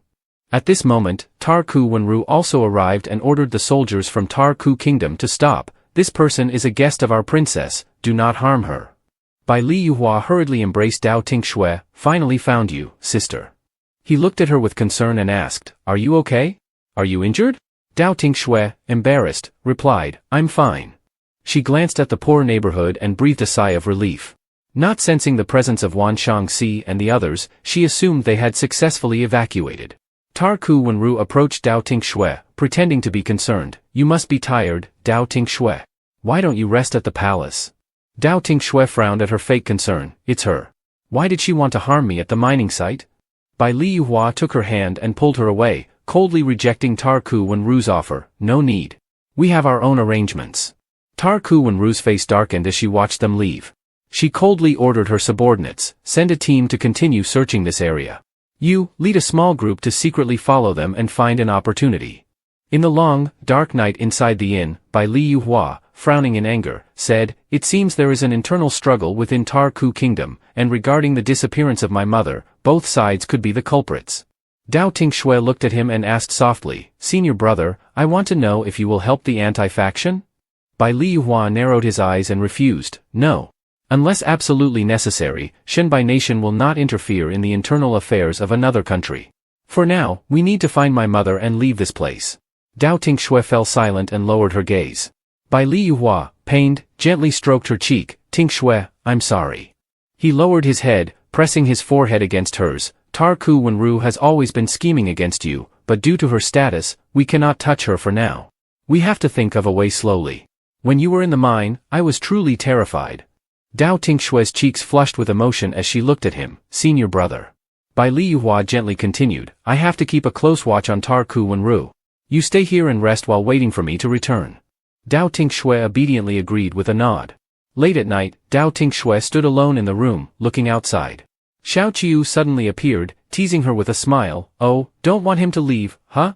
Dao Tinh Xue blushed and shouted, Xiao Qiu.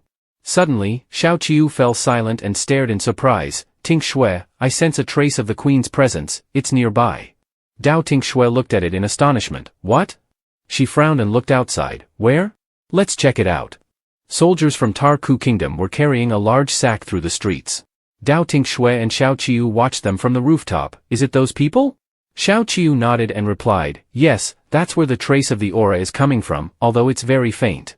Dao Tinh Xue sneered, In that case, let's. The soldiers were running quickly down the street when Dao Tinh Xue suddenly jumped out, blocking their path. She said, Stop. The soldiers from Tarku Kingdom glared at her angrily. The leader squinted, immediately recognizing the girl before him. Dao Tinh Xue sharply looked them. You're the ones who surrounded and massacred the slums. Are you all really just a bunch of thieves pretending to be victims, like Tarku Wenru? The leader's face darkened as he sneered. We've been waiting for you. Without saying another word, Dao Tinh Xue raised her whip, swiftly taking down the entire group of soldiers in an instant. They lay scattered on the ground, motionless. Dao Tinh Xue hurriedly stepped forward and opened the bag. Dao Tinh Xue surprised. The queen's smell? But inside, there was only the queen's cloak. She caught a familiar scent, bewildered. Dao Tinh Xue in shock. This smell is? Before she could think further, the soldiers suddenly stood up. Dao Tinh Xue turned around in astonishment, only to see them placing their swords to their own necks and committing suicide. Dao Tinh Xue stunned and horrified. What? Blood spread everywhere as all the soldiers fell, dead. Dao Tinh Xue stood there, covered in blood, looking around in disbelief. Dao Tinh Xue bewildered and worried. They all committed suicide? What on earth is happening? As she looked at the corpses on the ground, she suddenly noticed a worm crawling out of one soldier's mouth. Dao Tinh Xue recoiled in horror, the water bottle in her hand dropping to the ground. Dao Tinh Xue terrified. A worm? A passerby, seeing the scene, immediately backed away in fear, screaming. Murder! There's been a murder! Hearing the scream, people nearby rushed out to see. In the dead of night, the sudden incident frightened everyone. Seeing the bloody scene, some couldn't bear it and collapsed to the ground. Murder! So many bodies! Call the authorities! Dao Tinh Xue, panicking, tried to explain, I didn't do that. But no one believed her. Everyone was terrified, shouting. A demon! She's a demon, killing people. Don't go near her. Dao Tinh Xue narrowed her eyes, pondering. She knew that no one would believe her now, but if she fled, she would truly be seen as the culprit and could implicate her senior brother. At that moment, the soldiers from the authorities arrived, pushing through the crowd. Make way! The authorities are here.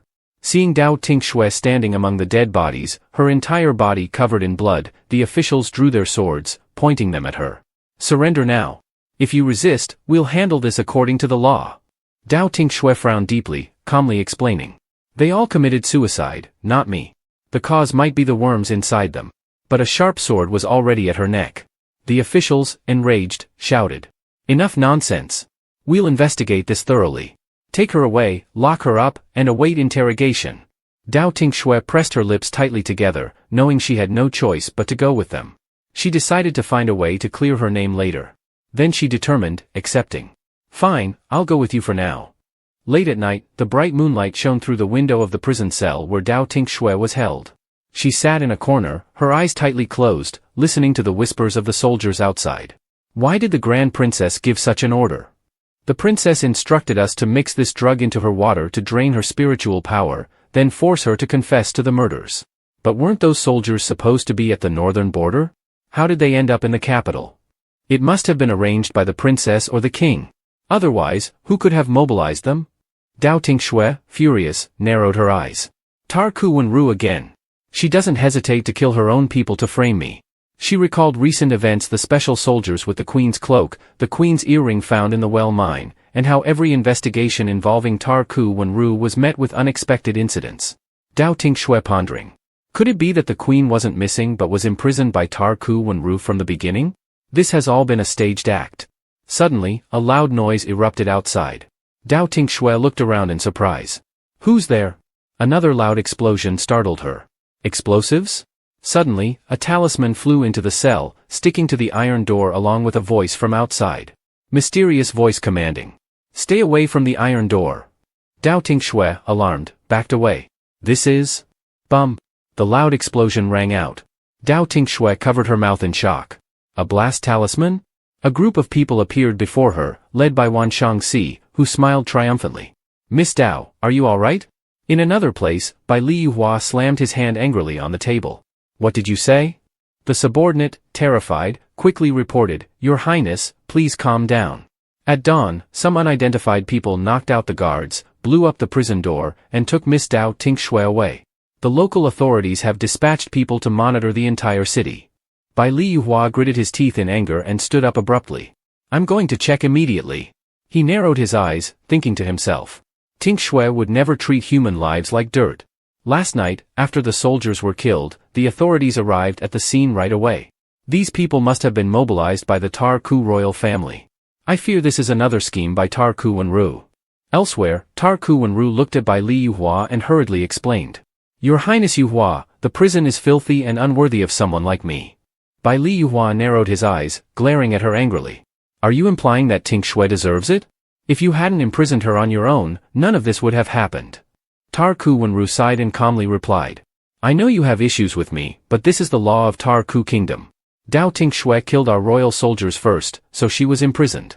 If she had nothing to hide, why would she resort to blowing up the prison instead of waiting for the truth to be uncovered? This is the behavior of rebels. She must have colluded with them. Although I'm concerned because Your Highness Yuhua is an esteemed guest of Tarku, the law is still the law. Bai Liyuhua gritted his teeth in anger, staring intently at Tarku Wenru. I must find evidence that she framed Tinh Xue.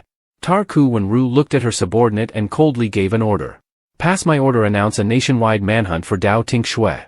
The subordinate quickly responded. Understood. Bai Liyuhua, seething with rage, resolved to uncover the truth and protect Tinh Xue. Outside the capital of Tarku Kingdom, Wan Shangxi led everyone to a forest on the outskirts and smiled as he spoke. They won't search this place for now. It's safe here. Dao Tinh Xue grateful. I really must thank all of you for saving me this time. If not, Wan Shangxi interrupting, happily. Miss Tinh Xue, you've done us a great favor. This is just a small repayment, no need to thank us. We've also gathered information on the Queen of Shenbai Kingdom. Dao Tinh Xue startled. Really? In the forest on the outskirts, Wan Shangxi looked seriously at Dao Tinh Xue and recounted. One of our teams sent a report saying that 2 days ago, Tarku Wenru was spotted with a black-cloaked figure at Wanli Cloud Sea. The black-cloaked person was carrying a woman in floral attire. When they left, the woman was nowhere to be seen. According to our intelligence, we can be certain that the woman was Queen King Wu Ruj. Dao Tinh Xue anxiously asking. Did the black-cloaked figure have any distinctive features? Wan Shangxi frowning, pondering. The scout only recognized Tarku Wenru. The black-cloaked figure was fully masked, making it unclear if they were male or female. Wanli Cloud Sea is a heavenly gorge that separates Tar Ku Kingdom from Xianwen Nation. The clouds there hide numerous strange beasts, and those who enter Cloud Sea never return. Dao Tinh Xue narrowing her eyes, coldly. I've heard my father mention it before. The terrain of that gorge is extremely unique. Because of it, Xianwen Nation is easy to defend and hard to attack. Deep within the gorge are the Cloud Sea beasts. It's said that for nearly 100 years, people have been trying to tame them. Wan Shangxi gritting his teeth, continuing. Right now, they've cleared our strongholds in the north and west. The south, bordering Shenbai Kingdom, is where our strongest forces are. They don't dare make a move there yet. But the matter with the Queen of Shenbai Kingdom could be used to thoroughly accuse the rebels, giving them a legitimate reason to send troops to eradicate us. Moreover, they want to draw Shenbai Kingdom into the fight, attacking us from the south, wiping us out in one fell swoop. Dao Tinh Xue with sharp, cold eyes. The Tar Ku father and son have calculated well. They think they have everything in their grasp. And they even dare to lay hands on the queen. She spoke coldly. I want to rescue the queen. Please take me to Wanli Cloud Sea. Wan Shangxi nodding in agreement, concerned. Of course, that's no problem, but that place is very dangerous. How about notifying the crown prince? Our people can pass the word. Dao Tinh Xue coldly. This matter is urgent. Every moment we delay, the queen is in more danger. I don't have time to meet with my senior brother anymore. Now, I'm afraid I've already been wanted throughout Tar Ku Kingdom. If I show up, it will definitely cause unnecessary trouble. Wan Shangxi understanding the situation. I understand. After speaking, he whistled. Dao Tinh Xue looked up in surprise, and a spiritual beast descended from the sky, landing beside Wan Shangxi. He looked at her and smiling. Let's go. Wan Shangxi and Dao Tinh Xue flew together to Wanli Cloud Sea. After a while, they landed on the ground. Wan Shangxi seriously. We've arrived. Dao Tinh Xue jumped down, looked up at the sky, and gazed pensively at the scene before her. Dao Tinh Xue pondering. This is Wanli Cloud Sea, the eastern border of Tar Ku Kingdom.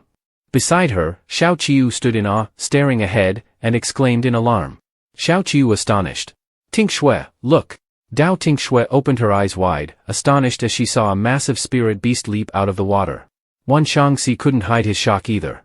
Wan Shangxi, panicking. It's the heavenly eel. It's the ruler of the Cloud Sea, devouring everything. This is the most dangerous thing here. If you want to descend into the Cloud Sea, you'll definitely encounter it. Dao Tinh Xue looked seriously at Wan Shangxi, questioning with doubt in her voice. Are you certain that Tar Ku Wenru really left the queen here? Wan Shangxi, contemplating. Although it's true, we don't know where they hid the queen. In any case, we dare not go near this place. If the queen was thrown into the Cloud Sea, even if she didn't encounter the heavenly eel, there are still other strange beasts in the Cloud Sea. I'm afraid the chances of survival are slim. Dao Tinh Xue remained silent, her gaze solemn as she looked downward. Both were suddenly stunned, their mouths agape as they saw the heavenly eel spout a cloud of mist. Wan Shangxi frowned, worried. Wan Shangxi, concerned. The heavenly eel is spouting mist. It's said that every day, the heavenly eel only surfaces at sunset. About the time it takes to burn an incense stick after spouting, it dives back down. Dao Tinh Xue narrowed her eyes, making a decision. We can't wait until tomorrow. The spiritual energy here is incredibly dense. If we follow the spiritual energy fluctuations, we might find the queen's location. She began using her spiritual power to search, but her face darkened as she encountered obstacles. Dao Tinh Xue, frustrated. It's not working. The flow of spiritual energy is too complicated, it's impossible to trace. At this moment, Xiao Qiu suddenly spoke, surprising Dao Tinh Xue. Tinh Xue. I caught a whiff of the queen's scent. Although it was faint and brief, it was definitely the queen, no doubt about it. Dao Tinh Xue, surprised. Really? You can smell it? Where exactly is the queen? Xiao Qiu looked toward the heavenly eel, then answered seriously. Inside the heavenly eel's belly. Wan Shangxi was shocked, shouting. They're sending the queen to her death. Xiao Qiu remained serious, reassuringly. No need to worry for now. Judging by the scent, the queen is still alive. Dao Tinh Xue frowned, concerned as she saw the heavenly eel starting to dive back down. The heavenly eel is about to dive. Wan Shangxi panicked, hurriedly trying to dissuade her. Wait, Miss Dao. Do you really intend to enter the Cloud Sea? It's dangerous on all sides down there, and going inside the heavenly eel's belly is like committing suicide. Dao Tinh Xue, coldly and without hesitation. There's no time. With that, she jumped down. Xiao Qiu quickly flew after her. Wan Shangxi called out in concern. Van Shangxi, loudly. Miss Dao. Dao Tinh Xue swiftly grabbed hold of Xiao Qiu and leaped onto its back. Both girl and beast hovered in midair. Suddenly, a massive cloud appeared ahead, with thunder rumbling ominously. Dao Tinh Xue and Xiao Qiu flew through the clouds as thunder roared around them. Dao Tinh Xue tightly held Xiao Qiu's hand, her gaze determined. Dao Tinh Xue commanded. Xiao Qiu, let's go. Xiao Qiu nodded. As they flew through the thunderstorms, Xiao Qiu furrowed her brows and spoke with concern. Xiao Qiu worried. The scent of the Queen Mother here is too faint, it's hard to find. Dao Tinh Xue frowned, reminding her. Dao Tinh Xue warned. Be careful. The environment beneath the cloud sea is much more treacherous than above. Suddenly, she was startled to see Xiao Qiu rush forward quickly. Xiao Qiu's eyes lit up. Xiao Qiu excitedly said, Tinh Xue, the main scent is right here. Dao Tinh Xue gripped tighter, trying to stay steady as they both rushed through the lightning, heading straight inside. Seeing the danger behind them, Dao Tinh Xue gritted her teeth. Dao Tinh Xue anxiously said, This is really dangerous. Beneath the cloud sea, there's not only lightning but also giant stones launching sneak attacks. The potential danger is far greater than I thought. Suddenly, Xiao Qiu spoke up, warning her. Xiao Qiu cautioned. Be careful, Tinh Xue. Xiao Qiu flew towards where the Queen Mother's scent was strongest.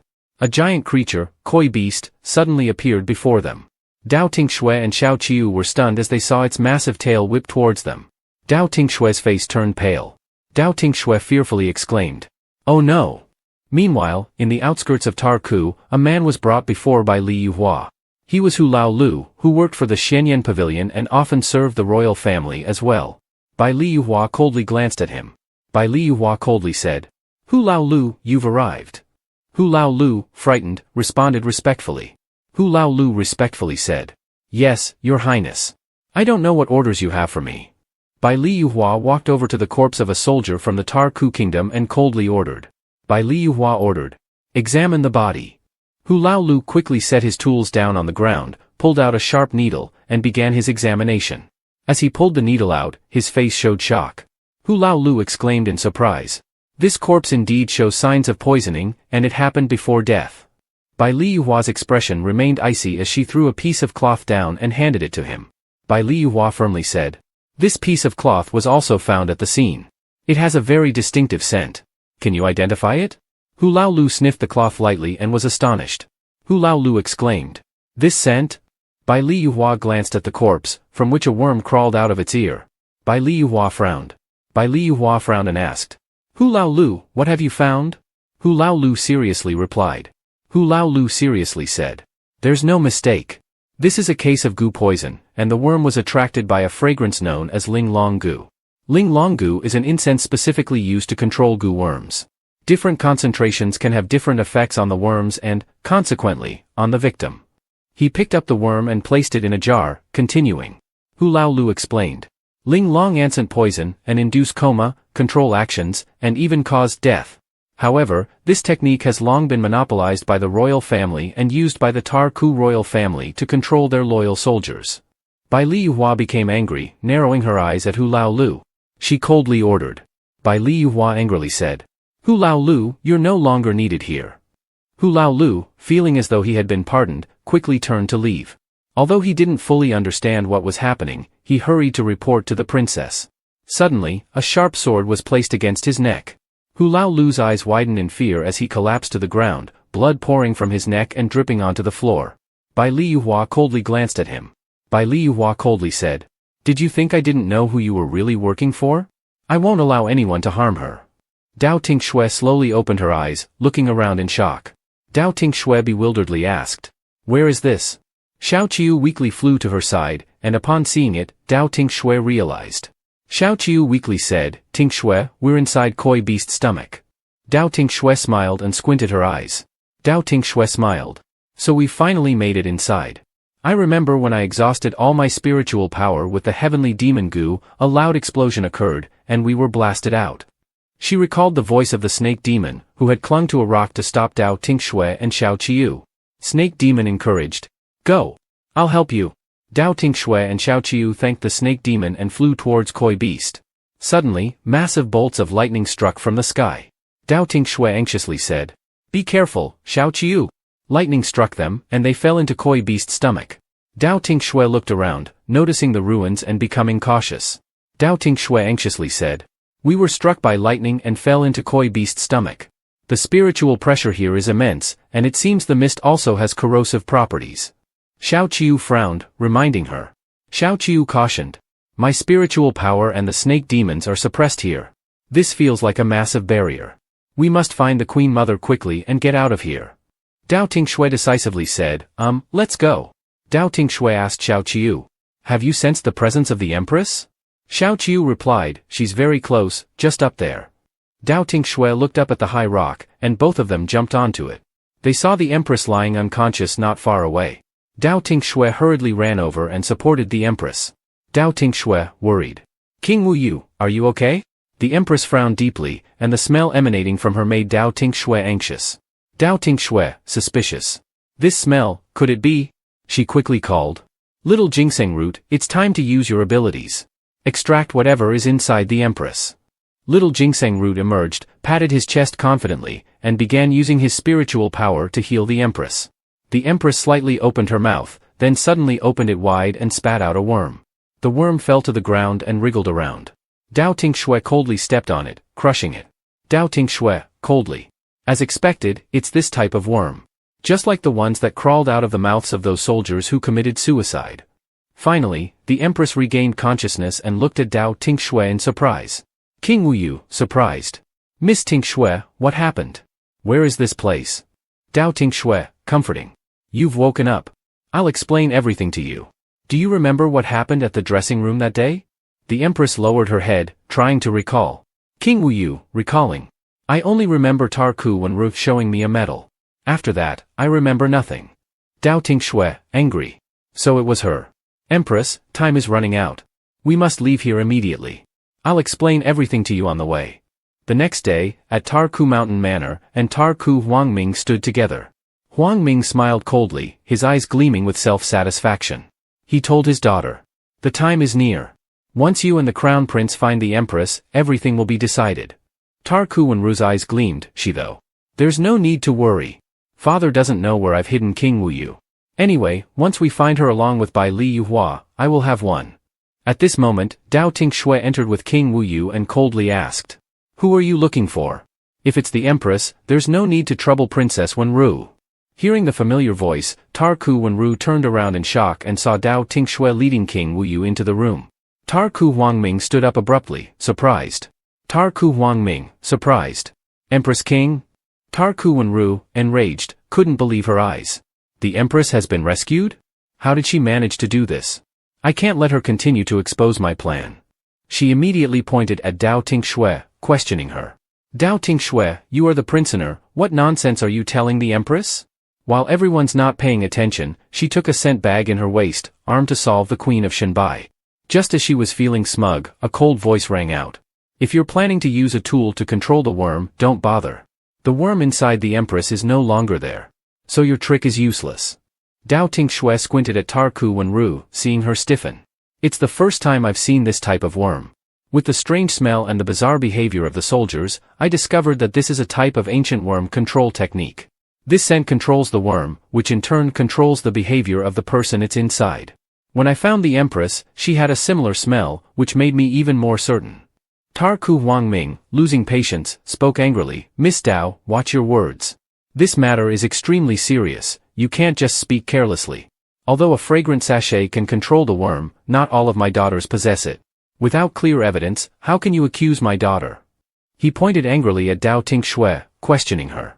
Tarku Huangming, accusingly, "On the contrary, you've colluded with the rebels, kidnapped the Empress, slaughtered our soldiers, and now you're twisting the truth." At this moment, another cold voice rang out, "Who's the one twisting the truth?" Dao Tinh Xue turned around in surprise, and Tarku Huangming and Tarku Wen Ru were equally stunned, staring stiffly at the door. Bai Li Yuhua walked in coldly. Bai Li Yuhua, coldly, "Who's causing all this chaos?" Princess Wen Ning followed behind, and upon seeing King Wu Yu, she asked joyfully.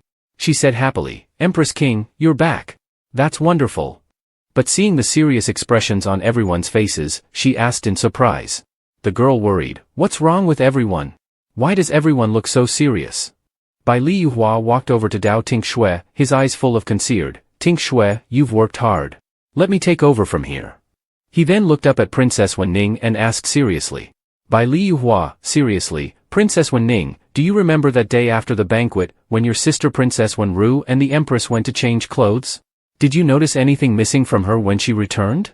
Tarku Wenning thought for a moment and then responded. She was recalling, it must have been the fragrant sachet.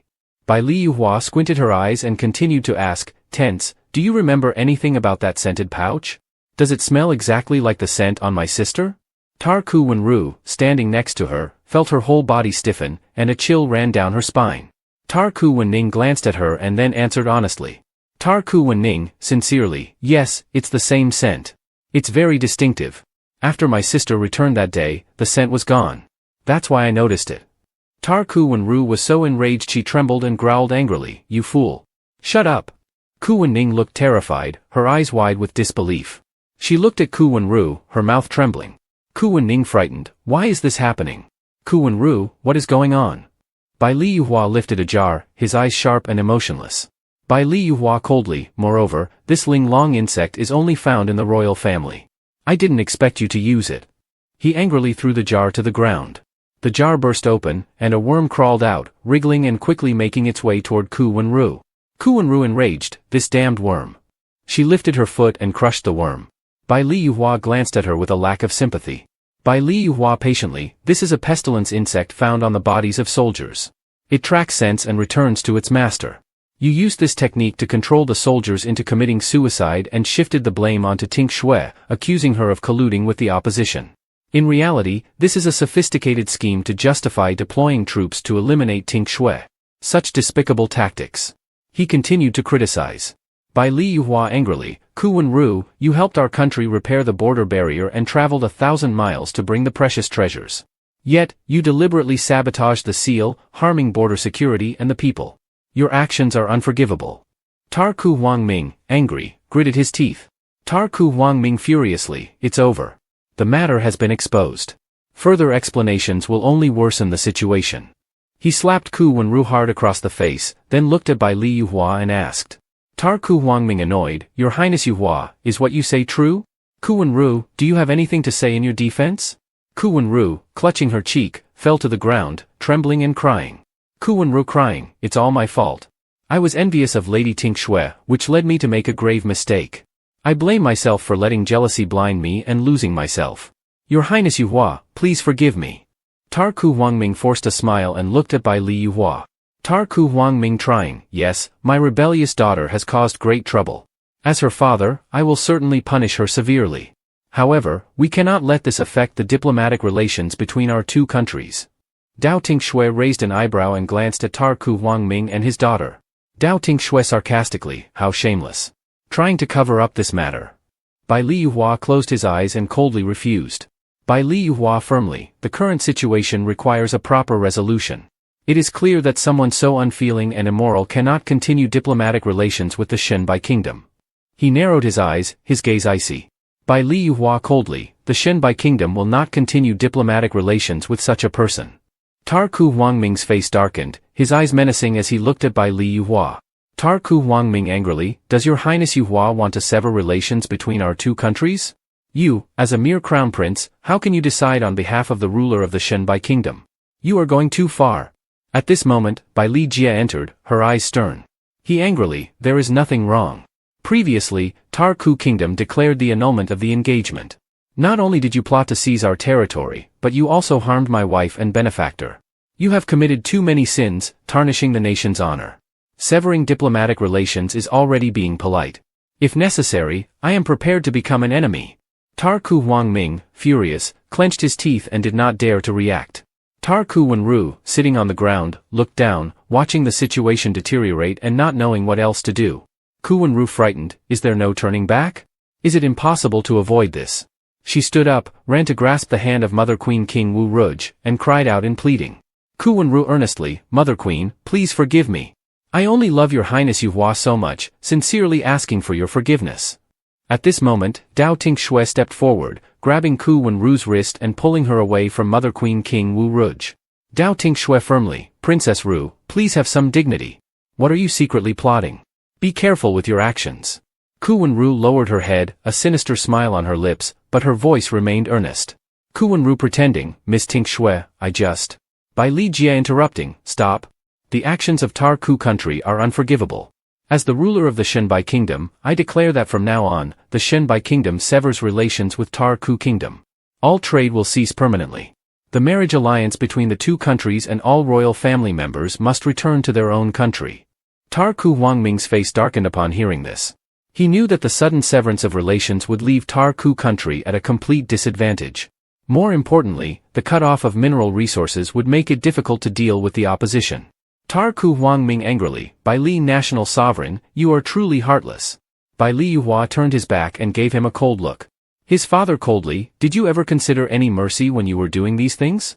Now facing the consequences is unavoidable. With that, he coldly waved his sleeve and left with firmly, let's go. Tar Ku Huangming, with a face full of anger, looked after the departing group with a fierce gaze. Tar Ku Wenru stood beside him and softly called out. Tar Ku Wenru maliciously, Father, I've finished placing the final piece.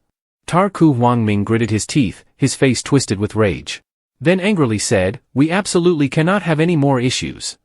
A few days later, in the imperial garden of the Shenbai kingdoms, Dao Tinh Xue, dressed in beautiful attire, was strolling while holding Xiao Qiu.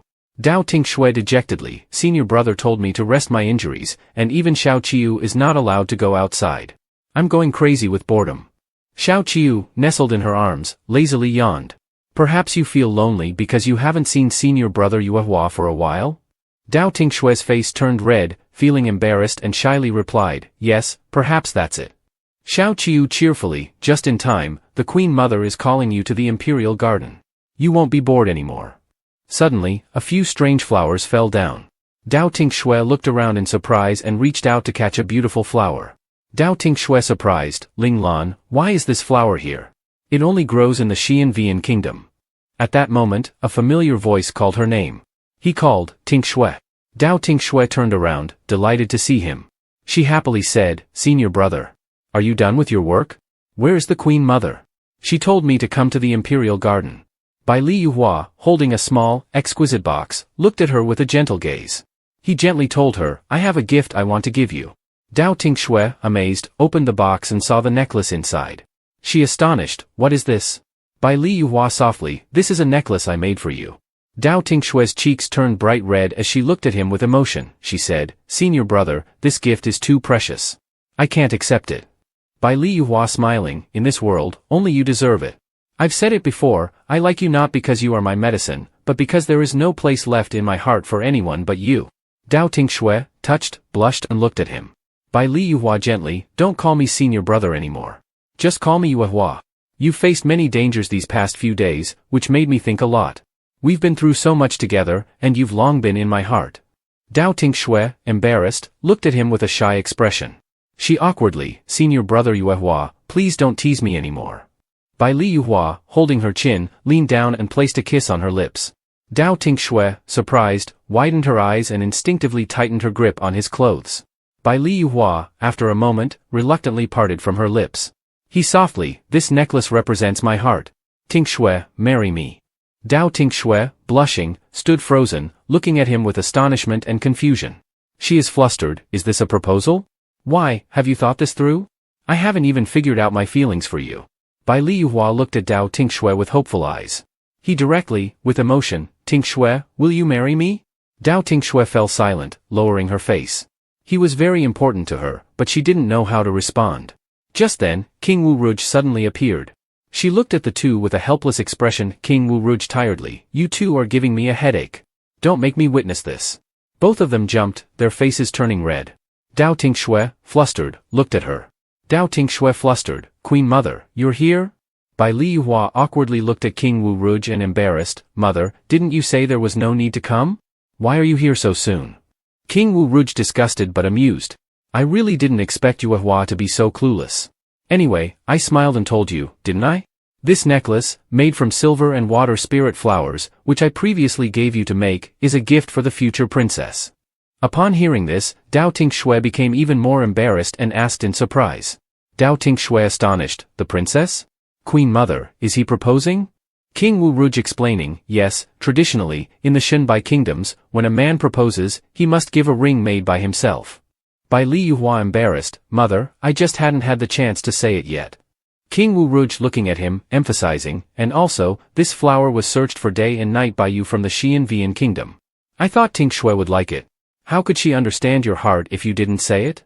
Dao Tinh Xue, touched, realized he had specially brought the Fei Xue Ling Lan flower for her. King Wu Ruj smiling, looking at her, Tinh Xue, Yuehua has already told me everything about the two of you in the mortal world. And about what happened in the Tarku kingdom, you risked your life to save me. Haven't you realized how important Yuehua is to you? King Wu Ruj chuckled, looking at the two of them.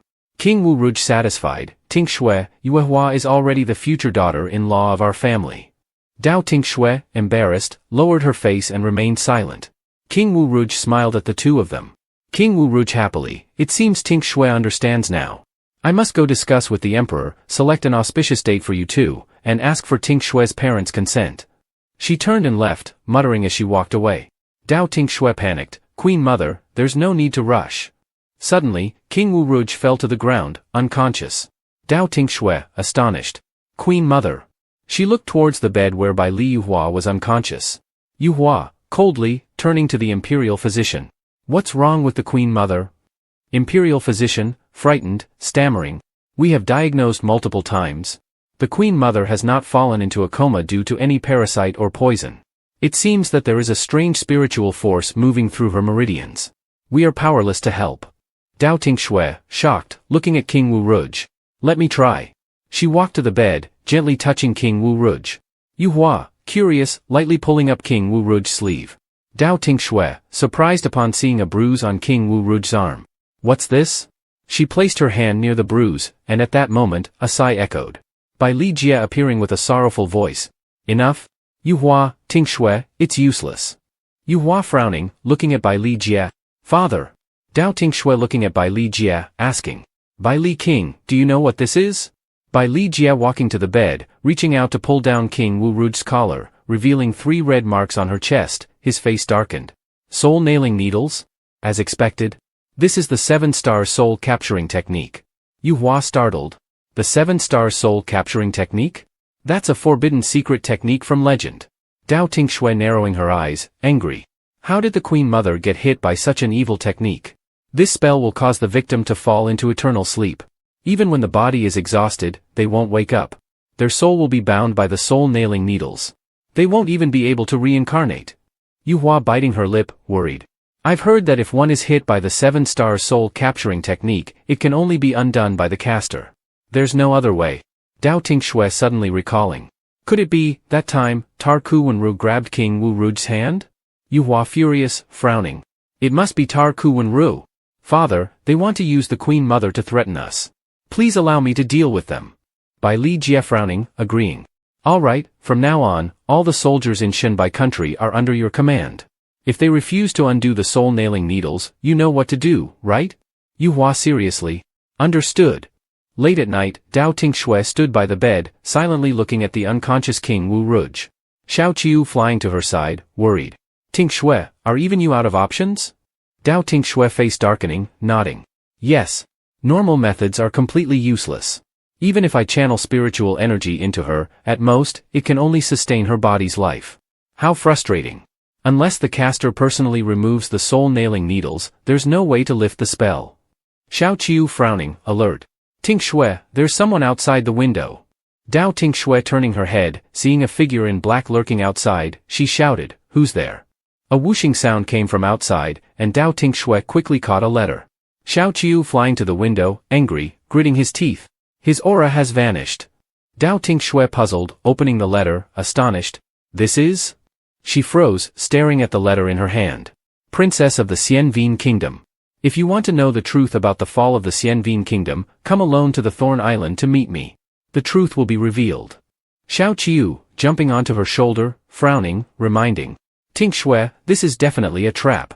We've been back to the celestial realm for a while now, and this person didn't come sooner or later, but chose this moment, right after we returned from Tarku Kingdom, with the Queen Mother gravely injured, to appear. Dao Tinh Xue, face serious, deciding. No matter who he is. If he knows my true identity, he must be connected to the events of that year.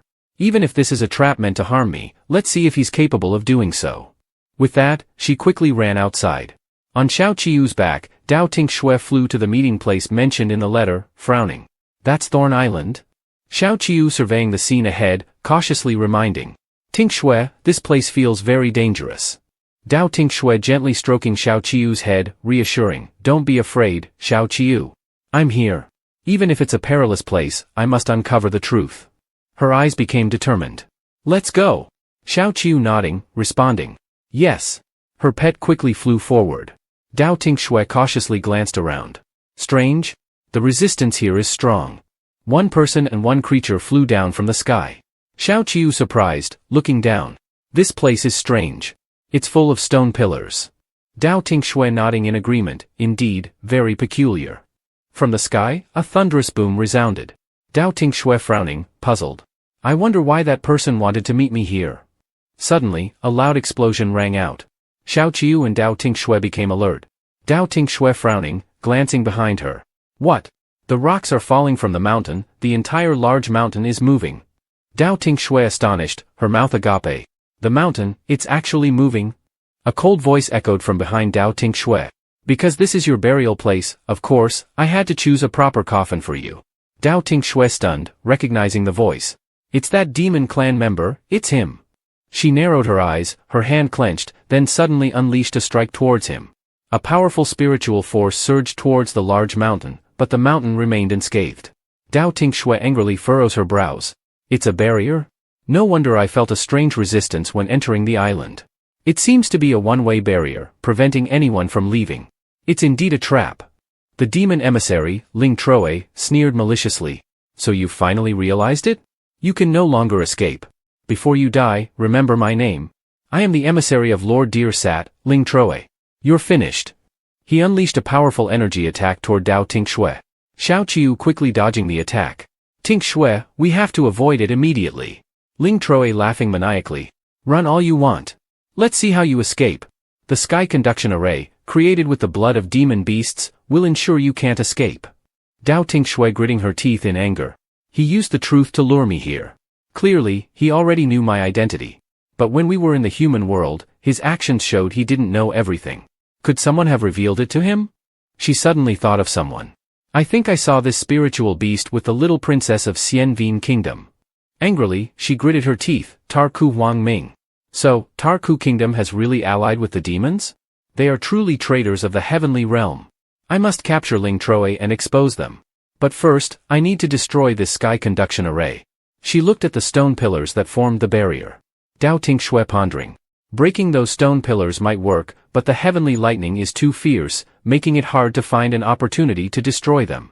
Suddenly, she noticed a mountain range below, then commanded Xiao Qiu. Xiao Qiu, there's a mountain range ahead. Let's hide there. If we keep getting attacked like this, we won't last much longer. From my observation, the person controlling the array likely isn't in the array, so they can't accurately track our position. We should hide in the mountains and take a short rest. Xiao Qiu obeying the command, quickly flew toward the mountain range. Moments later, the pair landed on the ground. Dao Tinh Xue looking up at the sky.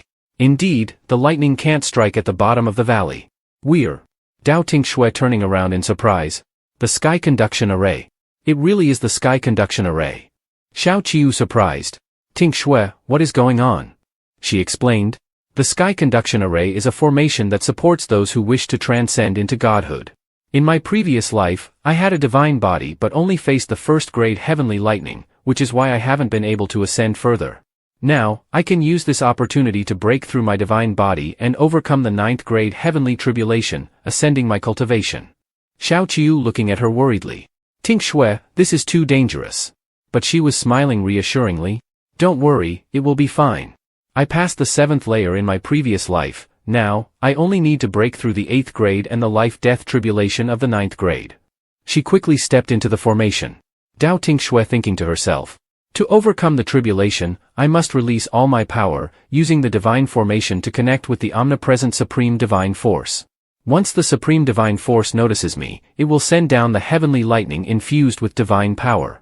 As long as I endure each wave of heavenly lightning, absorb the divine power within, and withstand the final life-death tribulation, I can directly become a supreme god. She closed her eyes tightly and shouted, "Come at me!" Lightning from the sky began to strike down. Xiao Qiu, standing outside the formation, anxiously shouted, "Tinh Xue!" Each powerful lightning strike hit the formation, focusing on Dao Tinh Xue. Dao Tinh Xue, standing in the center of the formation, with a determined look, the first-grade tribulation of joy and sorrow. As long as I channel this heavenly lightning into the ground, I can withstand all the subsequent heavenly tribulations. Days passed, and layers of heavenly tribulations descended one after another, the second layer of the wrath tribulation, the third-grade tribulation of fear, the fourth-grade tribulation of lust, the fifth layer of separation tribulation, the sixth layer of resentment tribulation. Time passed quickly, leaving only a short moment for Dao Tinh Xue to rest. Xiao Qiu anxiously encouraging, "Tinh Xue, hang in there. You've already overcome the seventh heavenly tribulation." At that moment, dark clouds gathered, and thunder rumbled. Dao Tinh Xue narrowing her eyes at the sky. The eighth-grade tribulation of eternal suffering has arrived. A final, powerful lightning bolt struck down toward her. Dao Tinh Xue standing tall, tilting her head back, and shouting at the sky, "Why can't I channel this divine power into the ground?" Unable to endure any longer, she spat out a mouthful of blood. Dao Tinh Xue, in agony, feeling as if she were being burned alive, lowered her head, her eyes filled with unwillingness. "I've come this far, how can I give up now?" She gritted her teeth and stood up straight. Dao Tinh Xue facing the fierce lightning strikes again. "I've overcome it." But her body was already exhausted. Xiao Qiu worriedly looking at her. "Tinh Xue, you successfully overcame the eighth tribulation, but your body..." Dao Tinh Xue clenching her teeth, her eyes shining. "I'm fine. I'm so close to complete success. I just need to overcome the final life-death tribulation to fully achieve the supreme divine body." But the eighth tribulation had drained all her strength. Dao Tinh Xue thinking to herself, "The ninth tribulation, it's so difficult." Another powerful lightning bolt struck down. Dao Tinh Xue shrinking back in pain, screamed, "Aaa." Dao Tinh Xue in pain. The ninth tribulation came so quickly, Xiao Qiu standing outside the formation, shouted anxiously, "Tinh Xue." Her body gradually began to disintegrate. Facing the life-death tribulation, she couldn't resist at all. Dao Tinh Xue thinking to herself, "No. If I give up now, all my previous efforts will be wasted." Her vision grew increasingly blurry, but a strange warm feeling enveloped her, as if she just wanted to sleep. A gentle voice echoed in her mind. "Lazy little worm, little Ru Li, wake up. Mother has made some delicious food for you." Dao Tinh Xue weakly opened her eyes, surprised. "Who is calling my name?" She opened her eyes wide, astonished to see everyone around her, father, mother, and even her brothers. Everyone laughed. "Look at her, our little sister really loves to sleep. Mother didn't know how many times she had to call you." One of her brothers said. "She's tired from training. Let her sleep a little longer." The Emperor of Xianvin Kingdom gently patted her head. "Ru Li, you've worked hard during this training. You did very well." The Empress, holding a basket of food, softly said, "Let's not talk about training anymore. Ru Li needs to rest. Come here, Ru Li. Mother has made many delicious dishes for you." Her elder brothers smiled and whispered into her ear. "Ru Li, are you really going to eat what Mother made?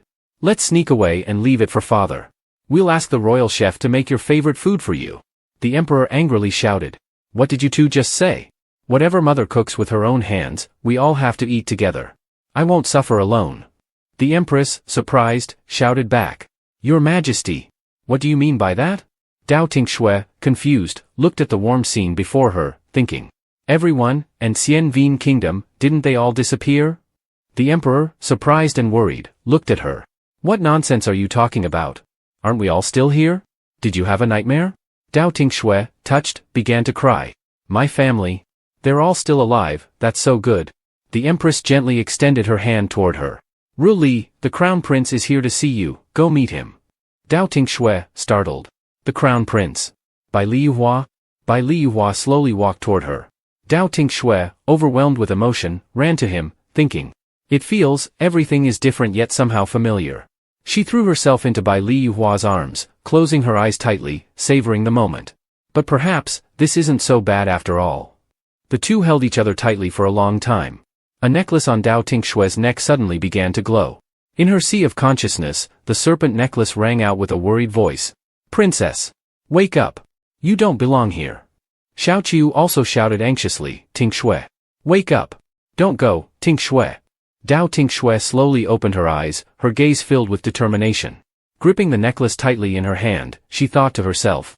Not Ru Li, but Tinh Xue. This scene before me is beautiful, but it's not where I belong. The beautiful scene slowly faded away. Dao Tinh Xue held the necklace close to her chest, her eyes growing even more resolute. I haven't yet ascended to godhood, haven't uncovered the truth behind the fall of my kingdom, haven't returned to my senior brother to give him a definitive answer. No, I can't stop now. Lightning continued to strike down, and Dao Tinh Xue stood in the midst of the formation, biting down hard as she spat out a mouthful of blood. She struggled, but the power of the heavenly tribulation was too much for her to bear. She gritted her teeth, her eyes filled with pain. If I rely only on my strength, is there really no way to survive this final tribulation? At that moment, Serpent spoke up. Princess, let me help you. Dao Tinh Xue was stunned and looked at it, her voice filled with concern. Serpent, don't do that. Without your spiritual core, you'll completely disappear. Serpent looked at her sincerely, without hesitation. My 1,000-year-old spiritual core exists to keep the promise made long ago, to sustain the prosperity of Xianvin Kingdom.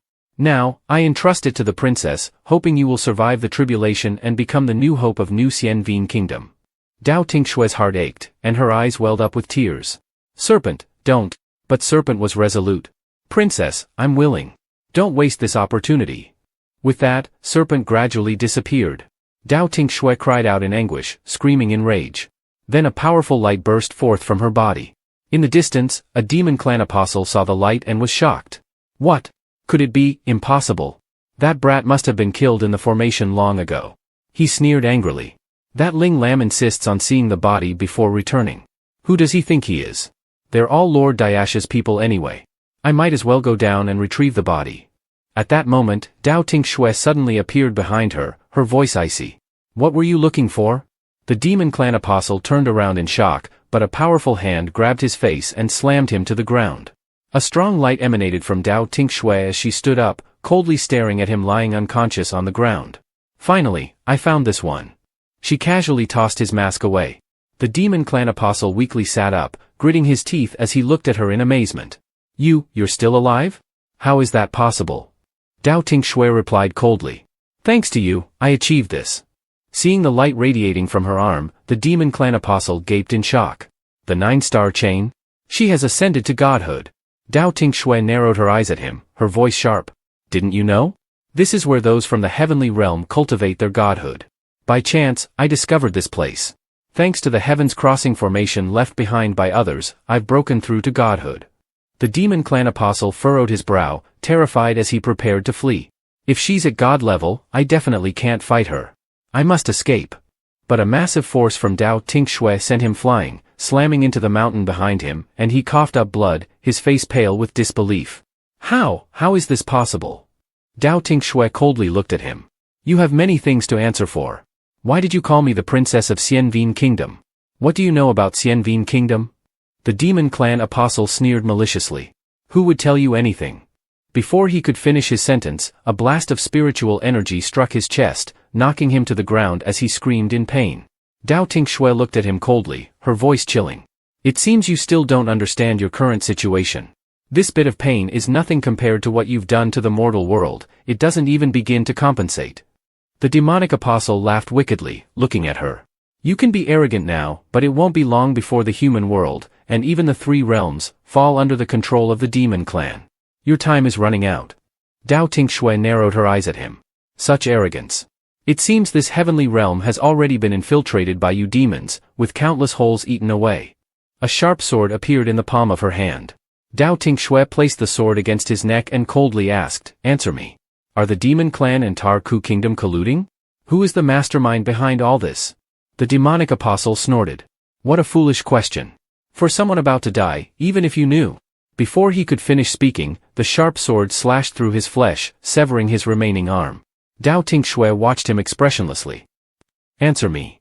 The demonic apostle, now terrified, felt a chill run down his spine as he looked at her. The pressure she exerted was almost equal to that of the Lord himself. Fearfully, he stammered, Tar Ku Kingdom has been in contact with the demon clan for a long time.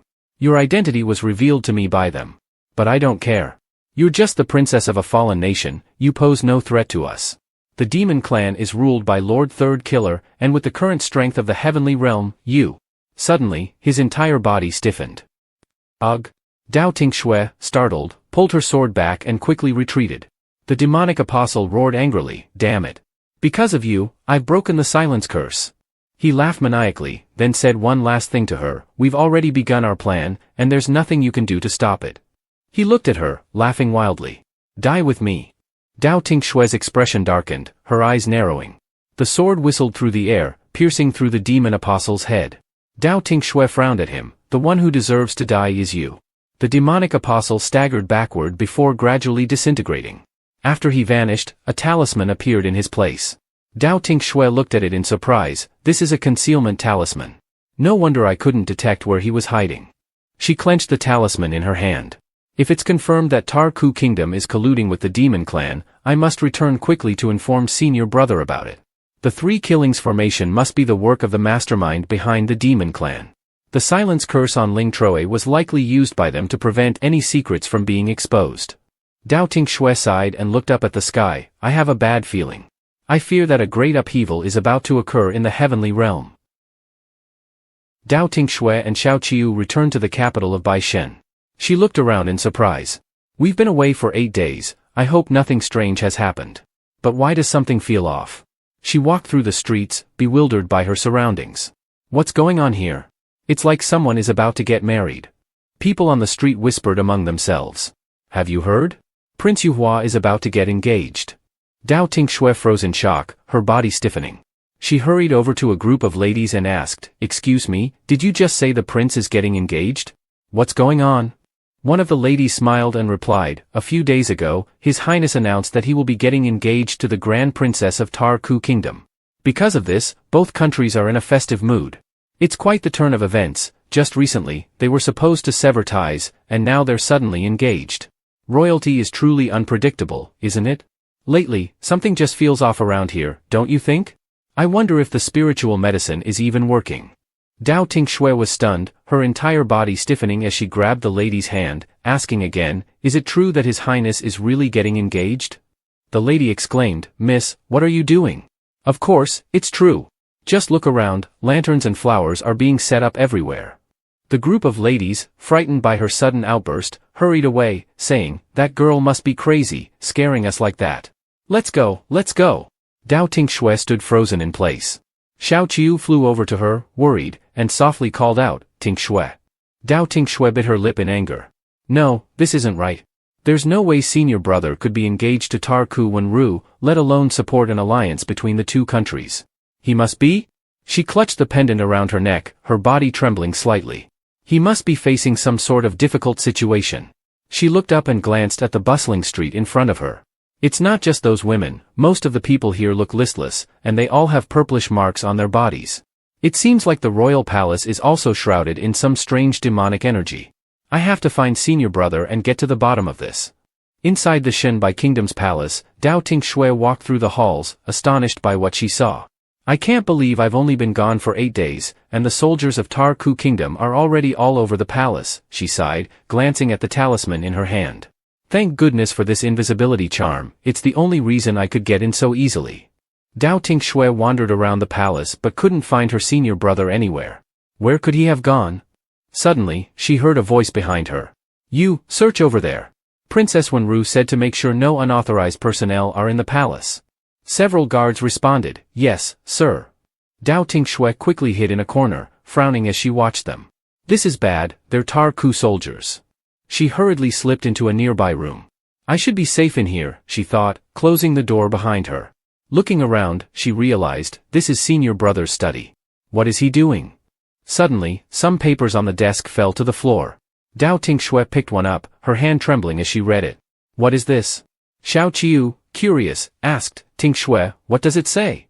Dao Tinh Xue, her voice shaky, replied, These are all documents about restoring relations with Tar Ku Kingdom. They're all awaiting a signature, but the handwriting is definitely senior brother's. What on earth is going on? Just then, the study door opened, and Bai Li Yuhua entered, his eyes narrowing in anger. Who's there? Come out. Dao Tinh Xue smiled and stepped forward. It's me, senior brother. Bai Li Yuhua was shocked. Tinh Xue, where have you been?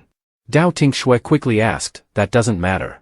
Senior brother, what's this about your engagement to Tar Ku Wenru? And what's this about Shenbai Kingdom restoring relations with Tar Ku Kingdom? Are you in some kind of trouble? Bai Liyuhua clenched his teeth and replied, there's nothing going on. Now, you need to leave the palace immediately. Dao Tinh Xue looked at him in surprise. Senior brother. She quickly grabbed his hand and asked, what is going on? Tell me. At that moment, Tar Ku Wenru entered the room with 2 soldiers, giving Dao Tinh Xue a cold smile. So, you rushed back to the study because of Miss Tinh Xue, is that it? Prince Yuhua, is this your true answer? Dao Tinh Xue shouted angrily, Tar Ku Wenru. How dare you from Tar Ku Nation show your face here? Suddenly, a rope was thrown around her, binding her tightly. Dao Tinh Xue was stunned. What?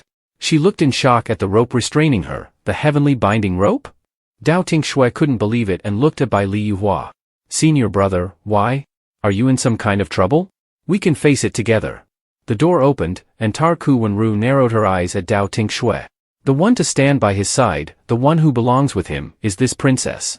Take Dao Tinh Xue to the dungeon. Without my permission, she is not to take a single step outside. Dao Tinh Xue furrowed her brow, watching the cold back of Bai Liyuhua. He had bound her tightly and left her sitting on the ground before the 2 soldiers from Tar Ku Nation took her away. Tar Ku Wenru wore a triumphant smile as she clung to Bai Liyuhua's arm, saying slyly, if Prince Yuhua has gone so far as to imprison Miss Tinh Xue, then you must have finally made up your mind, right? Bai Liyuhua picked up a stack of papers and spoke coldly, she has been hiding things from me all along. Why should I protect her? Tar Ku Wenru narrowed her eyes and looked at him with a serious expression. Bai Liyuhua placed the papers down on the table and continued, if you hadn't told me that she is the princess of a fallen kingdom, one day Shenbai Kingdom might have become a pawn in her plan to restore her nation. Tar Ku Wenru smiled and responded, it's good that you can understand our difficulties. Prince Yuhua, what do you think about the content of those documents? Bai Liyuhua gave her a cold glance and replied, as long as you keep your promises, Shenbai Kingdom can accept it. Wenru's face lit up with joy as she replied, of course. Once we are married, I will immediately begin treatment for Queen Hao of your kingdom. She smiled smugly to herself, thinking, originally, the 2 nations only traded goods, but now I've demanded that Shenbai Kingdom pay tribute to Tar Ku every year. This kind of demand is only something small vassal states would agree to, yet Bai Liyuhua accepted it so easily. Shenbai Kingdom is really not much after all. At that moment, a soldier entered and bowed to Tar Ku Wenru. Princess Wenru, I have urgent news to report.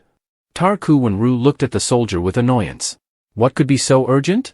The Tar Ku soldier leaned in and whispered, the rebel faction within our country is rapidly gaining ground. In just 3 days, they have seized several key areas and strongholds. The Prime Minister has been assassinated, and the capital of Tar Ku Nation is now in chaos. Tar Ku Wenru was stunned. What? She quickly composed herself and turned to Bai Liyuhua. I must take my leave, Prince Yuhua. Something urgent has come up, and I need to consult with my father immediately. Bai Liyuhua replied coldly. It's fine, we can discuss this later. Wenru hurried away, her eyes sharp, turning to the soldier. About the prison, wait for my orders. The soldier quickly responded. Understood. Bai Liyuhua stood in the room, watching Tar Ku leave in a hurry. He remained silent, glancing behind him as the wardrobe in the room suddenly made a loud noise, moved, and a figure emerged from it. When Shangxi smiling. Your Highness, we've received news. 3 days later, in the deepest layer of the dungeon of Shenbai Kingdom, Dao Tinh Xue sat leaning against the wall, silent. Xiao Qiu hovered around, furious. Xiao Qiu angrily flew in circles, cursing, men are all scoundrels. Not long ago, he proposed to you, and now he's locked you up in a dungeon. And there's even a formation here that suppresses spiritual energy. What does he mean by this? Dao Tinh Xue, feeling dejected and powerless, looked at Xiao Qiu and said softly, Xiao Qiu, you've been cursing for 3 days now. Hearing this, Xiao Qiu became even more furious. 3 days? I should curse him for 300 years. Dao Tinh Xue lowered her eyes, tightly gripping the rope in her hand. Thankfully, I've reached the early stage of divine body. This spiritual suppression formation has no effect on my celestial body anymore. But why, after 3 days, has he not come to see me? She stared at the pendant in her hand, her heart heavy with sorrow. Why did he imprison me here? And why does he want to marry Tar Ku Wenru? Gently caressing the pendant, tears began to fall uncontrollably from her eyes. Suddenly, the dungeon door opens, and soldiers enter, bringing a food tray and wine. Soldier awkwardly. Miss Dao, we've been ordered by His Highness to bring you this meal. Please make sure to eat all of it. Dao Tinh Xue remained silent, not reacting. Soldier signals the one behind him. She must have been drained by the array by now, reduced to an ordinary person. There's no need to fear her. Other man angrily rushing over. You'd better show some respect. This is a meal bestowed by His Highness. 2 golden lights flash, and the 3 soldiers fall unconscious to the ground. Xiao Qiu angrily. You reek of soldiers from Tar Ku Kingdom. Dream on if you think you can deceive us. Dao Tinh Xue coldly looked them. If you dared to attack me, you must have been prepared to die by my hand. At this moment, a figure rushes into the dungeon. 6 Veem hurriedly. Miss Dao, I'm late. His Highness knew the Princess of Tar Ku Kingdom would act against you, so he told me to secretly take you out. Dao Tinh Xue suspicious asked him. Where are we going? 6 Veem replied. His Highness has prepared everything. Please follow me, Miss Dao. Dao Tinh Xue is led to a palace. 6 Veem said. His Highness instructed me to arrange for you to stay in this palace. Since it was previously occupied, there shouldn't be any issues. Dao Tinh Xue coldly. Senior brother is really thoughtful. 6 Veem smiling. Of course, His Highness is always thinking of you, Miss Dao. Dao Tinh Xue, drawing her sword coldly. Is that so? Thanks to your brother remembering me. Otherwise, you wouldn't have come to find me. Scene change, Dao Tinh Xue attacks 6 Veem, severely injuring him. 6 Veem, in disbelief. Miss Tinh Xue, what are you doing? I came to save you. Xiao Qiu barred teeth and glaring. No blood on the wound. As expected, a puppet. From the start, the stench of the demon race on you has been piercing through you. Fake. Fake 6 Veem with a dark expression and a cruel smile. Mission failed. Paper puppet throws a powder to obscure the vision, but Dao Tinh Xue quickly reacts. Suddenly, a powerful surge of spiritual energy shot up into the sky, piercing through him. The paper figure gradually disintegrated. Dao Tinh Xue withdrew her hand, her eyes cold as she watched the figure fall apart. The torn paper figure lay in pieces at her feet. Dao Tinh Xue gritted her teeth in anger. It seems the one controlling the paper figure isn't just that demon general, there must be someone else involved, likely someone colluding with Tar Ku Kingdom. At that moment, a familiar voice called out from behind her, Tinh Xue. Bai Li Jie approached her and sighed with relief. It's good that you're unharmed. Dao Tinh Xue looked at him in surprise. Your Majesty, why are you here? Bai Li Jie glanced at the paper figure on the ground in astonishment. That paper figure? Dao Tinh Xue explained the situation to him. I've heard that this is something used by the demons. A few days ago, I encountered a demon who hinted that the ruler of Tar Ku Kingdom might be colluding with the demon tribe, with the intention of harming the heavenly realm. Bai Li Jie's face darkened with anger as he furrowed his brows. If it weren't for the fact that Wu Ru and Yu Hua are both facing problems now, how could I let them do as they please? What? Could they be planning to use the demon's power to conquer the heavenly realm?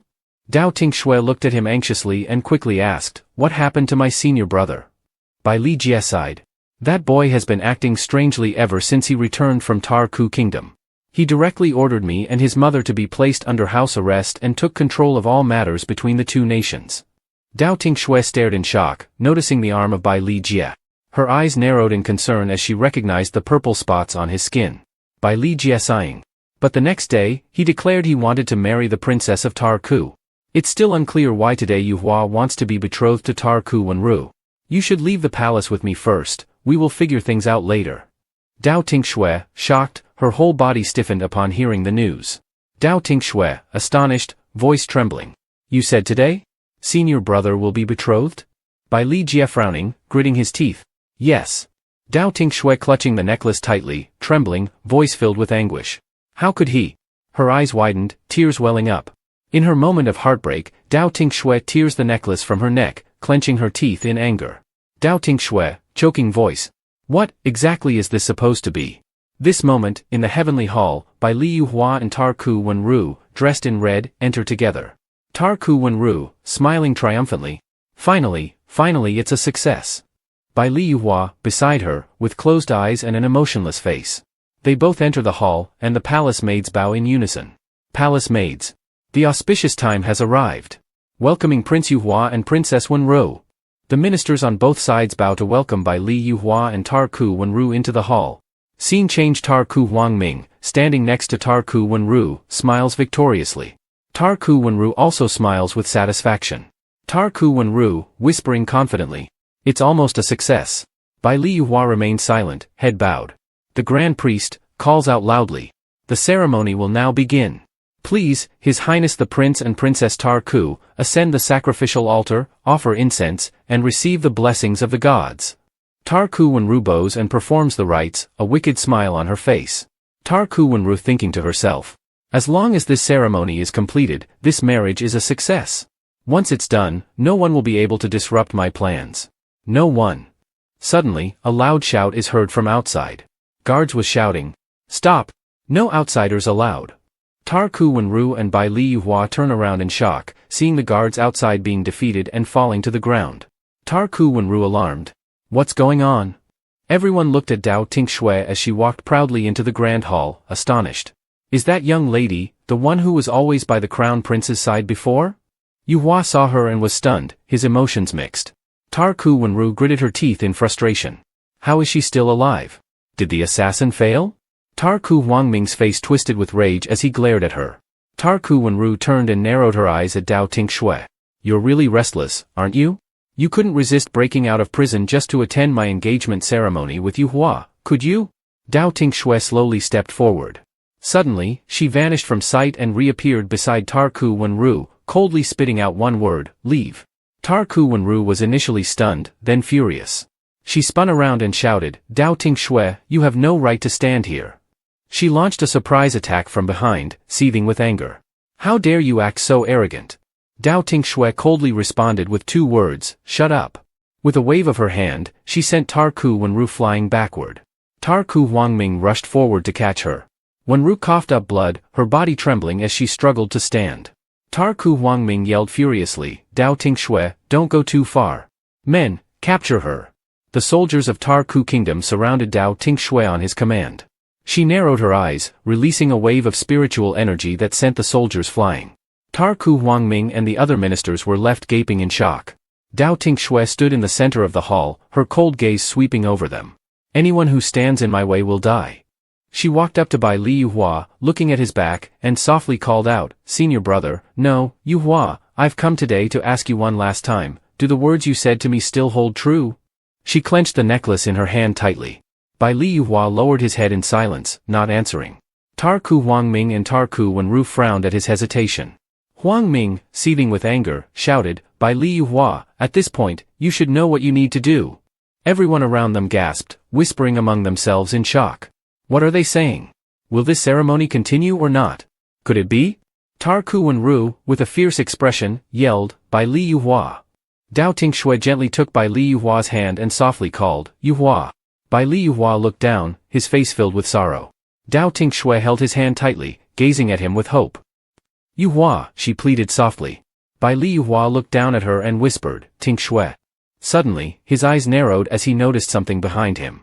Taking advantage of the moment, he swiftly attacked the spot where Tarku Huangming and Tarku Wenru were standing.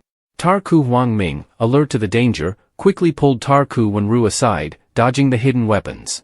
Seizing the opportunity, he retaliated with an attack aimed at Bai Liyuhua and Dao Tinh Xue. Bai Liyuhua raised his hand, catching the incoming attack. The 2 throwing stars he caught were immediately encased in ice. Tarku Huangming furrowed his brows, scanning the surroundings. Who dares to launch a sneak attack and harm others? A magical beast carrying a young man descended into the grand hall, and upon seeing Wan Shangxi, Tarku Huangming roared in anger. It's you! Wan Shangxi glanced coldly at him and smiled smugly. Bai Liyuhua tightly held the 2 darts in his hand, which had frozen and shattered into pieces. Wan Shangxi looked at him, smiling triumphantly. It's a success. Tarku Huangming, furious, raised his fist. A bunch of rats seizing power. Today is your day of death. After I deal with you traitors, this heavenly realm will be mine.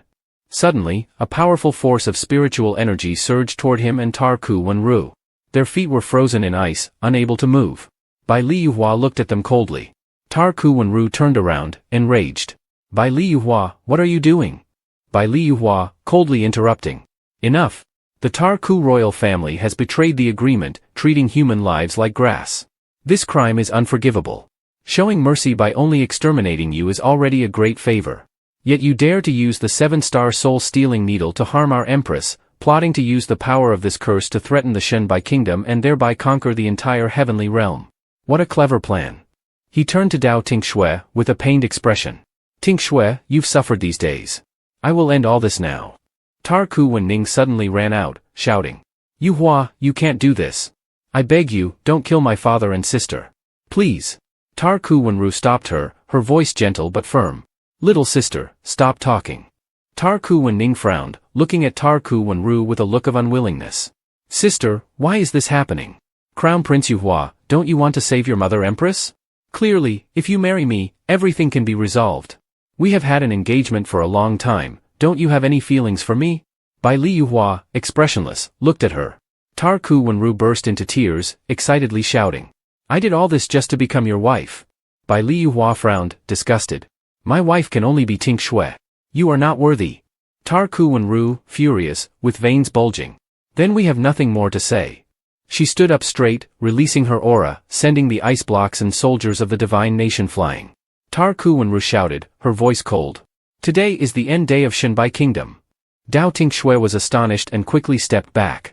Tarku Wenru burned her soul crystal to free herself from the ice, her face fierce, attacking Bai Li Yu Hua and Dao Tinh Xue, die. Two massive forces surged toward Bai Li Yu Hua. Bai Li Yu Hua narrowed his eyes and swung his hand to block the attack. Tarku Wenru was knocked down in front of Tarku Wenning's feet. Tarku Wenning, terrified, turned and fled. Don't. I'm not ready to die yet, I need to get out of here. A ghostly voice echoed. Little sister. Tarku Wenning fell to the ground, her body stiffened, blood splattering from her chest. Tarku Wenru held Tarku Wenning's heart with a fierce expression. Help me, little sister. Bai Li Yu Hua and Dao Tinh Xue were astonished, unable to believe their eyes. The high officials, terrified, quickly stepped back. Oh my god, she's killed her own sister. Tarku Huangming was stunned, his mouth agape. Dao Tinh Xue, furious, bit her lip. And she's still alive, extracting Tarku Wenning's heart. This technique is no different from the demonic cultivation of Tan Mong Jiao. Tarku Huangming snapped back to his senses, angrily pointing at Tarku Wenru. Karma. Are you trying to rebel? Why did you kill Wenning? Tarku Wenru sneered, glancing at him. Father, it's all for the greater good of Tarku Kingdom. Tarku Huangming roared angrily. Shut up. She's your own sister. Tarku Wenru touched his forehead with her finger, blood splattering from his forehead. So what? You can join her now. Dao Tinh Xue and Bai Li Yu Hua frowned deeply. Tarku Wenru withdrew her finger from Tarku Huangming's forehead, watching him fall to the ground, coldly saying. From start to finish, I was merely a tool for you. Only she was the treasure you loved. After killing people, I will become the ruler of the world. Tarku Wenru threw her head back and laughed wildly, holding Tarku Wenning's heart in one hand and Tarku Huangming's blood in the other. I will set up a grand formation that no one can stop. Dao Tinh Xue, enraged, struck a palm attack at her. You're insane. Tarku Wenru skillfully dodged the attack, the sky darkening as streams of darkness enveloped the sky. Dao Tinh Xue swung her hand to block it, horrified. What is this? The demonic aura is so dense. Wan Shangxi and the high officials were choked by the dark aura, in pain. Bai Li Yu Hua frowned, observing the situation. This thing is absorbing spiritual energy. The dark rays are breaking apart and gradually recovering. Dao Tinh Xue furrowed her brows, realizing that ordinary attacks were ineffective against this thing. Tarku Wenru laughed loudly, standing in the center of the formation. Bai Li Yu Hua, this is the result of your betrayal. The whole country of Baishan Kingdom will be buried because of you. You will die in the streets, countless times over. A gigantic hand suddenly appeared in the sky, the figure gradually becoming visible. Bai Li Yu Hua's face darkened, realizing she was summoning the guardian deity. Dao Tinh Xue frowned. It seems the formation has also been tainted by demonic techniques. Tarku Wenru summoned two guardian deities, laughing. I awakened them with the royal bloodline, inviting them to descend and punish the enemies of Tarku Kingdom. Dao Tinh Xue, furious, looked at her. Tarku Wenru, as a member of the celestial royal family, you've colluded with the demonic race, disregarding the safety of the celestial realm and treating the lives of countless people as worthless. You're simply unworthy to live in this world. Dao Tinh Xue released her spiritual energy to attack Tarku Wenru, but was blocked by the guardian deities. Tarku Wenru narrowed her eyes, showing a cruel smile. Unworthy to live is you. Dao Tinh Xue, I want you to die first. The guardian deities opened their mouths wide, their immense power attacking Bai Li Yu Hua and Dao Tinh Xue. Bai Li Yu Hua, with a sense of righteousness, shielded Dao Tinh Xue. Dao Tinh Xue was stunned, looking at him. Senior brother. Powerful spiritual light swept across, a loud explosion sounded, the entire palace was shrouded in darkness, dust and smoke, and the grand palace was on fire. Dao Tinh Xue weakly propped herself up, with a large bleeding wound on her forehead. She tried to sit upright, shocked and heartbroken, looking at the man before her who was protecting her. Bai Li Yuhua, heavily injured, still tried to smile, looking at Dao Tinh Xue with a pained expression. "I'm sorry, I've hurt you." He gently touched the wound on her forehead. "It's my fault for not protecting you." Dao Tinh Xue, heartbroken, grasped his hand. "You don't need to do this. I don't need you to protect me at the cost of yourself. What I want is to face it with you, not for you to act on your own, sacrifice yourself. I trust you, and you should trust me too." Bai Li Yuhua was stunned, looking at her, feeling her sincere emotions. Dao Tinh Xue and Bai Li Yuhua held hands tightly, their eyes resolute. "I must protect you." Tar Ku Wenru watched them face each other together, sneering. "Then I'll grant your wish." Dao Tinh Xue and Bai Li Yuhua, furious, glared at Tar Ku Wenru. D. The guardian deities opened their mouths wide, preparing to attack. Bai Li Yuhua closed his eyes, determined to protect Dao Tinh Xue. "I must protect her." Dao Tinh Xue's gaze was firm. "I must protect him." Both of them raised their hands, trying to block the powerful attack of the guardian deities, their strong arms holding firm. Suddenly, a gigantic dragon appeared, floating above Bai Li Yuhua and Dao Tinh Xue. Tar Ku Wenru was stunned, exclaiming in astonishment. "It's the Dragon Emperor. How could it be here in the celestial realm?" The Dragon Emperor opened its mouth wide, blocking the guardian deity's attack. Tar Ku Wenru looked at the powerful light approaching, dumbfounded, and screamed in disbelief. "Wasn't it only a legend? How did it appear here? The guardian deity I summoned with all my strength is now just a pile of scrap?" The two guardian deities beside Tar Ku Wenru gradually faded away, and a loud explosion rang out. Everything came to an end. Dao Tinh Xue was astonished, looking at the dragon. This is. Bai Li Yuhua frowned and explained. "We have summoned the Dragon King of the Heavenly Realm. It is said that it can only be summoned when the two people of the Nine Stars realm are in perfect harmony. It is the protector of the Heavenly Realm, and when it descends, it will eradicate all that threatens the Heavenly Realm." Dao Tinh Xue was stunned, realizing. "So that means, Senior Brother is also a divine being of the Nine Stars realm. And we, just now, were in perfect harmony." Dao Tinh Xue and Bai Li Yuhua were surprised, looking at their palms, where they saw two small eggs in their hands, astonished. Dao Tinh Xue watched the dark clouds retreating from the sky, the palace now reduced to rubble, and felt a pang of bitterness. "Ah, I'm not willing," she roared, feeling a sense of defeat and resentment. Tar Ku Wenru roared, angry and resolute. "The Dragon King is gone, but I haven't lost yet. As long as I can call back the Heavenly Realm, it will still belong to me." Dao Tinh Xue said coldly from behind. "Tar Ku Wenru, you should wake up." Tar Ku Wenru was startled, turning around to look at Dao Tinh Xue and Bai Li Yuhua. "You?" Dao Tinh Xue frowned, maintaining a stern tone. "Have you ever thought about the price you have to pay for all the evil deeds you've done?" Tar Ku Wenru, enraged, shouted. "Shut up. I am a noble of the heavens. That is the ruler of the world. As long as I can offer you all as sacrifices, I can." Dao Tinh Xue held his sword with a sharp gaze, interrupting. "Are you still dreaming? The strike just now was because you conspired against the Empress of the Shenbai Kingdom." Tar Ku Wenru clutched her wound, her face twisted, and laughed loudly. "You are still not awake. You don't know yet, do you?" Bai Li Yuhua suddenly drew another sword and stabbed it into Tar Ku Wenru's chest. Dao Tinh Xue narrowed his eyes, angry. "You are not worthy to speak his name. Even though you know he has someone in his heart, you still shamelessly cling to him." Tar Ku Wenru trembled, in pain. Dao Tinh Xue coldly continued. "This strike is for the people of the divine kingdom of Baishen whom you subjected to the soul-binding needle. You are fundamentally an evil entity of the heavenly realm, and this is for the innocent lives you have slaughtered."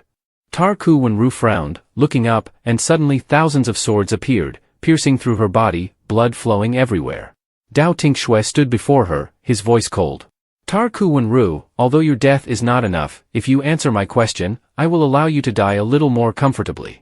Tell me, where is the demonic entity that assisted you?" Tar Ku Wenru laughed loudly, knowing she could not answer, but still insisted. "I knows where he is, but how can I tell you?" Tar Ku Wenru looked up to the sky, her mouth performing a secret technique. Dao Tinh Xue, startled, stepped back. Dao Tinh Xue sensed the danger and hurriedly ignited Tar Ku Wenru's spirit core, screamed. "Dao Tinh Xue, you are just a useless remnant of a fallen nation. Yuhua, he is sending a powerful, cold force toward us." Bai Li Yuhua looked at Tar Ku Wenru with sharp eyes. Ku Wenru fell to the ground, no longer breathing. Dao Tinh Xue stood still, watching her gradually disappear, her spirit core shattered, with no chance of revival. Dao Tinh Xue turned to Bai Liyuhua, feeling helpless. Ku Wenru would rather self-destruct her spirit core than reveal the whereabouts of that demonic entity. Who could it be, after all? Bai Liyuhua tightly embraced Dao Tinh Xue, speaking earnestly. I'm sorry. I made you endure so much humiliation. Dao Tinh Xue was stunned, her cheeks flushed, and she felt touched. Senior brother, so the person you have always chosen is me. She closed her eyes tightly and held him close. Dao Tinh Xue pondered. But what did Ku Wenru's final words mean? Could it be that she revealed her true identity to senior brother? Bai Liyuhua looked around. The divine sky of Shenbai Kingdom regained its vitality, and people began to rise from the rubble, surprised. It's over. The people were delighted, surrounding the two of them and cheering. His Highness the Crown Prince and Miss Dao Tinh Xue have saved the heavenly realm. You are the great heroes of the heavenly realm. The crowd was excited. His Highness the Crown Prince has never actually married that demoness. How wonderful. Dao Tinh Xue was embarrassed, her face turning red. What are they saying? Bai Liyuhua smiled gently and looked at Dao Tinh Xue. They're not wrong. Dao Tinh Xue, you are you. No matter how your identity changes, my feelings for you will not. Dao Tinh Xue blushed and looked down. Now is not the time for such talks. She grasped his hand. Senior brother, come with me. I have something to say. Bai Liyuhua looked at her and asked. Tinh Xue, what do you want to say? Dao Tinh Xue thought for a moment and then looked up. Actually, I am a descendant of the Xian Vien kingdom. Bai Liyuhua lowered his eyes and replied. I had guessed it long ago. Dao Tinh Xue was surprised. When? Bai Liyuhua closed his eyes and explained. When you and your spirit beast reunited, I felt it. Dao Tinh Xue was astonished. Then why didn't you ask? Were you not worried that I might exploit your identity? Bai Liyuhua pointed to the pendant around her neck gently. I gave you this pendant. It represents that I will never doubt you. Dao Tinh Xue was stunned. Yuhua. Bai Liyuhua smiled and looked at her. Tinh Xue, regardless of how your identity changes, my feelings for you will not. Now I want to ask you, if you encounter any trouble in the future, will you be willing to face it with me? Dao Tinh Xue was dazed, then nodded. Senior brother, I am willing. She hugged him tightly, expressing her gratitude. Bai Liyuhua and Dao Tinh Xue stood by the bed, looking at King Wu Ruj, who was unconscious. Bai Liyuhua, frowning in anger, said, The Ku kingdom has set a major trap. They used the 7-star soul restraining needle and the Empress to threaten me and my father.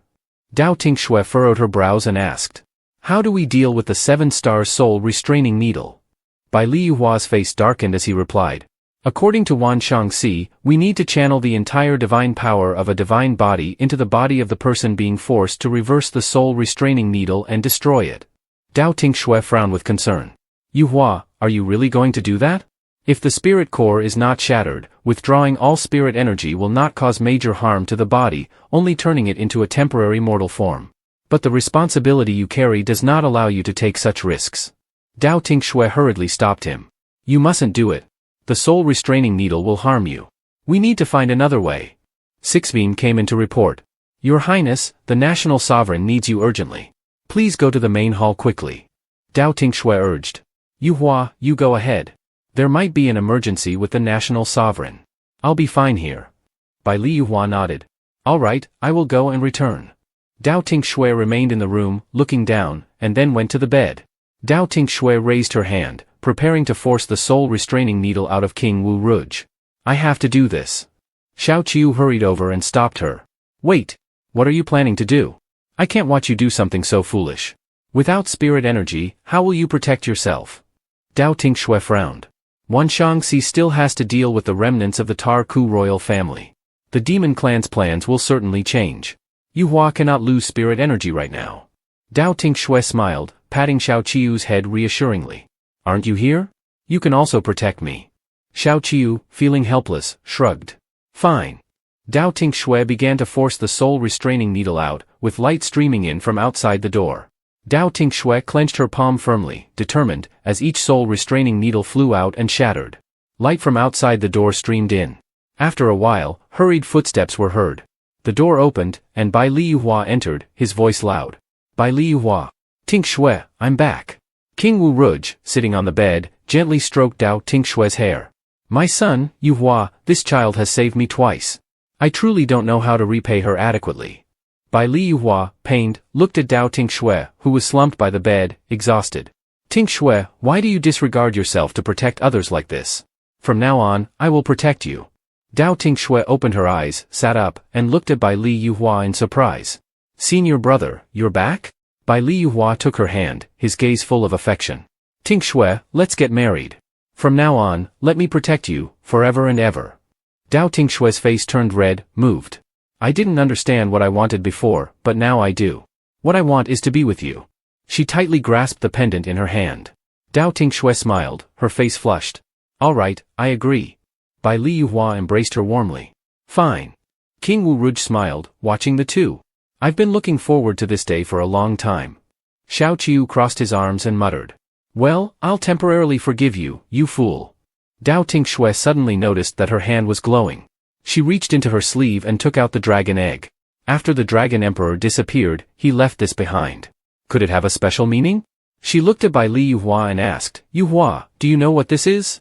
Bai Liyuhua took out his own dragon egg and replied, this is a dragon egg containing the spiritual energy of the dragon emperor of the heavenly realm. After the dragon emperor completed his mission, his spiritual energy was depleted, and he transformed into a dragon egg. It needs to rely on the spiritual energy and blood of the person who summoned him to return to its original form. Dao Tinh Xue frowned and asked, does the existence of the dragon emperor have anything to do with the safety of the heavenly realm? We should help the dragon emperor return to the heavenly realm as soon as possible. Bai Liyuhua gently kissed her forehead and murmured, all right, let's do as you say. Some time later, lanterns hung all over the lively streets of the capital city. The people rejoiced, congratulating. The crown prince has arrived. Congratulations to the crown prince on his wedding. The crown prince is so handsome. Young girls were both happy and sad. The crown prince must be happy. Congratulations to the crown prince and the princess consort. Bai Liyuhua, dressed in wedding attire, rode on a horse, his gaze gentle. From now on, Tinh Xue and I are officially husband and wife. I want to quickly finish the ceremony to be with her. Bai Liyuhua looked at the palace in front of him, his eyes filled with nostalgia. At last, the moment has come. Dao Tinh Xue, dressed in red with a headscarf, stepped out. Bai Liyuhua entered, and everyone knelt down. At last, it has come, Tinh Xue, do you know? I have never been so happy. Dao Tinh Xue held his hand, happy. I feel the same. King Wu Ruj smiled with happiness. I have been looking forward to this day for a long time. Bai Liyuhua smiled and said, Tinh Xue, being with you, we can finally rest easy. Bai Liyuhua blushed, clearing his throat lightly. Father, mother, you say so. Bai Liyuhua smiled. Both your mother and I are speaking the truth. The grand ceremony began, with the crown prince and the crown princess performing their rites to the sovereign and the sovereign consort. Suddenly, the bride pulled out a sharp knife from her sleeve, shocking everyone. Bai Liyuhua looked at the sight in shock. Mother, father, look there. King Wu Ruj was slightly alarmed and looked at Bai Liyuhua. Be careful. Everyone was frightened. The bride quickly rushed forward, thrusting a knife towards Bai Liyuhua. King Wu Ruj gasped in shock, her mouth agape. Bai Liyuhua stood frozen, his eyes wide with fear as the knife approached. Suddenly, a powerful surge of spiritual energy shot out, blocking the knife. Bai Liyuhua intervened just in time, deflecting the attack with a swift motion, and then launched a counterattack toward the bride, his eyes narrowing as he observed her. The bride's veil fell to the ground as she staggered backward, supporting herself on the ground. She smirked maliciously. Palace guards rushed in, pressing their swords against her throat. The onlookers murmured in astonishment, what is happening? The crown princess tried to assassinate the lord of the kingdom? The crown princess, who has saved Shenbai kingdom multiple times, why would she do such a thing? The bride furrowed her brow, pretending to be pitiful, and called out to Bai Liyuhua. He coldly asked, who are you, and where is Tinh Xue? Dao Tinh Xue was taken aback, while the bride suddenly smirked evilly and vanished on the spot, leaving the two soldiers stunned as they searched around. Dao Tinh Xue, holding a sharp knife, quickly charged at Bai Liyuhua. However, the knife was suddenly blocked by a powerful spiritual force, causing her to freeze before collapsing, blood splattering everywhere. Bai Liyuhua raised his arm to shield himself from the blood, his lips pressed tightly together as he looked coldly at the unconscious bride on the ground. The bride gradually disappeared, leaving behind several small stones. Bai Liyuhua and King Wu Ruj were both shocked, their mouths agape, while the ministers were equally stunned. Bai Liyuhua narrowed his eyes, his gaze icy. A demon puppet? No wonder it could mimic Tinh Xue's mortal form and deceive everyone. Tinh Xue has always been in the palace, so how could she suddenly be replaced? It must be the demons who have kidnapped her. Thinking this, he clenched his fists and shouted, "Six Veem." Six Veem appeared and responded, "Your command, sire." Bai Liyuhua narrowed his eyes and ordered, "Lead the shadow guards and seal off all the entrances and exits of the capital immediately." Six Veem quickly replied, "Understood," and vanished from the spot. Bai Liyuhua turned his back, his entire demeanor turning cold. "This is unforgivable. Whoever is responsible, when I catch them, I will tear them to pieces." Elsewhere, behind a mountain, two strangers were walking. Hua Rungi spoke in a bored tone, "Did something go wrong? How could it have succeeded so easily? Is this really the woman from the rumors who destroyed the Tar-Ku kingdom and ruined Master Ling Ram's plans?" The woman carrying a large sack on her shoulder glanced at Hua Rungi and replied, "Our job is to follow the orders given by our master. Stop asking unnecessary questions." The three arrived in front of a large cave. Fong Sat emerged from within, squinting, and coldly asked, "Did it succeed? Come in quickly. The master has been waiting for a long time." Inside the cave, the three put down the sack and knelt on the ground. The man with the blue hair sat on a high chair, bored, and looked at them. "Open the sack. Release Dao Tinh Xue and Xiao Qiu," Ban Chen reported. "This girl is indeed as the boss said, she has no more divine power. Not as rumored." Hua Rungi smiled charmingly and said, "If we had known earlier, we would have only needed to send one person. Those guards from the heavenly realm are completely useless." The blue-haired man, indifferent, ordered, "All right, open your eyes. I know you have been awake for a long time." Dao Tinh Xue lay on the ground, thinking. The water was drugged. Xiao Qiu was also affected. Now we can only adapt to the situation. I didn't expect the kidnapper to be Fong Saturday. She opened her eyes and looked at the blue-haired man with a familiar expression. Dao Tinh Xue sat up, her eyes wide in shock. "Second brother. Why did you join the demonic clan?" Fong Sat stood up and walked toward Dao Tinh Xue. "Calm at such a young age, not bad. The crown prince of the Baishan kingdom is indeed impressive. Why not marry me? I guarantee you will have more freedom beside me." Hua Rungi worriedly said, "My lord, wasn't it just about the dragon egg? If the other two lords find out?" Fong Sat laughed coldly, looking at Hua Rungi. "Ha, growing a backbone now? I don't need to consult you." Dao Tinh Xue thought to herself, so, they actually know about the existence of the dragon egg. Could it be that the demons were present during that great battle? Is it possible that the one pulling the strings behind Tar-Ku Wen-Ru is them? If that's the case? Dao Tinh Xue then spoke, "Do you really want to take me as your wife?" Fong Sat laughed, "Little beauty, why are you agreeing so quickly? Could it be a stalling tactic?" Dao Tinh Xue replied, "I'm just a weak woman with no strength to resist, how would I dare to play any tricks? However, my dragon egg is hidden in a secret place. I wouldn't want anyone other than my future husband to see it." "Haha, who would have thought that the little beauty could be shy too?" Fong Sat smirked and gave an order, "Everyone, leave us." The servants responded, "Understood," as they exited the room, and he closed the door with his hand. Dao Tinh Xue then said, "Have you had enough fun, Xian Vin Ru Fong?" He chuckled and responded, "What did you say?" Dao Tinh Xue repeated, "I said, Xian Vin Ru Fong." "Damn you, you really do live up to your reputation as the first playboy of Xian Vin, don't you? Abducting people at will and forcing them into marriage?" Fong Sat brought the knife close to Dao Tinh Xue's neck and said, "You dare mention another man's name in front of me, little beauty? You've got guts." He thought to himself, how does she know my real name? Since arriving in the demon realm, no one has known my true identity. I can't let my cover be blown. I had originally intended to spare this woman's life, but it seems. Dao Tinh Xue answered. "Have you forgotten that your sister is me, Xian Vin Ru Li?" Fong Sat thought. There is a familiar feeling with her soul. But it's hard to confirm based on this alone. Can't rule out that it's a trick of the demonic clan. I'll wait until her spiritual power recovers in a few days to confirm. Fong Sat smiled and said to Dao Tinh Xue, "Little beauty, you must be so scared you're confused now. Even forgetting your own name. But don't worry, as long as you obediently take care of the Dragon Emperor for me, I won't treat you badly." Dao Tinh Xue thought. Second brother doesn't trust me. He has just wanted to kill me to keep me silent. I must be cautious. Mong Ing entered and said, "Master, how do you intend to deal with this woman?" Dao Tinh Xue was surprised, thinking, "This girl has such a mature tone." Fong Sat glared and said, "Who allowed you in here?" Mong Ing replied, "I came to report that everything has been handled. You can depart at any time. No need to waste time on this woman. Just use her blood to nourish the dragon egg." Fang Sat, enraged, threw a knife to Mong Ing, embedding it in a post. If you dare touch her, you will face the consequences.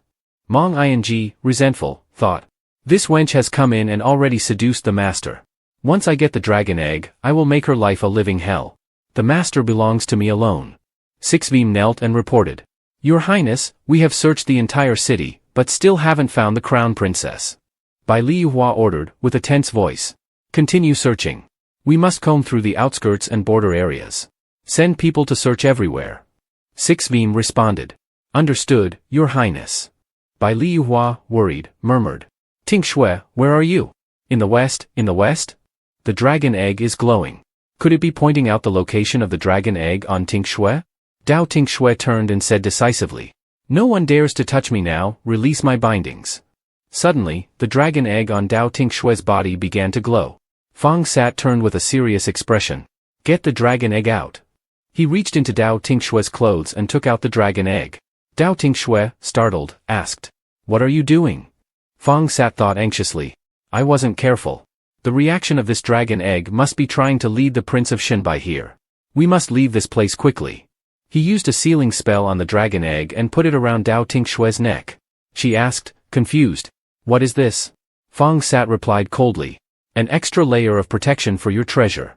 To prevent any interference with our plans. This seal can block magical detection, only the demon clan can rescue it. He threw Xiao Qiu toward Dao Tinh Xue. If you don't want this one to get hurt, retrieve him quickly. Dao Tinh Xue retrieved Xiao Qiu, perplexed. Fang Sat picked up Dao Tinh Xue and said, let's get going. Dao Tinh Xue called out. Wait, wait. Fang Sat walked toward the door, commanding. You all follow me. She asked anxiously. Where are you taking me? Fang Sat smiled and answered. With a beautiful woman in my arms, the world is vast, we can go anywhere. In short, it's not here. Dao Tinh Xue thought. Could it be that the dragon egg just transmitted my specific location to Yuhua? That's why they want to move to another place. I must find a way for Yuhua to locate me. Even though I know he's my older brother, it still feels eerie to be held like this.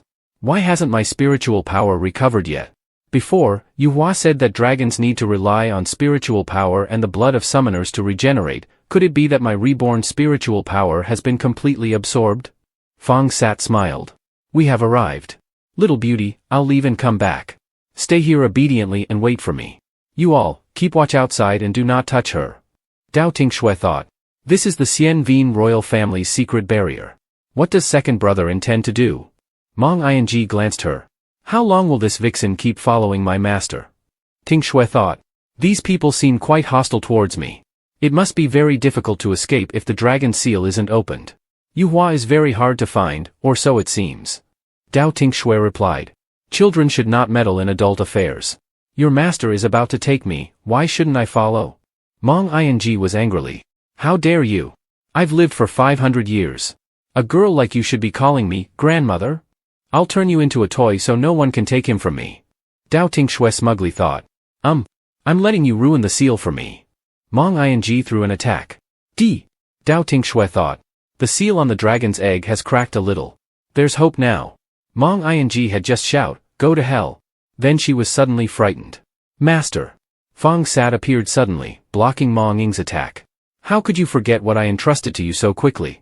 It seems you're tired of living. Fang Sat released Dao Tinh Xue from her bonds. Mong Ing reluctantly. Master, she provoked me first. Chok Hai bowing respectfully.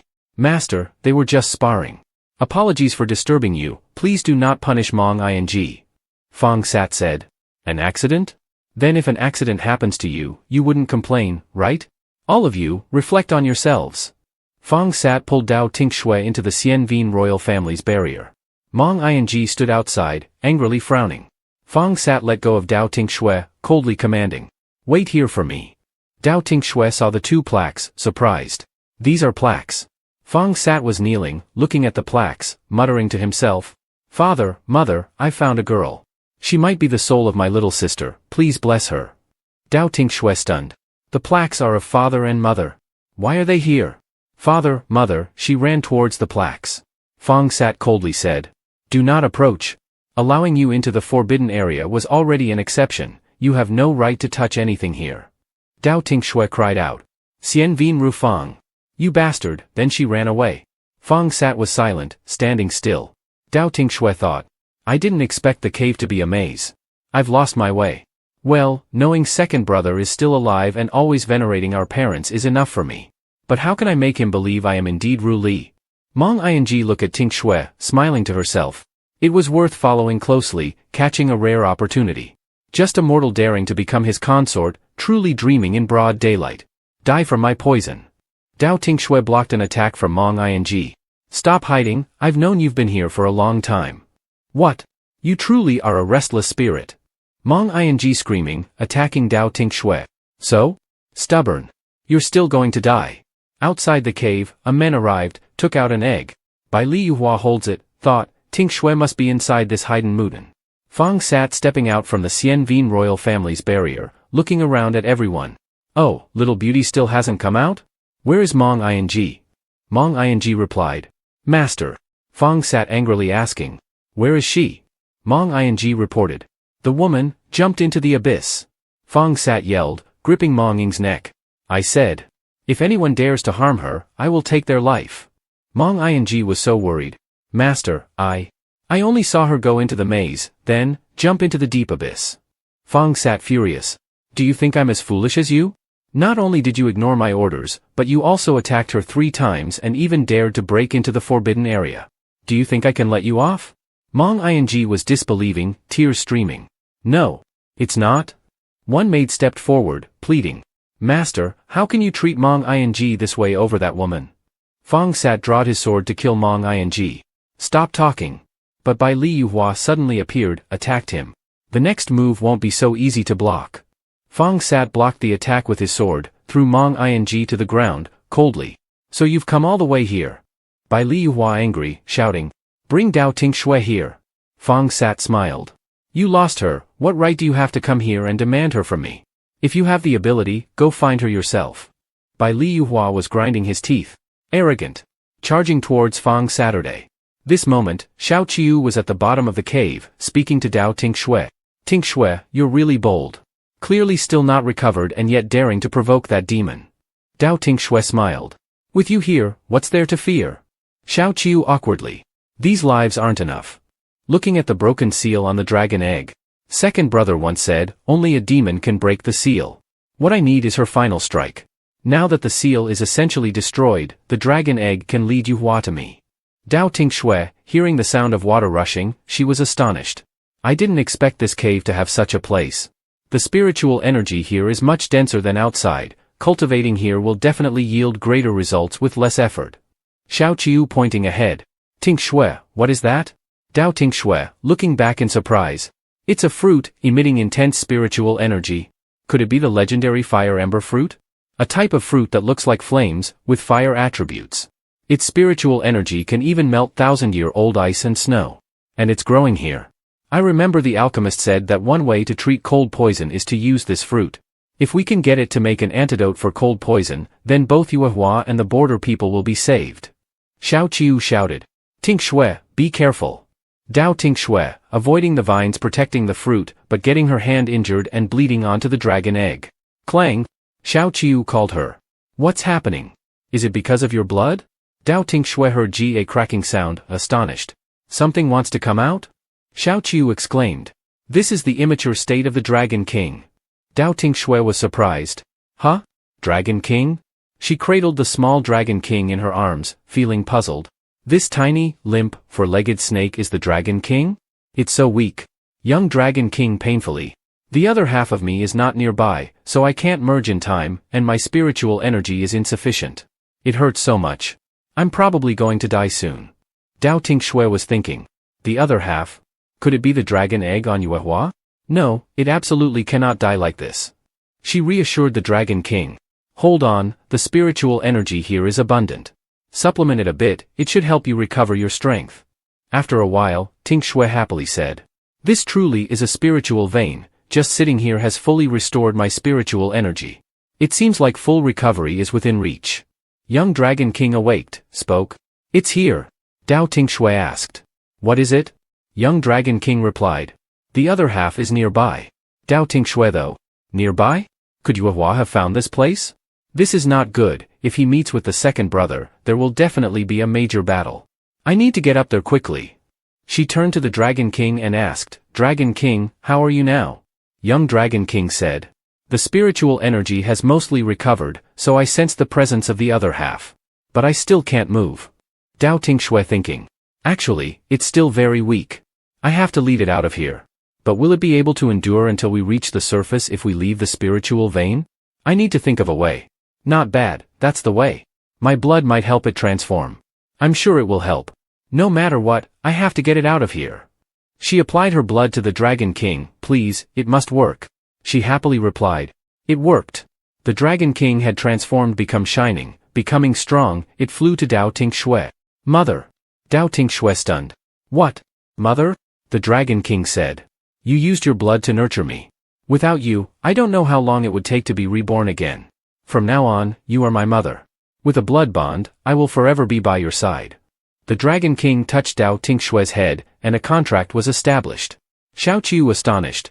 The Dragon King contract. He actively formed a contract with Tinh Xue? Dao Tinh Xue was surprised. This feeling. My spiritual energy has fully recovered. Xiao Qiu joyfully said. Tinh Xue, now not only have you restored your divine body, but you are also a dragon mother. It's so miraculous. Dao Tinh Xue was embarrassed, thinking, Dragon mother?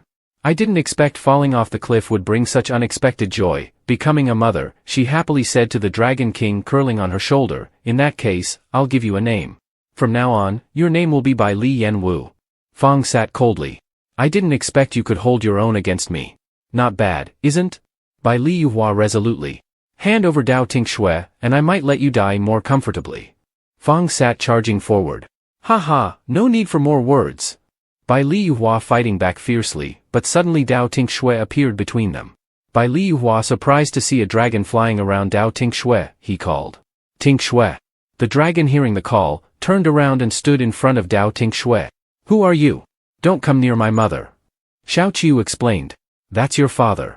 The dragon surprised, looking back at Dao Tinh Xue. Mother, is he really my father? The other half of me is indeed on him. Dao Tinh Xue blushing, awkwardly smiling. Yes. Bai Li Yuhua stunned. Mother, father? Dao Tinh Xue quickly explaining. Yuehua, I used my blood to nurture the little Dragon King, and it accepted me as its mother. Thanks to it, my spiritual energy has completely recovered. I also named it Bai Li Yan Wu. Xian Vin Rufang saw from afar, suddenly realizing. Dao Tinh Xue, she looks very much like my little sister. He suddenly recognized the spiritual energy. It's really Ru Li. Mong Ing painfully lying on the ground, trying to lift her head. Master, we must take this opportunity to eliminate them. Chak Hai also painfully lying on the ground. Yes, as long as the divine Baishan is lost, they will surely suffer a great blow, making it easier for the heavenly realm. Xian Vin Rufang thinking. I can't let them know my true identity with little sister. He turned to Bai Li Yuhua and Dao Tinh Xue. Have you two finished talking? Bai Li Yuhua protectively gesturing to Dao Tinh Xue. Tinh Xue, step back. Let me deal with them first. Dao Tinh Xue stopped him. Wait, that person. Xian Vin Rufang interrupting, sneering. Hey, little beauty. Since you're back, don't even think about leaving again. Dao Tinh Xue eyes wide open as if realizing something. Xian Vin Rufang. Xian Vin Rufang uses magic to create a circle surrounding the three people. Rested enough, let's move to a quiet place and continue fighting. Bai Li Yuhua realizes. This is a teleportation formation. The three of them vanish in an instant. Mong Ing shouts. Master. Xian Vin Rufang uses teleportation magic to move the three to another location, with two incense burners in front of them. Dao Tinh Xue realizes this is? Xian Vin Rufang looks at Dao Tinh Xue with a loving gaze. Ru Li. Dao Tinh Xue with tears in her eyes, runs toward Xian Vin Rufang and embraces him tightly. Xian Vin Rufang, you bastard. Have you finally remembered? Xian Vin Rufang embraces Dao Tinh Xue gently. Sorry, Ru Li. Bai Li Yuhua frowns in confusion. Ru Li? Little dragon turns to Bai Li Yuhua and asks. Hey, father, is it really okay for mother to hug another man so tightly? Bai Li Yuhua angrily, with a dark expression, steps forward and separates the two. He draws his sword toward Xian Vin Rufang. What do you want? Why are you calling her Ru Li? Dao Tinh Xue tries to mediate. Wait, Yuhua, he is my second brother. Xian Vin Rufang smiles lightly and explains. Xian Vin Ru Li is my real name. Now that you know. Bai Liyuhua starts in surprise. Xian Vin Rufang.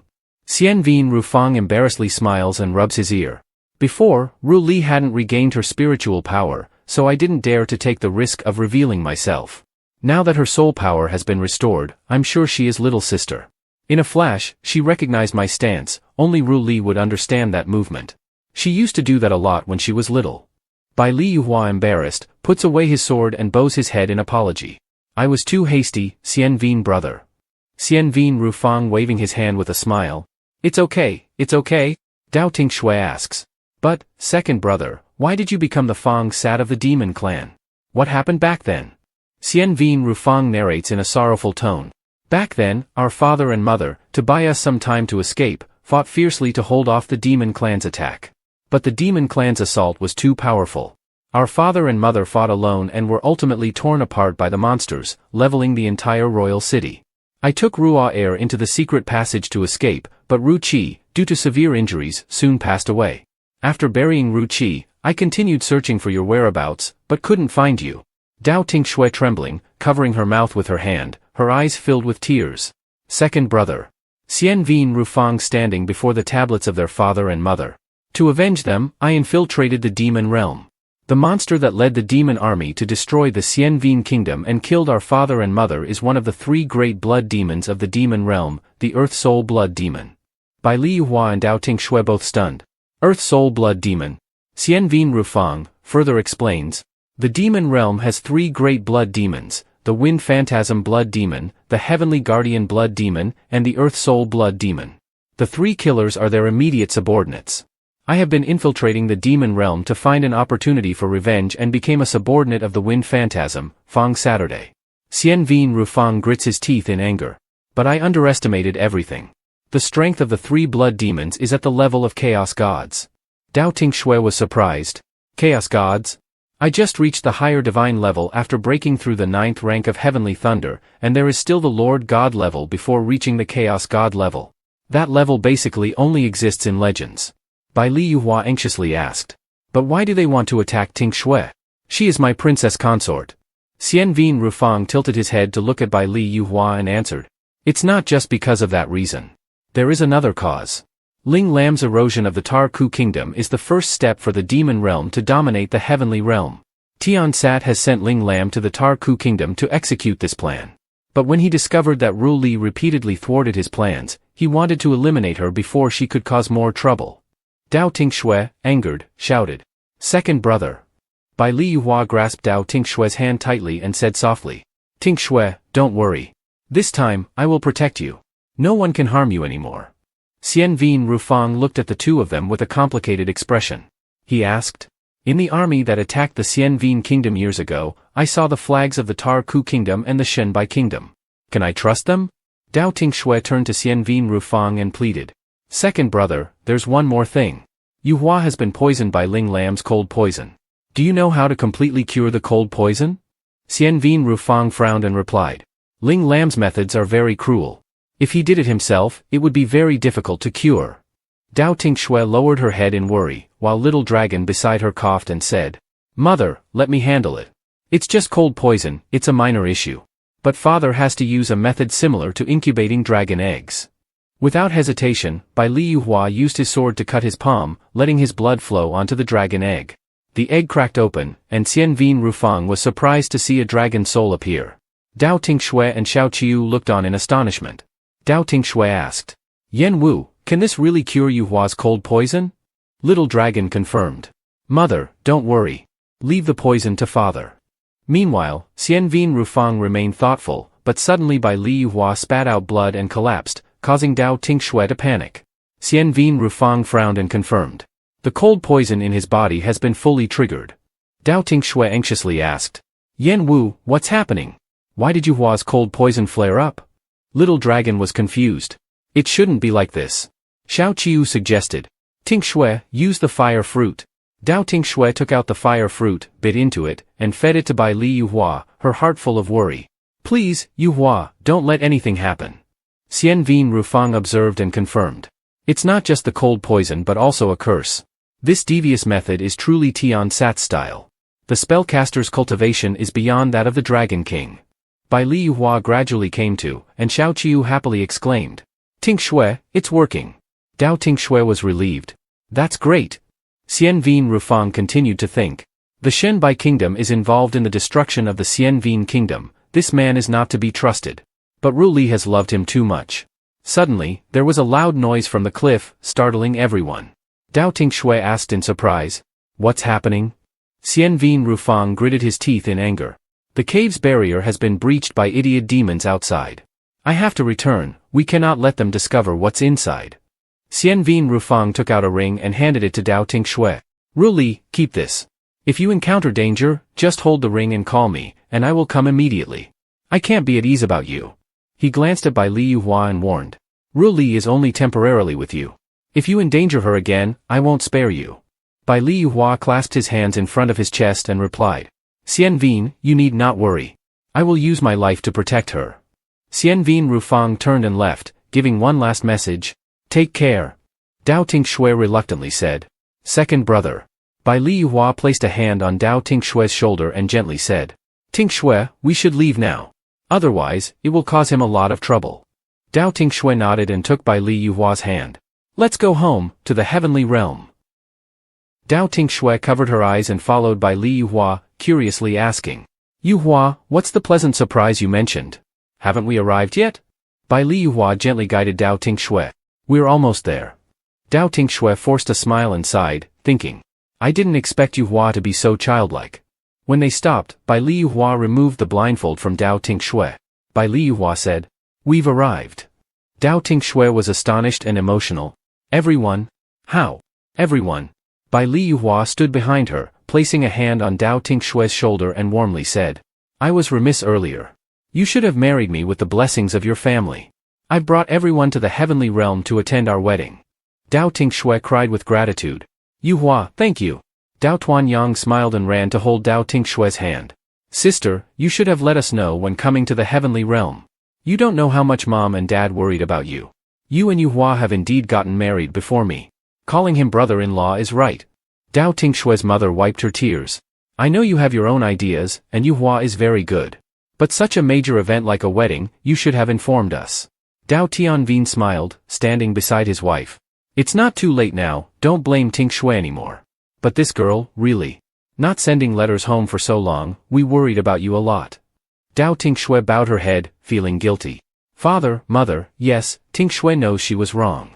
She felt a deep sense of gratitude, thinking, even after being away for so long, they still miss me so much. Suddenly, the indifferent voice of Lang Zhanglian was heard. Lang Zhanglian sneered. I didn't expect that you would have already received the congratulatory wine so quickly. Dao Tinh Xue looked at Kim Mingyun standing beside Lang Zhanglian in surprise. Your Majesty, Miss Lang, are the two of you? Kim Mingyun, feeling embarrassed, scratched his head and said. It's not that quick yet. She hasn't accepted me yet. I still want to take this opportunity to ask Brother Bai Li for some advice.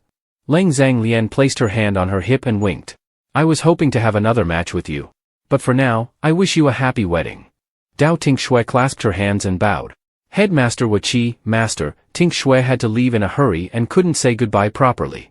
I hope Master won't hold it against me. Headmaster Wuqi smiled and stroked his beard. It's all right. I can meet you in the celestial realm. I'm proud that you've cultivated into a divine body, why would I blame you? Bai Liyuhua clasped his hand sincerely.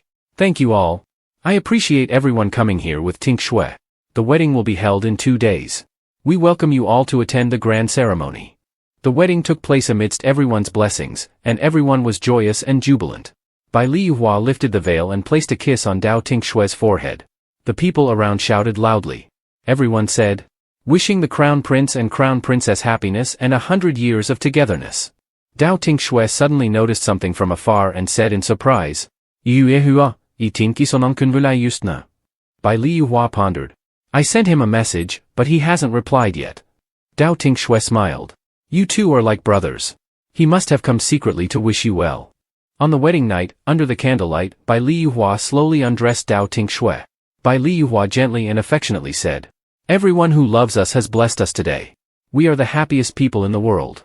He slowly removed his own clothes and reached out to caress Dao Tinh Xue's cheek. She blushed and looked at him shyly. Dao Tinh Xue timidly said, my husband. Bai Liyuhua responded, My wife? Outside, under the bright moonlight, Ling Lam stood on the roof, smiling coldly. Ling Lam said coldly, "Enjoy this rare moment. It will be your last peaceful time." A month later, everyone bid farewell to Dao Tinh Xue and Bai Li Yuhua to return to the human realm. The two expressed their gratitude with clasped hands. Bai Li Yuhua said, "Thank you all. Take care." Kim Mingyun smiled. "You too. Visit the human realm when you have the chance." Leng Zhanglian looked at Dao Tinh Xue. "I'm still waiting to compete with you." Dao Tinh Xue's mother took her daughter's hand. "Tinh Xue, you must often return home or at least send letters." Dao Tinh Xue responded, "I understand, mother." Dao Tuanyang, running while looking back, shouted, "Sister, don't forget us just because you have a husband." Dao Tinh Xue smiled and teased, "Little rascal, I won't. Practice diligently and take good care of our parents." Watching everyone leave, Dao Tinh Xue's eyes were filled with sadness. Bai Li Yuhua came closer, placed a hand on her shoulder, and comforted her. Bai Li Yuhua said, "Wife, don't be sad. If you want, I can always return to the human realm to visit home with you." Dao Tinh Xue turned to look at the general and said gratefully, "Thank you, Yuhua. However, the demon race hasn't shown any movements in the past month, which makes me a bit uneasy." Suddenly, the jade pendant Dao Tinh Xue carried began to glow and emitted a voice from Xian Vin Rufang. Xian Vin Rufang's voice transmitted, "Little sister, I am at the Heaven View Tower in the southeast of the Imperial Palace. I have important news to tell you." Dao Tinh Xue was astonished. "Elder brother is sending a message through the jade pendant." "Elder brother, what's wrong?" Bai Li Yuhua asked anxiously. "Did something happen to Xian Vin?" Dao Tinh Xue, unsure of the situation, said, "It's unclear. He said he has important news. It sounds like he's in trouble." Bai Li Yuhua and Dao Tinh Xue quickly rushed to Xian Vin Rufang. They found him leaning against a rock, his hand pressed on a bleeding wound on his abdomen. Dao Tinh Xue anxiously said, "Elder brother, hurry and heal your wound." Bai Li Yuhua crouched beside him. "Xian Vin, how did you get so badly injured?" Dao Tinh Xue asked suspiciously. "Could it be the demon race's doing?" Xian Vin Rufang forced a smile. "I was ambushed by Thian Sat from behind, with a wound in my abdomen. Thian Sat knew I let the two of you go, suspecting I betrayed the demon race, so he wanted to deal with me. His next move will likely be to sweep out the two of you, as only you two can affect their plans." Dao Tinh Xue frowned. "Plans?" Xian Vin Rufang, despite the pain, continued to explain. 5 changing pill. The 3 great demon races have always been seeking materials needed for 5 changing pill to compete for control over the entire demon race. It is the breakthrough to become a mixed realm god. Dao Tinh Xue understood. "So, Thian Sat is worried that the materials for 5 changing pill might fall into our hands and wants to eliminate us. Then, elder brother, what exactly are the materials for 5 changing pill?" Xian Vin Rufang continued. "To refine 5 changing pill, a total of 5 types of materials of genuine treasure level are needed. According to the information we have, they are, the Li Qing feather of the Shang Thian Ming, the Li M leaf of the 4-god town, the fish skin flower from the human realm, the blood of the demon king from the demon realm, and the elusive mandala fire seed. To counter the demon race, you must gather these materials before they do and advance to mixed realm god." Dao Tinh Xue nodded with determination. "I understand." Xian Vin Rufang brushed his hair behind his ear, revealing a mark behind his ear.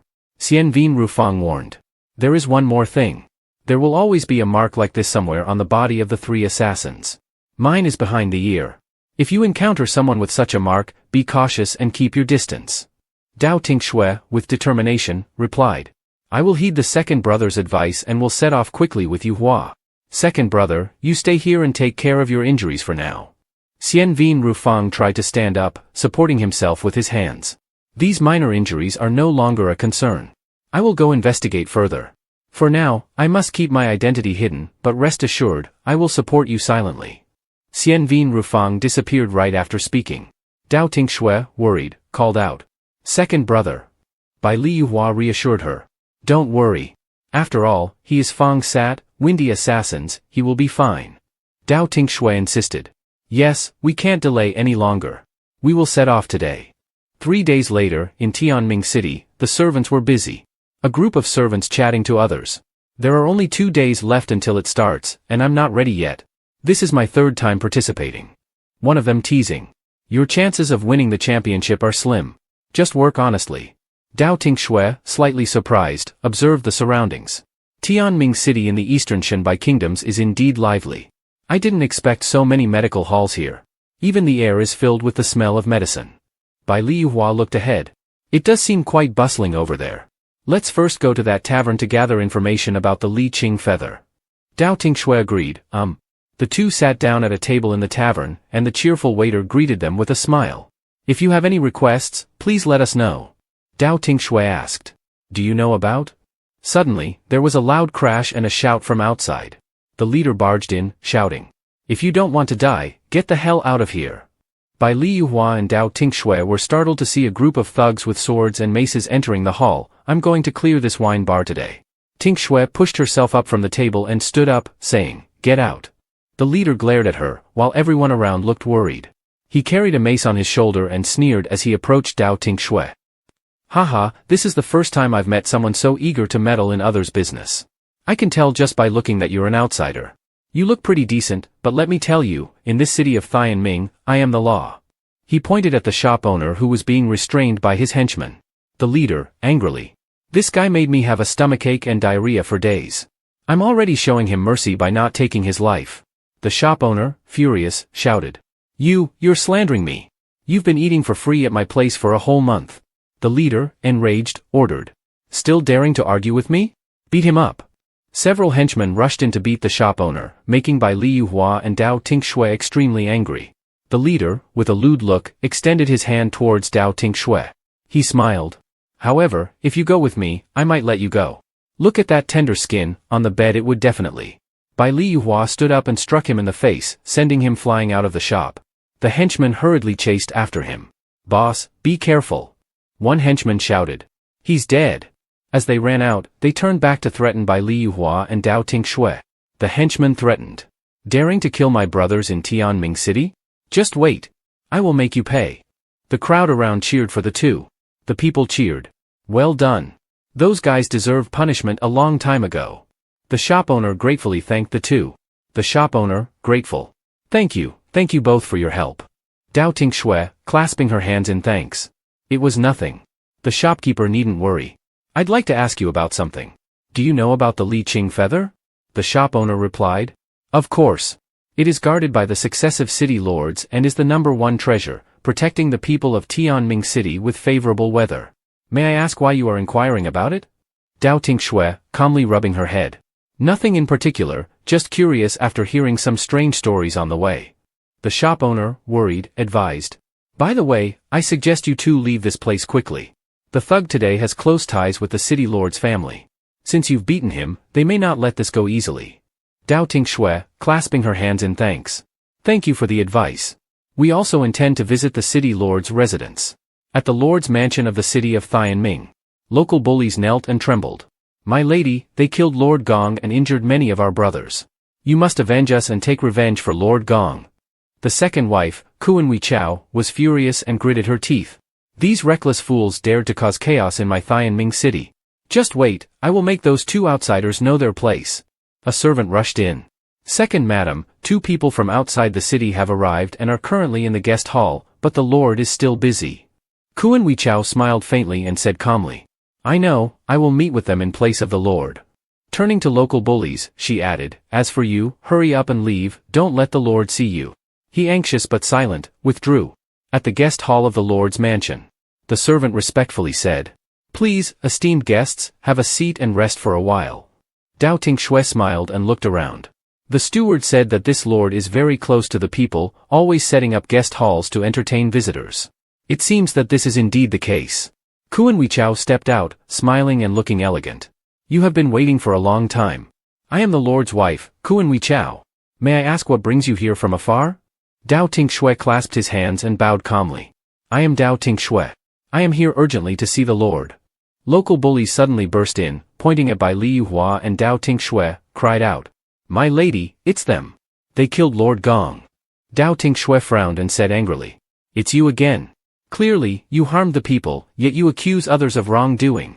Kuan Wei Chao glared, gritted her teeth in anger. You killed my nephew. How dare you? I want you to pay for this with your lives. Dao Tinh Xue remained calm and retorted. Your nephew committed many evil deeds and deserved to die. Yet you want us to pay for the sins of the wicked. How can the Lord's wife be so unreasonable? Kuan Weichao drew out a whip, furious. In Thianming City, I am the law. She swung the whip at Dao Tinh Xue. Let me see if I can tear your mouth apart today. Lim Ching Thian appeared, grabbing Kuan Weichao's wrist and said in a deep voice. Stop! What are you doing? Kuan Weichao was startled and flustered. Husband? Husband! Local bullies was so frightened that he could not stand, collapsing on the ground, trembling. Lord! Lord! Kuan Weichao panicked and turned to Lim Ching Thian. Husband! These two outsiders cannot distinguish right from wrong, and yet they blatantly killed my nephew. You must deliver justice for me. Lim Ching Thian coldly ignored her and walked inside. Kuan Weichao was stunned. Husband! Lim Ching Thian reached by Li Yuhua and Dao Tinh Xue, bowed and said. Greetings to His Highness the Crown Prince and the Crown Princess. Please forgive my foolish wife. Kuan Weichao was shocked, frozen. These two are the Crown Prince and Crown Princess? The servant, terrified, sat on the ground, stammering in disbelief. Crown Prince, Crown Princess. Bai Li Yuhua said coldly. Is this how you entertain guests in Thianming City? Using strength to bully the weak, reversing right and wrong. You have a fine wife indeed, Lim Ching Thian. Lim Ching Thian respectfully admitted fault. Please forgive me, Your Highness. This is not my wife, merely the second madam. My wife is Ruan Jiangwan. Kuan Weichao's face darkened, and she bit her teeth in anger. Then Lim Ching Thian calmly asked. May I ask, Your Highness and the Crown Princess, what brings you to Thianming City? Bai Li Yuhua straightforwardly said. We do not wish to hide anything. We have come here to discuss an urgent matter with you, Lord Lam. We will speak frankly. After a while, after hearing everything, Lim Ching Thian responded mildly. I see. Dao Tinh Xue, hopeful, asked. So, Lord Lim, are you willing? Lim Ching Thian sighed and interrupted her. I'm sorry, but I cannot hand over Li Ching Feather to you. To be honest, even if I agreed, you might not be able to take it. Dao Tinh Xue was stunned, frowning. What do you mean by this, Lord Lim? You should know that if the demon race invades the celestial realm, Thianming City will surely be harmed as well. Lim Ching Thian looked troubled and said. Of course, I am aware of that. It's just that Li Ching Feather is very mysterious, and no one other than myself can control it. I hope Your Highness and the Crown Princess understand. Dao Tinh Xue frowned and looked at him. It seems that the Lord has some difficulties. Let's first resolve the current situation in the city, and then we will decide later. She smiled. If that's the case, we won't press further. By the way, Lord Lim, we noticed that the city is quite lively on our way here, and a competition stage has been set up in the center. Is there an upcoming event in the city? Lim Ching Thian lowered his head in silence and spoke with a sense of loss. I dare not hide it, that's a medical competition I set up to cure my wife's illness. After our first child died young, my wife fell ill and has been bedridden for decades. During this time, I've sought out famous doctors everywhere, but everyone has been at a loss. So, I established this medical competition, held every 3 years, to select someone with exceptional medical skills. I promised that if anyone could pass all 3 rounds and cure my wife, I would agree to any condition of theirs. Dao Tinh Xue, confident, said. In that case, I will participate. Lim Ching Thian and Kuan Weichao looked up at her in astonishment. Dao Tinh Xue smiled, glancing at Lim Ching Thian, and continued. After I pass the competition and resolve the issue for you, then we can discuss the reward. Kuan Weichao, angry and with a fierce expression, said. She's so confident. Is there really a way to save that woman? No, she absolutely cannot win. Dao Tinh Xue looked at Lim Ching Thian and asked with a smile. Lord Lim, what is your opinion? Lim Ching Thian forced a smile and said. All right, let me call someone to make preparations. The match will be held at the Hour of the Tiger the day after tomorrow. Please invite everyone to the arena at the square. Late at night, in a room. The sound of a whip cracking echoed. A man covered in wounds fell to the ground. Kuan Weichao stood beside him, holding the whip, and looked angrily at the 2 subordinates who were also covered in wounds lying on the ground. Kuan Weichao trembled with rage, saying, Damn it! Damn it! She made me lose face in front of my husband. I must kill that woman. None of you should even think about taking anything from me. Kuan Weichao continued to lash out at a male favorite, the whip coming down hard. Damn it! Damn it! I must kill that woman. A voice came from behind. Mother, please stop tormenting these male favorites. Song Weifang, a beautiful young woman, entered the room and looked coldly at Kuan Weichao. They were very hard for me to gather for you. Kuan Weichao smirked slightly and turned to look at Song Weifang. Finally, you're here. I have a task for you. Song Weifang bowed respectfully. Yes, mother. Kuan Weichao stated clearly. The match with the healer is the day after tomorrow. You need to take good care of the crown prince's consort for me. Song Weifang obediently replied. Yes, mother. The day after tomorrow, at the arena in Thianming City. The crowd gathered around the arena was buzzing with excitement, eagerly waiting for the match to begin. People whispered, I wonder if anyone will be able to cure the city lord's wife this year. Lim Qing Thian and Kuan Weichao walked up to the arena, and everyone made way respectfully. Look, it's City Lord Lim Qing Thian and Kuan Weichao. Dao Tinh Xue looked around in surprise. I didn't expect City Lord Lam to be so beloved. At this moment, a voice spoke near Dao Tinh Xue's ear. It seems you don't yet know how much the people of Thianming City adore Lim Qing Thian. Dao Tinh Xue turned to see Song Weifang and a red-haired man stepping onto the stage. The competitor must be the adopted daughter of the second madam that the tavern's treasurer mentioned. But who is this man? The red-haired young man looked at her calmly and said, but those things have nothing to do with you. Li Sheng walked past her, glancing at her, including the final victory prize. Dao Tinh Xue was startled and turned her head to glance back at him. The competition host announced, all participants, please step onto the stage for the contest. Dao Tinh Xue looked back at Li Sheng, wondering if his words were a provocation or if they held another meaning. Bai Li Yuhua, seated on the judges' panel, gazed at Tinh Xue with gentle eyes. On the stage, the event organizer excitedly announced, here are all the contestants for this competition. Now, let me explain the rules. Dao Tinh Xue narrowed her eyes, no matter what, I must win this competition. The organizer continued, there will be 3 rounds in total. In the first round, the contestants must find the Kurlan grass herb in that basket of medicinal plants as quickly as possible. The order will be determined by the time taken. Dao Tinh Xue looked up at the towering piles of medicinal herbs with a long face. What? The host shouted excitedly, the competition begins now. The contestants swiftly began picking herbs. Song Weifang, with a few quick movements, caused several leaves to fall. She smirked and glanced at Dao Tinh Xue, who was standing still behind her, already given up, huh? Kurlan grass is a precious herb, only found in Thianming City. It looks very ordinary, resembling tea leaves, with a subtle fragrance like lawn grass. Even the locals have trouble distinguishing it, let alone an outsider like you. Better for you to get eliminated in the first round. Meanwhile, Dao Tinh Xue suddenly closed her eyes, and then abruptly opened them. She used her spiritual power, and a strong wave of energy emanated from her palm, causing the leaves on the plants to fall in droves.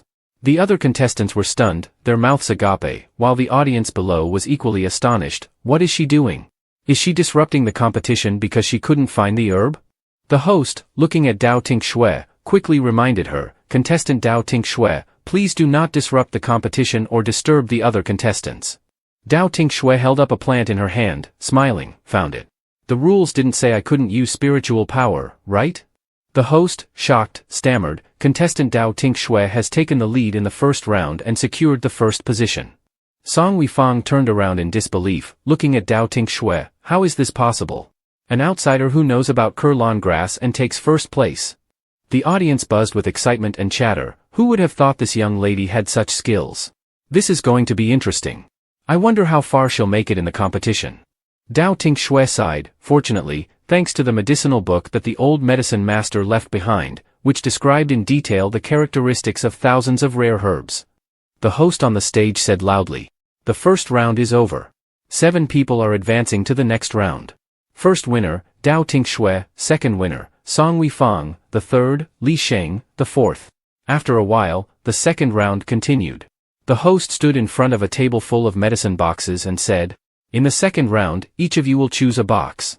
After tasting the elixir inside, write out the prescription. Those who get it right will advance to the third round. Dao Tinh Xue approached the table, thinking, which one should I choose?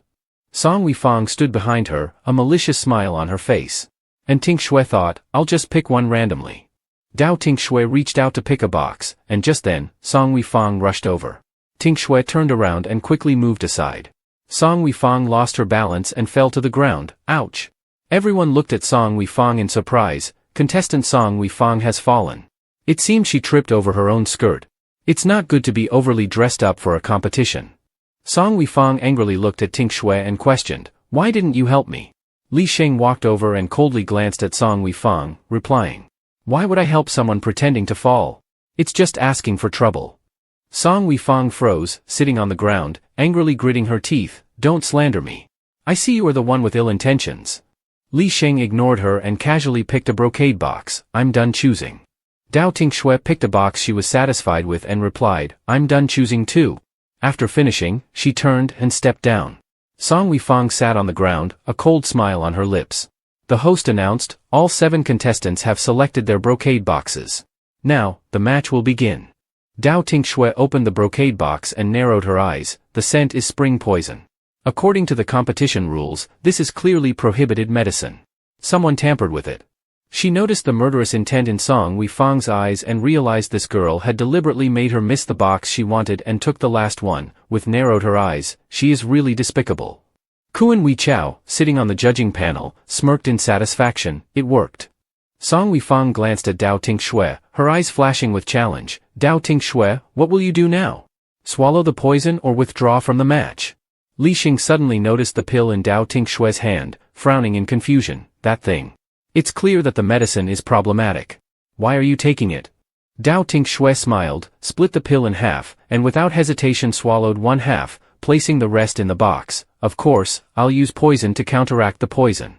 Tinh Xue went to the table, picked up a brush, and started writing a prescription. Tinh Xue set down the brush, held up the prescription, and said, narrowing her eyes, the pill in the box has been swapped. The components of the poison and the antidote are clearly listed in my prescription. It seems someone wanted me to withdraw from the match. Lim Ching Thian was surprised, biting his lips. The crowd around stared at Tinh Xue with their mouths agape. Kuan Weichao, furious, with a darkened face, demanded, who used the prohibited medicine? The competition rules clearly forbid the use of poison. Who did this? Bai Li Yuhua, sitting on the judging panel, stood up, her entire body icy cold. The audience murmured, how could something so disgusting happen? What's going on with this year's competition? Seeing the situation going awry, Song Weifang stepped forward to question Tinh Xue angrily. Dao Tinh Xue, stop talking nonsense. Each brocade box was arranged randomly. The box you chose contained poison. It's highly likely that you acted aggressively and caused a disturbance, failing to analyze the components properly, and just randomly wrote that it was poison.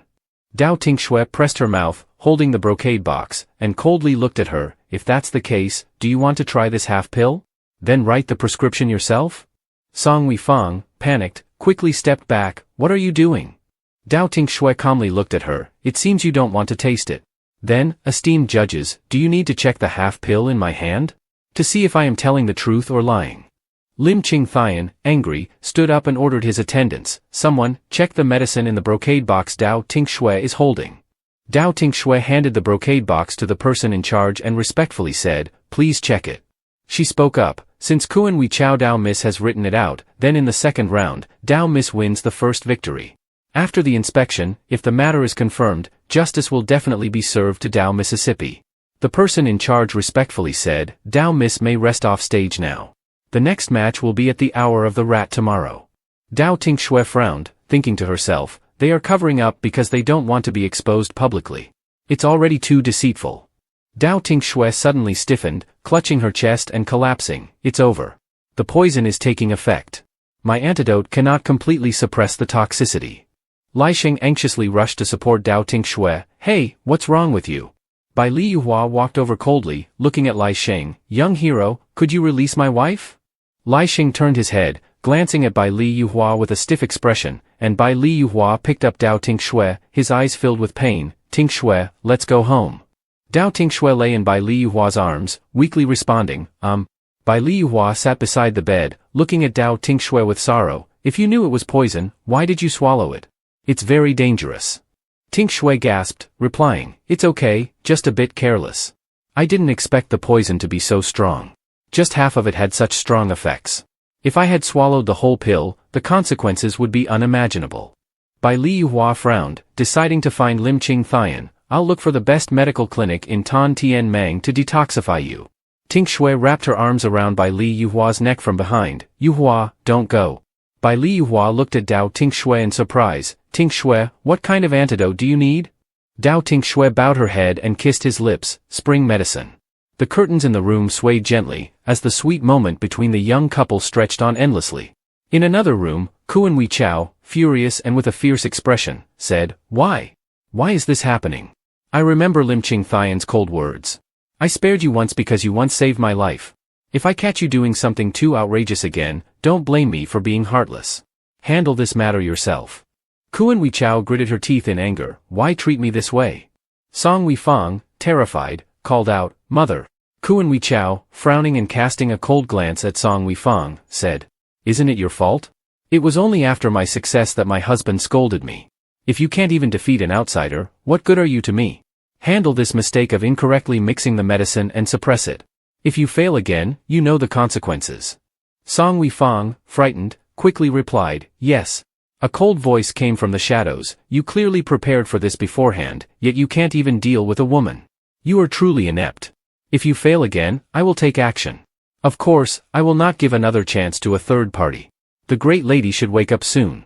Kuan Weichao, with a fierce face, gritted her teeth. No need for you to act. Whether it's the position of the winner or the position of the city lord's wife, I will not give it up. On the large square, the final match began. The host, smiling with excitement, addressed the crowd. It seems even I have given up. The situation of the contestants is like this.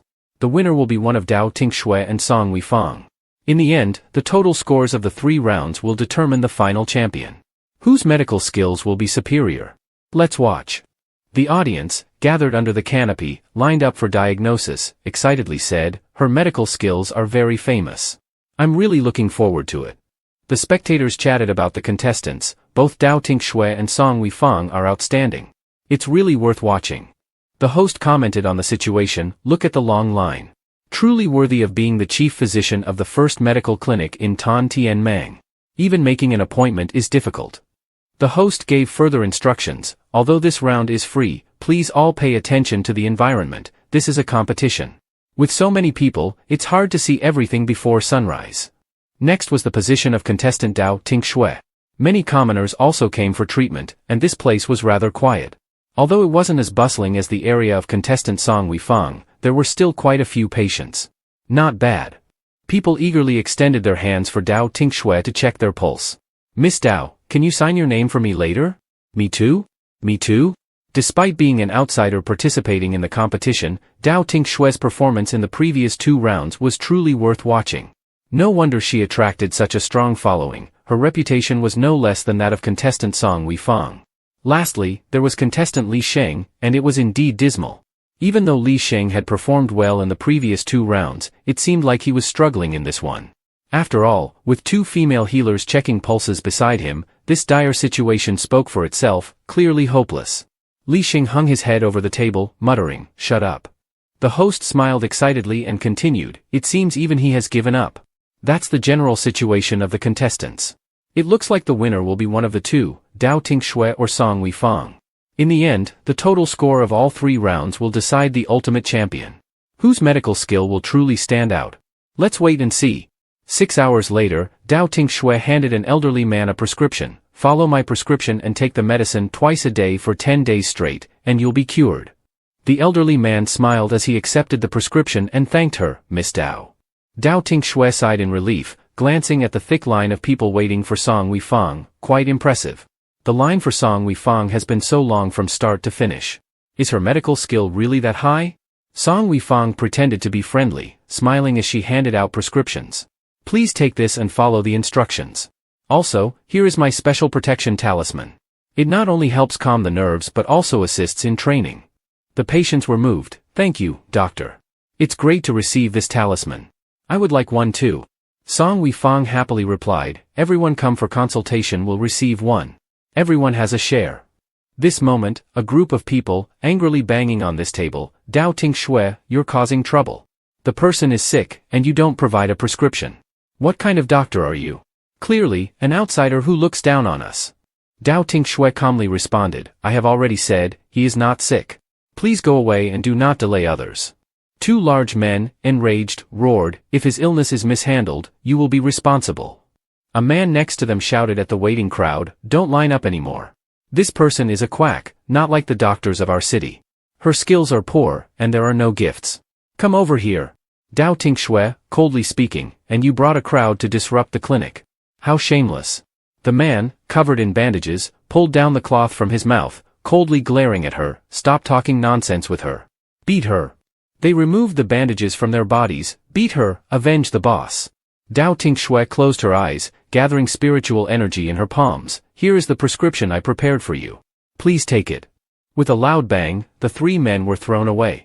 Dao Tinh Xue clapped her hands, dusting them off after dealing with the troublemakers. All done, let's get back to work. Dao Tinh Xue frowned, turning her head to look at the talisman in a patient's hand. This talisman. I managed to obtain a protective talisman. What is this? Dao Tinh Xue squinted at the talisman in Song Weifang's hand. You're not fit to be a physician. How could you give people something like this, made from the scales of a poisonous mountain serpent mixed with soul-sapping herbs? It causes hallucinations and makes the user dependent on its effects. Don't tell me you didn't know prolonged use will lead to poisoning and mental collapse. Not only does it fail to aid in cultivation, but it could also very likely lead to a deadly deviation in one's cultivation. Everyone around was shocked. What? That dangerous? Song Weifang, feeling guilty, hurriedly defended himself. Don't listen to her nonsense. She's here to cause trouble. There's nothing wrong with the protective talisman. Dao Tinh Xue gripped the talisman tightly, questioning, shall we have the judges check its ingredients? Song Weifang was startled, his face showing panic. Seeing Song Weifang's panicked expression, the crowd grew angry and threw the talisman away. It seems Dao Physician's words are true. This talisman really is problematic, isn't it just poison? What a heartless act. Throw it away, throw it away. Claiming this thing could assist in cultivation when it's clearly harmful. Song Weifang collapsed to the ground, her face darkened. The crowd anxiously looked at Dao Tinh Xue and asked, Dr. Dao, I held that scented pouch, could I have been poisoned? Will there be any lasting effects? Dao Tinh Xue noticed the people's worry and smiled. Don't worry, I will re-examine everyone. There's still time. The crowd was relieved and grateful. Thank you, Dao Physician. You're so kind, Dao Physician. Long live Dao Physician. A day quickly passed by. In a room, Lim Qingthian respectfully said, Congratulations, Crown Princess. Winning all 3 rounds, you have claimed the championship. Next, please diagnose my wife. Lim Qingthian led by Li Yuhua and Dao Tinh Xue to the bedside of Ruan Zhengwan. How long has she been unconscious? Lim Qingthian, despondent, replied, at least 5 years now. Dao Tinh Xue sat by the bed, taking Ruan Zhengwan's pulse, and observed the surroundings. Strange. Just the pulse. Everything seems normal. So the problem isn't with her body. Could it be? Dao Tinh Xue looked at Ruan Zhengwan, thinking, I can only try to explore her consciousness. She closed her eyes and began to enter Ruan Zhengwan's consciousness. Inside Ruan Zhengwan's consciousness, Dao Tinh Xue looked around. This is the consciousness of the madam. The environment here. Suddenly, a small dragon and Xiao Qiu appeared, alert and watchful. The small dragon and Xiao Qiu warned, Mother, it is not well. Dao Tinh Xue, surprised, looked at the 2 pets, the aura of the demon clan. Suddenly, a bizarre creature emerged from the ground, with sharp-toothed tentacles attacking Dao Tinh Xue. The small dragon swiftly dodged to the side. A powerful stream of spiritual energy severed the tentacles. Dao Tinh Xue, riding on Xiao Qiu, flew up and looked down at the delicate petals falling to the ground. Xiao Qiu frowned, saying, the main culprit has arrived. A massive guardian insect appeared, with Ruan Zhengwan's silhouette within it. Dao Tinh Xue frowned, noticing her. Madam, the ancient soul devouring has been planted. Xiao Qiu frowned, it will completely consume the soul of the person it inhabits, leading to their physical death as well. What should be done to deal with it? Dao Tinh Xue asked, her expression stern. Xiao Qiu replied, only suppression of the ancient worm can force it back to its origin. If that's the case, the ancient worm will backfire on the one who placed the poison. The person suffering from the backfire will succumb to the poison and die within the time it takes for an incense stick to burn, Dao Tinh Xue said, her eyes serious. Let's go. I must expose the one behind this. A bright light flared, and long tendrils stretched out. Dao Tinh Xue sat atop Xiao Qiu, weaving through the tendrils. The small dragon opened its mouth, attacking the weak points of the ancient worm. Meanwhile, Dao Tinh Xue raised her hand, binding it tightly. A sword appeared in her hand, and with a powerful slash, she struck the creature. Suddenly, Dao Tinh Xue's eyes snapped open. At the same moment, Ruan Zhengwan, who had been in a coma for a long time, also opened her eyes. Seeing this, Lim Qingthian was moved and called out, Madam. He helped Ruan Zhengwan sit up. She covered her mouth, coughing before spitting out an ancient worm. The worm wriggled on the ground before it darted straight towards Kuan Weichao, burrowing into her chest. Kuan Weichao collapsed in pain, spitting out a mouthful of blood. She screamed, You! What have you done? Dao Tinh Xue coldly looked at her, don't you already know? The ancient worm returns to the one who set the poison. Do you have anything left to say? Kuan Weichao's face turned pale. Backfire? He said that once the backfire happens, I'd explode and die within the time of an incense stick burning. She screamed in rage, even if you're the crown prince's consort, you can't slander me like this. I didn't harm the first madam. Husband, she's accusing me.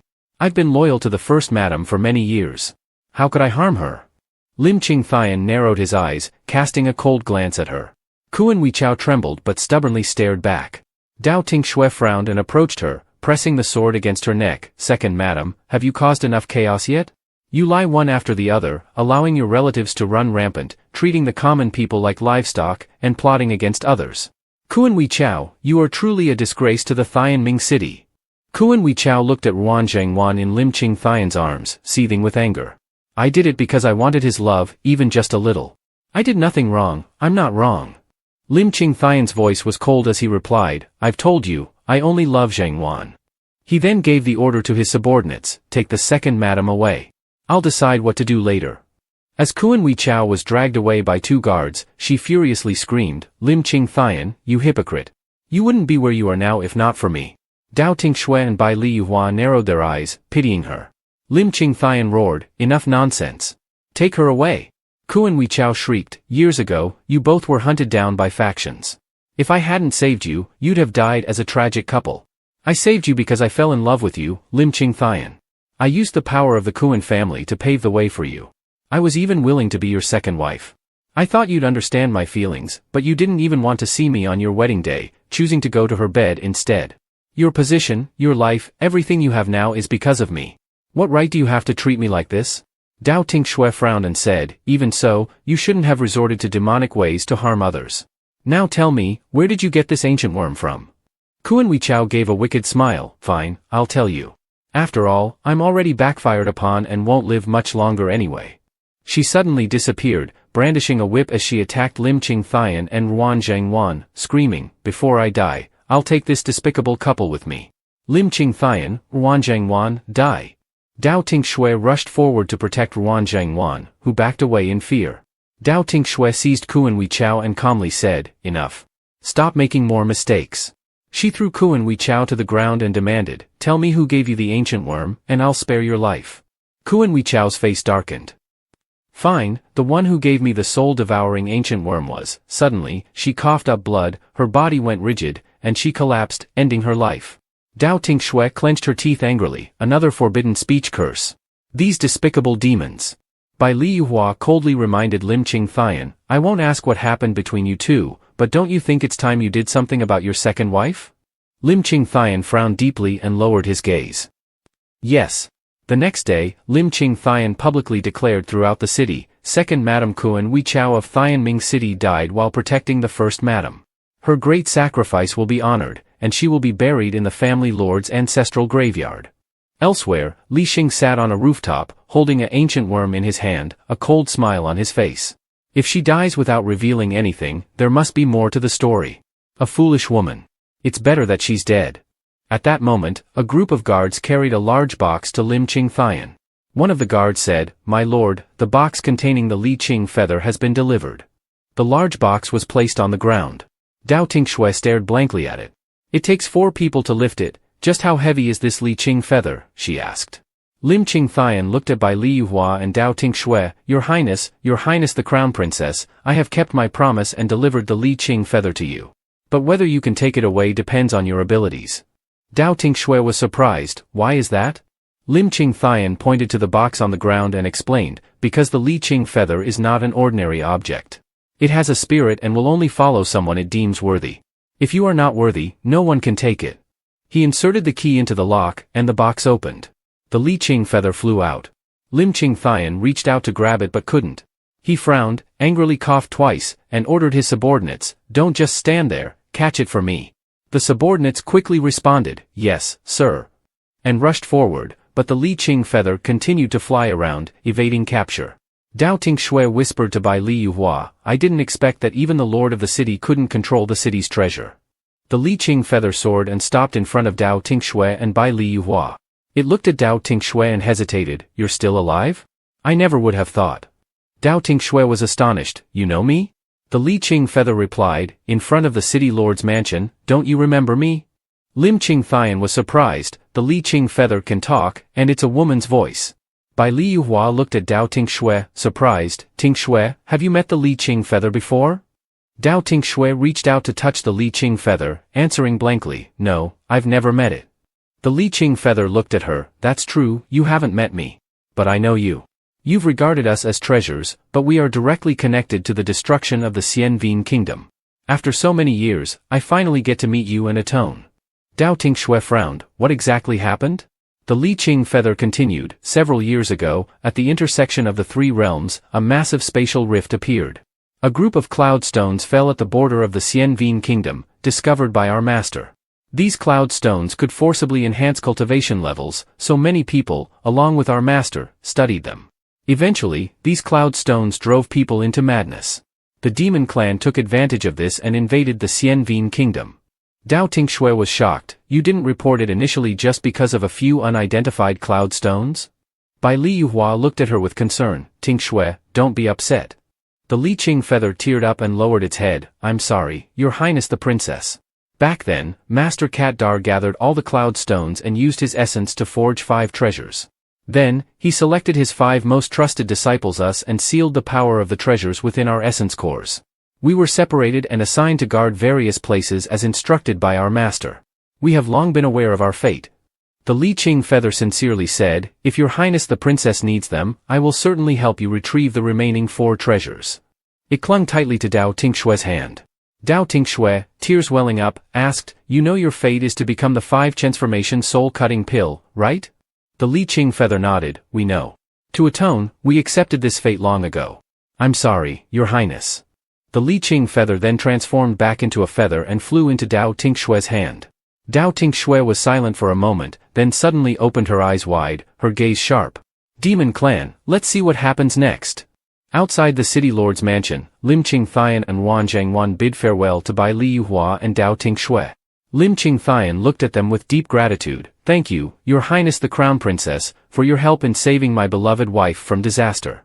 If you ever need the city of Tianming, I will assist with all my might. Dao Tinh Xue smiled, no need to trouble the city lord. City lord, holding such a high position, don't forget how you achieved your success. Lim Qing Thian bowed, yes, yes. I will remember and keep it in my heart. Dao Tinh Xue and Bai Li Yuhua then left. According to the intelligence from Li Qingfer, our next destination is Four Gods Town. The La Lu is submerged in water there at this very moment. Suddenly, a voice called out from behind, Dao Tinh Xue. Dao Tinh Xue. Startled, she looked up to see Li Xing standing with his arms crossed on the city wall, smiling faintly at her. It seems you've already gotten what you wanted, he said, jumping down from above and walking toward her. He smiled and asked, so, where are you headed next? I want to come with you. Before Dao Tinh Xue could respond, Bai Li Yuhua stepped in front of her, coldly glaring at Li Xing. Stay away from her, he warned sternly. Li Xing narrowed his eyes, casting a glance at Bai Li Yuhua. You should be the one to stay away from her. I'm interested in Dao Tinh Xue. Bai Li Yuhua's expression darkened, and he raised his hand, striking a powerful blow toward Li Xing. The strike landed squarely on Li Xing's chest, but he didn't flinch. Instead, a smug smile appeared on his face as he looked at Bai Li Yuhua. Dao Tinh Xue furrowed her brows. Something's not right? He withstood that attack without moving? His external spiritual energy isn't that strong. Li Xing frowned momentarily but took advantage of the distraction. Grabbing Dao Tinh Xue's hand, he pulled her close and said, let me be clear, Dao Tinh Xue. I fell in love with you at first sight. The way you carried yourself during the competition has etched itself into my soul, and I can't escape it. The prized possessions of the city lord no longer hold my interest. Now, all I want is to pursue you. Dao Tinh Xue looked at him in shock and confusion. What is this guy even saying? Didn't he despise me at first? She pulled her hand away from his in disgust. Sorry, but I'm already married. Li Xing smiled and replied, I know. Being married doesn't stop me from liking you. I also know that the two of you are trying to defeat the demonic forces by searching for the remaining 4 treasures to forge the 5 transformation revival pill, right? Dao Tinh Xue furrowed her brows, glaring at him. You were eavesdropping on the conversation in the city lord's mansion of Tianming? Li Xing awkwardly laughed and said, eavesdropping sounds so harsh. I just happened to be in the room next door when you two were talking. Earlier, you mentioned heading to Four Gods Town. It so happens I'm heading that way too, to find an herb.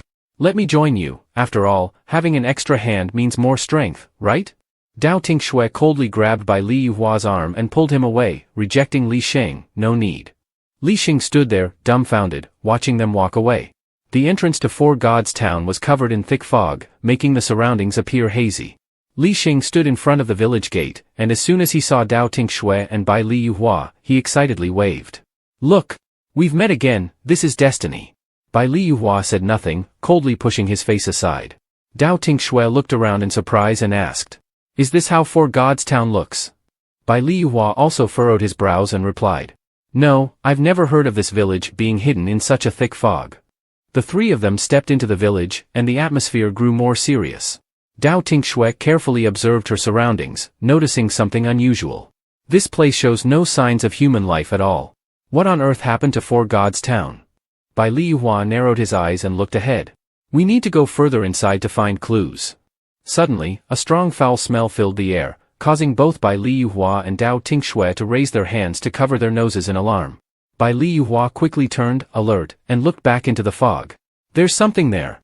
A massive tail suddenly appeared and attacked them. The three quickly jumped to avoid the strike. The long tail slithered across the ground. Li Sheng frowned and muttered. Damn, what the heck is that? Dao Tinh Xue's expression turned serious, and she warned the others. Be careful. From within the mist, a growl echoed, and a gigantic monster with sharp teeth lunged toward them. Dao Tinh Xue immediately gathered her energy in her palm, creating a shimmering golden rope. She narrowed her eyes and used the rope to tie up one of the monster's legs, pulling it down hard. The beast crashed to the ground. Bai Li Yuhua drew his sword and struck it with a single slash. The monster collapsed, but a foul odor emanated from its body. Dao Tinh Xue quickly sensed something was wrong and warned. This isn't good, that air is toxic. We need to get out of here. The three quickly retreated. All around them were piles of bones from dead monsters. Dao Tinh Xue frowned. What exactly happened here? Noticing the large footprints on the ground, Li Sheng spoke coolly. It seems like it was attacked by that monster we just fought, which is why it's like this. But I haven't heard anything about something big happening in Four Gods Town. Could this have happened recently? Dao Tinh Xue was startled and looked to the side. Husband, look at this. It's clearly a barrier created by someone. The residents of Four Gods Town must be behind it. Bai Li Yuhua nodded and replied. At this point, we can only keep moving forward to figure out what's going on. Li Sheng, sitting on the ground examining the footprints, noticed the two leaving and quickly called out. Wait for me. He hurriedly stood up and chased after them. Dao Tinh Xue frowned as she glanced around. There was no one in sight. Meanwhile, a few hidden eyes were watching their every move from within the surrounding houses. Could they have all fled, she wondered. Just then, an old man with snow-white hair and a walking stick stepped out, eyeing the three of them carefully. He asked, Were you the ones fighting that creature in the mist earlier? Li Sheng glanced at the old man and responded. You knew there was a monster in the fog, so why didn't you come to help? The old man bowed his head in shame. It's not that we were unwilling to help, but that beast was too terrifying. We stood no chance against it. Dao Tinh Xue, seeing his discomfort, quickly reassured him. You don't need to worry anymore. We've already slain the creature in the mist. The old man, surprised, looked up quickly, his eyes wide in shock. Really? That's wonderful news. He smiled warmly, and with great relief, he said. Thank you, noble heroes. Please, come with me. A little girl peeked from behind a door, her curiosity piqued. The villagers, previously hidden in their homes, began to cautiously emerge. One of them smiled sinisterly upon seeing Dao Tinh Xue. Look! A woman, perfect. We're saved. Dao Tinh Xue narrowed her eyes, suspicious, as she scanned the area. Her gut feeling was screaming that something was off. She muttered to herself. Why are they looking at me so strangely? I have a bad feeling about this. Inside, at a large banquet table, the atmosphere was warm but filled with danger. A young girl brought a plate of food to the table, quietly approaching Dao Tinh Xue and whispered. Sister, the food is poisoned, don't eat it. Dao Tinh Xue was startled, narrowing her eyes as she thought to herself. So they've poisoned the food. In that case, I want to see what exactly they're plotting. A while later, all three of them pretended to collapse on the table, as if they had fallen asleep after the meal. The old white-haired man, seeing this, immediately ordered those behind him. Hurry up, we don't have much time left. The river god's sacrificial ceremony is approaching. Dao Tinh Xue, though feigning unconsciousness, clearly heard every word the old man said. Curiosity surged within her. The river god's sacrificial ceremony? What could that be?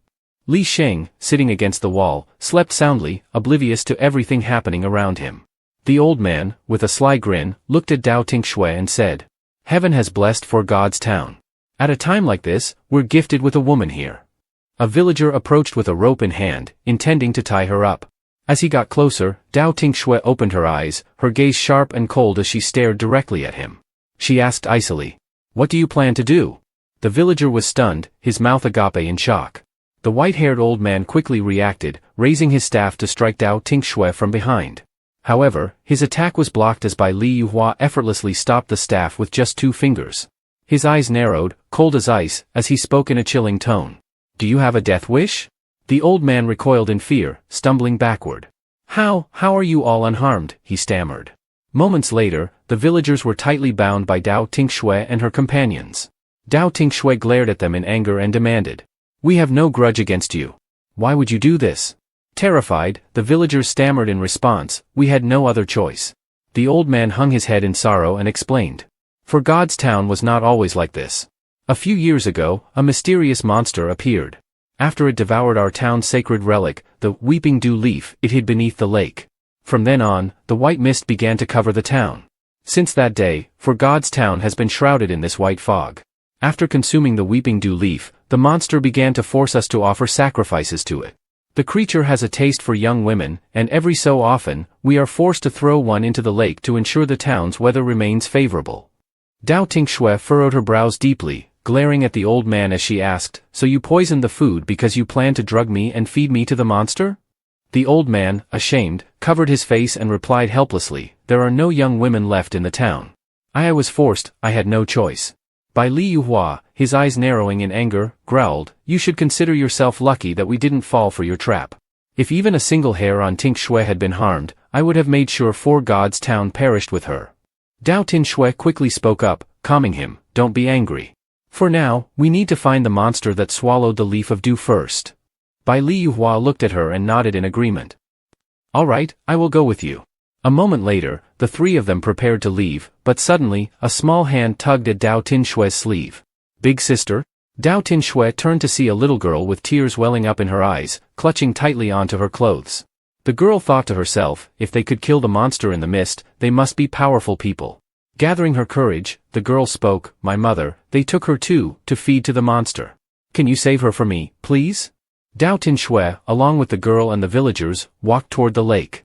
Dao Tinh Xue hesitated before asking the girl, "Your mother, is she still?" The little girl, teary-eyed and distressed, replied, "My mother was the most recent offering. She might still be alive. Please, I beg you, save her." Dao Tinh Xue smiled gently, patting the little girl's head to reassure her. "I promise you, I will save your mother." The girl, moved to tears, sobbed, "Thank you, big sister. You are truly kind." Behind them, the old man pointed toward the surface of the lake and said, "The monster's lair is down at the bottom of this lake." Dao Tinh Xue nodded slightly. Just then, Li Qingfei's voice echoed in her mind, "Your Highness, I can sense a similar energy, it's definitely beneath the lake." Dao Tinh Xue looked down at the water, deep in thought. "It must be down there." With that, she stepped forward. "Let's go. We need to check it out." Bai Li Yuhua, worried, grabbed her hand. "We don't know what's beneath the lake yet. Stay close to me." Dao Tinh Xue smiled warmly at him. "All right."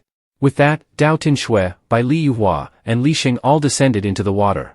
The little girl and the villagers remained on the shore, watching with bated breath. One of them sighed, "I hope they can defeat that monster." Beneath the lake, a submerged town came into view, surrounded by small fish swimming lazily around it. They paused before the entrance of the sunken village, where ruin and desolation had taken over the scene. Dao Tinh Xue glanced around, frowning. Why is there another For God's town down here? What exactly happened? Li Qingfei hovered beside her, speaking seriously, "Your Highness, the source of the energy is nearby." Dao Tinh Xue, surprised, muttered, "It's inside this village?" Li Sheng, who was leading the group, motioned ahead. "Let's go inside and take a look." The 3 quickly entered the village. As they swam past the wreckage and bones lying on the lakebed, a stone statue that had been tightly closed suddenly opened its eyes, as if watching them from afar. They were all stunned. The layout here was exactly the same as the For God's town above the surface. Dao Tinh Xue pondered, looking at the ruins ahead. Could this be the real For God's town? Her eyes narrowed as she spotted something in the debris. "There's something up ahead." Let's check it out.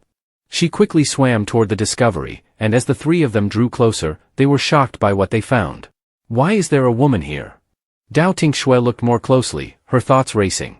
Could this be the little girl's mother? The woman was standing within a magic circle, her back turned to the three, and looked down at her feet. The trio was once again astonished by the sight of so many bones scattered around.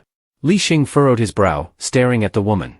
The woman slowly turned around, revealing a face that was half decomposed, with no flesh remaining. She looked weakly at the three and urged them, run away. Dao Tinh Xue frowned deeply. She's still alive. At that moment, Li Qingfe spoke up, Your Highness, the aura of the artifact is getting closer. The three quickly formed a defensive circle, remaining vigilant. Li Qingfe squinted and said, It's coming. A gigantic monster emerged, extending its long, menacing tongue. It approached them with an insatiable hunger in its eyes. Li Qingfe, excitedly, informed Dao Tinh Xue, Your Highness, the aura of the artifact is very strong, it's on this monster. Dao Tinh Xue was taken aback. The artifact must be on this monster. The monster raised its massive claws and attacked them. Bai Liyuhua quickly pulled Dao Tinh Xue aside. Be careful.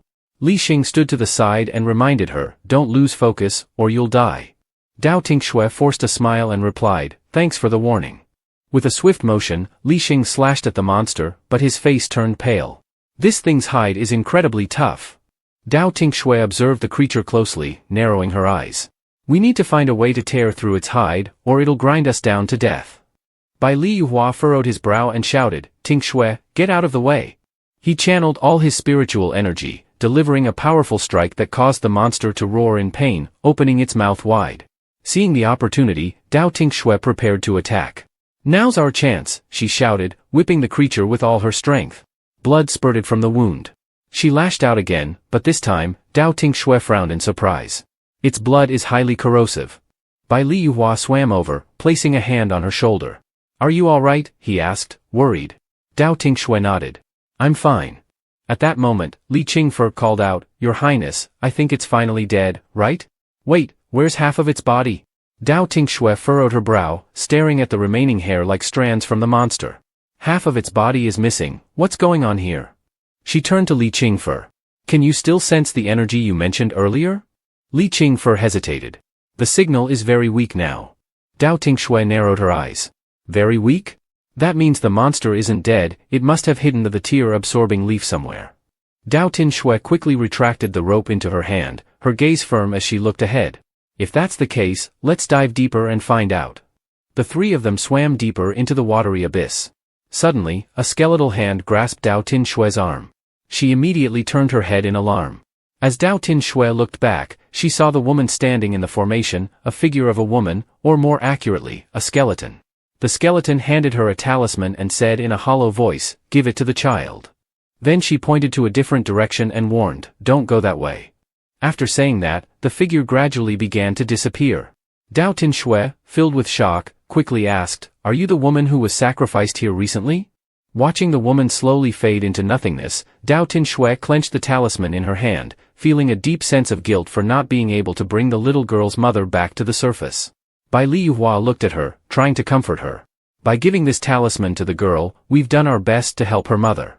Li Xing frowned and added, The place she pointed to earlier is probably the monster's lair. Since it's barely hanging on, we need to hurry and chase after it. If it relies on the treasure to heal itself, it could become much more dangerous. Dao Tinh Xue swam cautiously behind, her eyes narrowing as she thought, relying on the treasure to heal? No one has ever mentioned that the tear-absorbing leaf has healing properties. How can he be so sure?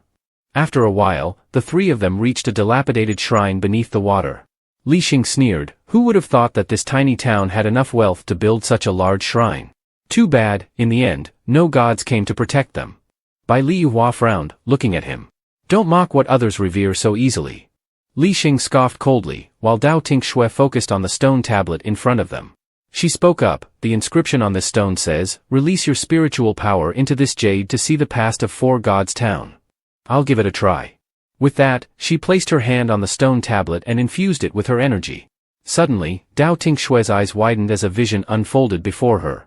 She saw the monster shrouded in mist and thought, just as the village elder described. But wait, who is that? She noticed a man standing next to the monster, someone the elder had never mentioned. Stunned, she recognized a familiar silhouette, a smile she had seen before. Her brow furrowed deeply. It's Li Sheng? Is he really standing next to the monster? Or is it just someone who looks like him? At that moment, Li Sheng, who had been watching her from behind, asked curiously, "Hey, what did you see?" Dao Tinh Xue narrowed her eyes, casting a quick glance at Li Sheng.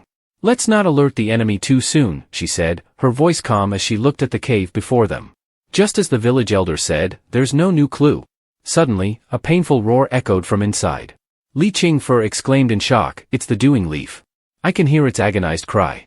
Your Highness, hurry. Save it." Dao Tinh Xue's face tensed. She clenched her teeth, trying to think of a plan. Li Sheng grew impatient, urging her, "Hurry up." But Bai Li Yuhua suddenly rushed forward, stopping both of them. "Wait." Li Sheng, frustrated, glared at him. "What are you hesitating for?" Bai Li Yuhua remained composed and replied, "We don't know the situation inside yet. Rushing in blindly like this is far too dangerous." Li Sheng, furious, roared, "What's your plan? If we delay any longer, the treasure will be lost for good." As he spoke, he suddenly froze, realizing that Bai Li Yuhua and Dao Tinh Xue had already coordinated perfectly. They both responded calmly, "We just need to lure the monster out." The two of them then unleashed their spiritual energy, drawing the monster toward them. But suddenly, both Dao Tinh Xue and Bai Li Yuhua paled as massive heads emerged from the ground. Bai Li Yuhua quickly stepped in front of Dao Tinh Xue, shouting, "Tinh Xue." She furrowed her brows, staring at the scene before her. A multi-headed monster? What is this thing? The two immediately began attacking the creature's many heads. As Dao Tinh Xue cracked her whip, she called out to Li Qingfe, "Li Qing, is the Dueling Leaf inside this monster?" Li Qingfe replied, "There's no trace of the Dueling Leaf here, Your Highness. I fear this is merely a distraction. The monster might be using these clones to wear us down while it heals itself with the Dueling Leaf." A monster's head opened wide, trying to attack Dao Tinh Xue from behind. She quickly turned around, swung her hand, and struck it away. Looking at Li Qingfe, she asked, "Do you mean we must go deeper in?" Li Qingfe nodded and replied, "We can retreat for now to come up with a long-term plan. Princess, hurry and get out of here." Suddenly, a strange noise was heard. A huge vortex appeared behind Dao Tinh Xue. Bai Li Yuhua, seeing this, shouted urgently, "Tinh Xue, grab it." He quickly threw a rope towards her. Dao Tinh Xue reached out to grab the rope but couldn't resist the terrifying pull of the vortex. She was sucked inside, her face changing with the overwhelming force. Bai Li Yuhua frantically called her name, but it was in vain. A moment later, Dao Tinh Xue woke up to find herself lying on the ground in a mysterious cave. She slowly opened her eyes, surprised and wondering, "Where am I?" She sat up, looked around, and remembered, "I was pulled into the vortex just now. So what is this place?" In front of her was a large stone statue. At that moment, Li Qingfe spoke up from beside her, "Princess, there is a trace of Tear of the Lament inside." Dao Tinh Xue approached the symbol with surprise. "Is this the symbol of the 3 kills of the demon race?" She examined the mechanism in front of her, astonished by its intricate and precise design. Li Qingfe looked at her and said, "Your Highness, the Tear of the Lament is inside here." Suddenly, a shout came from behind. Dao Tinh Xue turned around in shock to see Li Sheng face down on the ground, while Bai Li Yuhua appeared at the edge of the vortex, looking at her and asking, "Tinh Xue, are you all right?" Dao Tinh Xue quickly responded, "I'm fine." "Yuhua, take a look at this symbol." Bai Li Yuhua squinted at the symbol. The symbol of the 3 kills. Could it be that the monster here originates from the demon race? Li Sheng stood up and looked at the symbol with a cold expression. If that's the case, then the demon race must have taken action with the treasures. We need to get the Tear of the Lament and leave quickly. Dao Tinh Xue looked at the symbol and smiled. "Come over here. I've just been examining it, and indeed, I'm not sure where to start with this mechanism." Li Sheng approached the mechanism and said, "Let me give it a try." Dao Tinh Xue observed him quietly. She still couldn't determine if Li Sheng was the same person as the one she had heard about, but given the urgent situation, she nodded in agreement. Li Sheng examined the mechanism, and within a short time, he managed to open it. Dao Tinh Xue frowned, watching him with curiosity. How did he know how to handle such a complex mechanism? Once the mechanism was open, the Tear of the Lament appeared. Dao Tinh Xue's eyes lit up as she saw it. "It's the Tear of the Lament," she said. Li Qingfe noticed that the leaf's aura was weak and urgently called out, "Princess, the tear is very weak. You must save it quickly." Dao Tinh Xue nodded in agreement. Just then, the cave started to shake violently. Dao Tinh Xue lost her balance and fell backward. Bai Li Yuhua quickly caught her, noticing the sudden appearance of numerous monsters. Dao Tinh Xue was shocked. Why are there so many suddenly? Li Sheng grabbed the tear of the lament and said, let's secure the leaf first. Dao Tinh Xue looked at him in surprise. Li Sheng, you? Li Sheng interrupted her with a frown. There's no time for explanations. Just take it and let's talk later. Suddenly, a monster lunged at him, its mouth wide open. It bit down hard on Li Sheng's arm that was holding the tear. Li Sheng winced in pain. Dao Tinh Xue narrowed her eyes and quickly moved to help. Yuhua, save him! She quickly conjured a large net to capture the monster, while Li Yuhua drew his sword and struck the monster's head with force. The monster, in pain, opened its mouth wide. Taking advantage of this, Li Sheng pulled his arm out of its mouth. The other monsters, seeing this, retreated. Dao Tinh Xue squinted at the creature, thinking that hitting its weak spot should be enough to finish it off. The monster fell to the ground, its breathing ceasing. Li Sheng, holding his injured arm, looked at Dao Tinh Xue with gratitude. Thank you for saving me. As the monster lay dead on the ground, it shrank into a small stone. Li Yuhua picked up the stone and said, it seems these monsters were dependent on the tear of the lament to survive. The tear's energy is clearly tampered with, which means someone must have tried to use the monsters to siphon the tear's power for themselves. Dao Tinh Xue frowned, it must be the demons. Li Yuhua narrowed his eyes and said, we can't delay any longer. The demons' movements are faster than we thought. At this moment, the cave suddenly began to shake violently. Dao Tinh Xue put the damp leaf into her bag and said, we can't stay here any longer. We need to leave. Soon, the three emerged onto the water's surface. Seeing the three return safely, everyone became excited. Look! They're back. The village chief smiled at the three and asked, have you defeated the monsters? The little girl ran up to Dao Tinh Xue, looking at her with anticipation. Sister. Dao Tinh Xue, feeling pained and guilty, looked at the girl. I'm sorry, I couldn't save your mother. This is what she asked me to give you. She handed the girl a red envelope. The girl began to cry as she took the envelope. This is my mother's envelope. Dao Tinh Xue's eyes welled up with tears as she looked at the girl. My own family also left me in the same way. She bent down and gently patted the girl's head, comforting her. Don't cry, there is a long road ahead. Very long. You must learn to be strong. Your mother will be watching over you from above. The little girl cried and looked at her. Sister, I miss my mother. Dao Tinh Xue's eyes grew cold and sharp. The separation of people, the lack of shelter, destroyed homes, lost loved ones, it's all caused by the demons. I will make them pay. Li Yuhua looked at her gently and said, I will fight against the demons with you. Dao Tinh Xue nodded and replied, She then turned to the village chief, frowning and said, the monsters have been killed, and Four Gods Town will return to peace. As the village chief, you should find a way to restore Four Gods Town. The village chief and the other villagers immediately knelt down and replied, yes, yes, yes. We will. Having resolved everything, the three quickly set off. The demons are acting faster and faster. We must also hurry as much as we can.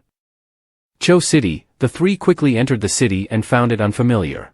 In a certain mountain range, Dao Tinh Xue looked at the scenery in front of her and said happily, leaving this mountain range means we will reach Luochou City. As they stepped out of the mountain range, Dao Tinh Xue raised her hand to shield her face. My cheeks are burning, it's so hot. Looking at the withered forest, she asked in astonishment, what happened here? The three of them arrived at a towering mountain range and saw the seal in front of them. Li Yuhua, while wiping sweat off Dao Tinh Xue's forehead, said, that's the seal leading to the human world. Passing through the seal will bring us to Luochou City. Li Sheng, who was behind them, was sweltering with heat. He waved his hand and complained, what? I thought we were almost there. This heat is unusual. Can you two think of anything? Dao Tinh Xue whispered, Li Sheng, there might be a problem. Let's hold our position for now and wait until we can eliminate the mastermind behind this. Li Yuhua frowned slightly and murmured, Li Qingfe also looked surprised and said, I didn't know that the crossing point was like this before. Dao Tinh Xue nodded, we should still go through the seal first. We'll deal with things in Luochou City. After all, the firefish armor is in Demon Cot Rolling Mutin, beyond Luochou City. In Luo they needed to ask for directions to Demon Cot Rolling Mutin. Li Sheng looked around and loudly asked, excuse me, do you know where Demon Cot Rolling Mutin is? The people around looked at the three with shock and fear. No, no. They fled in fear, don't ask me. Get away, oh no. Do they want to go there? Dao Tinh Xue looked around in surprise, why do these people seem so scared when they hear Demon Cot Rolling Mutin? Is there something unusual there besides the firefish armor? A man with a large hat sitting by the roadside looked at Dao Tinh Xue and said, "Miss, the demon-caught rolling mountain you want to go to is to the west of the city." He looked up with a mysterious smile. "However, I recommend that you find a guide. In this city, if I say I'm the second best, no one would dare claim to be the best." Dao Tinh Xue looked at the man in surprise. This man, Ho Hai, looked at the three and began to offer his services. "I was planning to go to demon-caught rolling mountain too, so I can take you halfway. You only need to buy some fruit from me, and not only can you ride my camel for free, but I can also waive the guide fee for you. What do you say? Don't miss this opportunity." Li Sheng was tempted and said, "What do you think? It's better to choose this guide." Dao Tinh Xue grabbed by Li Yuhua's arm, pulling him away and coldly declined, "No need, thank you for the information. We can manage on our own." Li Sheng was stunned. "Hey, wait for me. Why are you leaving right away?" Bai Li Yuhua glanced at Ho Hai behind them and asked quietly, "Is that person a demon?" Dao Tinh Xue's expression grew serious as she replied, "I don't sense any demonic aura from him, but compared to the reactions of others in the city, his enthusiasm is excessive and suspicious. I'm worried he might be a problem like Li Sheng, and it seems there might be dangers ahead. Let's avoid dragging ordinary people into this." After the three left, Ho Hai stood up, his expression darkened as he observed the three people in demon-caught rolling mountain. The scorching sun baked them as they followed the mountain path. Suddenly, large rocks began to roll down from above. Dao Tinh Xue dashed forward, dodging to the side. The area was so desolate it was hard to believe, and there was a force within the mountain range that was unprecedented and difficult to pinpoint. Up ahead, a strong gust of wind suddenly swept through. Bai Li Yuhua looked at his hand in surprise, narrowing his eyes as he couldn't activate his protective shield. Dao Tinh Xue, surprised, asked him, "Yuhua, why have you suddenly become so sluggish?" The sand beneath their feet began to sink. Dao Tinh Xue looked at her hands in shock, realizing she couldn't use her spiritual power. She called out urgently, "Xiao Qiu, Little Dragon King," but couldn't summon them. Dao Tinh Xue gradually lost strength, sinking deeper into the sand, and said, "It's over, what should we do?" At this moment, Ho Hai suddenly appeared. He was on horseback and extended his hand toward her. "Hold on to my hand, Dao Tinh Xue." Dao Tinh Xue looked at him in astonishment. "How did you?" Ho Hai grabbed Dao Tinh Xue's hand firmly, pulling her out of the sinking sand. He placed Dao Tinh Xue on the back of a horse and said, "Pull the other two up, then we can discuss the entrance to demon-caught rolling mountain." The three rested on the ground. Li Sheng coughed a few times and said, "I thought we were done for." Dao Tinh Xue clasped her hands together and looked at Ho Hai gratefully. "Thank you, Mr. Ho, for your assistance." Ho Hai replied calmly, "Everyone encounters troubles when they leave their homes, there's no need to thank me. It was just convenient." Dao Tinh Xue frowned at him. "Convenient?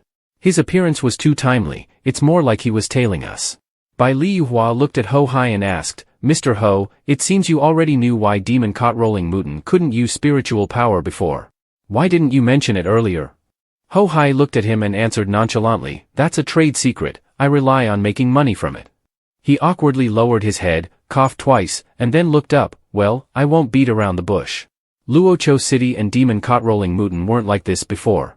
It's just that there was a great war in the past, and the curse left by that battle caused the pollution that led to the current state." Dao Tinh Xue looked at him in surprise. The curse of war in the human world couldn't have such unusual remnants. But perhaps this was... Ho Hai interrupted her and mysteriously continued, "Who said it was a human world war? That battle was between the demons, Xian Vin Kingdom, and Baishan Kingdom from the heavenly realm." Dao Tinh Xue and Bai Li Yuhua looked at each other in shock and amazement. Ho Hai began to tell the three, "As you know, Luoqiu City is a junction of the three realms, and it has the weakest defense. Therefore, the demon clan planned to break into Xian Vin Kingdom from Luoqiu City. The battle was originally not supposed to be lost, but a general, in an attempt to rescue his captured wife, secretly provided the demon clan with the city's defense map. The demons not only killed the general's wife but also used the map to breach the borders. Fearing punishment, the general defected." Li Sheng frowned. "So what does this have to do with Baishan Kingdom from the heavenly realm? You haven't explained yet, what is this curse exactly?" Ho Hai chewed on a piece of dry grass and continued, "Actually, Baishan Kingdom had sent soldiers to assist from the beginning. Although they managed to kill many demons, in the end, after being cursed, the entire demon army was sacrificed in Lan, and the entire force was wiped out. The curse from the heavenly borders then spread down, directly affecting Luoqiu City. The entire Luzhou region vanished, and demon-caught rolling mountain became nothing but a melting desert with a mysteriously shifting mountain. He pointed to the mountain in front of them. Dao Tinh Xue frowned and glanced at Bai Li Yuhua. Initially, Baishan Kingdom sent soldiers to assist. I remember the memory from the third brother's jade pendant stating that Baishan Kingdom was one of the culprits leading to the downfall of Xian Vien Kingdom. These two things seem contradictory. Which version is true? Honestly, I still want to believe that Baishan Kingdom was innocent from the start. After all, it's Yuhua's homeland. Yuhua also understood her feelings and hugged her close. Tinh Xue and Li Sheng, seeing their intimacy, were upset.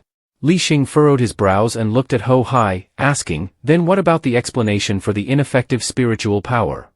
Ho Hai looked at him with an innocent expression, I'm just an ordinary person. It's the first time I've heard of the loss of spiritual power. However, if you insist on going deeper, is it because of the fire fish armor? Dao Tinh Xue looked at him and nodded, yes. Is it only your camels that can smoothly enter demon-caught rolling Muden? Mr. Ho, name your price. Ho Hai sighed, if you're after the firefish armor, I advise you, even with camels, you'll face dangers. Unless someone familiar guides you, demon-caught rolling Muden not only has treacherous and unusual terrain but also strange formations.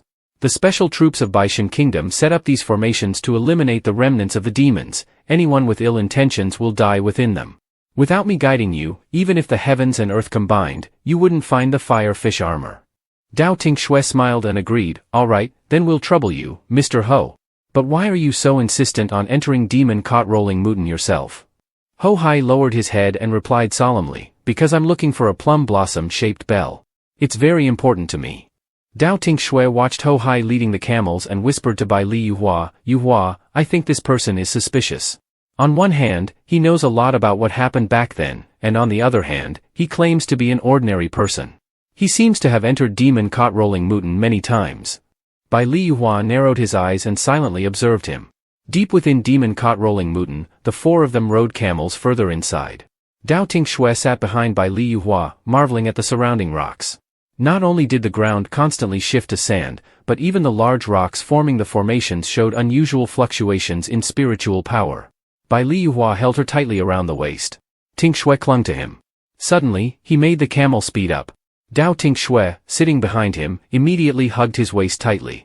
Bai Li Yuhua looked at Ho Hai ahead and frowned. Ho Hai is alternating between fast and slow, always choosing treacherous paths. He probably wants to leave us behind. After a while, in a certain mountain range, Ho Hai got off the camel and looked at the three of them. Sorry. The camel seemed quite restless earlier, so it ran a bit fast. It's great that you could keep up. Dao Tinh Xue glared at him. The camel suddenly became aggressive and unmanageable. Bai Li Yuhua managed him, quickly holding Dao Tinh Xue and carefully jumping down from the camel. Now, they could use their spiritual power again. Could it be that as long as they did not directly touch the quicksand, there would be no issue? Suddenly, a monster appeared with long tentacles and grabbed Li Sheng. It dragged both Li Sheng and the camel into the sand flow. Li Sheng's face changed color as he shouted, help, help. Seeing Dao Tinh Xue about to rush to his rescue, Bai Li Yuhua quickly pulled her back and asked, he is related to the demon clan. Let's take this opportunity to see if he is hiding any deadly moves. Dao Tinh Xue calmed down as well. Yuhua was right, in this situation, not rescuing him was the correct choice. Bai Li Yuhua looked at Dao Tinh Xue in astonishment. Determined, Dao Tinh Xue jumped onto Xiao Qiu's back. No, he hasn't said anything yet. We cannot let him die in vain. Xiao Qiu replied, all right. Xiao Qiu flew her to the monster. The monster roared and swung its tail at Dao Tinh Xue. Her face turned pale, this is bad. She used the celestial demonic shield. Suddenly, a hand placed on her shoulder. Bai Li Yuhua embraced her, helplessly saying, I told you to take it slow, yet you were so eager.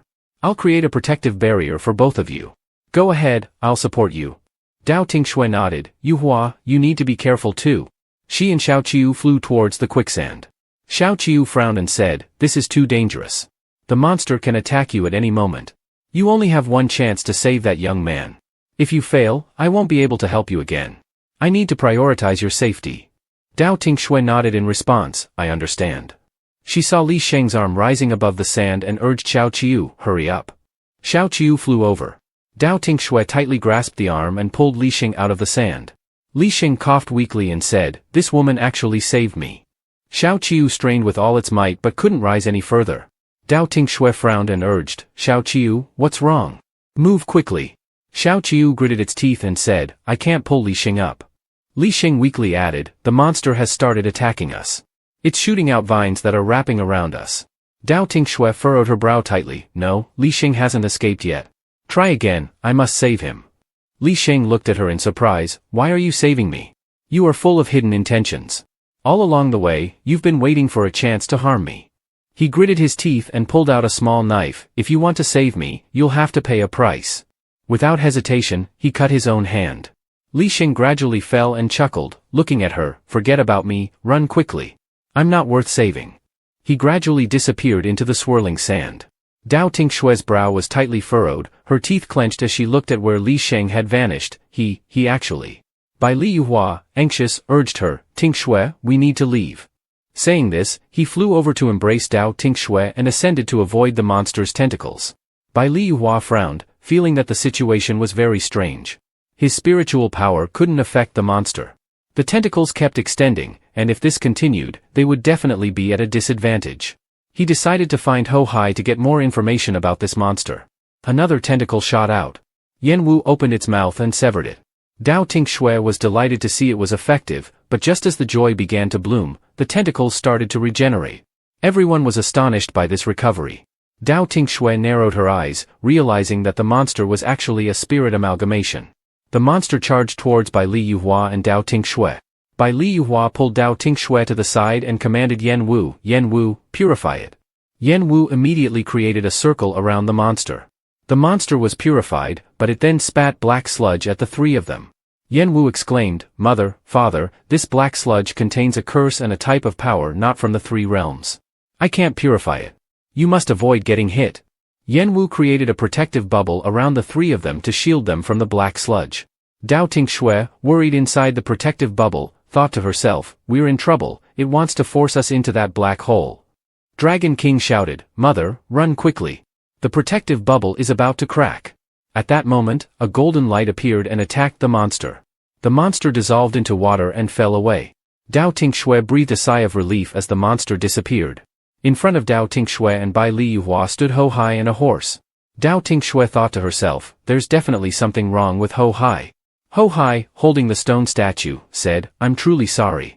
I didn't expect the monster to emerge so soon. Where is that young man? Dao Tinh Xue replied, he was sucked into the sand vortex. Ho Hai, apologetic, explained, actually, the monster is the fire fish armor you were searching for. It grows stronger by consuming human souls. During that war, so many people died that its power grew to a level where no one could harm it. Now one of your companions has.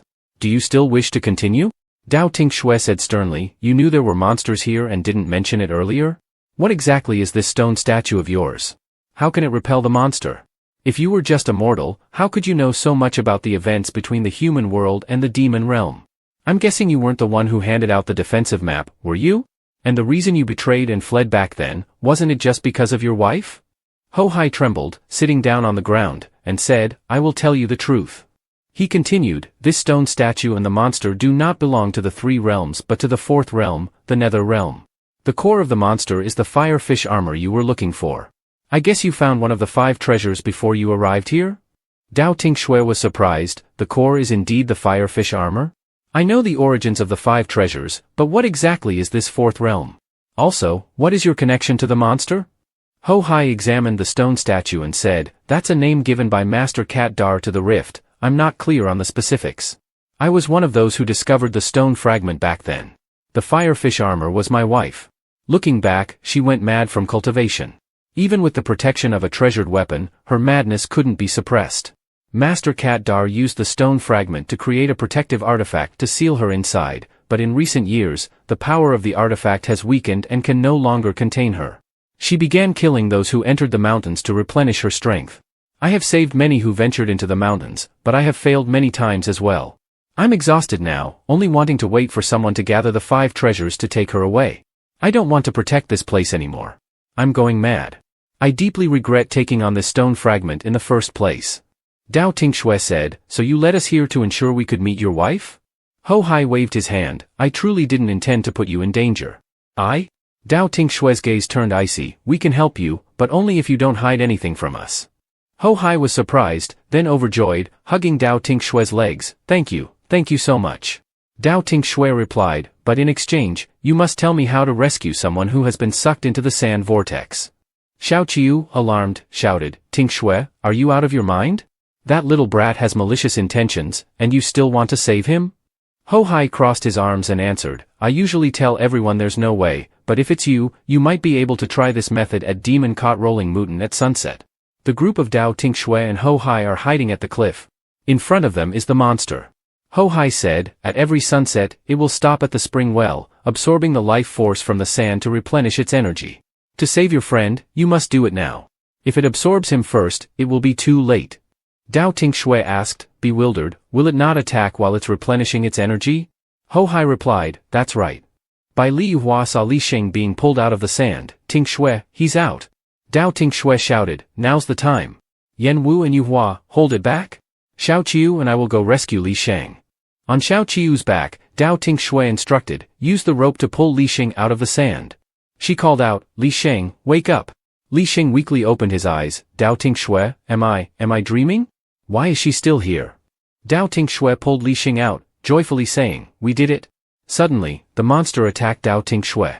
On Xiao Qiu's back, she dodged the attack and shouted, wasn't it supposed to stop attacking now? I lead. She jumped off Xiao Qiu's back and said, Xiao Qiu, take him away first. I need to help Yuhua contain it and get the firefish armor.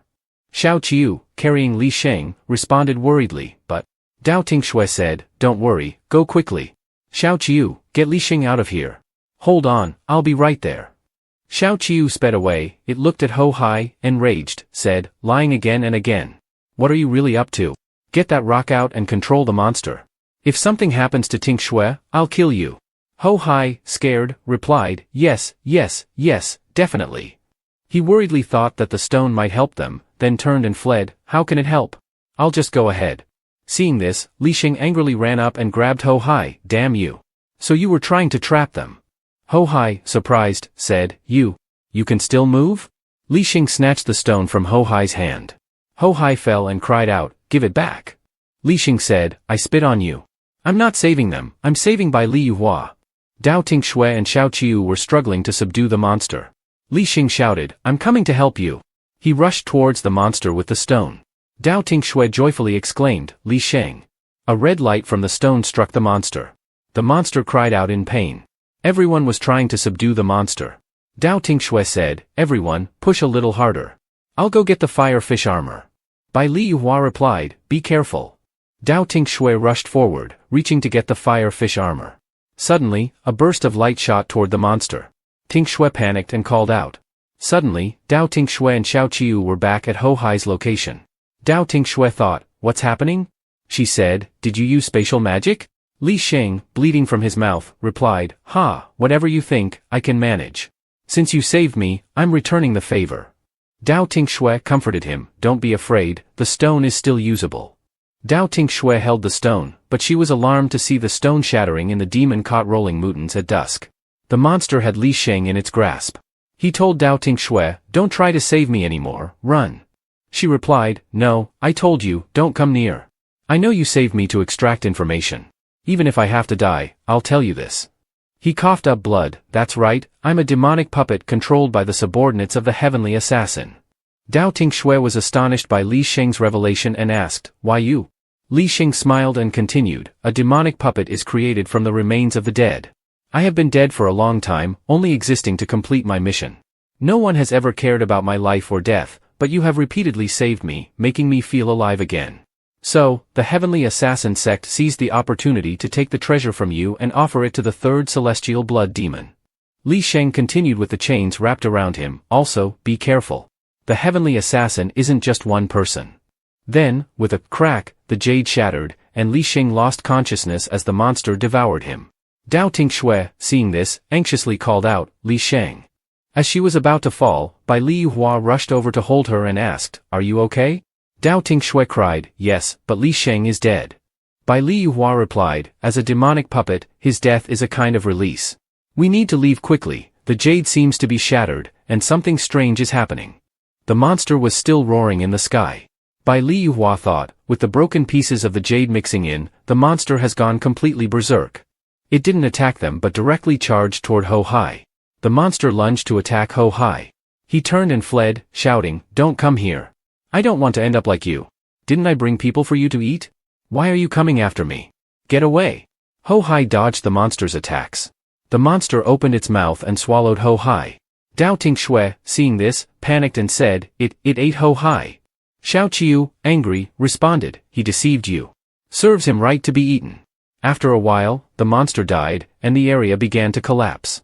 Bai Liyuhua said, "It seems that after the monster's death, the power disappeared, causing the land to collapse." Yan Wu shouted, "Mother, father, let's leave quickly." Everyone quickly fled. Dao Tinh Xue, on Xiao Qiu's back, thought about Li Sheng's words. Suddenly, there was an unusual noise. Bai Liyuhua and Dao Tinh Xue turned back and saw a woman in the air next to the monster holding Ho Hai. Bai Liyuhua exclaimed, "That's his wife." Actually, Ho Hai wanted his wife to be immortal all along. Everyone he saved was a lie, and the jade was just a chain binding his wife. Dao Tinh Xue sighed, "How tragic." They reached the entrance of demon caught rolling Mudan. Holding her husband, Dao Tinh Xue said to him, "The situation is becoming increasingly complicated." Li Sheng mentioned that the three blood demons are in internal conflict. And there isn't just one of them from Tian Saturday. Bai Liyuhua pondered and replied, "The internal conflict of the three blood demons might be a breakthrough, but Xian Vin has never mentioned Tian Sat to us. Let's leave here first, get some rest in the city, and then plan our next steps." Dao Tinh Xue said, "Wait, the jade pendant my elder brother gave is reacting." She took out the pendant. Xian Vin Rufang sent a message to her, saying, "Little sister, leave quickly and do not stay. The demons have sent people to hunt you down." Dao Tinh Xue said, "Elder brother says the demons have sent people to track us down. Yuhua, we need to leave immediately." Bai Liyuhua replied, "Why is there suddenly such a strong wind?" Dao Tinh Xue hugged Bai Liyuhua and said, "That isn't wind. It's demon energy." Among the swirling demon energy was a group of demons. One of them said, "We've finally found you. Hand over the treasures, and I might let you leave in one piece." Dao Tinh Xue retorted, "You think I'd hand over the treasures to filthy, vile insects like you? Don't even think about it. May the demons die." Bai Liyuhua added, "They don't know their own strength." The leader laughed maliciously, "Let her experience the power of the demon race." The subordinates charged forward to attack the two of them. Dao Tinh Xue fought back fiercely, killing one demon after another. Suddenly, a vortex sucked everyone in. As she fought the demons, she wondered, "What's that sound?" Both the demons and she were pulled into the strange vortex. Seeing Dao Tinh Xue being pulled into the vortex after killing the leader, Bai Liyuhua shouted, "Be careful." She reached out toward Bai Liyuhua, calling, "Yuhua." Bai Liyuhua rushed forward, "Tinh Xue, grab my hand." He reached out, almost grasping her hand, but it was too late. Dao Tinh Xue had already been pulled into the strange vortex. Seeing this, Bai Liyuhua also stepped into the vortex. Arriving in the lesser realm, two strange streaks of light appeared in the sky. The people there saw it and began murmuring to each other, "What is that? Could it be that a rare treasure is emerging? Let's go and check it out." Dao Tinh Xue, after being sucked into the vortex, lay exhausted on the shore, calling out Yuhua's name. A stranger approached her and, with a malicious intent, thought, "This girl looks pretty good. If I sell her to the perfumed fragrance pavilion, I could earn quite a bit of silver." At the perfumed fragrance pavilion, Li Nuang asked, "Has the girl woken up today?" A servant quickly replied, "Yes, yes, yes, Li Nuang, don't worry. We are keeping a close watch on her." Dao Tinh Xue opened her eyes, looking at the unfamiliar surroundings, and thought, "Where am I? Why am I tied up?" She realized Yuhua was not there and concluded, "It seems that after entering that vortex, we got separated. I need to figure out how to get these bindings off and contact him." She stood up, holding her head. Suddenly, with a creak, the door opened. A servant outside said, "There's some noise in there. Could it be that the girl has woken up? Go check it out." Dao Tinh Xue hid behind the door, grabbing a nearby object as a weapon, thinking, "I'm not sure if they're friend or foe. Better to escape first." She quietly waited. The two servants, hearing the noise, opened the door and, confused, said, "Where is she? Quick, find her. We must not let her escape." One of the servants spotted her. Dao Tinh Xue quickly struck him on the back of the neck, but he barely flinched, only managing to shout, "You," before nothing happened. She was shocked, thinking, "What's going on?" Suddenly, both servants morphed into puppets, shouting, "You brat, now let's see where you'll run." Startled, she thought, "What kind of monsters are these?" As they rushed towards her, yelling, "Don't run," she swiftly dodged them. She thought, "I'll figure things out later, I need to escape first." Meanwhile, at the estate, Li Nuang ordered another servant, "Why is the woodshed so noisy? Go check it out, and don't let anyone escape." The servant responded, "Understood." Outside, they heard the commotion coming from the shed and asked, "What's happening?" Dao Tinh Xue dashed outside, thinking, "This isn't good, I've alerted them. I need to run faster." While fleeing, she suddenly heard a voice calling for help, "Help! Help! Someone save me!" Hearing this, Dao Tinh Xue turned back and, hiding outside the source of the voice, saw a young girl tied to a bed, clearly another prisoner. Dao Tinh Xue kicked the door open. The girl inside, terrified, screamed, "Don't come near me. I'd rather die than sell myself." Dao Tinh Xue ran to her and grabbed her hand, saying, "Who said anything about selling yourself? I'm here to save you. Come with me." She pulled the girl along, and they both started running. As they ran across the rooftops, some of the pavilion's men spotted them and shouted, "Stop! Don't run! Chase them down, don't let them escape." Dao Tinh Xue and the girl leaped off the roof and out of the perfumed fragrance pavilion. The girl, frightened, cried out, "Those men from the pavilion are furious. They didn't catch us and are going to lose their minds." Dao Tinh Xue and the girl continued running until they reached a forest. Dao Tinh Xue, gripping the trunk of a tree, gasped for air and said, "Looks like we've finally shaken them off."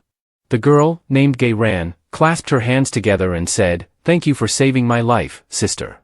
Dao Tinh Xue replied, "No need to thank me, I was just helping out along the way. Can you tell me where we are?" Gay Ran responded, "This is the Lesser Nether Realm." "Sister, are you not familiar with this place?" Dao Tinh Xue was surprised. "The Lesser Nether Realm? Wasn't the Nether Realm supposed to be sealed off long ago? Strange. I can sense the presence of the blood of the Demon King, but something here seems to be suppressing my power. I can't pinpoint its exact location." She then smiled, "The blood of the Demon King is here, this is great. My persistence is paying off. But first, I need to find Yuhua." Suddenly, a group of masked individuals appeared, blocking their path. Dao Tinh Xue thought, "No way, they caught up this quickly?" Gay Ran, panicked, exclaimed, "Why are you here?" One of them replied, "Lady Gay Ran, it wasn't easy tracking you down." Gay Ran demanded, "What do you want?" From the side, Dao Tinh Xue watched and thought, "It seems they're after Gay Ran." One of the masked men, with a sinister grin and licking the edge of his sword, replied, "We're here for your life, of course." They charged at Gay Ran, and Dao Tinh Xue, startled, exclaimed, "What kind of monsters are these?" Without hesitation, Dao Tinh Xue rushed forward to fight them off. "Damn it, if my power wasn't being suppressed, I could finish you all in a minute." One of the attackers swung a blade at Gay Ran. In her despair, Gay Ran thought, "It's over. No one can save me now." But with a sharp clang, Dao Tinh Xue's rope coiled tightly around the blade, knocking it away. "Did you forget I'm here?" she said as the assailant fell to the ground. Gay Ran, seeing this, thought, "She's saving me." The rest of the group, realizing they couldn't win, fled. The one who had just attacked looked back as he ran and shouted, "Just wait, we'll be back." They all quickly disappeared. Dao Tinh Xue extended her hand to help Gay Ran up and asked, "Are you all right? Are you hurt anywhere?" Gay Ran grabbed her hand and responded, "I'm fine, thank you for saving me again. My name is Gay Ran. What's yours? The aura around you seems different from mine." Dao Tinh Xue, surprised, asked, "Different?" Gay Ran pondered, "This person has strong power, and her background seems extraordinary. Maybe I could ask her to help me save my sister." Dao Tinh Xue changed the subject, back to the main point, "Why were you being hunted down?" Gay Ran explained, "My family holds some influence in the Lesser Nether Realm, but due to certain personal matters, we've been targeted for assassination. If it weren't for you saving me, I wouldn't have escaped." Dao Tinh Xue replied, "I see. Do you know where I could go to find someone?" Gay Ran answered, "If you don't mind, you can come back with me. In a few days, it will be the Blood Moon Mid-Autumn Festival. I can ask my family to help you then." Dao Tinh Xue nodded, "That sounds good." On their way home, Gay Ran asked Dao Tinh Xue, "Oh, whose house is this with the wedding decorations?" Two young women nearby were chatting. "Hey, did you hear? Achila is getting married today. They say the groom is incredibly handsome. I'd love to see him with my own eyes." Dao Tinh Xue overheard and thought, "A handsome groom? No way. Could it be?" Her mind raced with worry as the streets were bustling with people eager to witness the wedding. "The bride's coming. Where? Let me see." A scar-faced man, Achila, rode on the skeletal remains of a horse, carrying by Li Yuhua in his arms. Dao Tinh Xue's eyes widened in disbelief. "Oh my, it's Yuhua. He's being held by Achila, the groom." She thought anxiously, wondering what had happened to Yuhua. Suddenly, Achila glanced in her direction and locked eyes with Dao Tinh Xue. Dao Tinh Xue started moving toward by Li Yuhua, but Gay Ran quickly grabbed her arm. "What do you think you're doing?" Gay Ran asked. Dao Tinh Xue replied, "The person Achila has is my friend. I'm sure Yuhua's spiritual energy has been weakened, otherwise, he wouldn't be so easily overpowered. I have to save him." Gay Ran tried to stop her. "No, you can't go." Dao Tinh Xue turned to her, "Why can't I? My friend is about to marry him. He's supposed to be my husband. Am I supposed to just stand here and watch myself get betrayed? Achila is a lustful demon." Gay Ran warned, "Achila is one of the hardest demons to deal with in the lesser nether realm. His body is immortal. That makes him really tough to defeat. You're too beautiful, you'd easily be captured and taken as one of Achila's concubines." Dao Tinh Xue paused, pondering. "Right now, my spiritual energy is suppressed. I can't act recklessly. What if Achila has the blood of the Demon King in him, which is why he can't die? This might be a good chance for Yuhua to investigate. For now, I'll have to let Yuhua use his charm to deal with it." Meanwhile, Bai Li Yuhua, cradled in Achila's arms, warned, "If you don't want to die, you'd better let go of me right now." His thoughts were focused, "I need to get to Tinh Xue quickly." Achila, however, just laughed, replying, "That angry look on your face makes you even more irresistible, my bride." Watching helplessly from a distance, Dao Tinh Xue muttered, "Am I seriously just standing here watching myself get betrayed?" She sighed and said, "Let's go." Arriving at the gate of Gay Ran's residence, the servants inside shouted, "The young lady has returned. The young lady has returned." The two people at the gate of Gay Ran said. Gay Ran replied, "This is my house." She opened the gate and invited Dao Tinh Xue inside. Qing Fer suddenly spoke to Dao Tinh Xue in her mind, "Your Highness, I sense the aura of the Demon King's blood. It's right here." She thought to herself, Gay Ran must know something about the Demon King's blood. Dao Tinh Xue asked Gay Ran, "Have you ever heard of the Demon King's blood?" She turned around and replied, "Never heard of it. What is it? Can you eat it?" Dao Tinh Xue said, "I heard about it before, so I was just a little curious."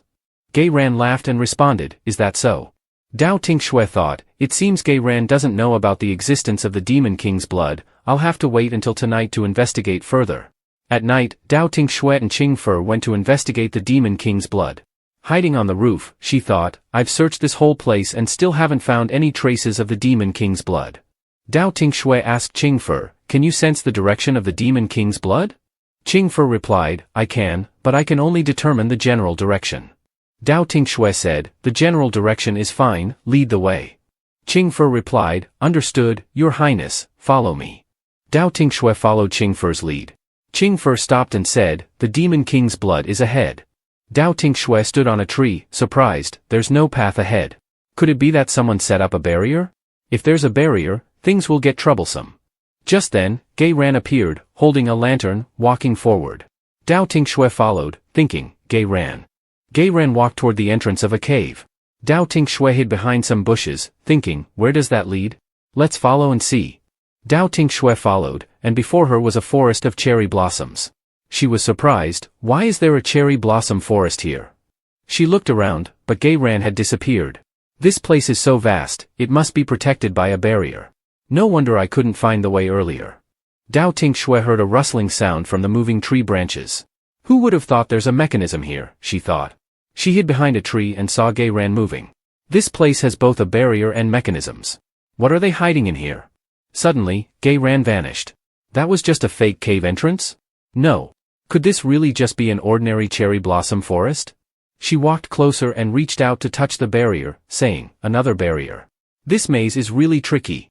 Suddenly, cherry blossom petals flew towards Dao Tinh Xue, attacking her. A cherry blossom formation, she thought as she dodged the petals. This formation is strange. I can't stay here any longer.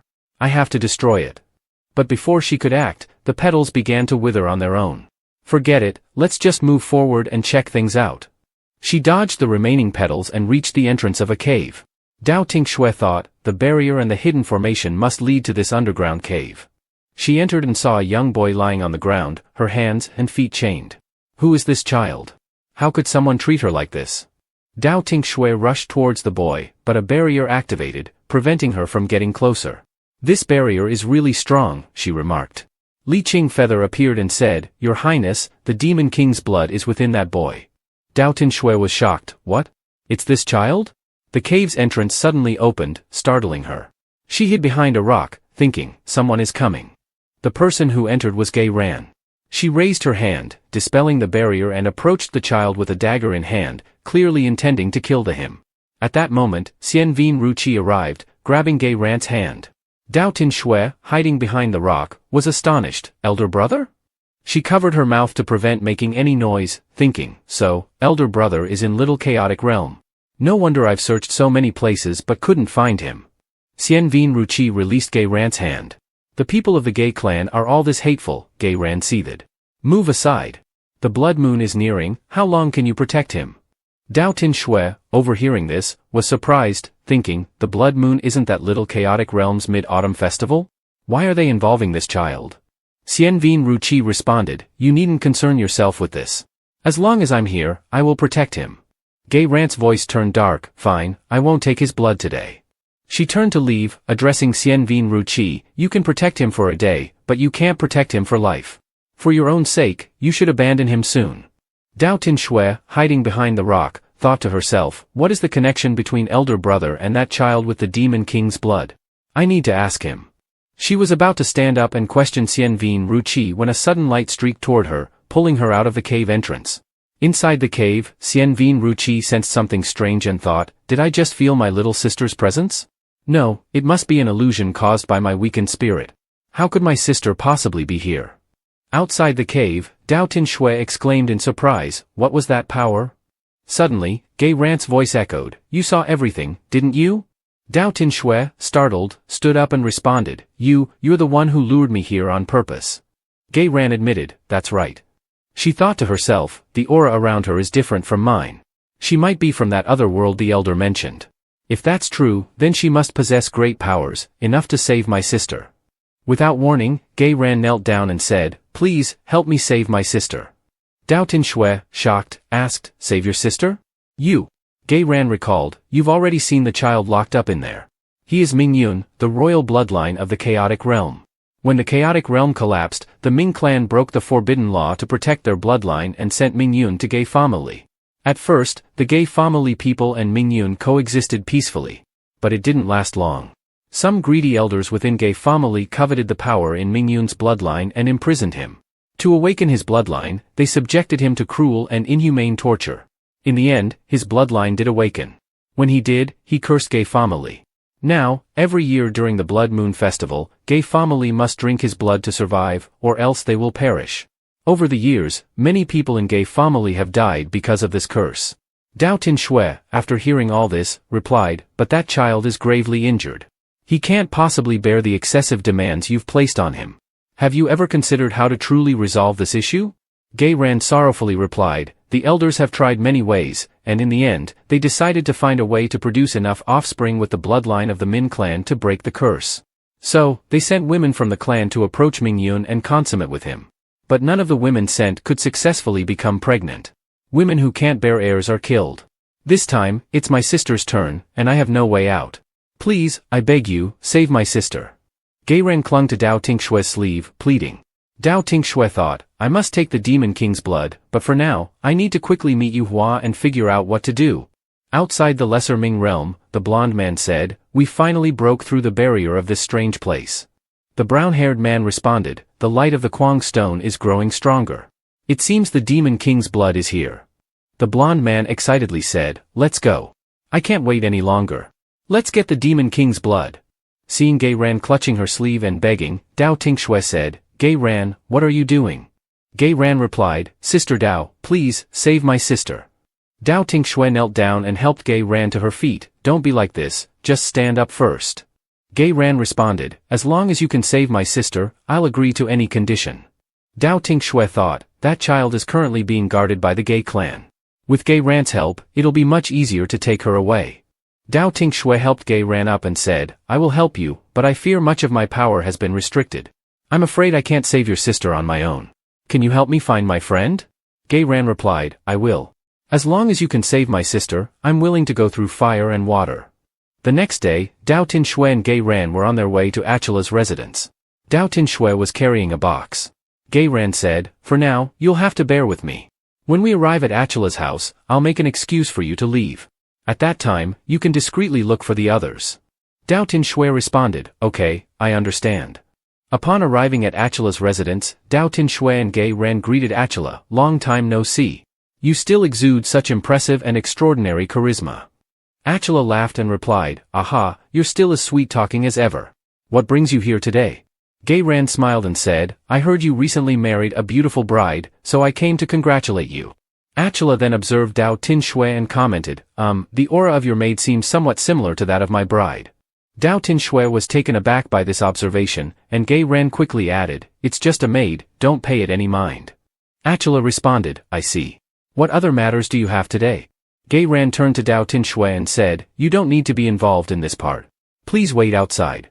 Dao Tinh Xue replied, yes. After stepping outside, Dao Tinh Xue thought, Yuhua, I'm here to rescue you. She recalled Gay Ran's instructions, you need to remember that Achala's private quarters are in the eastern courtyard. Yuhua will be in Achala's private quarters, right? Dao Tinh Xue made her way towards the private quarters, hiding behind the house. There were guards stationed outside the door, so Yuhua must be inside. She approached the two guards at the door and said with a smile, I'm a maid sent by Lord Achala to serve the new mistress. Gentlemen, please allow me in. The guards exchanged glances and said, you may enter. Dao Tinh Xue responded, thank you, gentlemen. As she entered, one of the guards remarked, the Lord really dotes on this new mistress. Everyone knows that Achala's residence never had any maids, and now there's one to serve the mistress. The other guard replied, it's just the way it is. The Lord obviously has a deep affection for the mistress. Inside the room, Bai Li Yuhua said, get out. I've told you I won't eat anything from you. Dao Tinh Xue called out, Yuhua, it's me. Bai Li Yuhua turned around in surprise and asked, Tinh Xue, why are you here? Have you been captured as well? Dao Tinh Xue whispered, keep your voice down. I'm here to rescue you. Dao Tinh Xue cracked open the door and looked at the two guards, saying, I've found the whereabouts of the Demon King's blood. First, we need to lure these two guards inside and deal with them, then we can escape and talk later. Bai Li Yuhua responded, all right. Dao Tinh Xue raised her voice from inside, oh, mistress, what happened to you? Bai Li Yuhua looked exasperated. The two guards quickly came inside. Dao Tinh Xue and Bai Li Yuhua took the opportunity to knock out the guards. The guards shouted, you, someone come quickly, and then fainted, bound and restrained. Dao Tinh Xue dusted off her hands and said, it's done, let's go. Suddenly, there was a crash. The two looked over to see a servant who had dropped a food tray, stammering, you. The servant ran to the door and shouted, help. The new mistress has been kidnapped. The guards, alarmed, rushed outside only to be surrounded by a group of soldiers. Achala arrived and said, isn't this the maid from Gay Ran? Why is she here at my mistress's place? Dao Tinh Xue worriedly thought, this is bad, we can't leave like this. Achala, preferring men, told Yuhua to leave first while he would figure out a way to escape. She readied her weapon and said, Yuhua, you go ahead. Bai Li Yuhua replied, no, I can't leave you behind. Achala smirked and said, if you want to leave, you need to get past my door. You want to leave? It won't be that easy. Dao Tinh Xue charged at Achala, then let me defeat you and leave openly and honestly. He grabbed Dao Tinh Xue's whip and said with a sinister grin, I like your spirit. He pulled the whip, drawing her towards him.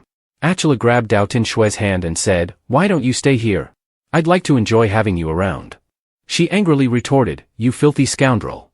Seeing this, Bai Li Yuhua rushed forward and shouted, let her go. Achala released Dao Tinh Xue and said with a laugh, seeing my wife like this really hurts my heart. Suddenly, Gay Ran charged in, pushing Achala and shouting, Lord Achala, be careful. Achala and Gay Ran tumbled to the ground. Seizing the chance, Bai Li Yuhua and Dao Tinh Xue fled.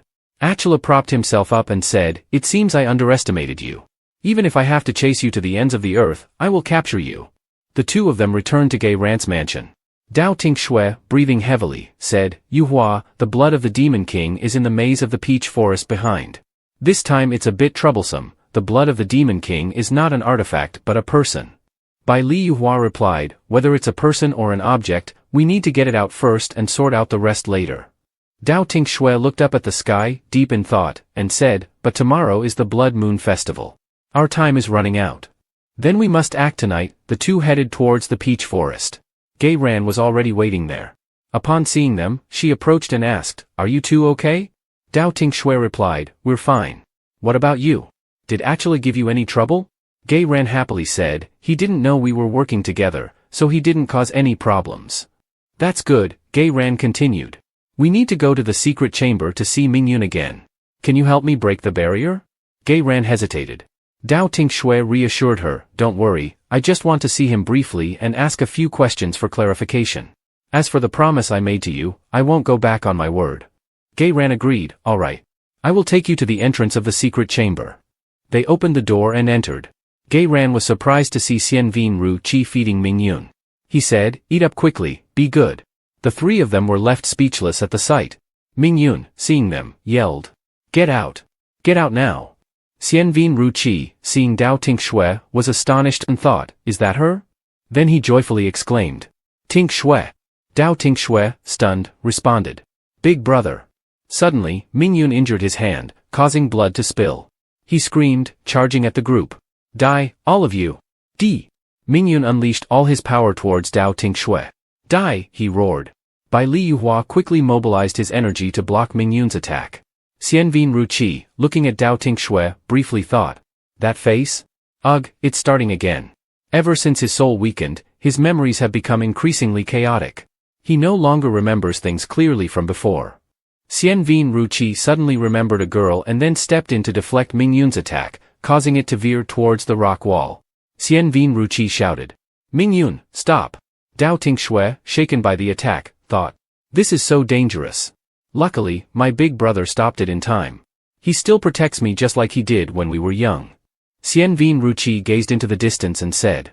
In the chaotic memories of mine, I have drifted for a long time, and I was also in a deep coma for a while. When I woke up, I found that my memories were problematic, and Mingyun was by my side.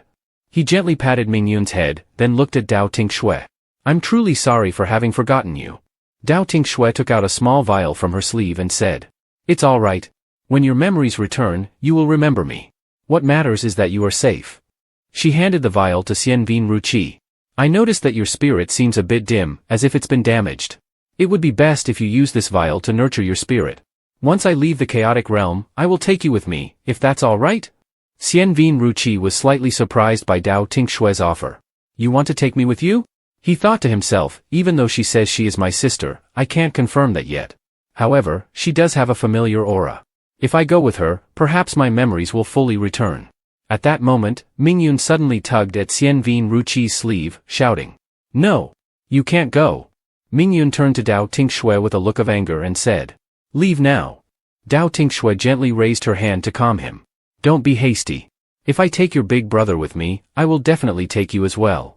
Mingyun hesitated a bit, his expression softening as he asked. Really? Dao Tinh Xue smiled gently. Indeed. She thought to herself, this little fellow seems very dependent on my big brother. Mingyun continued to cling tightly to Xianvin Ru Qi's sleeve. Dao Tinh Xue looked at him and thought, this kid. She ran over and hugged Xianvin Ru Qi, saying, it's decided then. I'll come by tonight to take both of you away. Mingyun was furious at the sight. Seeing this, Dao Tinh Xue stuck out her tongue playfully at him. She then turned to Xianvin Ru Qi, saying, Big brother, whether you remember me or not, you are still my big brother. I'll be going now. Mingyun and Xianvin Ru Qi watched as Dao Tinh Xue and Bai Liyuhua left. Mingyun reached out, hugging Xianvin Ru Qi tightly. On the night of the full moon, everyone was enjoying themselves with lively festivities. Gay Ran stood opposite Bai Liyuhua and Dao Tinh Xue. Dao Tinh Xue said, let's start the operation. Remember to meet at the back door of the Gay residence. Gay Ran agreed, alright. After saying this, Gay Ran and Bai Liyuhua watched Dao Tinh Xue's figure disappearing into the distance. In the study room, the second Elfier of the Seven Clans sat cross-legged in his chair. He pondered, with so many uninvited guests arriving, the chaotic realm is about to descend into chaos. The shadow hovered around the first elder Gay family and asked, the maze's barrier has been breached by an outsider. Aren't you afraid that boy will be rescued? The first elder Gay of the clan coldly replied, those pests don't have the ability to take him away. But it is time for me to deal with the disobedient ones. After saying that, he stood up and walked out. Late at night, Dao Tinh Xue and Bai Liyuhua stood on a tall tree branch, observing the people below. Dao Tinh Xue worriedly asked. During the Blood Moon Festival, the guards of Gui's mansion are indeed on high alert. Those two guards have very strong auras. With our current strength, it will be difficult to defeat them without alerting others. What should we do? Bai Liyuhua narrowed his eyes and reassured her. Don't worry, I'll think of something. He raised two fingers, releasing a stream of spiritual energy that caused the two guards below to collapse unconscious. Dao Tinh Xue was stunned. This is the first time I've seen lightning control used in this way. Bai Liyuhua calmly replied. I can only keep them unconscious for 10 minutes. We must quickly get my brother out. Dao Tinh Xue nodded. All right. The two quickly snuck inside. Once they were in, they saw Xianvin Ruqi. Dao Tinh Xue hurriedly called out. Big brother. Xianvin Ruqi turned his head and smiled. You've arrived. Dao Tinh Xue, holding a small bottle in her hand, anxiously said. There's not much time left. There are guards stationed outside. Big brother, come here, I'll take you and Mingyun away. Xianvin Ruqi nodded in agreement. All right, I'll rely on you. Xianvin Ruqi was gradually drawn into the small bottle Dao Tinh Xue was holding. After tucking the bottle away, she reached out to Mingyun and said. Come here, I'll take you with us. You're too small to keep up. Mingyun frowned, coldly refusing. No need. As soon as he finished speaking, a purple glow enveloped his entire body. Dao Tinh Xue was stunned by the sight, her eyes wide with surprise as she stared at Mingyun, who had suddenly grown much larger. She stammered. You? Mingyun stepped forward and coldly said. Is this better? Let's go. Bai Liyuhua and Dao Tinh Xue glanced at each other in astonishment. The two quickly followed Mingyun outside. Min Yuyan swiftly stepped out and saw two guards lying on the ground. He squinted his eyes and raised his hand. Seeing this, Dao Tinh Xue hurriedly stepped forward to stop him, saying, Don't alert the enemy. Mingyun squinted and gave her a glance before turning away. Dao Tinh Xue twitched at the corner of her mouth as she watched him leave. This brat, how can my big brother stay with him for so long? Not far away, a fierce fire broke out. People panicked, shouting, Fire! Dao Tinh Xue and Bai Liyuhua turned their heads and saw the large blaze behind them. Gay Ran has made his move. We need to head to the ancestral hall and wait for her. Let's go. The two quickly made their way there. On the other side, thick smoke billowed from the blaze. People rushed over in panic. Heavens, why is the Min fire lamp reversed? Gay Ran stood silently among the crowd, observing the scene. The crowd shouted, Quick, find the elder to extinguish the fire. No one else is allowed to approach. Gay Ran furrowed his brow and turned around. Don't blame me. She quickly ran to a room, urgently opened the door, and shouted. Sister, come with me, someone has come to rescue us. Suddenly, a cold voice echoed behind her. Oh, and who exactly is rescuing you? Gay Ran froze upon hearing that voice. The first elder of the Gay clan coldly approached, his eyes gleaming with malice. Let me guess, could it be those two little rats from Gui's mansion? Seeing him, Gay Ran was stunned, her body stiffened, and she stammered. First elder. The first elder of the Gay clan stepped up to her, lifting her chin. Good girl, now tell me where those two little rats are, or your sister's life will be in danger. Gay Ran froze completely, her eyes shrinking in fear. Trembling, she stepped back and said, I don't know what the first elder is talking about. The first elder narrowed his eyes, his cold gaze piercing through her. Fine, if you won't talk, then. He grabbed a young girl by the throat, his voice icy. Then keeping you alive serves no purpose anymore. Gay Ran panicked and screamed. Luli, Luli. With a pale face, Gay Ran fearfully shouted. Stop! I'll tell you, I'll tell you. Hearing that, the first elder smiled in satisfaction. That's a good girl. Now, tell me where they are. Gay Ran burst into tears, guilt swelling inside her, silently apologizing to Dao. She weakly said. They're at the ancestral hall. The first elder sneered and walked out. Very well. Let's deal with those rats. At the ancestral hall, the three were waiting outside. Dao Tinh Xue, frowning with worry, asked. Why isn't Gay Ren here yet? Could something have happened? Bai Liyuhua narrowed his eyes. Time is running out. If she doesn't come, we should leave. Dao Tinh Xue lowered her head and shook it in refusal. No, I promised Gay Ren I'd help her rescue her sister. I believe she wouldn't break her promise unless something went wrong. Dao Tinh Xue opened the small bottle and looked at Xianvin Ruqi, hastily saying. Brother, you take Mingyun and leave. You Hua and I will go back to save Gay Ran. Just then, a cold voice called out from behind them. Stop right there. None of you are leaving. The first elder of the Gay clan threw Gay Ran and Lu Li to the ground, then coldly stepped toward them. Dao Tinh Xue, concerned, asked. Gay Ran, are you alright? Gay Ran, sitting on the ground, felt too ashamed to look at her. Dao Tink, I'm sorry, I was useless and dragged everyone into this. Bai Liyuhua narrowed his eyes, noticing the dark energy radiating from the first elder. Xianvin Ruqi, he's the first elder of the Gay clan. His strength is immense, he's the #1 expert in the chaotic realm. We need to be careful. Dao Tinh Xue summoned her sword, her eyes sharp. We can't run, we have to fight. The first elder narrowed his eyes at the intruders, furious at their disregard for the Gay clan's sacred ground. He raised his hand and attacked Dao Tinh Xue and Bai Li Yuhua. Bai Li Yuhua quickly raised his sword to block the strike, both of them gritting their teeth. Dao Tinh Xue frowned and said, "Our spiritual energy is being suppressed, we can't waste time on him. We need to end this quickly." Bai Li Yuhua, focused, replied, "Then we'll have to attack together." He leaped into the air and disappeared from sight. Dao Tinh Xue was shocked. "Yuhua!" The first elder sneered, his eyes narrowing at their attempt to fight back. "You fools, die!" He unleashed his spiritual energy, blocking Bai Li Yuhua's sword strike. The first elder's expression changed. How can this be? His spiritual energy began to dissipate. Bai Li Yuhua shouted, "Tinh Xue, now!" At that moment, Dao Tinh Xue swiftly lunged forward, driving her sword through the first elder's chest. His face twisted in disbelief and rage as he choked out, "You, how could you?" Dao Tinh Xue and Bai Li Yuhua stood still, watching the elder collapse to the ground. Dao Tinh Xue turned to Bai Li Yuhua, concerned. "Yuhua, are you all right?" Bai Li Yuhua shook his head and replied, "I'm fine, just a surface wound. We need to get out of here quickly." Suddenly, a strong gust of wind swept through the area. Both of them turned cautiously toward the source. A group of demons appeared, sneering as they approached. One of them spoke mockingly. Well, looks like we've finally found you." The demon let out a cold laugh. "This trip has yielded quite the treasure." His eyes gleamed with malice as he continued. "Thank you for the entertainment. It seems we've missed a good show, but no matter. Do you still have any fight left in you?" Dao Tinh Xue clenched her teeth in fury. At that moment, a strange green light began emanating from the first elder's corpse. The eerie glow formed into a vicious demon light that silently attempted to strike Dao Tinh Xue from behind. Her eyes snapped open, filled with killing intent. "Kill! I'll kill you all." Her vision blurred as a voice echoed in her mind.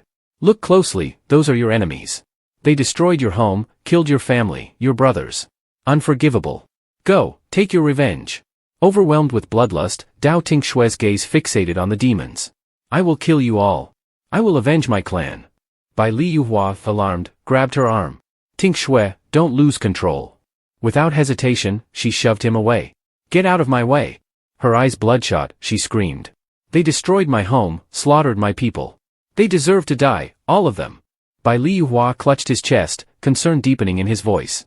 "Tinh Xue, something's wrong with you." Dao Tinh Xue raised her sword and charged at the demons. The demon leader sneered, raising his hand to block her strike and sending her sprawling backward. Dao Tinh Xue hit the ground, bloodied and dazed. The demon leader smirked with malice. "In the chaotic realm, your spiritual energy is suppressed. Killing you is a piece of cake." Dao Tinh Xue struggled to her feet, her eyes filled with murderous intent. "Kill them! Kill them all!" Bai Li Yuhua hurried to her side, trying to calm her.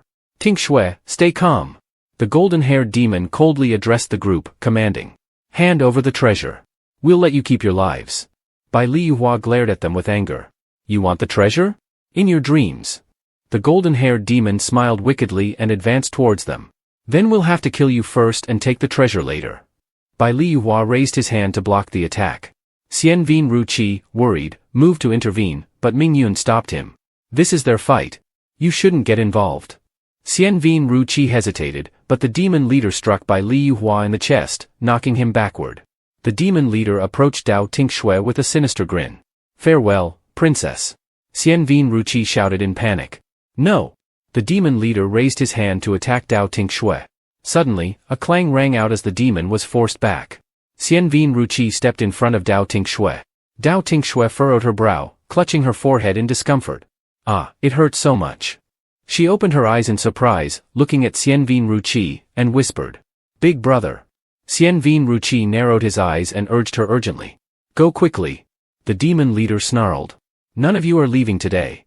His hand gathered a powerful surge of spiritual energy, launching an attack at Xian Vin Ruqi. The blow landed heavily, causing Xian Vin Ruqi to cough up blood. Dao Tinh Xue was shocked and worried as she watched him. Xian Vin Ruqi, bleeding and dazed, grew furious, narrowing his eyes at the demons. "You dare to harm my brother? You will pay for this." Ming Yun unleashed a torrent of powerful spiritual energy, attacking the demons. The demons were stunned and fearful, watching Ming Yun with trepidation. One of them shouted, "The son of the king of Dark Realm. We need to leave, we are no match for him. This is the blood of the demon king, we must not get involved." The demons scrambled back, trying to evade the attacks. Mingyun's eyes were bloodshot with rage as he commanded. Surround the demons. Suddenly, a loud noise echoed. Gay Ran, holding Lu Li, shouted in alarm. Get out of here quickly. The chaotic realm is about to collapse. Gay Ran stood up with a pained expression. Since the demons couldn't handle it, she had to stabilize the chaotic realm herself. She released all her spiritual energy, creating a protective barrier around everyone. Below, people screamed in fear. Oh no, what's happening? The earthquake has stopped. The Demon King looked up in astonishment. Annihilation spell of the first Gay clan? That girl, Gay Ran. Gay Ran descended from above. Dao Tinh Xue, astonished, looked at her with concern. Gay Ran, you. Lu Li ran over anxiously. Big sister, are you okay? Gay Ran landed on the ground, responding. I'm fine, don't worry. The demons laughed uproariously. Do you think this little stunt can stop me? He held up a stone, his gaze cold as he looked at everyone. None of you are leaving today. You all must die. Having said that, he crushed the stone in his hand. Sharp beams of light shot out, attacking the group. Bai Liyuhua embraced Dao Tinh Xue, protecting her carefully. Mingyun created a protective barrier around Xian Vin Ruqi. The demons had set up a heavenly net outside. Looking at the group coldly, the demon said, You can't escape. He then burst into loud laughter. Mingyun looked at them with anger, muttering, Damn pests. Dao Tinh Xue ran into the protective barrier, anxiously calling out, Big brother. Mingyun frowned, turning to look at Gay Ran with a cold gaze. This is all your fault. Gay Ran embraced Lu Li, comforting her, Little sister, are you all right? Are you hurt? Lu Li hugged Gay Ran tightly, urgently asking, I'm fine, but are you hurt anywhere? Mingyun, enraged, raised his hand, preparing to strike at the two of them. Go die. Gay Ran turned to see a giant hand coming towards them, her face turning pale. Lu Li screamed in panic, Sister. Xian Vin Ruqi weakly turned his head to look at him. Hearing the familiar voice, Mingyun withdrew his hand. The giant hand in midair immediately disappeared. Xian Vin Ruqi weakly said, Do not harm them. Mingyun turned back to look at him and replied, Don't die, okay? Xian Vin Ruqi weakly responded, He won't die, don't worry. Dao Tinh Xue spoke up, pointing to the vial, Big brother, quickly get in here. Your soul needs immediate nurturing. Xian Vin Ruqi smiled and agreed, All right. Do not harm others. Wait for me to come out. Mingyun angrily raised his hand, Give it to me. Dao Tinh Xue immediately handed the vial to him, My big brother is relying on you now. Mingyun coldly replied, Rest assured. Suddenly, the ground began to shake and tear apart. Gay Ran anxiously looked at the scene, It's not good. His power has broken through my seal. Chaotic realm is about to collapse. Dao Tinh Xue, held in by Li Yuhua's arms, leaped up and looked in amazement at the ground below. If we can't find a way out of chaotic realm today, how will we escape? Gay Ran pushed Lu Li towards Bai Liyuhua and Dao Tinh Xue, I will help everyone leave chaotic realm, but please take my sister with you. Dao Tinh Xue stared in shock at Gay Ran. A stone appeared on Gay Ran's chest as she used forbidden magic. Lu Li cried out in pain, Sister. Sister. Gay Ran cried and closed her eyes, Our demon clan owes you so much. The only thing I can do is to repay it with my life. I hope you can forgive the innocent ones in the demon clan. Lift the curse from them. Lu Li, you must live well. Lu Li cried out in anguish, No. Sister. Gay Ran, using forbidden magic, shouted, I can only open the way out of chaotic realm for a short time. After that, the door will close. Everyone, leave quickly. As the door to chaotic realm opened, Dao Tinh Xue wrapped a rope around Lu Li and pulled her out, saying, Let's go. Lu Li cried as she looked back below, Sister. I won't go. I want to stay with you. Dao Tinh Xue turned back in shock, Lu Li. Bai Liyuhua quickly grabbed Dao Tinh Xue's hand, Hurry up. The two of them rushed out of chaotic realm. Inside, the world was gradually collapsing, and screams for help echoed, Help.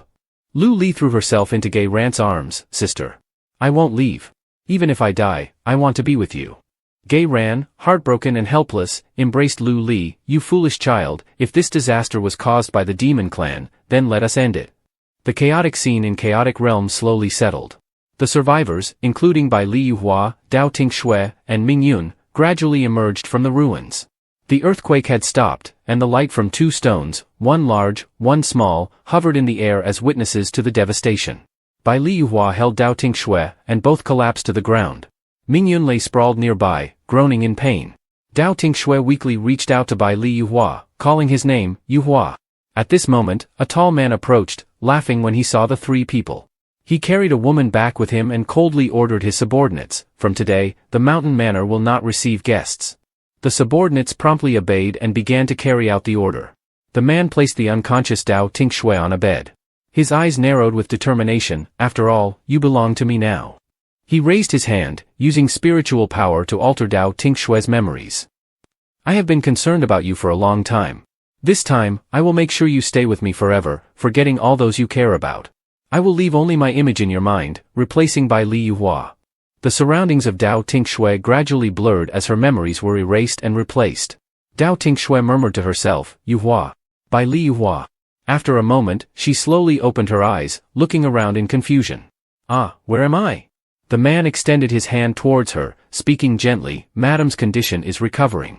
It is normal to feel unwell." Dao Tinh Xue, frightened, recoiled from his hand. "Don't come near me."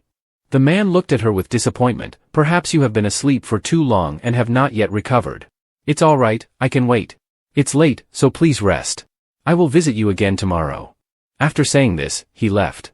Stepping outside, he ordered his subordinates, "From today, she will be the mistress of the mountain manor. No matter what she asks, you must say that she has been unconscious for a long time and just woke up today." The subordinate quickly responded, "Understood, my lord." Nearby, Bai Li Yuhua and Mingyun lay unconscious on the ground. Bai Li Yuhua murmured, "Tinh Xue." Suddenly, he opened his eyes wide, panicking as he looked around. "Tinh Xue. Where are you?" Mingyun also came to and, disgusted, said, "It smells awful here, stop making noise." Dao Tinh Xue was not here. The area carried the aura of the demon clan, meaning she had likely been taken by them. Bai Li Yuhua furrowed his brow in worry. "This is bad. Tinh Xue is in danger."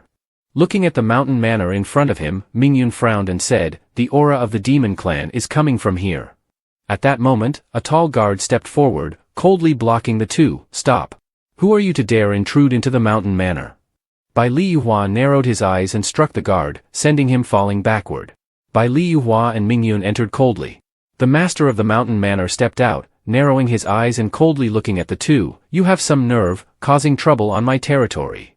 Bai Li Yuhua glared at him angrily. "Release Tinh Xue now." The master of the mountain manor coldly responded, "Tinh Xue? There is no one by that name here. As for you, if you don't want to die, you better leave quickly." Bai Li Yuhua, enraged, charged at him. "Stop pretending. If you don't release her, I will flatten this place." The master of the mountain manor raised his sword, and the two men charged at each other, their swords clashing.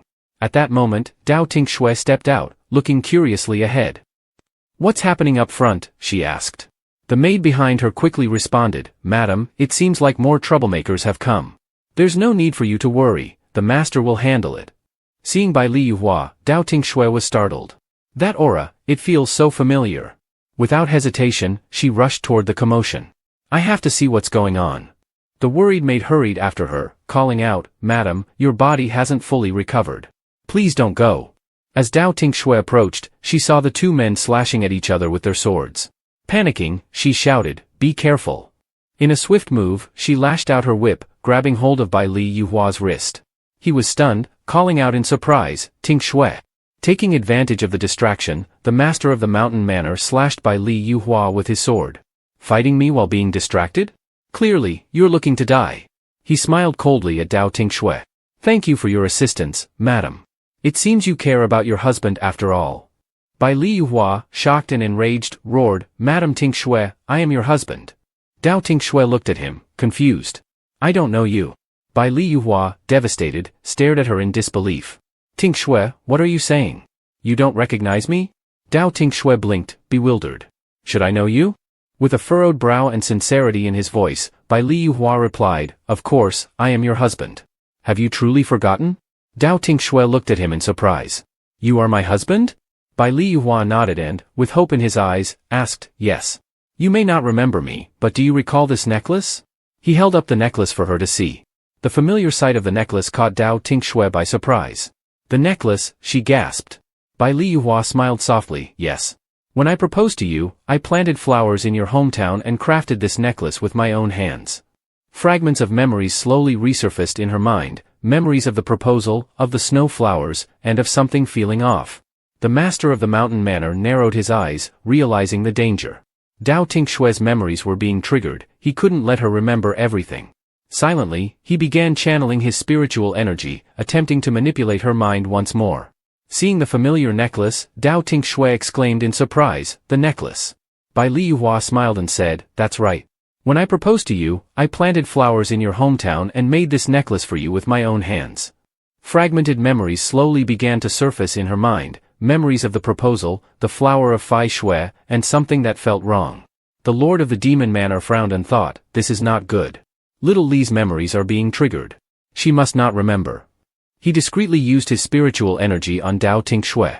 Dao Tinh Xue gasped, "Ah!" As vivid memories flashed through her mind, the demons coming, cries for help, the emperor of Xianvin Kingdom. Her entire body froze, and a voice urged her, "Li, you must live well." Overcome with emotion, Dao Tinh Xue held her face and burst into tears, screaming, "No!" Bai Liyuhua saw her like this and, enraged and worried, shouted, "Tinh Xue, who gave you permission to harm her?" He furiously charged forward, while the Lord of the Demon Manor smirked wickedly. Dao Tinh Xue opened her eyes, but to her, Bai Liyuhua now appeared as a vicious demon, attacking her. Her entire being radiated killing intent, and the character, Feng, appeared on her forehead. Her eyes glowed blood red as she glared at him, snarling, "Blood demon, I must kill you." Dao Tinh Xue unsheathed her sword and plunged it straight into Bai Liyuhua's chest, for her father, for her mother, to avenge them.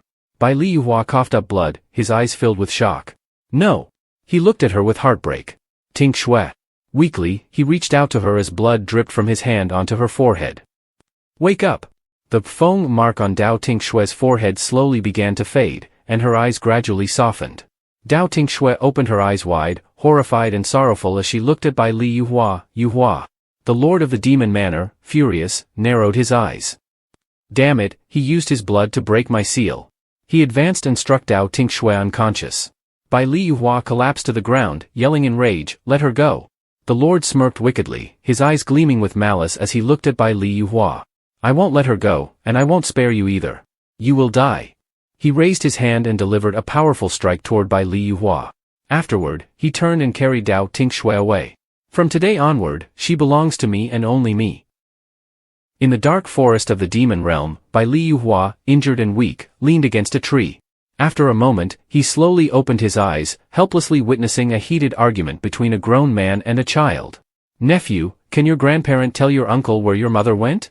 Mingyun angrily shouted, "I've already told you, I'm not your nephew. If you call me that again, I'll kill you." Bai Liyuhua, still dazed, watched the two bicker. As it seemed they were about to start fighting, he slowly spoke, "Second brother."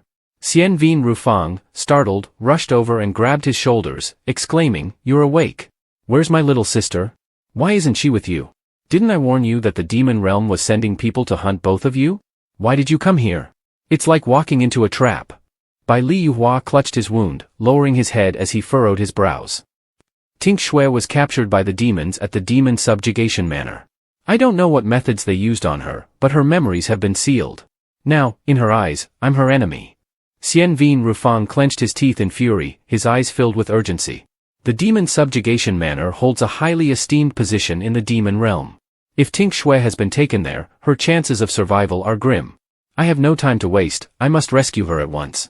Once I find my little sister, I'll get her out. He placed a firm hand on Bai Liyuhua's shoulder, his voice softer but resolute. "For now, let me protect you. Focus on recovering your strength so you can help save her." Bai Liyuhua nodded weakly. "Understood." With that, Xianvin Rufang turned to face the distant manor, his expression determined. "Tinh Xue, wait for me." The Lord of the Demon Subduing Manor smiled gently at her. "I've always dreamed of seeing you smile at me.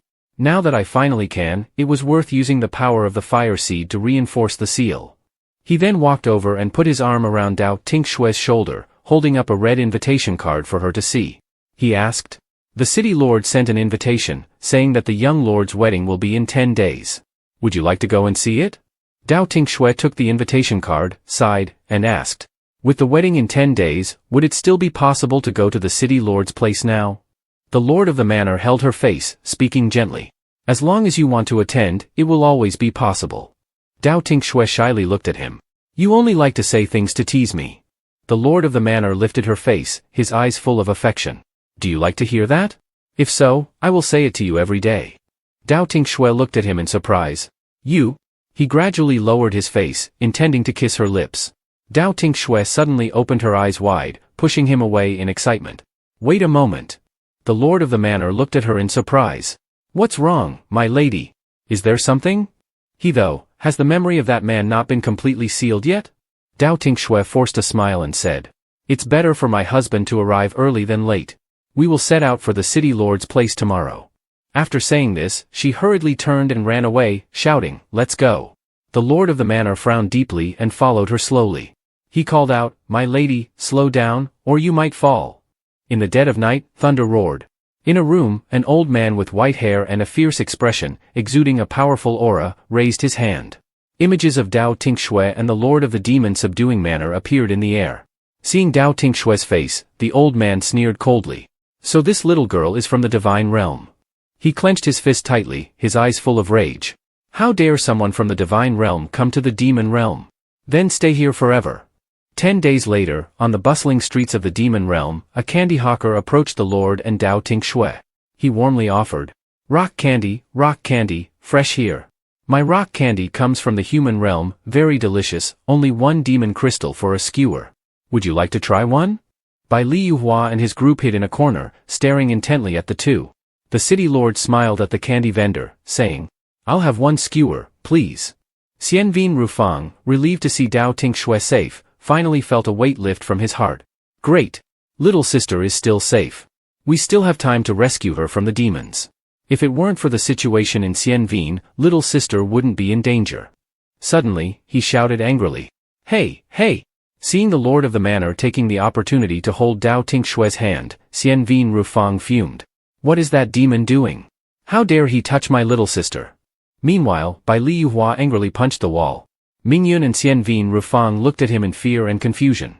Bai Liyuhua forced a smile, waving his hand to calm them. Brother-in-law, stay calm. Little sister didn't mean it. Stay calm.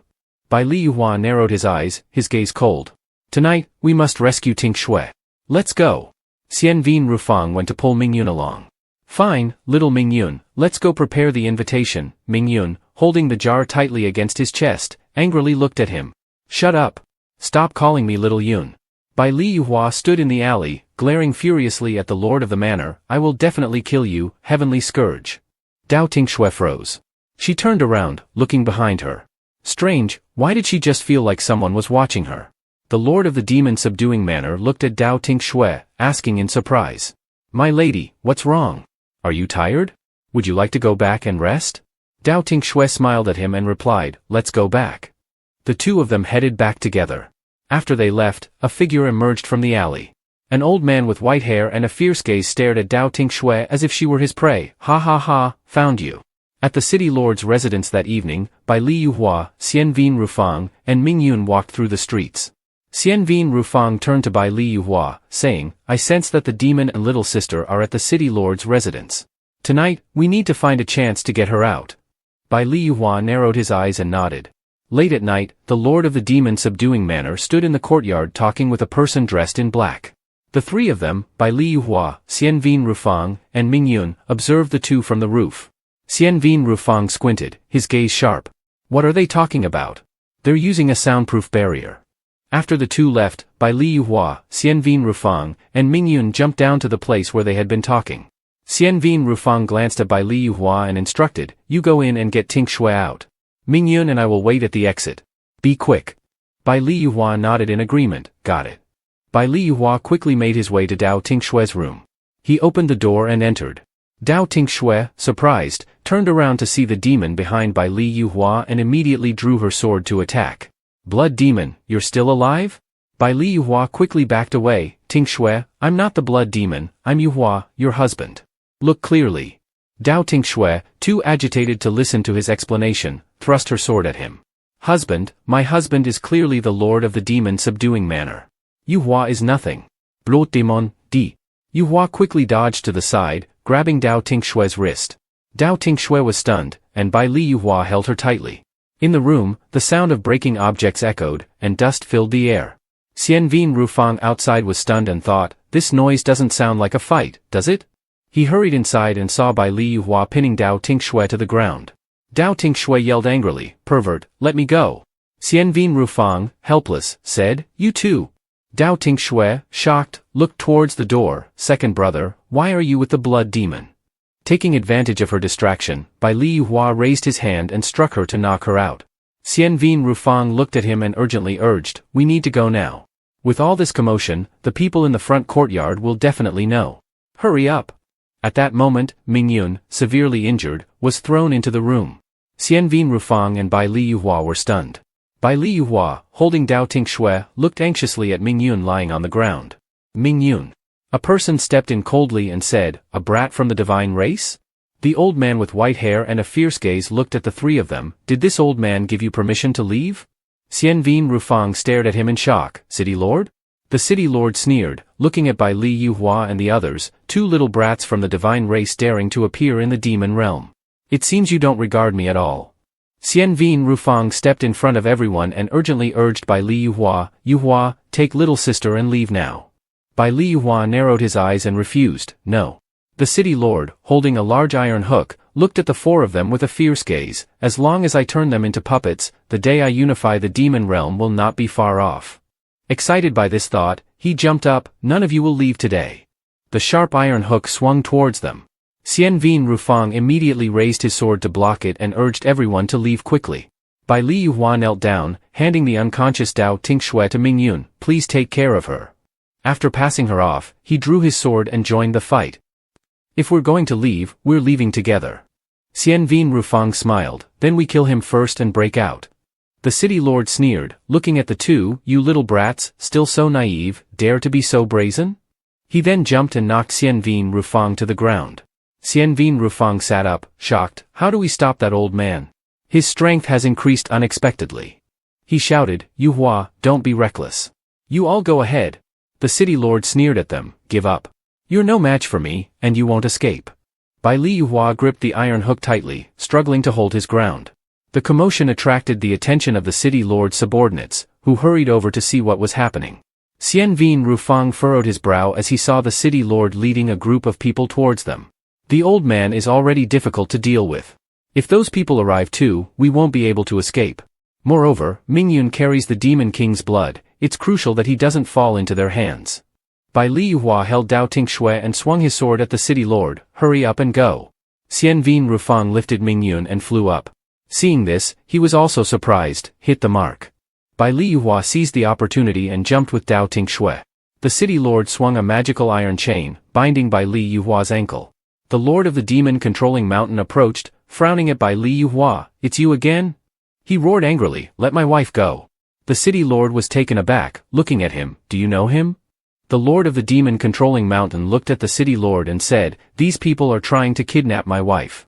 A few days ago, they also caused chaos in my demon-controlling mountain.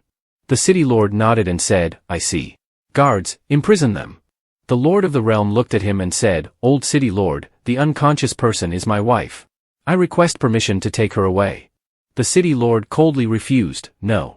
This young man must be related to her. I must keep him. The lord of the realm furrowed his brows and said, old city lord, she really is my wife. The city lord, losing patience, said, fine, but for now, let her stay at the manor as a guest. Once it is confirmed that she has no connection with this young man, she will be released. Later, in the dungeon, Bai Liyuhua held the unconscious Dao Tinh Xue and gently said, Tinh Xue, I will lift the seal on you. He reached out and began to lift the seal. Tinh Xue gritted her teeth, almost done. Soon, Dao Tinh Xue opened her eyes. She frowned and struck his chest with a palm, blood demon, how dare you touch me? The corner of Bai Liyuhua's mouth bled. He clutched his chest, looking at her with pain. Tinh Xue, look at me, try to remember. I am Yuhua, your husband. Dao Tinh Xue frowned, suddenly experiencing a severe headache. She clutched her head and screamed, ouch, it hurts so much. Dao Tinh Xue, holding her head, collapsed to the ground, completely disoriented. Whose memories are these? It hurts so much. Bai Liyuhua sat down, holding her in his arms. Tinh Xue bit fiercely into his chest, blood flowing from the wound.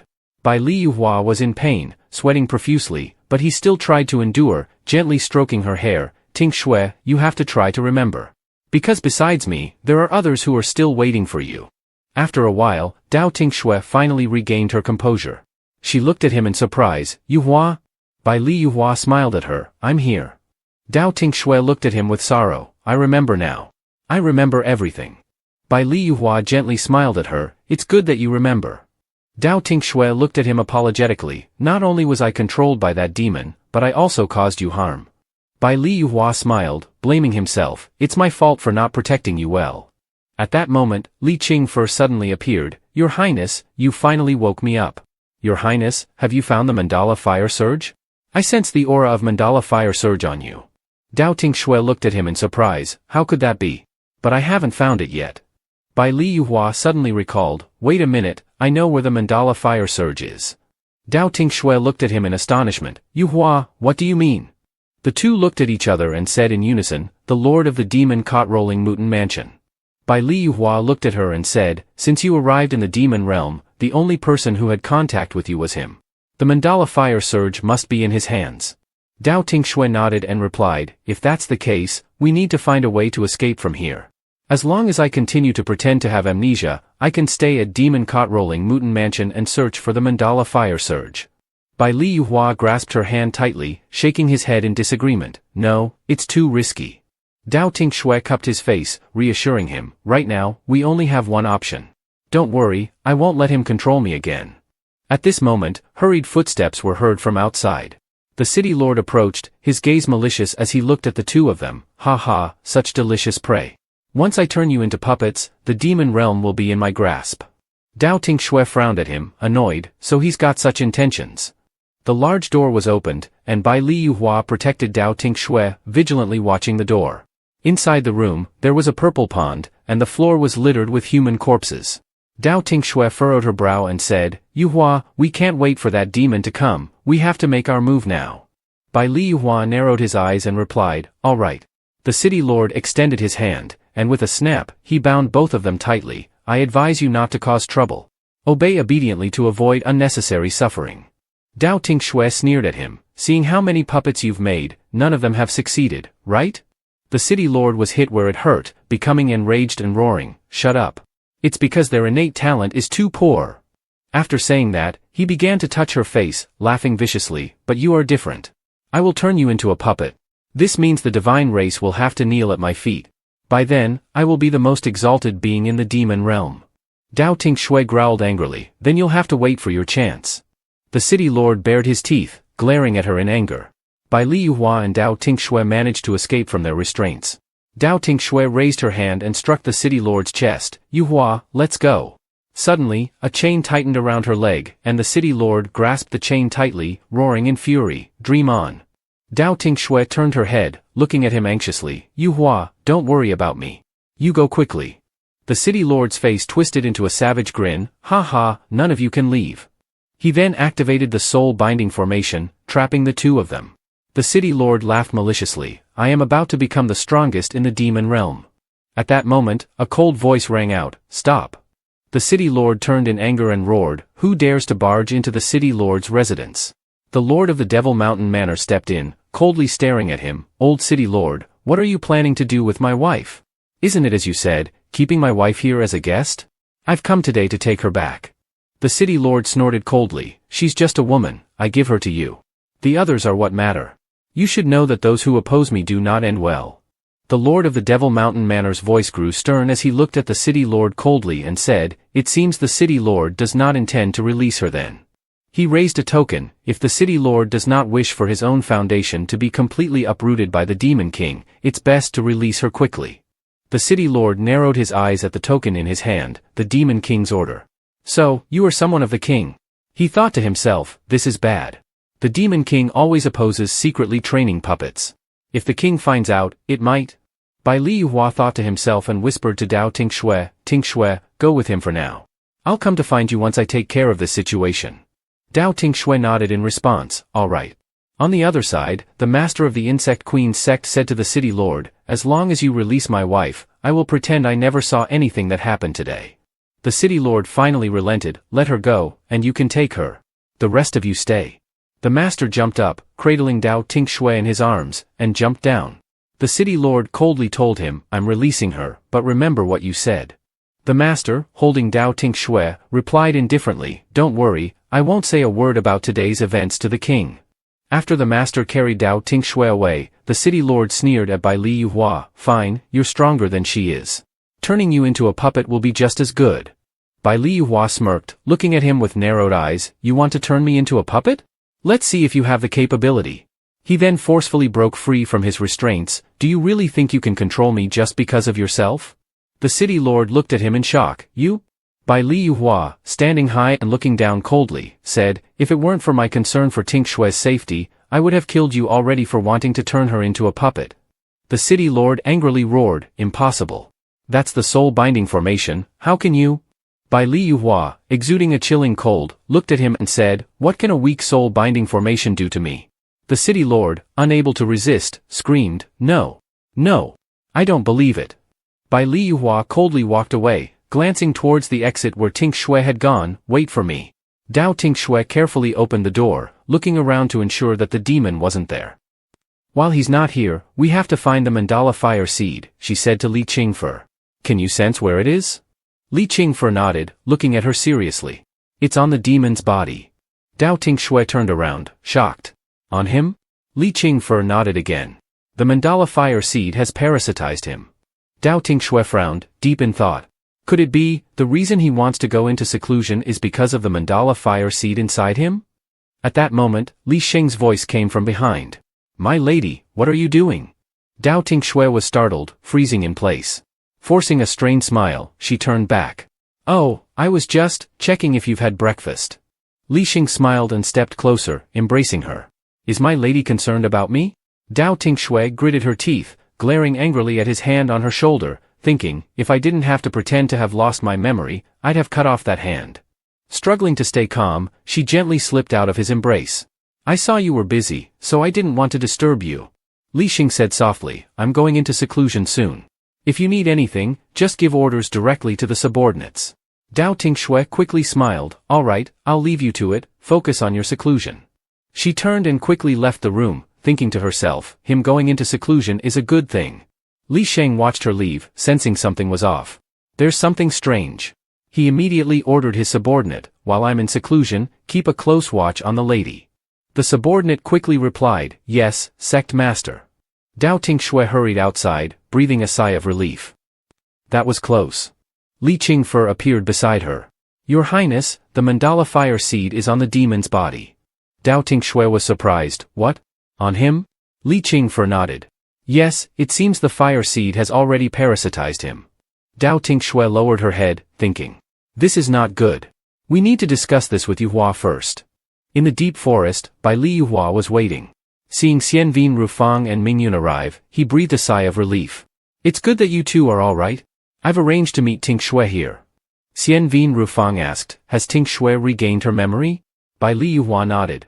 Yes, back at the city lord's mansion, Tinh Xue broke the seal and regained her memory. Right now, for the sake of the artifact, she has to pretend to have lost her memory to stay close to the demon. Xianvin Rufang sighed. That's good.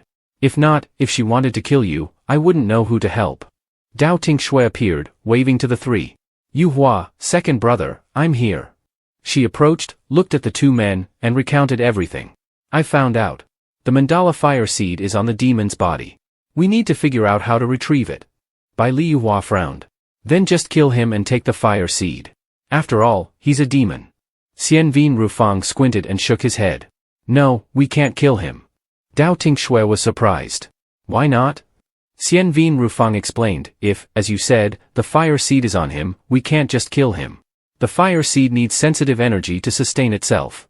Bai Liyuhua added, right now, the fire seed must have parasitized him. Without sensitive energy, the fire seed can't come out. If we kill him, the fire seed will be extinguished. Dao Tinh Xue was worried. Then where do we find sensitive energy? Xianvin Rufang smirked confidently, holding up a map. I know where. This is the Lost Forest. In the deepest cave of this forest, there's a demonic beast guarding it. Dao Tinh Xue took the map, her eyes resolute. No matter what guards it, I want to get it. Bai Liyuhua worriedly said, in the Lost Forest, the poisonous mist is heavy. Even demons don't dare enter. Outsiders like you too. Dao Tinh Xue calmly replied, don't worry, second brother, nothing will happen. Yuhua and I will be leaving for a while. I'll leave Mingyun in your care. Mingyun was startled, quickly protesting. I don't need him to take care of me. I want to go with you too. Dao Tinh Xue looked at Mingyun in surprise, then turned to Xianvin Rufang. Are you sure without me, you two can handle that demonic beast? Xian Vin Rufang looked at her and nodded slightly. Take him with you. Dao Tinh Xue agreed. All right, we can't delay, let's go. Xian Vin Rufang said, I'll accompany you part of the way. In a hidden corner, a person dressed in black secretly observed the lost forest? I must report to the master quickly. In the lost forest, Dao Tinh Xue covered her nose, looking at the piles of human and spirit beast bones scattered around. It seems this is the deepest part of the lost forest. Bai Li Yuhua looked at the map in his hand and said, the cave is behind this forest. But judging by the bones on the ground, no one has survived entering it. Dao Tinh Xue squatted down, picking up a piece of wood, examining the color of the bones. The color of these bones is strange. It seems the mist here is poisonous. Inhaling too much of it would be deadly. Bai Li Yuhua quickly put away the map, frowning and reminding her, be careful, don't touch anything. Dao Tinh Xue stood up, casually tossing the piece of wood aside. We can use our spiritual power to protect ourselves, we should be able to enter. Suddenly, a hand from the pile of dry bones pushed against the ground and stood up, wielding a weapon and attacking them. Dao Tinh Xue was startled, turning around in shock. What's happening? Bai Li Yuhua shouted anxiously, run. They're poisoned, don't touch them. The three jumped up into the trees to avoid them. Bai Li Yuhua shouted in worry, Tinh Xue, be careful. Dao Tinh Xue stood on a tree, surprised as the dry bones attacked her. Why are they only chasing me? Could it be that something on me is attracting them? Suddenly, a strange sound was heard. Dao Tinh Xue was shocked to see red bugs crawling up from the base of the tree onto her legs. This is not good. Bai Li Yuhua anxiously shouted, Tinh Xue, get away from that tree. Dao Tinh Xue frowned. I can't move anymore. These worms can attack spiritual energy. Someone doesn't want anyone entering the lost forest. Bai Li Yuhua angrily rushed over. Tinh Xue, these worms are being controlled. You must find someone. But before he could do anything, a cold voice rang out from afar. Madam, the master already knows you're pretending to have lost your memory. Dao Tinh Xue was startled and looked in the direction of the voice. A group of people dressed in black, holding red flutes, emerged from the shadows. One of them narrowed his eyes and coldly said, the master has ordered to bring the madam back. Kill the others without mercy. As he raised the red flute to play, the red worms attacked Bai Li Yuhua and Ming Yun. Deep in the forest, a loud noise erupted, as if a giant monster had awakened. The two men in black were frightened and turned back. This is bad, the celestial demon dragon has awakened. Bai Li Yuhua anxiously asked Dao Tinh Xue, are you okay? Are you hurt anywhere? Dao Tinh Xue quickly responded, I'm fine, but we have to deal with them first. The two men in black quickly retreated. The celestial demon dragon has awakened. We must leave here first.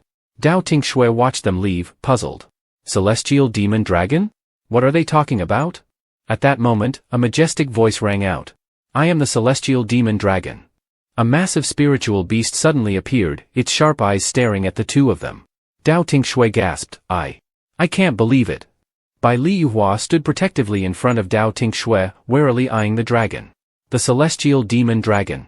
It's said that they were extinct thousands of years ago, but there's still one here. He looked at the celestial dragon king, trying to remain calm. Senior, we entered this deep forest by mistake and disturbed your rest. We deeply apologize and humbly ask for your mercy to let us leave. Li Qingfe suddenly transformed into a little girl, standing on Dao Tinh Xue's head, looking at the celestial dragon king, and said, Princess, the sensitive air of the mandala fire seed is on this dragon. Dao Tinh Xue was shocked. What? The sensitive air is on this dragon? The celestial dragon king looked at the two of them, his voice deep. The god tribe? It's been a long time since I've seen anyone from the god tribe. It moved closer, sniffing the air around them, its voice low. The aura on you. It feels familiar. Dao Tinh Xue anxiously muttered, this is going to be troublesome. The celestial dragon king narrowed its eyes at them. Is this the aura of the mandala fire seed? Bai Li Yuhua warily eyed the celestial dragon king, this is not good. He immediately created a spiritual barrier to protect the two of them. The celestial dragon king roared in anger, why do you have the aura of the mandala fire seed? Did you steal my mandala? You despicable thief, return it to me immediately. The celestial dragon king swung its tail, attacking them. Dao Tinh Xue tightly gripped her sword, frowning as she looked at him. Yuhua, Mingyun, the sensitive air containing the mandala is on this dragon. We have to kill it to get the sensitive qi. The three of them immediately joined forces to attack. Dao Tinh Xue slashed the celestial dragon king, but the wound quickly healed. Startled, Dao Tinh Xue looked at Li Qingfe. Qing Wu, can you see its weak point? Li Qingfe frowned, its regenerative ability is too strong. We can't keep wasting our energy like this. Let me take a closer look. Li Qingfe observed the celestial dragon king in front of them and discovered a reverse scale on its belly. Li Qingfe hurriedly said, its weak point is in its belly, and the sensitive air is also stored in the reverse scale. We found its weak point. Dao Tinh Xue joyfully shouted, Yuhua, Mingyun, help me break through its belly's defense. Bai Li Yuhua narrowed his eyes, got it. He locked his spiritual energy, binding the celestial dragon king. Dao Tinh Xue immediately rushed toward the celestial dragon king. The celestial dragon king roared angrily, despicable thief. Prepare to die. Its claws lunged toward Dao Tinh Xue. She raised her sword to block the claws, bit her finger, smeared blood on the sword, and quickly stabbed the celestial dragon king. She gritted her teeth, pulling out the sword as a bright red light flashed. Dao Tinh Xue stared in amazement, this is. Li Qingfe hurriedly reminded, Your Highness, that is the sensitive qi. Dao Tinh Xue quickly took out a small box and sealed the sensitive air inside. Yuhua, I got it. The celestial dragon king roared in rage, damn it. I will take you down with me. It struggled to break free from the bindings. Bai Li Yuhua shouted in alarm, Tinh Xue, come back here. Black smoke began to surround them. Dao Tinh Xue's face paled. This is bad, the celestial demon dragon is going to self-destruct. Bai Li Yuhua knelt on the ground, frowning, as expected of an ancient divine beast. Even after thousands of years, its power is still terrifying. He shouted urgently, Tinh Xue, use your spiritual energy to protect yourself. Sea Dragon King laughed wickedly, today, none of you will escape. You will all die. It self-destructed, releasing a powerful shockwave that shattered the surrounding giant trees. Bai Li Yuhua struggled to sit up and hurried over anxiously. Tinh Xue, how is the situation? Suddenly, the master of Devil Mountain Manor appeared, embracing Dao Tinh Xue to protect her. Dao Tinh Xue looked at him in surprise. Weren't you in seclusion? The master, covered in wounds, smiled gently at her. My lady, I won't let anything happen to you. After saying this, he clutched his chest, collapsed to the ground, and spat out a mouthful of blood. Dao Tinh Xue anxiously asked, Are you all right? Weakly, the master held her hand. My lady, if you wanted the mandala fire seed, you could have just told me. There was no need to take such risks alone. Dao Tinh Xue stared at him in shock. The master weakly took out the mandala, looking at her. The mandala is here. If you want it, just take it. Seeing the mandala in front of her, Dao Tinh Xue felt heartbroken and lowered her gaze. Silently, she reached out and took the mandala. You? The master smiled weakly. I relied on the fire seed to live. Now that it's gone, I have no way to survive. But even though I knew being with you was just an illusion, helping you in the end leaves me with no regrets in this life. His body gradually became transparent, and he raised his hand to gently caress her face. If I can reach the other side, I hope I'm not born as someone from the demon clan. That way, at least I could stand before you with honor. Dao Tinh Xue watched in a daze as the master of Devil Mountain Manor gradually disappeared. The red bracelet around his neck fell. Dao Tinh Xue reached out to take it, her eyes filled with sorrow. Why did you help me? In the sky, frightened birds scattered. Bai Li Yuhua arrived, gently holding Dao Tinh Xue's shoulders. Tinh Xue, we shouldn't stay here long. We must leave quickly. Dao Tinh Xue lowered her gaze, looking at the bracelet in her hand. Yuhua, keep his memento. Bai Li Yuhua nodded, holding her shoulders. All right, I'll do as you say. Suddenly, Dao Tinh Xue furrowed her brow. Yuhua, She suddenly fainted. Bai Li Yuhua caught her, worried. What's happening? Mingyun approached quickly. The 5 treasures have gathered, and the mandala fire seed will refine them into a soul pill.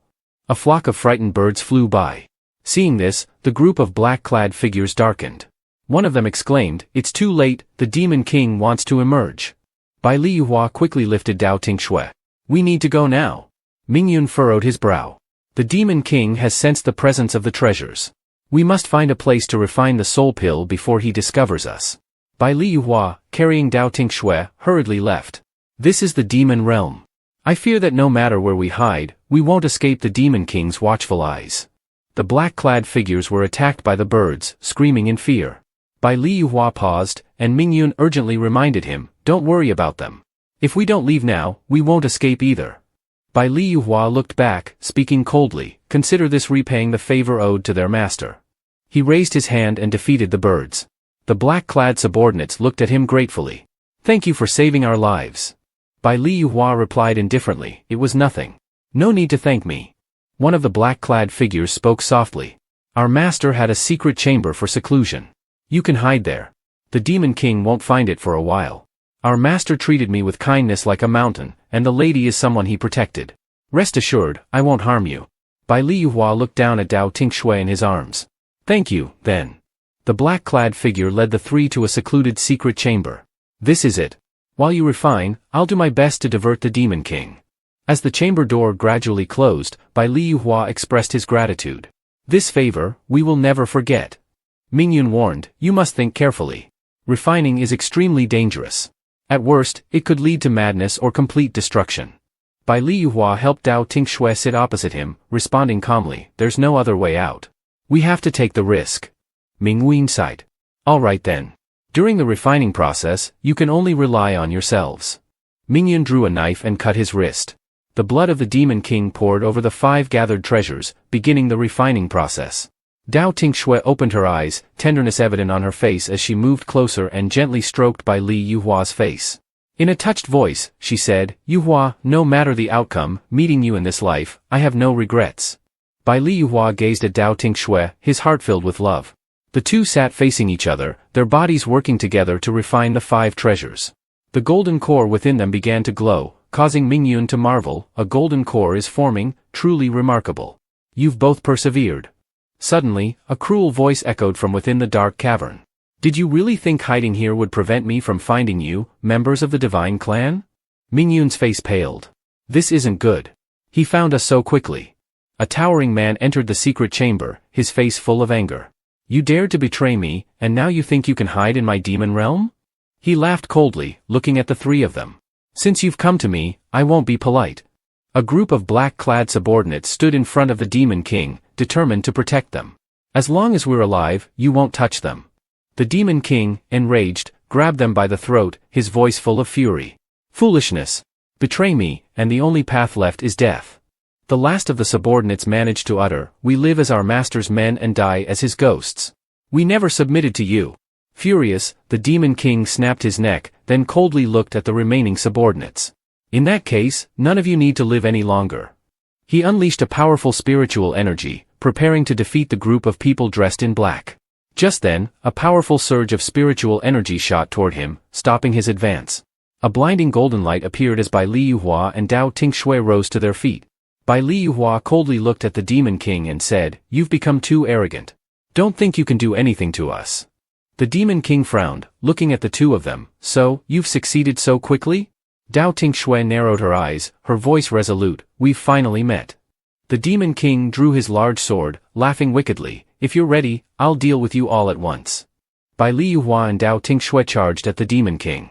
The Demon King swung his sword to block, mocking them, is this all you've got? Dao Tinh Xue was knocked back, and Bai Liyuhua quickly caught her, Tinh Xue, you can't face him alone. Let me help you. The Demon King laughed cruelly at Bai Liyuhua, and what about you? 1,000 years ago, I could destroy Xianvin, and today, I can kill both of you. Dao Tinh Xue, enraged, shouted, I won't let you have another chance. The 2 continued their assault. The Demon King sneered, you dare challenge me with such weak abilities? You will die. He swung his sword to block their attack, but Bai Liyuhua gathered all her spiritual energy and struck him fiercely with her whip. The Demon King frowned, angered, damn it. Spiritual energy erupted from a nearby mountain, filling the air with white smoke. Dao Tinh Xue rejoiced, he's wounded. The Demon King's face darkened, and he laughed coldly, how naive. A demon emerged from within the Demon King, radiating murderous intent. Bai Liyuhua immediately shielded Dao Tinh Xue, Yuhua, throw me towards the Demon King. Bai Liyuhua used her spiritual energy to tightly bind Dao Tinh Xue's ankle and threw her forcefully toward the Demon King. The Demon King sneered, you overestimate yourself. He struggled to break free from Bai Liyuhua's binding but failed. He stared in shock at the spiritual chains that held him. What's this? I can't break free. This is bad. Dao Tinh Xue narrowed her eyes and screamed, die. She used all her spiritual energy and thrust her sword towards the Demon King. The Demon King, horrified, couldn't believe it. No. A loud explosion echoed. Bai Liyuhua rushed over, holding Dao Tinh Xue, be careful, Tinh Xue. In the sky, 3 golden pillars of light descended to the ground. Bai Liyuhua held Dao Tinh Xue close, with Mingyun and Xianvin Rufang following behind. This is the divine light bestowed by the heavens. Dao Tinh Xue, overwhelmed with emotion, threw herself into Bai Li Yuhua's arms. It's finally over. Bai Li Yuhua gently kissed her hair. It's over. From now on, you can be at peace as my little girl. 3 years had passed since the defeat of the Demon King. Dao Tinh Xue and Bai Li Yuhua had ascended to the rank of gods. Bai Li Yuhua sat working, exhausted. Why are there so many responsibilities after becoming a god? I don't want to be a god anymore. Bai Li Yuhua smiled and brought a bowl of soup to Dao Tinh Xue. Don't worry, your husband will handle it for you. Ming Yun spoke about the state of the Xian Vien Kingdom. The people of the Xian Vien Kingdom have revived after the destruction of the underworld. Second brother and first brother also have new bodies. Dao Tinh Xue and Bai Li Yuhua had given birth to a son. Their story had ended, but a new one was beginning. Bai Li Yuhua looked at Dao Tinh Xue with gentle eyes, and Dao Tinh Xue smiled happily at their current life. Thanks for your watching and see you again in other videos.